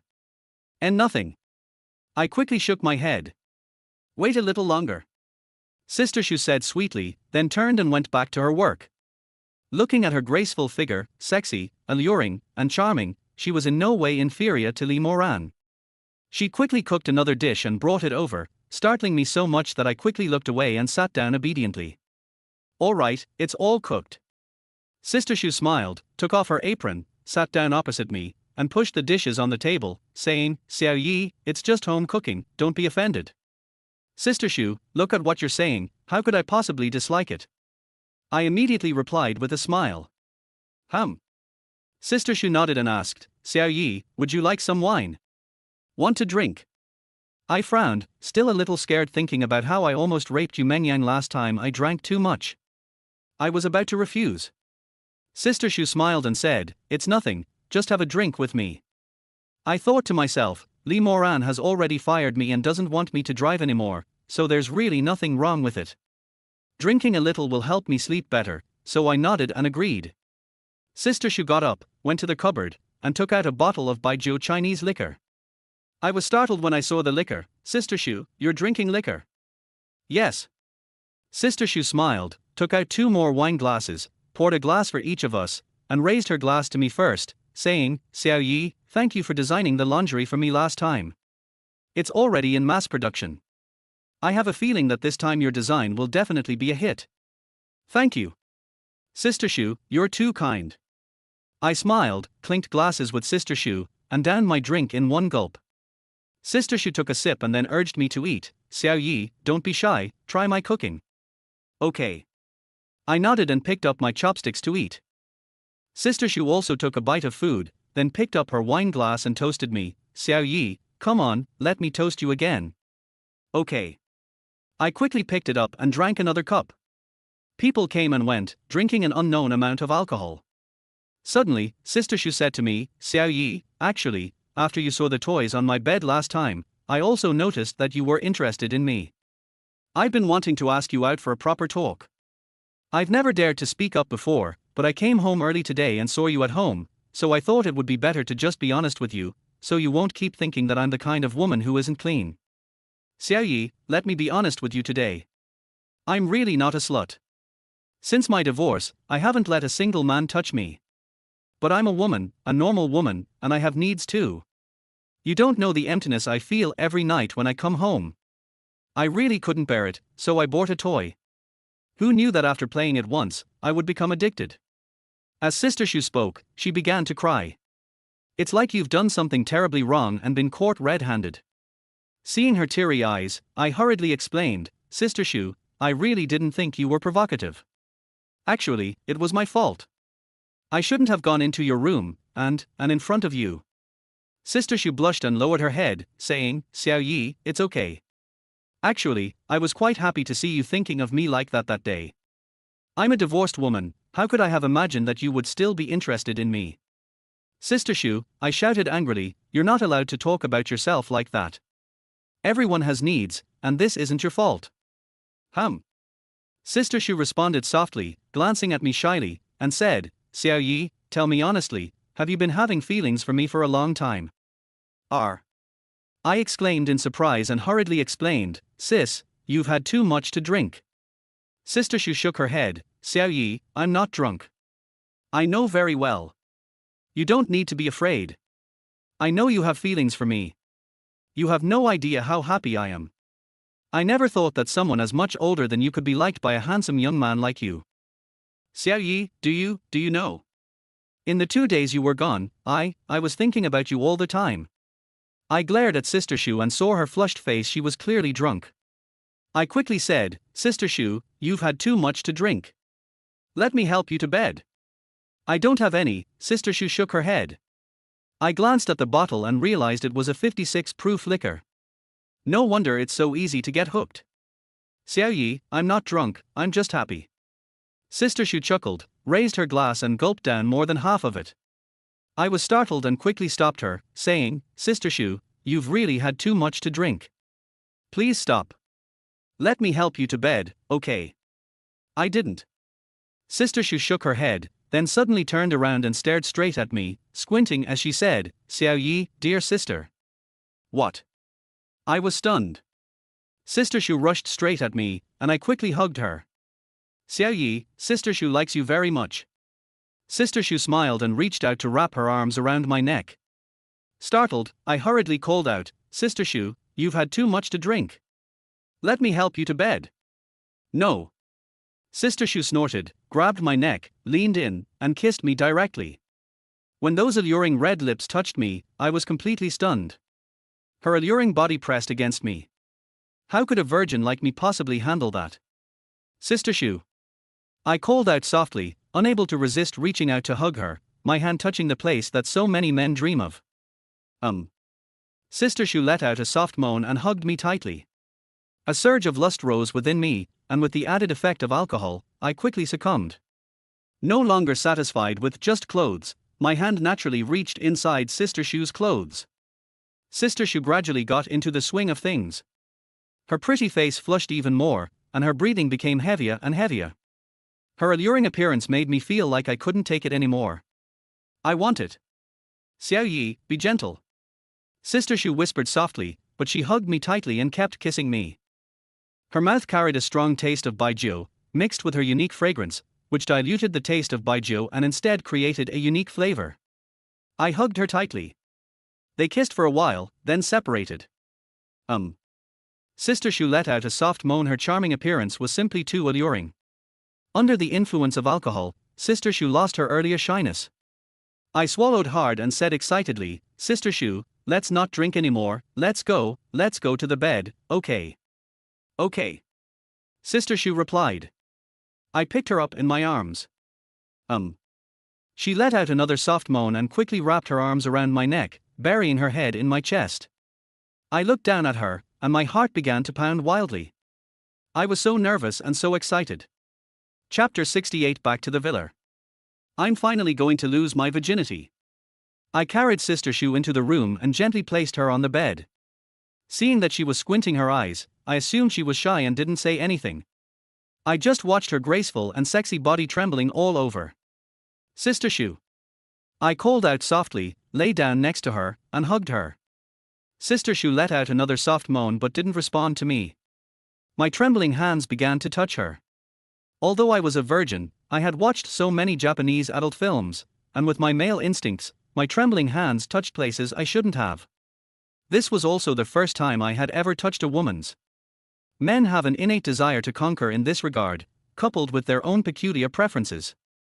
They will also have their own rhythm and techniques.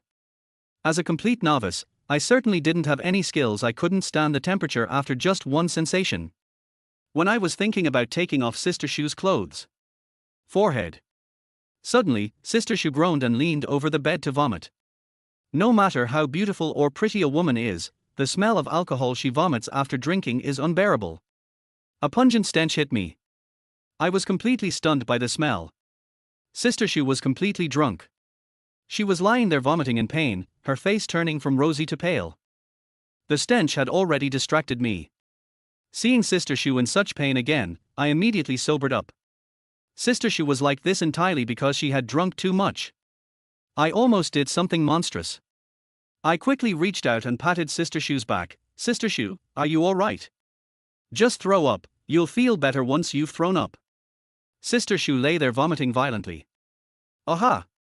After vomiting, she whimpered as she turned over and lay down to sleep. Her alluring and sexy figure remains as powerful as ever. But smelling the stench of alcohol and seeing Sister Shu's pained expression, even if I wanted to, I couldn't bring myself to do it. Besides, this is my first time. I don't want it to end like this, without me having had a chance to fully enjoy it. Sister Shu, you said you can't drink, why are you drinking so much? I said to Sister Shu with a long face. He placed his hand on her body. So soft, so gentle. Feeling that sensation, my hand couldn't help but rest on her chest. It was so beautiful, so alluring, and so incredibly tempting. But Sister Shu is so drunk. I just couldn't bring myself to do it. After savoring the smell for a while, I realized that the stench of alcohol was unbearable. So I went to get a mop and some other things to clean it up, and I ended up sweating profusely. The fire in my heart has been extinguished considerably. When I turned around, I saw that Sister Shu was still drunk. I was also a little drunk, so I sat next to her. Just as I was about to fall asleep, my phone suddenly rang, which startled me. He picked it up and glanced at it, only to see that it was a call from Lee Moran. I sat up abruptly in excitement. I called her so many times and sent her so many messages, but she didn't reply. It's the middle of the night, and they're calling me. Sister Shu drank too much, and I also drank more than half a gin, 250 milliliters of 53 proof liquor, which made me a little tipsy. I looked at the number displayed as Lee Moran, grinned, and hung up. When I died, I felt really good. A strong sense of vengeful pleasure surged within him. The next second, Lee Moran called again, and I laughed and hung up again. She hung up, then called again. She was clearly much more patient than I was. I hung up, and she continued calling. She called me more than a dozen times in a row. Sister Shu next to her let out a soft moan. Afraid of waking Sister Shu, who was sleeping soundly, I went to the balcony to answer the phone when I saw Lee Moran still calling. Mr. Lee, what are you doing so late? I'm already asleep. As I spoke, I deliberately yawned. Lee Moran was stunned for a moment. Beep, beep. I heard a dial tone on the phone. She hung up without saying a word. This completely baffled me. What kind of attitude is that? She was the one who called me, and she hung up without saying a word. I frowned in annoyance, thinking of calling her to apologize, but when I actually did call, Lee Moran didn't answer and simply hung up. I hit it again. If she can take on 15, I can take on 16. Obviously, she doesn't have as much patience as me. I only took on the fifth one before she took over. However, she didn't speak, and I didn't hear anything from her side. Mr. Lee, I called out. She still didn't respond. I'm sure everyone has experienced that feeling of being hooked. It was so uncomfortable that I almost cried. Okay, I was wrong. Can you tell me what's wrong? I gave in. I couldn't win the argument, so I could only apologize. Come back, she said coldly, and hung up. I was stunned for a long time before I could really grasp the meaning of the words, came back. Return? Is she calling me back to her villa? I wasn't sure, so I called her again. Before I could even speak, she impatiently shouted, Lin Yi, what else do you want? Haven't you been to my house before? Don't you know how to walk around? I understand, I replied hastily. Don't you know that's my house password? She retorted again. I glared at him, then understood, grinned, and said, Mr. Lee, I know, I'll be right there. I went upstairs and covered Sister Shu with the blanket. After checking that everything was fine, I excitedly went downstairs, grabbed my suitcase, and went out to hail a taxi to go back to Lee Moran's villa to find her. All the way back, I felt incredibly happy thinking about how Lee Moran had offered to let me go back. In a beautiful mood, she completely forgot about the despicable thing she had done to Lee Moran's suitcase. They arrived at Lee Moran's villa shortly afterward. They haven't gotten off the bus yet. The taxi driver glanced at the villa and looked at me with envy. I scanned the code to pay, and seeing his surprised look, I smiled and said, there's nothing to be envious of. Actually, this isn't mine, my wife bought it. The taxi driver was secretly pleased when he heard it wasn't me. Upon hearing my last sentence, he glared at me, turned his head away, and stopped talking to me. I got out of the car with a smug look on my face, dragged my suitcase into the villa, and was about to ring the doorbell when I remembered that I had a password, so I smiled and entered the password. As soon as I opened the door, I saw Lee Moran sitting in the living room. "Mr. Lee," I called out happily. She glanced at me, her brows furrowing as she asked, "Have you been drinking?" "Oh, I had a few drinks with some friends." Of course, I wouldn't dare say I drank with Sister Shu. Without saying a word, she reached out and took my suitcase, then turned to go upstairs. I admired her alluring and sexy figure, feeling a sense of elation, like the saying, I searched for him 1,000 times in the crowd, and suddenly, when I turned around, I found him in the dim light. Lee Moran noticed me looking at her, but she ignored me because she knew very well how beautiful and alluring she was. Countless people stare at me as I walk down the street. If I don't look at her, she'll think something's wrong. So Lee Moran has gotten used to the admiring gazes of others and doesn't care about the various lewd looks. She just went back to her bedroom. She opened her suitcase, intending to organize her clothes. As soon as she opened it, she smelled an unusual odor. Chapter 69: Lee Moran's Collapse. It has a slightly earthy taste. Lee Moran looked at the messy underwear again. She remembered that she had arranged them very neatly. She also remembered that her clothes, house, and other belongings did not have this smell.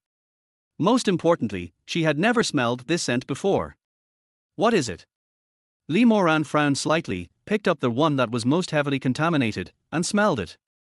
The strong earthy smell made her feel nauseous instantly. Forehead. She felt nauseous and vomited a few times, shook her head, and took it to wash it first. She carefully examined the marks, color, and smell. I suddenly realized. Lin Yi. She lost her composure, gritted her teeth, and jumped up, letting out a roar. I was just about to go back to my room to sleep. I'm sleepy after drinking alcohol. Hearing Lee Moran's excited shout, he grunted, stepped back, and looked up to ask, "What's wrong, Mr. Lee?" "Lin Yi, you beast." Lee Moran was so angry she was about to collapse. The thought of smelling the lingerie she had just been holding made her blush with embarrassment. She grabbed the lingerie she had just smelled and threw it at me. My underwear was swaying, and I frowned slightly, still not quite reacting. Thinking that Lee Moran was going to discuss new lingerie designs with me and launch new products, I reached out and took the bag, glanced at it, and said, "Mr. Lee, this is not the one we launched last year. It didn't sell very well, and you said it wasn't sexy enough. Why are you showing this to me?" I asked, puzzled. "Lin Yi, you better take a good look at me." Lee Moran shouted angrily, then ran down the second floor barefoot. "Take a good look." I frowned, wondering if Lee Moran wanted me to improve the design, so I picked it up and flipped it over from top to bottom and left to right. When I saw the inside. Upon seeing the marks on it, his eyes widened. Suddenly realizing what she had done, she saw Lee Moran coming down from the second floor and hurriedly dodged to the side, explaining, "Mr. Lee, please let me explain." "Explain? How do you want to explain?" Lee Moran shouted angrily. With wide eyes and in a frenzy, he chased after me. I had never seen her so angry before, so I quickly tried to avoid her. Lee Moran has never been a talkative person. Even when she's angry, she usually doesn't show it. For example, when she was very angry at the company before, she would just ignore you or remain cold and silent. But now things are different. Lee Moran is truly going crazy. She could still tolerate the lewd things I had done, but when she thought about how she had taken it from me earlier, she didn't react when she smelled it, and even put it under her nose and put it in her mouth. Lee Moran could still taste that flavor in her mouth, and she shouted at me in embarrassment and anger, "Lin Yi, you stop right there." "Mr. Lee, I tried to explain with a long face, but the evidence was irrefutable, and there was no point in explaining. "Stop. Stop right there." Lee Moran was so angry that her chest ached. After chasing me for a while, she collapsed onto the sofa, panting heavily. Seeing her face turn deathly pale with anger, I couldn't bear to hide any longer. I walked over with a mournful expression and said, "President Lee, I'm sorry, I was wrong. If you want to kill me, do whatever you want to me." He resolutely raised his head, ready to go all out. "You?" She angrily raised her hand, and I immediately closed my eyes, bracing myself for being hit. Just as her hand was about to land on my face, she withdrew it, snorted, and said, "Lin Yi, you're going too far. Aren't you afraid of being fired? You dare to act recklessly, don't you?" Seeing that she didn't hit me, I breathed a sigh of relief and awkwardly explained, Ms. Lee, everyone has physiological needs, so. Get out, she snapped, turning and storming upstairs. I stared at her, and a chill ran down my spine. My impression was already bad, and now it's definitely worse. But since I've already been fired, it seems like I have nothing to be afraid of her anymore. I used to be afraid of her. I was worried about being fired by her, plus my sister was sick and needed money. They've all been fired now. There's really nothing to be afraid of anymore. Lee Moran also realized this, and after returning to the room, he felt a chill run down his spine when he looked at the suitcase. She felt disgusted. But the thought that it was mine made Lee Moran feel less disgusted. She even had the urge to smell it again. As soon as the thought popped into her head, a blush immediately spread across Lee Moran's pretty face. She covered her face with her hands, feeling extremely hot. Could it be that I've really fallen in love with him? Lee Moran muttered to himself, thinking it was unrealistic. She has always hated me and loathed me. Every time she sees me, she gets angry when she thinks of that scene from her dream, and blushes when she thinks of the strange feeling it brought her. And I am the only man who has been able to have intimate contact with her so far. Looking at the marks on the suitcase, a surge of heat rose within her body. Having nearly been assaulted as a child, she developed an acute aversion to men, and she loathed sex even more. I never even thought about it, but then I met her. She dreamt that I raped her. She had just experienced that slight feeling of impulse, and she had always wondered if she was frigid. A surge of heat in my body. This made Lee Moran realize instantly that she was also a normal woman. She smiled happily, but when she thought of her engagement to Bai Jinyao, the conflicts within her family, and the ruthlessness of the Bai family, Lee Moran frowned, shook her head, and squatted down to organize the clothes in her suitcase. I threw it directly into the laundry sink. She accepted it, but she still felt disgusted, and she was also a little confused. You can do it with underwear and bras. Who exactly is this person? She then realized that she didn't seem to know me very well either. She frowned, thinking about the relationship between Yu Mengyang and me, and felt that she didn't know me as well as Yu Mengyang did. They can't even face me as calmly as Yu Mengyang. Lee Moran chuckled self-deprecatingly, shook his head, and went into the bathroom to take a shower. Actually, she doesn't know me. I have no idea what Lee Moran is like. I only think she is aloof and unapproachable, according to what the company employees have been saying behind her back. Lee Moran is none other than Abbess Mihu. She's just a little prettier than Abbess Mihu.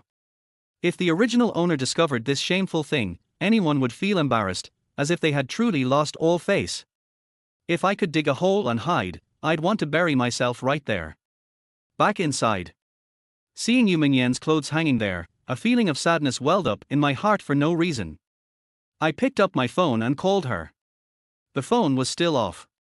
I gave a bitter smile, lay down on the bed, and the images of Lee Moran, Mo Xiaoxiao, Sister Shu, and Yu Mengyang kept flashing through my mind. Their alluring figures intertwined before my eyes. I will miss either of them. As for love, I don't know if it exists or not. In a daze, I fell asleep lying down and had a dream, but the female protagonist in the dream was actually my apprentice, Lu Qianqian. Chapter 70 Your Punishment. When I woke up, I was startled. I wouldn't feel guilty if I dreamed about any one of the four women, Lee Moran, Yu Mengyang, Mo Xiaoxiao, or Sister Shu. I never imagined I would dream of my apprentice, Lu Qianqian. As soon as I pulled back the covers, it went off. I was both amused and exasperated. If Lu Qianqian found out about this, I wouldn't know where I would put my reputation as her master. I glanced at the time. It was only 7 in the morning, still early. You could say I was completely awakened by a dream. The dream felt so real. Normally, you'll forget a little bit of what you dream about when you wake up. But I remember this dream very clearly. I remember every detail. It was on Lu Qianqian's big sofa in that penthouse that I not only had sex with her, but I even dreamed that Lu Qianqian used her mouth on me. I have no idea how I came up with such an evil dream. Just thinking about Lu Qianqian's little mouth. I couldn't help but get excited again, but then I thought about her identity and felt a chill run down my spine. I really don't know how I'll face Lu Qianqian next time.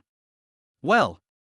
I sighed, glanced at my phone, and thought I'd sleep a little longer, but then I noticed that Lee Moran from the hookup app had finally replied to my message.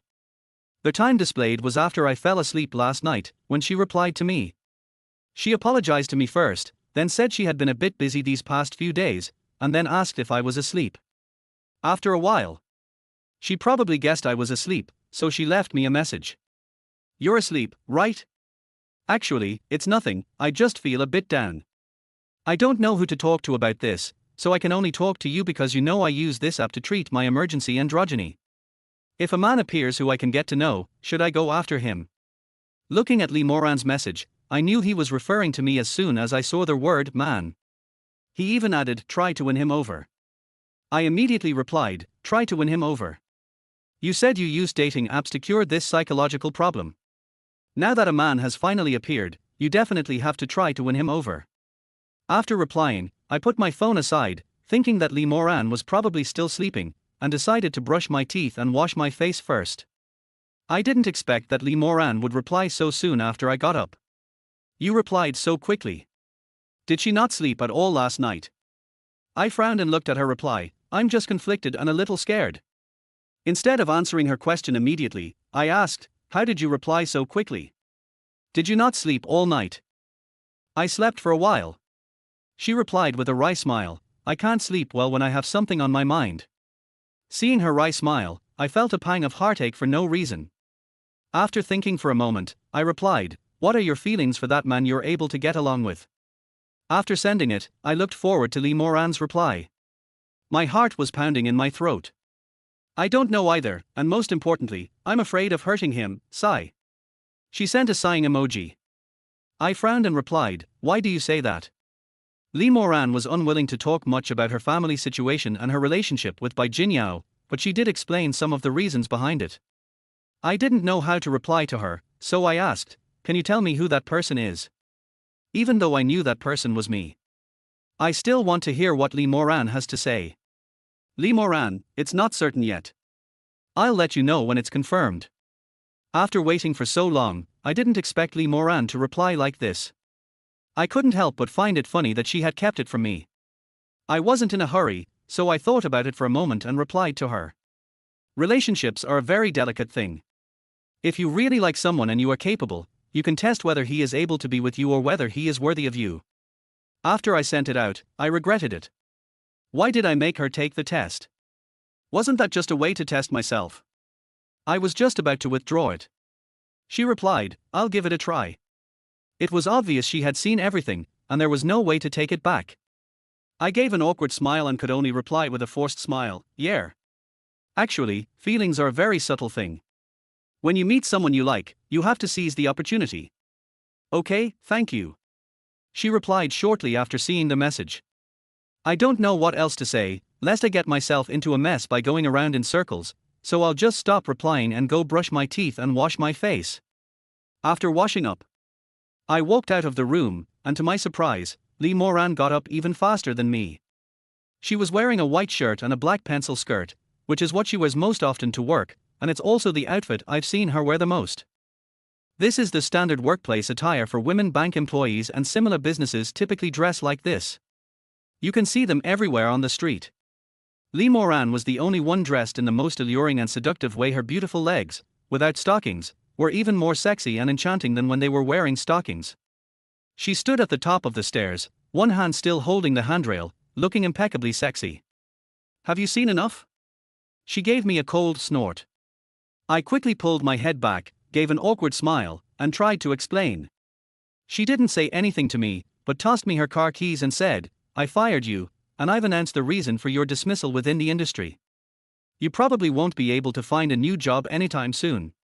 An industry-wide announcement. I was taken aback and hurriedly asked, "Mr. Lee, what is the reason you announced my dismissal within the industry? Leaking company secrets? What?" I jumped up and stared at Lee Moran, asking, "Mr. Lee, you can't just make such a casual announcement. When did I leak company secrets? Aren't you trying to frame me? This is your punishment for messing with my suitcase and my clothes." She smiled coldly, walked over and whispered in my ear, "Lin Yi, remember this, even if you don't want this job, I still have different ways to control you. So you'd better behave yourself in front of me," she snorted.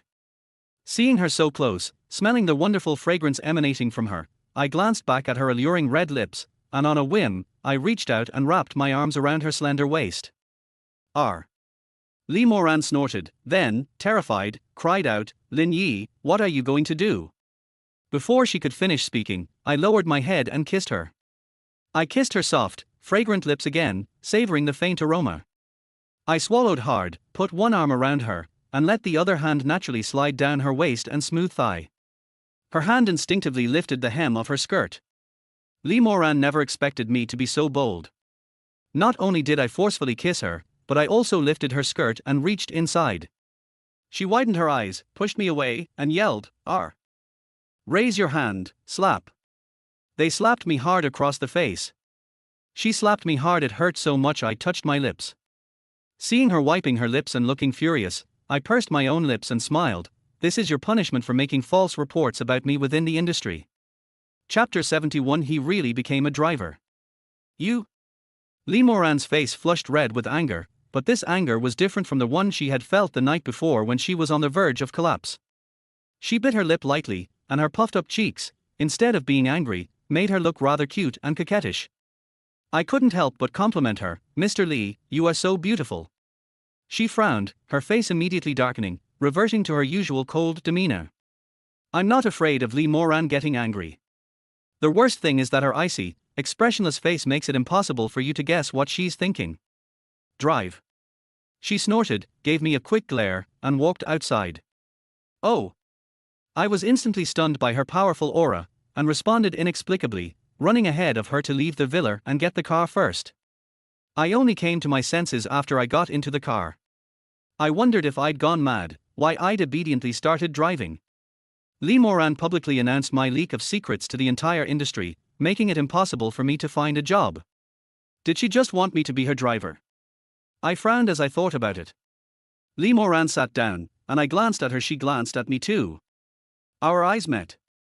Her pretty face blushed slightly, but she quickly regained her icy composure. Lin Yi, don't be too smug. I can't do anything to you right now, but don't forget, I can issue an industry notice or send a lawyer's letter to have it revoked.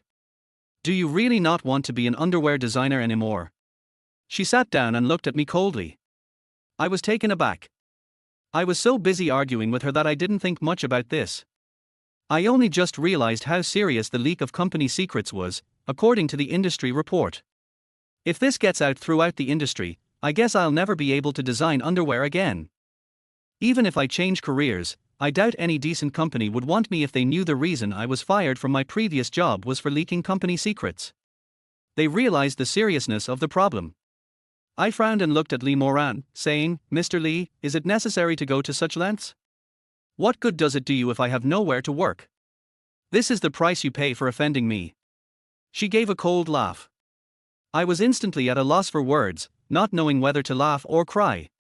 The sentence that had been used to get back at someone after being slapped was then turned around and taken back by Lee Moran. Considering the seriousness of the matter, he took a deep breath and pleaded, Mr. Lee, I was wrong. Can you forgive me this once? Drive. She didn't answer me.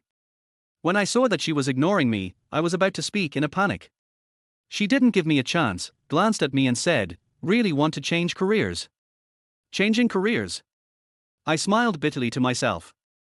Leaking company secrets is such a serious matter that even if I were willing to change careers, no good company would hire me, and even if they did, I would probably never get ahead in my life. Lee Moran's move was truly ruthless. He completely ruined me. Taking a deep breath to suppress his anger, he grinned and asked, Dear Mr. Lee, where are we going next? When she saw my serious yet silly expression, she couldn't help but chuckle. I grinned again. She immediately glared at me, her smile vanished, and her face turned icy again. She coldly gave me an address and then leaned against the wall to rest. I glanced back at her and couldn't help but sigh. Lee Moran is truly beautiful. Seeing her furrowed brows, I couldn't help but feel a pang of heartache. I think Lee Moran has had a tough time. Thinking about whether I should be nicer to them, I unknowingly arrived at the place Lee Moran had mentioned. When I looked closer, I realized it was a factory area. It's a huge factory area. The main gate alone was at least 10 meters wide. When I heard the sound of the gate approaching, I turned around and saw Lee Moran still sleeping with her eyes half closed. I was thinking of letting her sleep a little longer, but she seemed to have calculated it and woke up right away. She rubbed her sleepy eyes, glanced at the door, and frowned, asking, have we arrived? Yes, we've arrived. I nodded. Drive in, she said to me, pulling down the visor to fix her makeup. Seeing her looking intently in the mirror, I teased, Ms. Lee, you're beautiful enough, you don't need to fix yourself up anymore. Mind your own business. She glared at me, then took out her lipstick from her bag and touched it up. I laughed when I saw her touching up her makeup with lipstick. Lee Moran glared at me, harboring a grudge. But when she thought about how many times I had kissed her, her face flushed. I drove the car in with a smug look on my face. When they arrived at the guardhouse, Lee Moran rolled down the car window and said to the security guard, I'm looking for your boss, Mr. Jew. The security guard was immediately attracted by Lee Moran's beauty and stammered, okay, but you need to register me first. Okay. Lee Moran replied, rolled up the car window, and glanced back at me. It took me a while to realize that registration meant I had to get out and register. I shook my head helplessly, unbuckled my seatbelt, got out to register, and returned to the car, saying unhappily, okay. All right, drive in. Lee Moran said coldly. I gave a bitter smile, drove in, and soon arrived in front of an office building. Lee Moran said to me, find a parking space and park properly. She completely treated me like a driver. Okay, my big boss, I replied sarcastically. But Lee Moran completely ignored me. The clown is basically myself. I shook my head. A driver is a driver. At least until Lee Moran resolves the industry report, there's nowhere to find a job, not even with the tens of thousands of yuan in compensation from Lee Moran. We have enough to cover our expenses for now, and we're not short of money.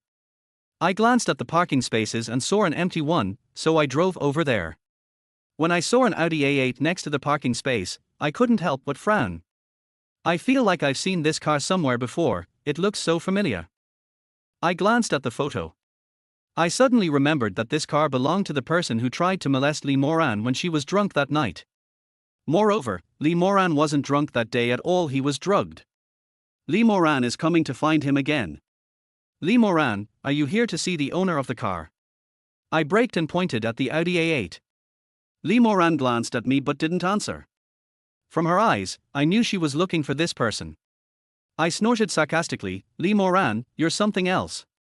That night someone drugged you, and you still come looking for them. Do you want to be drugged again? As I spoke, I couldn't help but get excited and raised my voice a little.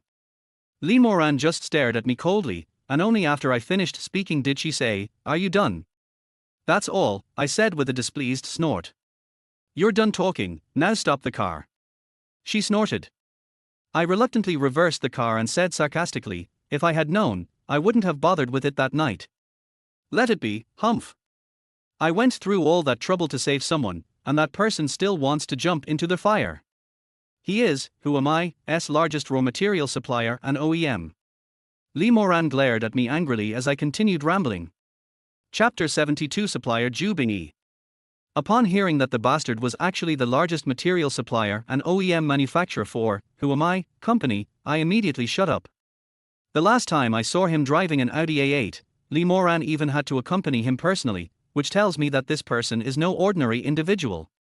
Who would have thought it would be this awesome? Thinking about how these people's identities were all extraordinary, I couldn't help but feel a sense of loss. Disappointment is disappointment. I disagree. Don't underestimate a young person's potential. Fortunes can change drastically over time. I don't believe I'll be a driver forever. Wait for me in the car.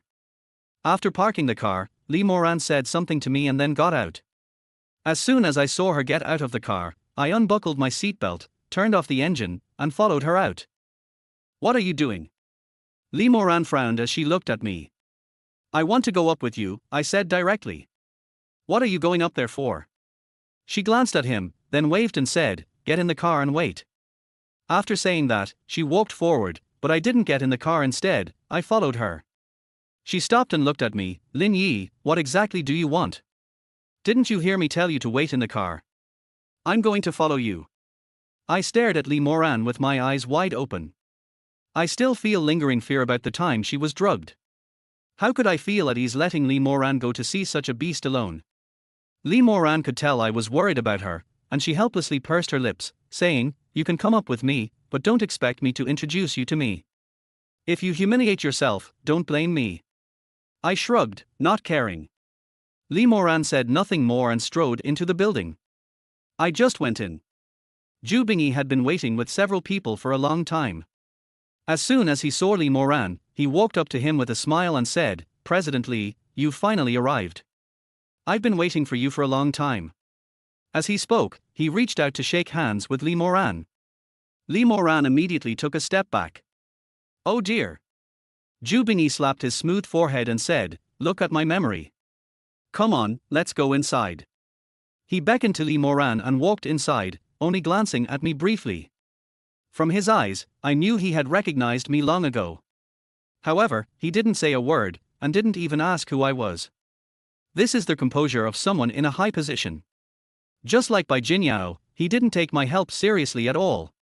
He ignores me and doesn't ask me anything, so I'm happy to have some peace and quiet. Lee Moran walked at the front with him, while most people followed at the back. The others didn't recognize me and politely made room for me to walk next to Lee Moran. I followed Lee Moran inside. They arrived at a tea table. Ju Bingyi first gestured for Lee Moran to sit down, then waved to his men, calling out, "Jingming, Yuanqiu, Zahan, come and sit down." Following the group, they nodded and went up to sit around the large tea table. Making friends over tea and discussing matters over tea has always been a unique aspect of Jinghai. The tea table in Ju Bingyi's reception room was particularly large. After he sat down at the host's tea-making seat, he let Lee Moran sit in the main guest seat, while the rest of his people sat in secondary seats. The group instantly formed a siege. Such a situation is considered taboo when discussing matters over tea. Since the group of people were all Ju Bingyi's subordinates, his arrangement made Lee Moran appear as one of his own men. Even I, a designer who doesn't need to engage in diplomacy, can understand this. Ju Bingyi couldn't possibly be unaware of this. I frowned and was about to speak when Ju Bingyi explained to Lee Moran, "President Lee, I'm sorry, I originally wanted to talk to you alone, and we should have met in the conference room. But we've been cooperating for so many years, so we're practically family. You know all the people at Jingming. They are all managers in our factory. In addition, I recently got a top-grade Da Hong Pao from Mui Mountain, which I usually can't bear to drink. I'm only bringing this out today because of Mr. Lee's favor. Is it good tea? It only tastes good when we share it, Mr. Lee, don't you think?" As expected of a big boss, Ju Bingyi explained the reasons for his seating arrangement in a slow and deliberate manner, and even praised Lee Moran, giving him plenty of face. Lee Moran replied politely, "President Ju, you're too kind. Actually, I'm mainly here to discuss the production halt. There's no need for such a grand ceremony." Ju Bingyi nodded, boiling water and setting out teacups. Then he looked up at me, who was still standing, and said, "Hey. Look at my brain, there aren't enough seats. Mr. Lee, who is this person from your company? Should we get him a stool or something?" I saw Ju Bingyi looking at me with a half smile. I understood it instantly. Ju Bingyi knows everything. He arranged the seats this way on purpose, to leave me with nowhere to sit and to embarrass me. Big shots kill with invisible knives. She glanced at him with a sneer. Before Lee Moran could answer, I stepped forward and leaned on her back, saying to Ju Bingyi, "Mr. Ju, you really have a bad memory. Didn't I introduce you to me last time? I'm Ms. Lee's boyfriend, right?" Ju Bingyi immediately frowned. Lee Moran was completely taken aback by my boldness. She was still hesitating about how to properly introduce my identity. I would never hug her so intimately from behind. In front of so many people, her pretty face suddenly turned red, and taking advantage of the fact that no one was paying attention, she reached out and pinched my arm. I endured the pain and held her tightly. Ju Bingyi's face darkened. Just now, Lee Moran wouldn't even shake hands with him, but now she was hugging him so intimately. "Mr. Lee, is your emergency male phobia disorder cured yet?" Ju Bingyi looked at Lee Moran coldly. Lee Moran turned her head and gave me a resentful look, her eyes filled with reproach, while gesturing for me to let go. I smiled and explained for her, "Oh, Mr. Ju, she definitely has symptoms of silence, but those are all directed at strange men. I am her boyfriend, someone close to her, so her psychological barrier naturally disappears." "Moran, don't you think so?" I smiled and affectionately reached out to touch Lee Moran's pretty face. Lee Moran's face flushed red. Seeing Zhu Bingyi staring at her, she knew that if she didn't take the opportunity to back down now and say that I was her boyfriend, and that we were being so intimate, she would be even more embarrassed. Lin Yi, let go of me first. I still need to discuss serious matters with President Zhu. Li Moran suppressed her resentment towards me, smiled as she pulled my hand away, and turned to apologize to Zhu Bingyi. President Zhu, I'm so sorry. I let go of Li Moran and saw that Zhu Bingyi's face had turned black. I felt incredibly satisfied. They even wanted to leave me nowhere to sit, which disgusted me. I'll disgust you to death. Of course, I didn't do this entirely out of spite towards Zhu Bingyi. In this situation, I can still manage to think things through. The other reason I did this was to expose Zhu Bingyi's hypocritical facade. Chapter 73 High MI's Crisis. Zhu Bingyi glanced at Li Moran, the muscles at the corners of his mouth twitching, showing that he was constantly suppressing his anger. He forced a smile and said, President Li, it's all right. I should be congratulating you on meeting your true love.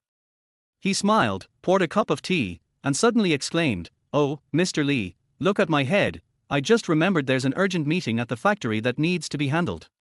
Zehan, come and make some tea for Mr. Li. The rest of you, come with me to the meeting. After saying that, he stood up and left with his men. Although his men were confused, they all followed Zhu Bingyi. Only a little girl named Zehan was left behind. After everyone left, she walked somewhat awkwardly to the tea-making station and said, Mr. Li, I'm sorry, I've never made tea before. Here, take a look. It's all right, you go ahead and do what you need to do, I can handle it myself. Li Moran smiled at Zehan. Okay. The little girl nodded and glanced at me as she left. She left. Li Moran immediately frowned and said to me, Lin Yi, do you know what you're doing? Mr. Li, when I saved you last time, I told Mr. Zhu that you were my girlfriend. He knows me too. Besides, he saw that we had physical contact when I carried you away last time. I did this to protect you. I had already thought of my words, and immediately lowered my head to explain to her. Li Moran glared at me, shook his head and said, Lin Yi, I came here today to salvage the cooperation with Zhu Bingyi. Now that you've made such a scene, there's no point in even talking anymore. It can't be that serious. I frowned. HMPH. Li Moran snorted as he stood up. Her phone rang. It was the production department of the company that called, saying that Zhu Bingyi's factory had stopped all cooperation with us. Li Moran's expression remained unchanged. After she hung up the phone, I could feel her slump into the chair, and I saw an unprecedented level of exhaustion in her. I stepped forward to comfort him. Mr. Li, are you all right? Our, who am I, company is so big, and we don't just cooperate with Zhu Bingyi's side. Even if he stops, we can definitely strengthen our cooperation with other partners. Strengthen cooperation. Li Moran looked up at me and sneered, Lin Yi, what do you know? Bai Jinyao has already made all suppliers stop cooperating with us, who am I? Now, the only one with the strength and who is not afraid of Bai Jinyao is Zhu Bingyi. I was originally planning to discuss this further, but after your outburst, Zhu Bingyi has also terminated the cooperation. Do you know how many orders we who am I, will have to compensate for next? I really didn't expect things to be this serious. Li Moran provoked Zhu Bingyi. He just wanted to expose Zhu Bingyi's hypocritical face and let Li Moran see his true nature. Who knew things would turn out this way? Seeing Li Moran's melancholy expression, I asked, Mr. Li, is Zhu Bingyi aware of the situation you're describing? He definitely knows. Li Moran glared at me. I glanced at Li Moran and sighed, if Zhu Bingyi knew, even if I hadn't hugged you today, you probably wouldn't have been able to secure this order, unless you were willing. Li Moran glanced at me, knowing I was right, and took a deep breath, saying, all right, stop making excuses for yourself. I'll handle this myself. Let's go back. Mr. Li, I'm not trying to shirk responsibility. I just wanted to analyze the situation and see if we could find a new breakthrough, I said as I caught up with Li Moran. You? Li Moran scoffed, his disdain evident in his eyes. He said, Lin Yi, don't think I'm looking down on you. The truth is, you can't get involved in this. You're just a designer. Do you have the resources? I was stunned. Li Moran walked out of the office building first. Seeing me standing there, he turned around and called out, what are you standing there for? Drive back to their company. Oh. I immediately ran to get the car. Once in the car, seeing Lee Moran's exhausted appearance, as if he couldn't help her at all, he couldn't help but feel anxious. On my way back to the company, Lee Moran's phone kept ringing with orders, urging Who Am I to ship the goods. Another call was made by Jinyao. Although Lee Moran didn't put the phone on speakerphone, the car was relatively quiet, so I still heard what Jinyao was saying on the other end of the phone. He was threatening Lee Moran. Lee Moran, what good is it to choose an ordinary lingerie designer? And you even want him to be your driver? Humph. Do you think you can protect him like this? Our Bai family has already launched a full-scale attack on your Bai family. Your Who Am I is also in crisis. How long can you hold on? Moran, stop making pointless struggles and come back. After listening to Jinya's words, Lee Moran hung up the phone without replying to a single word. In a little while, Ju Bingyi also called. Oh dear. Mr. Lee, why did you leave so suddenly? We haven't even finished discussing this cooperation yet. From their voice on the phone, I could feel Ju Bingyi's sly and smug expression. Lee Moran still did not answer. Ju Bingyi smiled and said again, President Lee, I don't mind at all that you have a boyfriend, and I don't mind if you have any misogyny, as long as you cooperate obediently. Besides, I'm not like Jinyao. I just want you to let me do it once. Ju Bingyi, you fucking die. Before Lee Moran could answer, I heard Ju Bingyi's disgusting voice, grabbed the phone, yelled at him, and hung up. Lin Yi, what are you doing? Lee Moran looked at me angrily. I glanced at him and said, what did I do? You think I could stand being humiliated like this? Besides, Ju Bingyi has made it so clear, can you really go and keep him company? Why not? Lee Moran stared at me. I was stunned and stared at Lee Moran in astonishment. Lee Moran took a deep breath and quickly calmed down. He said to me calmly, Lin Yi, don't forget who you are. You are just my driver now. I will settle accounts with you after this storm has passed. She snorted and shouted at me, stop the car. I glanced at the building and realized we weren't at the company yet, and frowned as I asked, aren't you here yet? Stop the car, she said coldly. I had no choice but to obediently pull the car over to the side of the road. She got out of the car, came over, opened my car door, and said, I'll drive myself. You can take a taxi home by yourself. Where are you going? I asked. She didn't reply, just stared at me coldly, making my hair stand on end. I obediently unbuckled my seatbelt, got out of the car, and handed her the keys. Lin Yi, remember your place. Lee Moran got into the car, snorted at me, and slammed the door shut. I stepped on the gas and drove off. I looked at the back of her car, feeling utterly frustrated. She just abandoned it like that, without considering my feelings at all. Chapter 74 Thinking about how to resolve the crisis.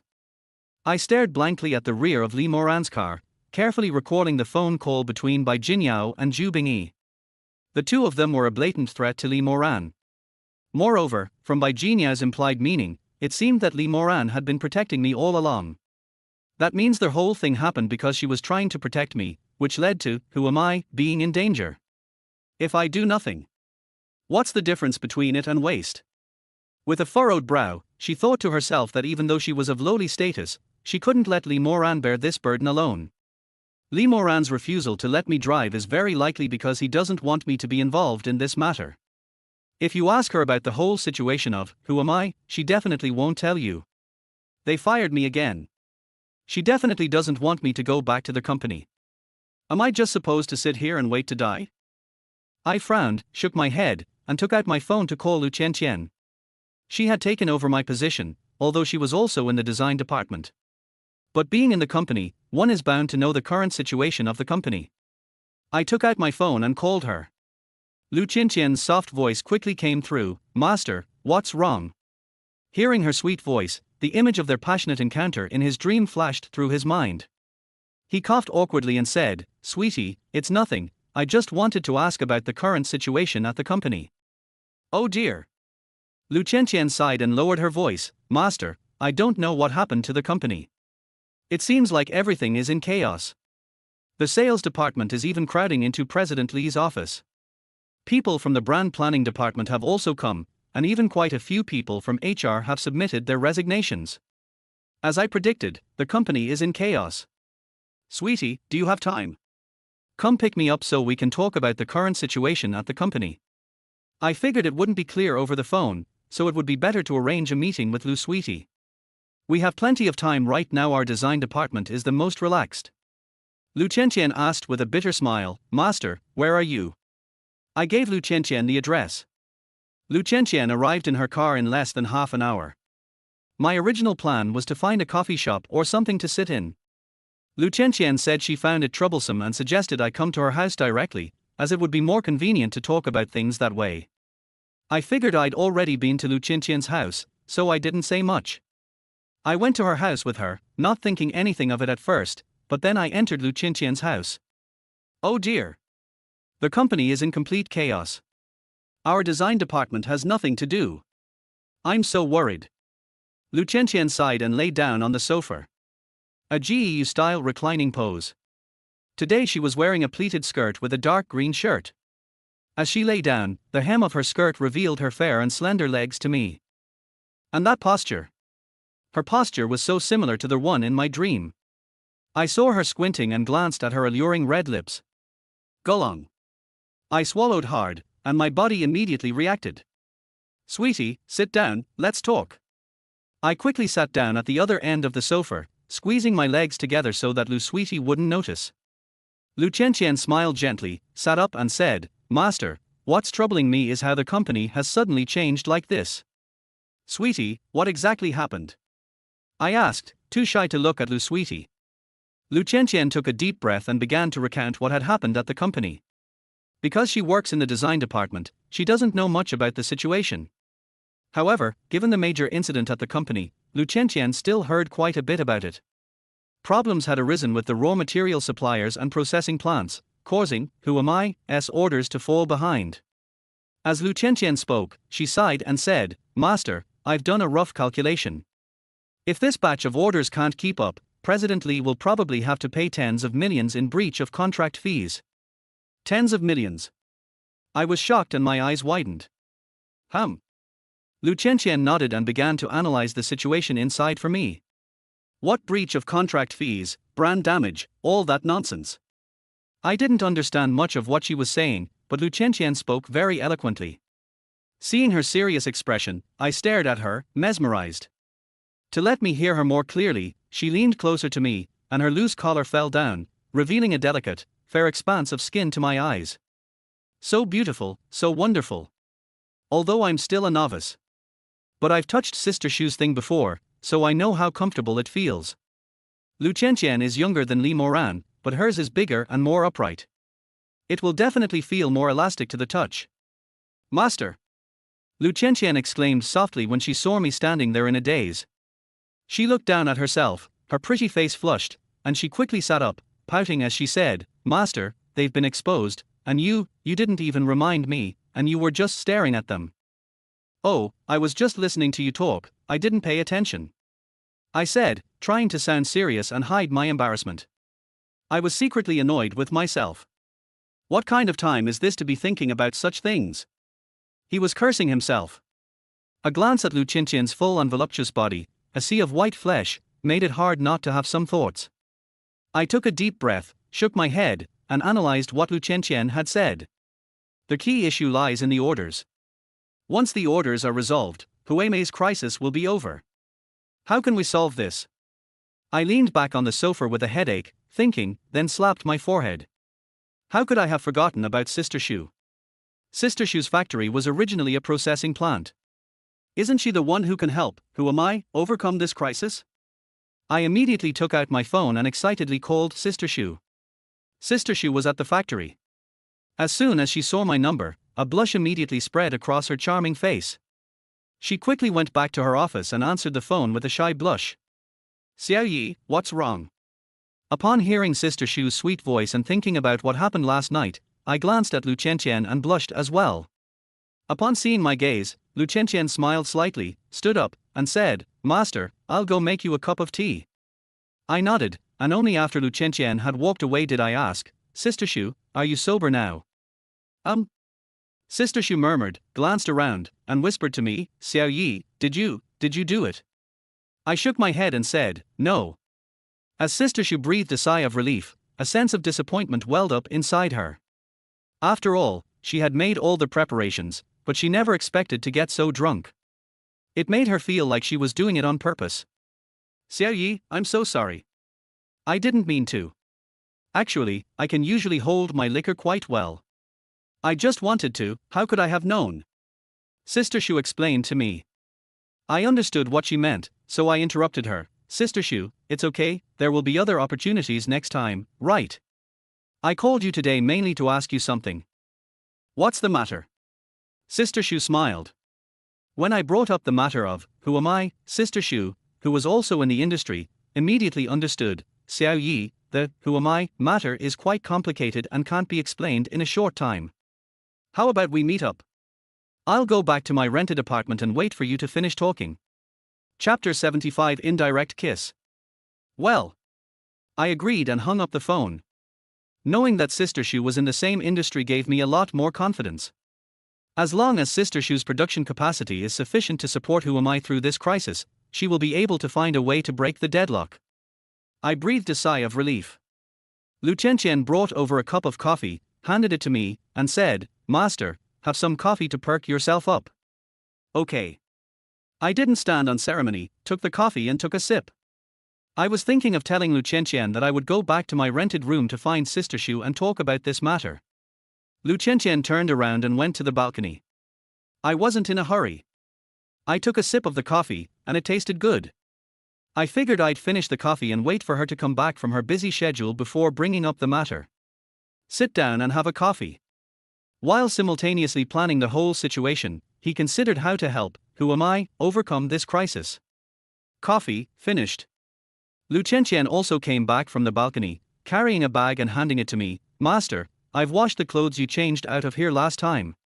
You can take them with you when you go back. Okay, sure. I nodded without thinking much about it. Lu Chenchen said sweetly, I hand-washed those underwear, I didn't put them in the washing machine, so they are not dirty. I was stunned. I've always just thrown my clothes into the washing machine and let them churn. I've never considered hand-washing underwear. Seeing Lu Chenchen blushing, I felt awkward and didn't know what to say, so I stood up and said, Chenchen, I have something urgent to attend to, so I'll be going now. Okay. Lu Chenchen nodded. I turned to leave. Ding dong. Suddenly, a doorbell rang at the door. Lu Chenchen walked over and peered through the peephole, then turned back to me and said, Master, my mom's here, you'd better hide. Your mom? I frowned. Sweetie, your auntie's here, why are you hiding? Oops. Lu Chenchen exclaimed, Master, my mother is a very sensitive person, and she's very traditional. I'm afraid she'll misunderstand. Oh no, could you hide in my bedroom? All right. Seeing the girl's nervous look, I smiled helplessly and went into her bedroom.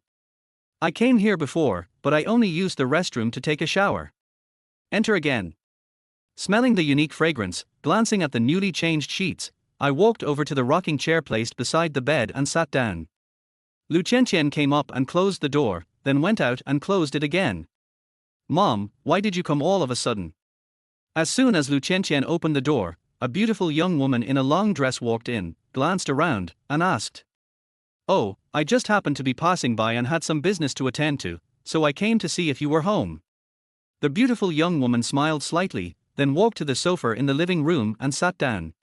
She looked up at Lu Chenchen and said, Chenchen, something happened at the company you work for, Who Am I?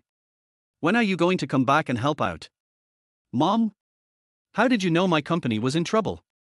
Lu Chenchen frowned, pouted, and said unhappily, Mom, didn't you say you wouldn't interfere in my work? Why are you secretly investigating me?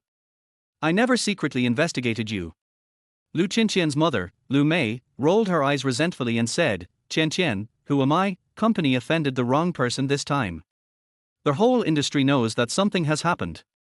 Although our family makes women's sleepwear and hasn't ventured into underwear yet, it's still part of the same women's product market.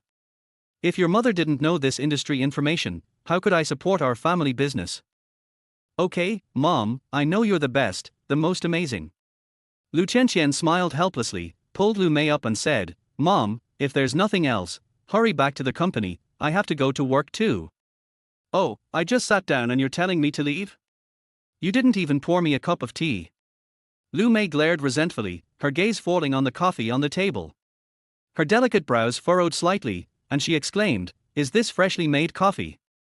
Lu Mei reached out to take it. Lu Qinqian's eyes widened, and she was about to stop her, but it was too late. Lu Mei picked up the cup and took a sip. Lu Qinqian's pretty face flushed red. After all, this was the cup of coffee I had just drunk, and if Lu Mei drank it now, it would be like indirectly kissing me. Why didn't you drink it? Lu Mei asked, frowning as she noticed Lu Qinqian's strange look. No, I drank it, how could it not be? Lu Qinqian smiled and took the cup and took a sip. Her pretty face turned even redder after drinking it. I drank it, her mother drank it, and now she's drinking it too. That means my mother indirectly kissed my master, and I indirectly kissed my master myself. Oops. How embarrassing. Lu Mei looked at Lu Qianqian, whose face was flushed with embarrassment. Qianqian, why is your face so hot? It's nothing. Lu Qianqian shook her head, reached out and pulled Lu Mei up, saying, Mom, you're so busy, you should go now. I have to go to work right away. Okay, I'm leaving. Lu Mei got up with a helpless expression. She had absolutely no way to deal with her precious daughter. Despite having such a large company at home, her daughter insisted on becoming an apprentice at another company. This is the current situation at Who Am I? Company. Lu Mei immediately sensed a great opportunity to enter the underwear industry. Sweetie, you're not getting any younger, remember to find a boyfriend. Lu Mei urged as Lu Qianqian kicked her out of the house. Okay. I know. Mom, you're so nagging. You? Before Lu Mei could say anything more, thud the door was slammed shut by Lu Qianqian. She shook her head helplessly, frowned, and remembered that something was off about the area in the entryway earlier. Why are there a pair of men's shoes? Could it be that there's a man in Lu Qianqian's room? Thinking about how eagerly Lu Qianqian was to send her away, Lu Mei became even more certain of her guess. She frowned slightly, picked up her phone, and dialed a number. Lu Qianqian went back to her room and looked at the coffee cup from before her face flushed red. She leaned against the door for a while to catch her breath before going to open it. As soon as she saw me, her pretty face flushed again, and she whispered, Master, my mother is gone. You can come out now. Okay. I nodded, walked out, and remembered that I still had half a cup of coffee left. I picked up the coffee as I walked out. Master, no. Lu Qianqian turned around and saw me drinking, and hurriedly shouted. I drank it down, gulped it down, put down the cup, and asked, Sweetie, what's wrong? No, it's nothing. Lu Qianqian shook her head with a wry smile. Seeing me take another sip, which was like another indirect kiss, her little face was flushed and very tempting. She even gently bit her lip. When I saw her little mouth, I thought of the dream I had of her giving me that little mouth. He shuddered and didn't dare look at her again, saying, Sweetie, I'll be going now. Keep an eye on things at the company. The company.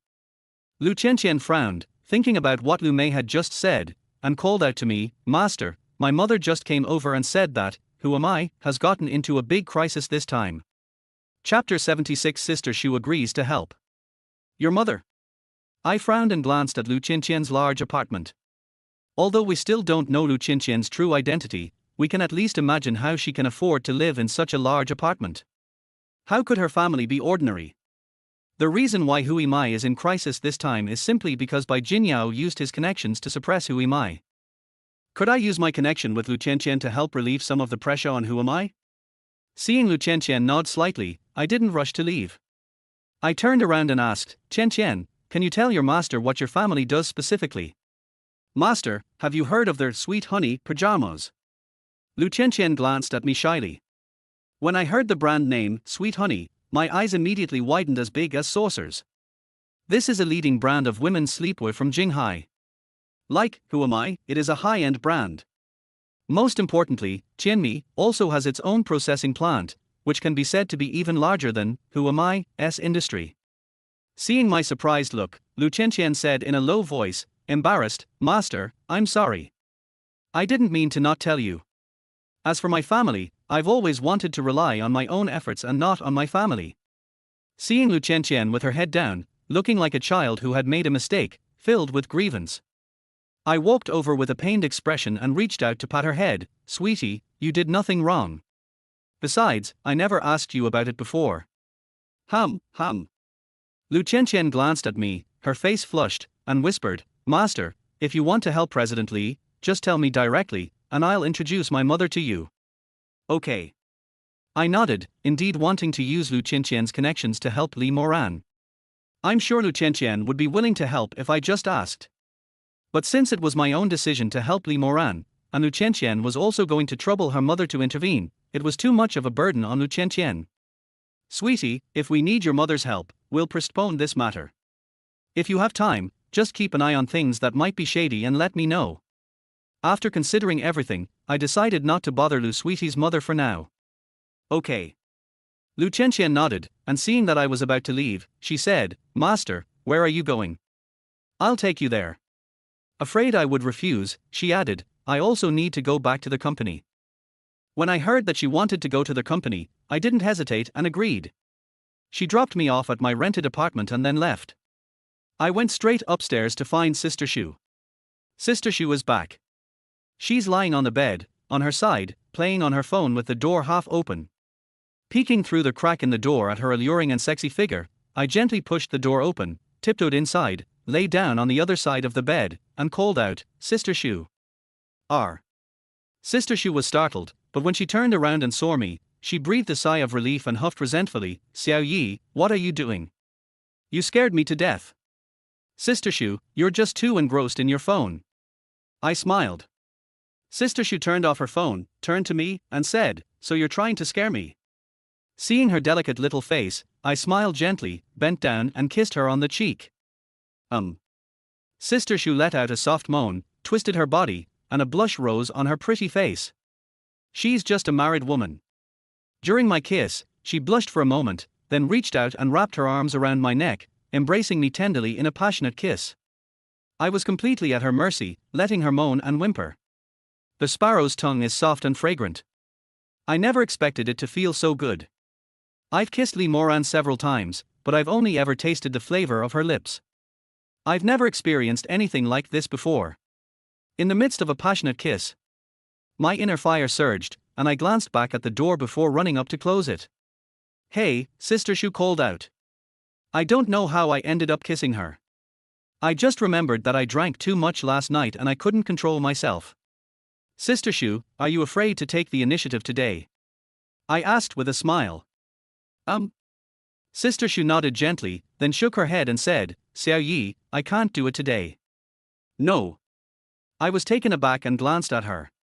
Seeing the look in my eyes, Sister Shu nodded slightly, my period started this morning, so. Oops. I almost cried. Last time, Yu Mengyang and I were both tormented by this relative.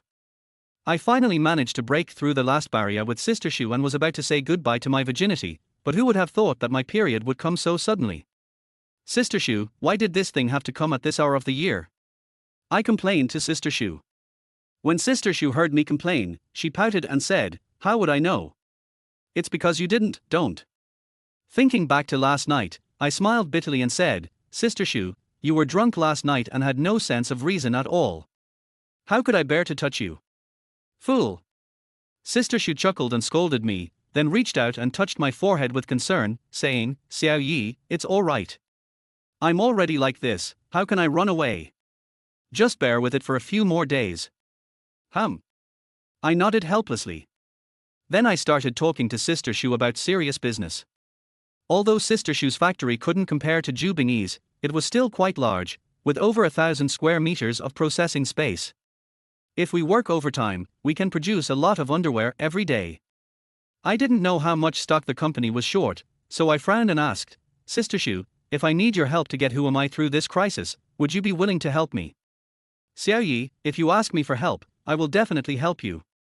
It's just that Hu Am I is in a very complicated situation. She is facing not only a production crisis but also a brand crisis. Even if I wanted to help you, I'm afraid I couldn't. Besides, my sister's factory can produce it, but the materials in the factory don't meet the standards for, Who Am I, underwear production, so it's useless. I frowned as I listened to Sister Shu's words. I really didn't expect things to be so complicated. I took a deep breath and said, Sister Shu, no matter what, as long as you're willing to help me, that's fine. Xiao Yi, don't worry, just say the word and I'll do everything I can to help you. Sister Shu looked at me earnestly. My sister and I have depended on each other since we were little. I can say I've never met such a wonderful older sister. I was so touched that I hugged her tightly and kissed her repeatedly. But because she was on her period, we couldn't do anything further. I thought I'd share this good news with Li Moran. I asked Sister Shu to give me the day's production figures so I could take them to Li Moran. I called Li Moran first. Li Moran did not answer. I hesitated for a moment, thinking of going back to the villa to wait, but I had only gone halfway when Lu Qianqian called me, excitedly saying, Master, I told my mom about who am I, and she agreed. She even wants to invite you to dinner. Chapter 77 Quiz. You want to have dinner with me? I was slightly taken aback. Lu Qianqian smiled and said, Yes. I gave her your number. She should call you soon. You should have a good chat with my mother, Master. Okay. I hung up the phone. It always feels like a son-in-law meeting his mother-in-law. Soon, an unknown number called. Looking at the last 5 nines of the phone number, I knew it was valuable just from that number, and it was very likely that Lu Mei was calling me. I realized he must be another big shot. She is still Lu Qianqian's mother. I took a deep breath and calmed my nervousness before answering the call. Hello, Auntie. I greeted her politely. Lin Yi, is it? I heard from Qian Qian that you are her master. What qualifications do you have to be my daughter Lu Mei's master? Lu Mei's tone was sharp as soon as she opened her mouth. I was stunned for a moment. Considering she's Lu Qianqian's mother, I should at least show her some respect. To my surprise, she immediately launched into a soul-searching question. I smiled and said, Auntie, whether I have the ability or the qualifications, I believe your daughter will naturally have her own judgment on this matter. You should ask Qian Qian, not me. Young man, being too arrogant is useless. If you want to establish yourself in Jinghai, you still need to have certain strength. Lu Mei's sarcastic voice came from the phone. I felt uncomfortable listening to those sarcastic remarks. Anyone would be upset if a stranger started criticizing or questioning them. I wanted to hang up, but considering she was Lu Qianqian's mother, I kept smiling and said, Auntie, if the purpose of you calling me was just to scold me and disgust me, then I think you've succeeded. I'll hang up now if there's nothing else. Lu Mei was pleased with my reaction and smiled. What's the rush? We haven't finished talking yet. I've made a reservation at the Red Rose Western Restaurant. Come on over. Red Roses. I realized that this was Mo Xiaoxia's Western restaurant. She asked me to meet her, but why at a Western restaurant? Besides, she didn't seem to be sincerely inviting me to dinner at all. I wanted to refuse, but I hung up the phone before I could even say anything. He was secretly annoyed. I don't understand why these rich people are so disrespectful. I glanced at the time, it was almost lunchtime. Even if I don't give Lu Mei face, I should at least give Lu Qianqian face. Besides, I believe I have the qualifications and the ability to be Lu Qianqian's mentor. Aside from fantasizing about Lu Qianqian in my dreams, I genuinely cherish and protect Lu Qianqian as my own apprentice. He didn't realize he owed Lu Qianqian anything. At most, it was about this, who am I, incident that gave me the idea to ask Lu Qianqian to ask Lu Mei for help. Since Lu Mei has this attitude, I'll just not ask her for help. There's nothing I'm afraid to do. I turned around and went back to my rented room, where I changed into a more presentable outfit before taking a taxi to the Red Rose Western Restaurant. We arrived downstairs. Thinking back, it's only been a few days since I came to Red Rose. How could so many huge changes have happened to me?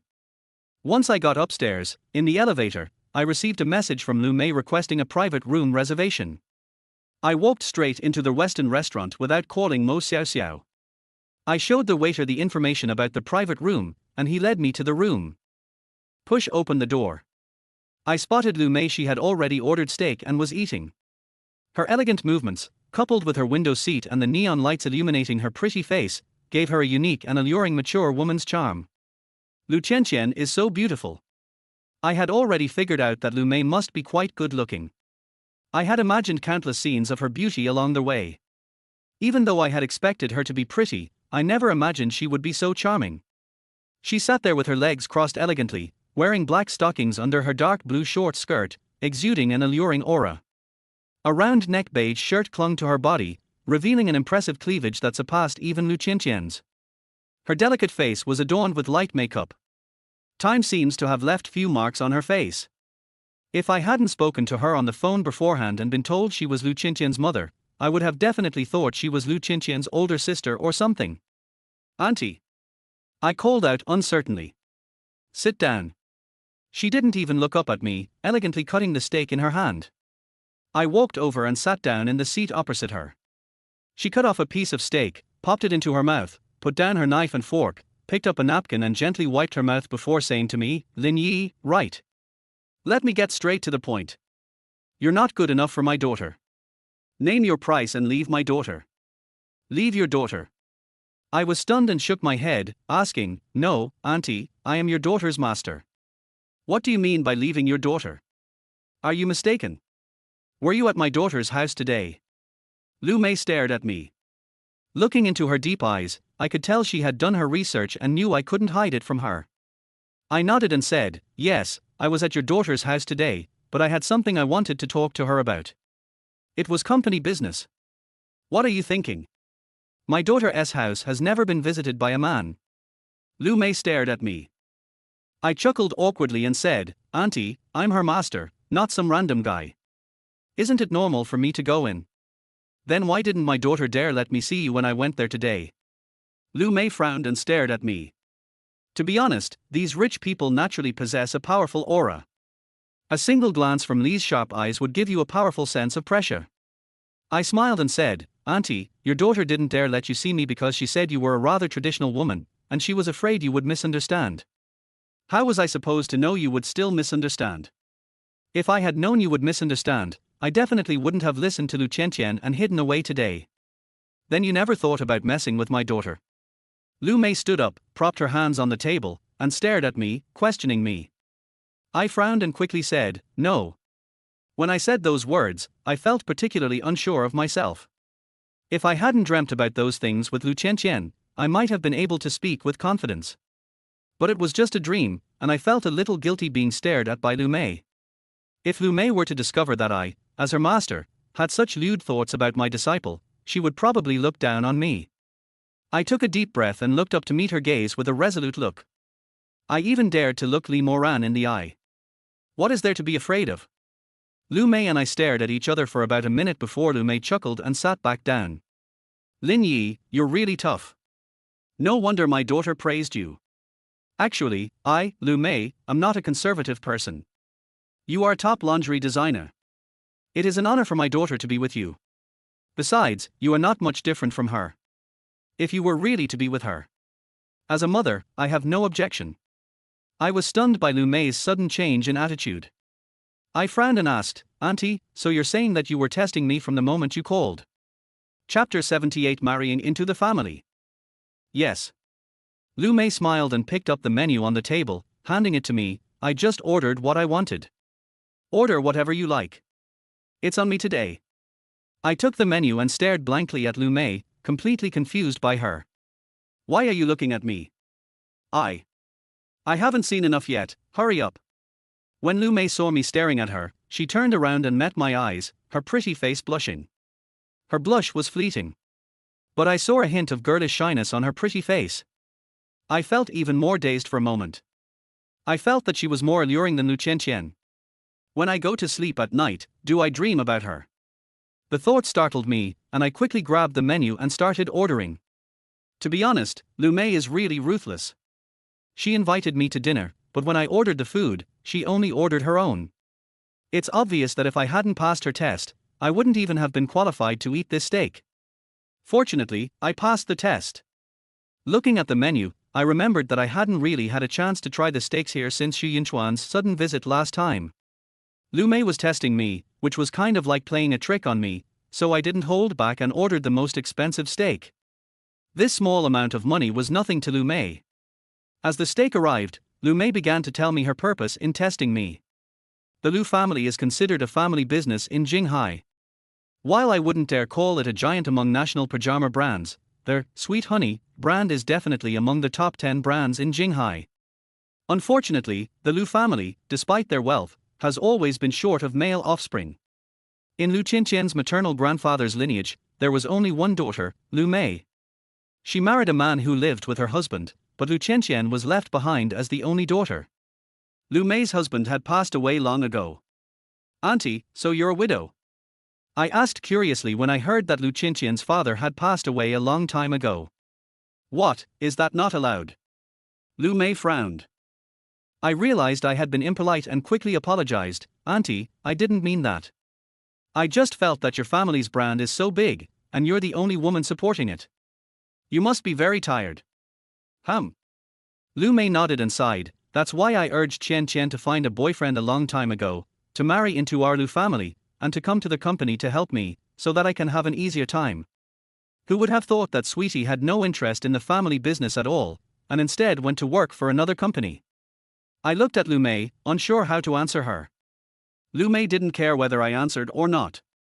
After she finished speaking, she stared at me and asked, "Lin Yi, through my investigation of you, I know that Qian Qian is actually interested in you, her master, so I want to test you. You've passed the test. If Sweetie truly likes you, you should consider marrying into her family." Marry into the family. I really didn't expect Lu Mei to suddenly bring this up. I shook my head and explained, "Auntie, I think you misunderstood. My relationship with Qian Qian is just that of a teacher and student. I have never considered this kind of thing." "What, is our family not good enough for you?" Lu Mei asked, frowning. I smiled bitterly and said, "Auntie, you flatter me. I, Lin Yi, am just an unemployed person who has been publicly reported in the industry. For me to marry into your family is an honor for me. Actually, if Lu Mei were to ask Lu Qianqian to marry me, perhaps I can still feel something. Marrying into another's family, I wouldn't even consider it. There are too many cases of sons-in-law being worse off than dogs. Even if I were incredibly wealthy, I wouldn't want to live my whole life under the scrutiny of others." Seeing my reaction, Lu Mei frowned slightly and said, "Lin Yi, if you agree to marry into the family, can I help Who Am I overcome this crisis?" "What?" I was taken aback. Lu Mei smiled slightly and said, "This crisis of Who Am I seems huge, but for Qianmi, it's just a matter of a word. As long as you agree to marry into the family, I will take the opportunity to acquire the Who Am I brand and give it to you. How about it?" I immediately widened my eyes. Any man would be tempted by this offer. Not to mention that Lu Qianqian is also a top-tier beauty. Marrying into a wealthy family and embracing a top-tier beauty is probably what many men dream of. In addition, there's such a generous mother-in-law. I'm smitten. If he only thinks about taking down Who Am I, wouldn't that mean Qian Mimi would also interfere in the matter of destroying Who Am I? Wouldn't that make things even worse for Li Moran, leaving him surrounded by enemies? I looked at Lu Mei and saw that she didn't seem to be joking with me. I took a deep breath and said, "Auntie, if Lu Qianqian is willing, I can agree to marry into your family, but I have a condition." "Conditions?" Lu Mei frowned, but didn't show any displeasure. Instead, she smiled and said, "Only capable people dare to make demands. Tell me, what conditions do you want to make?" "I want you to help Who Am I through this crisis," I said simply. Lu Mei's pupils contracted, and she stared at me, asking, "Why?" I dare not say it's because of Li Moran. I can only say that I've been in Who Am I for so many years, I've developed feelings for it. Lu Mei looked at me in disbelief. "If you want to have feelings for Who Am I, wouldn't it be better if I took him and gave him to you?" "Auntie, actually I'm just an underwear designer at Who Am I. I don't know anything about business. You suddenly gave Who Am I to me. I think it's better to save Who Am I first and let Qian Qian and me stay at Who Am I for a while longer.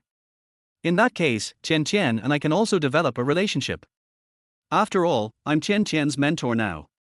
If you hadn't said that, I wouldn't have known that Qian Qian had feelings for me. You should at least give Qian Qian and me some time to see if we're really compatible, right?" Lu Mei frowned slightly, pondered for a moment, and said, "All right, it's true that I'm too eager to have a grandson. Fine, I can help Who Am I through this crisis, but I won't directly intervene in this matter. I can provide you with resources. You and Qian Qian need to learn to face and resolve the crisis of Who Am I. This is also a gift from me to Li Moran of who am I, to thank her for nurturing you and Chen Chen? Of course, if you and Chen Chen don't have the ability to solve this, you can only blame Li Moran for not training you properly. As Lu Mei spoke, she gave a sly smile, instantly exuding the air of a cunning old fox. With her stunning beauty, she's definitely a 1,000-year-old fox spirit. I secretly glanced at her, admiring her alluring and sexy figure, and wondered if Lu Mei, a stunning beauty, had been a widow for so many years since Lu Qinqian's father passed away so early. Wouldn't that be a waste of resources? Suddenly, I found myself developing a strong interest in her. Chapter 79 Beast by Jin Yao. The thought startled me, and I quickly looked away from her. Seeing that the conversation was almost over, she stood up and said to me, Lin Yi, I agree to this. As for how to help, or what resources you need, you can have Lu Qianqian contact me. Okay. I nodded in agreement. Seeing Lu Mei get up, I thought I'd see her off, but as she reached the door, she said to me, the steak here is good, you can keep it for yourself, no need to see me off. I nodded, but didn't go out to see her off, I just watched her go. Watching her walk out of the restaurant with her handbag, her graceful and alluring figure, swaying with every step, was undeniably sexy and seductive. I watched her figure disappear from my sight. I looked away and went back into the private room, feeling incredibly annoyed. He was such an innocent young man before. How did it become so lewd? It's one thing to have designs on or fantasize about one's female apprentice, but at least they are close in age. But he had designs on other people's mother. If I were to marry into their family, then Lu Mei would be my mother-in-law. The thought sent a shiver down my spine. But the image of Lu Mei kept popping into his mind, and he couldn't stop thinking about her. She was just too sexy, especially her beautiful legs in black stockings, which were a fatal temptation for any man. As I sat down to eat my steak, I began to think carefully about what Lu Mei had said. Everything felt too dreamlike. If it weren't for the steak I was eating and the lingering scent of her fragrance in the private room, I would have thought I was dreaming. A short while later, Lu Qianqian sent me a video. The girl was at home, lying on the sofa where I dreamt we were together, wearing a thin nightgown. Upon closer inspection, I realized she wasn't wearing anything underneath. The area reflected in the water exudes a deadly allure. Master, what did my mom talk to you about? The little girl asked me with a smile, unaware that she had accidentally exposed herself. I held my breath and recounted what Lu Mei had said. Upon hearing this, Lu Qianqian's pretty face flushed red, and she whispered, Master, have you agreed to marry into my family? I didn't answer Lu Qianqian's question, but instead asked, Qianqian, don't you think this is too abrupt? You said you're my apprentice, how could I possibly marry into your family? And even marry you? So what, so what? Lu Qianqian said in a coquettish voice, Master, is it that you don't like me? Upon hearing Lu Qianqian's words, I realized that this girl had truly developed feelings for me. I'm so frustrated that I have so many bad romantic prospects. Seeing the little girl blinking her expectant eyes at me, I smiled bitterly and said, Sweetie, actually I don't know if I like you or not, but Master has been dealing with too many things lately, and too many women have appeared around him. Master, you like President Li, right? Lu Qianqian interrupted me before I could finish speaking. I frowned, unsure how to explain it to Lu Qianqian. Seeing my troubled expression, Lu Qianqian smiled understandingly and said, All right. Master, don't be nervous. If you're not going to tell my mother, then let's cultivate our relationship first. Let's do that and help President Li get through this crisis at, who am I? I was truly moved by Lu Qianqian, and I took a deep breath and said, Qianqian, no matter what, I will give you an explanation after this is over, okay? Okay. Lu Qianqian smiled. We chatted for a while longer before hanging up. The images from the video kept replaying in my mind. If I wanted, I could go over there right now and have Lu Qianqian's body at my fingertips. But then I thought, doing that would be too beastly of me. Lu Qianqian is different from Sister Shu. Sister Shu is a widow. We can be frank with each other, we'll just be together if it's a good fit, and we won't mention marriage. If you choose Lu Qianqian, you must consider marriage. You also need to think about whether you can bring her happiness. I took a deep breath, finished my steak, and then took a car back to Li Moran's villa. Regardless of how things turn out, I think we should help Li Moran get through this crisis first. We arrived quickly and opened the door with the password. Go inside. The lights on the first floor were all off. Li Moran probably hadn't returned yet, so he went to turn on the light and called her first. He glanced back at her room upstairs and saw what looked like a ray of light coming through the crack in the door. Could it be that she has already returned? Driven by curiosity, I went up to the second floor. Just as I reached the second floor entrance, I heard a shout coming from inside. "Don't want." That was Li Moran's voice. I was startled, my pupils contracted, and I rushed over to bang on the door. Thump. When I pushed the door open, it was locked from the inside. Bai Jinyao, holding Li Moran down, heard the door slam and turned around to grin at Li Moran. "Li Moran, I think you're just lying about your misogyny. I'll take care of it for you today, humph." Bai Jinyao, get out of my way." Li Moran kept pushing Bai Jinyao, but he was too weak and couldn't push Bai Jinyao away at all. The moment Bai Jinyao pressed his body against hers, the memory that had been hidden in her mind was stirred up, and a sense of fear welled up from the bottom of her heart, quickly enveloping Li Moran. Her delicate body trembled involuntarily. "My hands are becoming increasingly weak." Upon seeing this, Bai Jinyao showed no pity whatsoever. Instead, he became even more excited, chuckling, "Misogyny, is that a good thing? This saves me some effort. Mr. Li." I frantically banged on the door, but heard no shouts from inside. I looked around anxiously, saw the railing that had been moved, climbed up, and took a deep breath. "R." I yelled at the door and slammed it shut. Thud. With a loud crash, the door finally opened, and I fell heavily to the ground.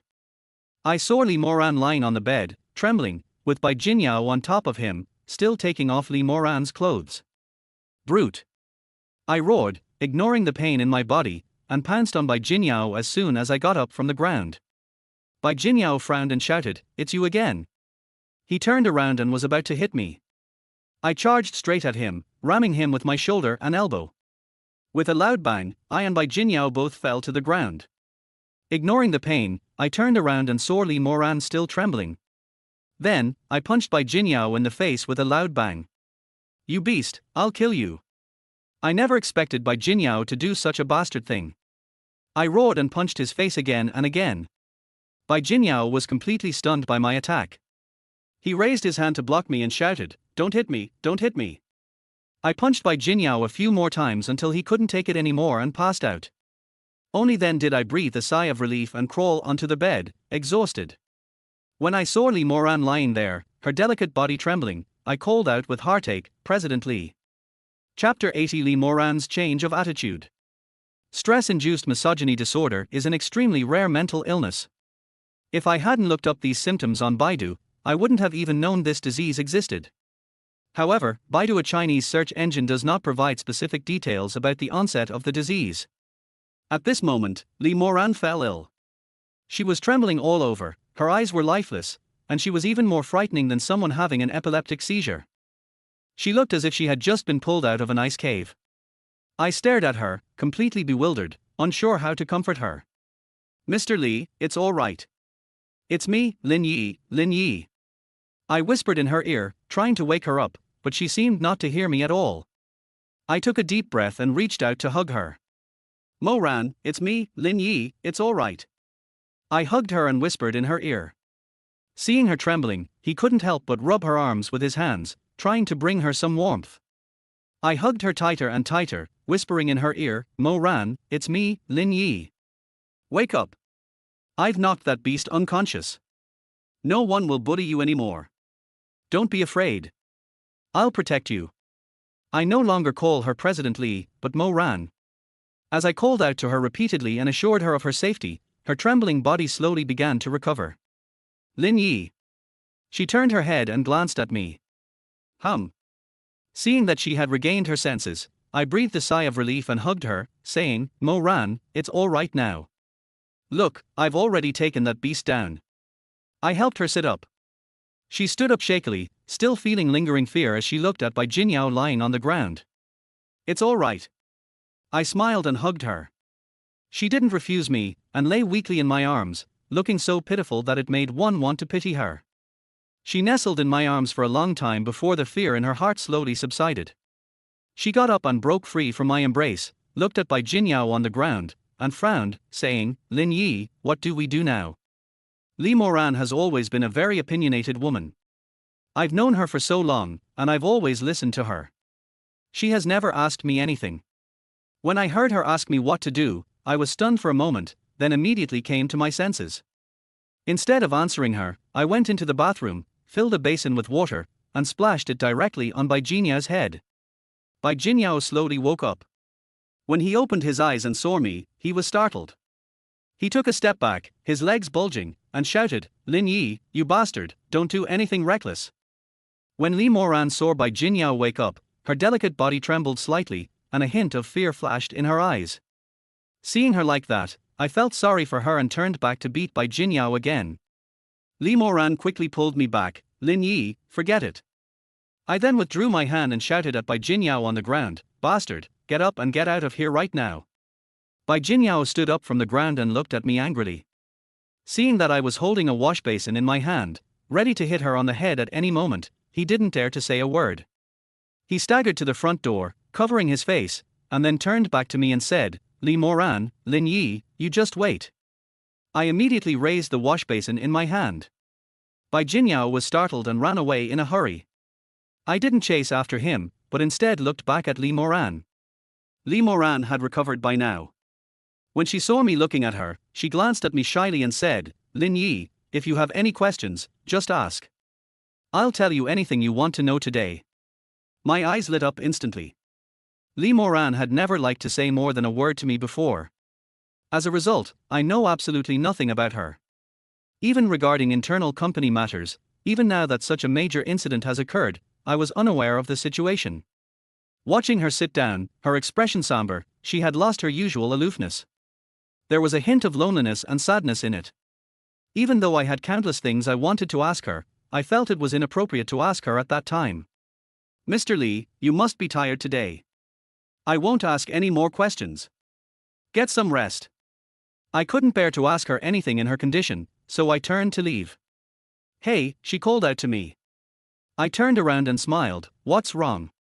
She frowned slightly and said softly, "From now on, don't call me President Li at home. Just call me Mo Ran." Although it wasn't the first time I'd called her Mo Ran.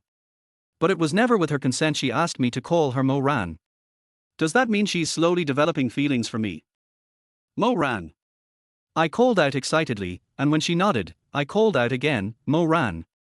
She frowned, glared at me, and said, "I told you to call it normally, not all the time." I grinned, waved happily at her, and walked towards the door, glancing back at him every few steps. Bang. Not noticing the door frame, someone bumped their head directly into it. Li Moran chuckled upon seeing this. What does it mean to have a smile that captivates 100 hearts? I finally understand the power of those words. Her smile, so captivating and enchanting, is like honey, sweetening your very heart. Sometimes people are just prone to being foolish. Especially in matters of the heart, there are many times when a woman clearly likes and loves you. You just don't appreciate it no matter how much she does, you're never moved. Even if someone is indifferent to you, a single smile from them can excite you for half a day. In the past, I would have definitely called this person crazy. But Li Moran's smile, coupled with her telling me not to call her President Li, but Li Moran, made me go inside, lie down, and still have a smile on my face. Even if you were half dead from the fall when you rammed the door. Thinking of the smile on Li Moran's face, I didn't feel any pain at all. I woke up the next day. Wait until I leave the room. A delicious aroma wafted towards me, and as soon as Li Moran saw me, she called out, "Are you up? I've made breakfast, would you like to have some together?" "Eat, eat." I nodded vigorously as I walked over. I noticed she had changed into jeans that she rarely wears, along with a t-shirt. The t-shirt had a Winnie the Pooh embroidered on it, which gave her a friendly look, unlike her usual serious and aloof demeanor. I couldn't help but compliment her, "Mo Ran, you look so beautiful today." She glared at me, didn't answer, and urged me, "Stop being silly, sit down and eat. We have to go somewhere else after we finish eating." "Go somewhere?" I frowned, looking at her with a puzzled expression. Li Moran nodded, sat down, took a small bite of toast, swallowed it, and then said to me, "Bai Jinyao always thinks that his Bai family can really crush us. Does he really think that after all these years of building, who am I have no connections at all?" When Li Moran talked about work, she immediately regained her aloof demeanor, her eyes revealing shrewdness and wisdom. But this time I wasn't so afraid of her anymore, and asked, "So, what's the current situation at the company?"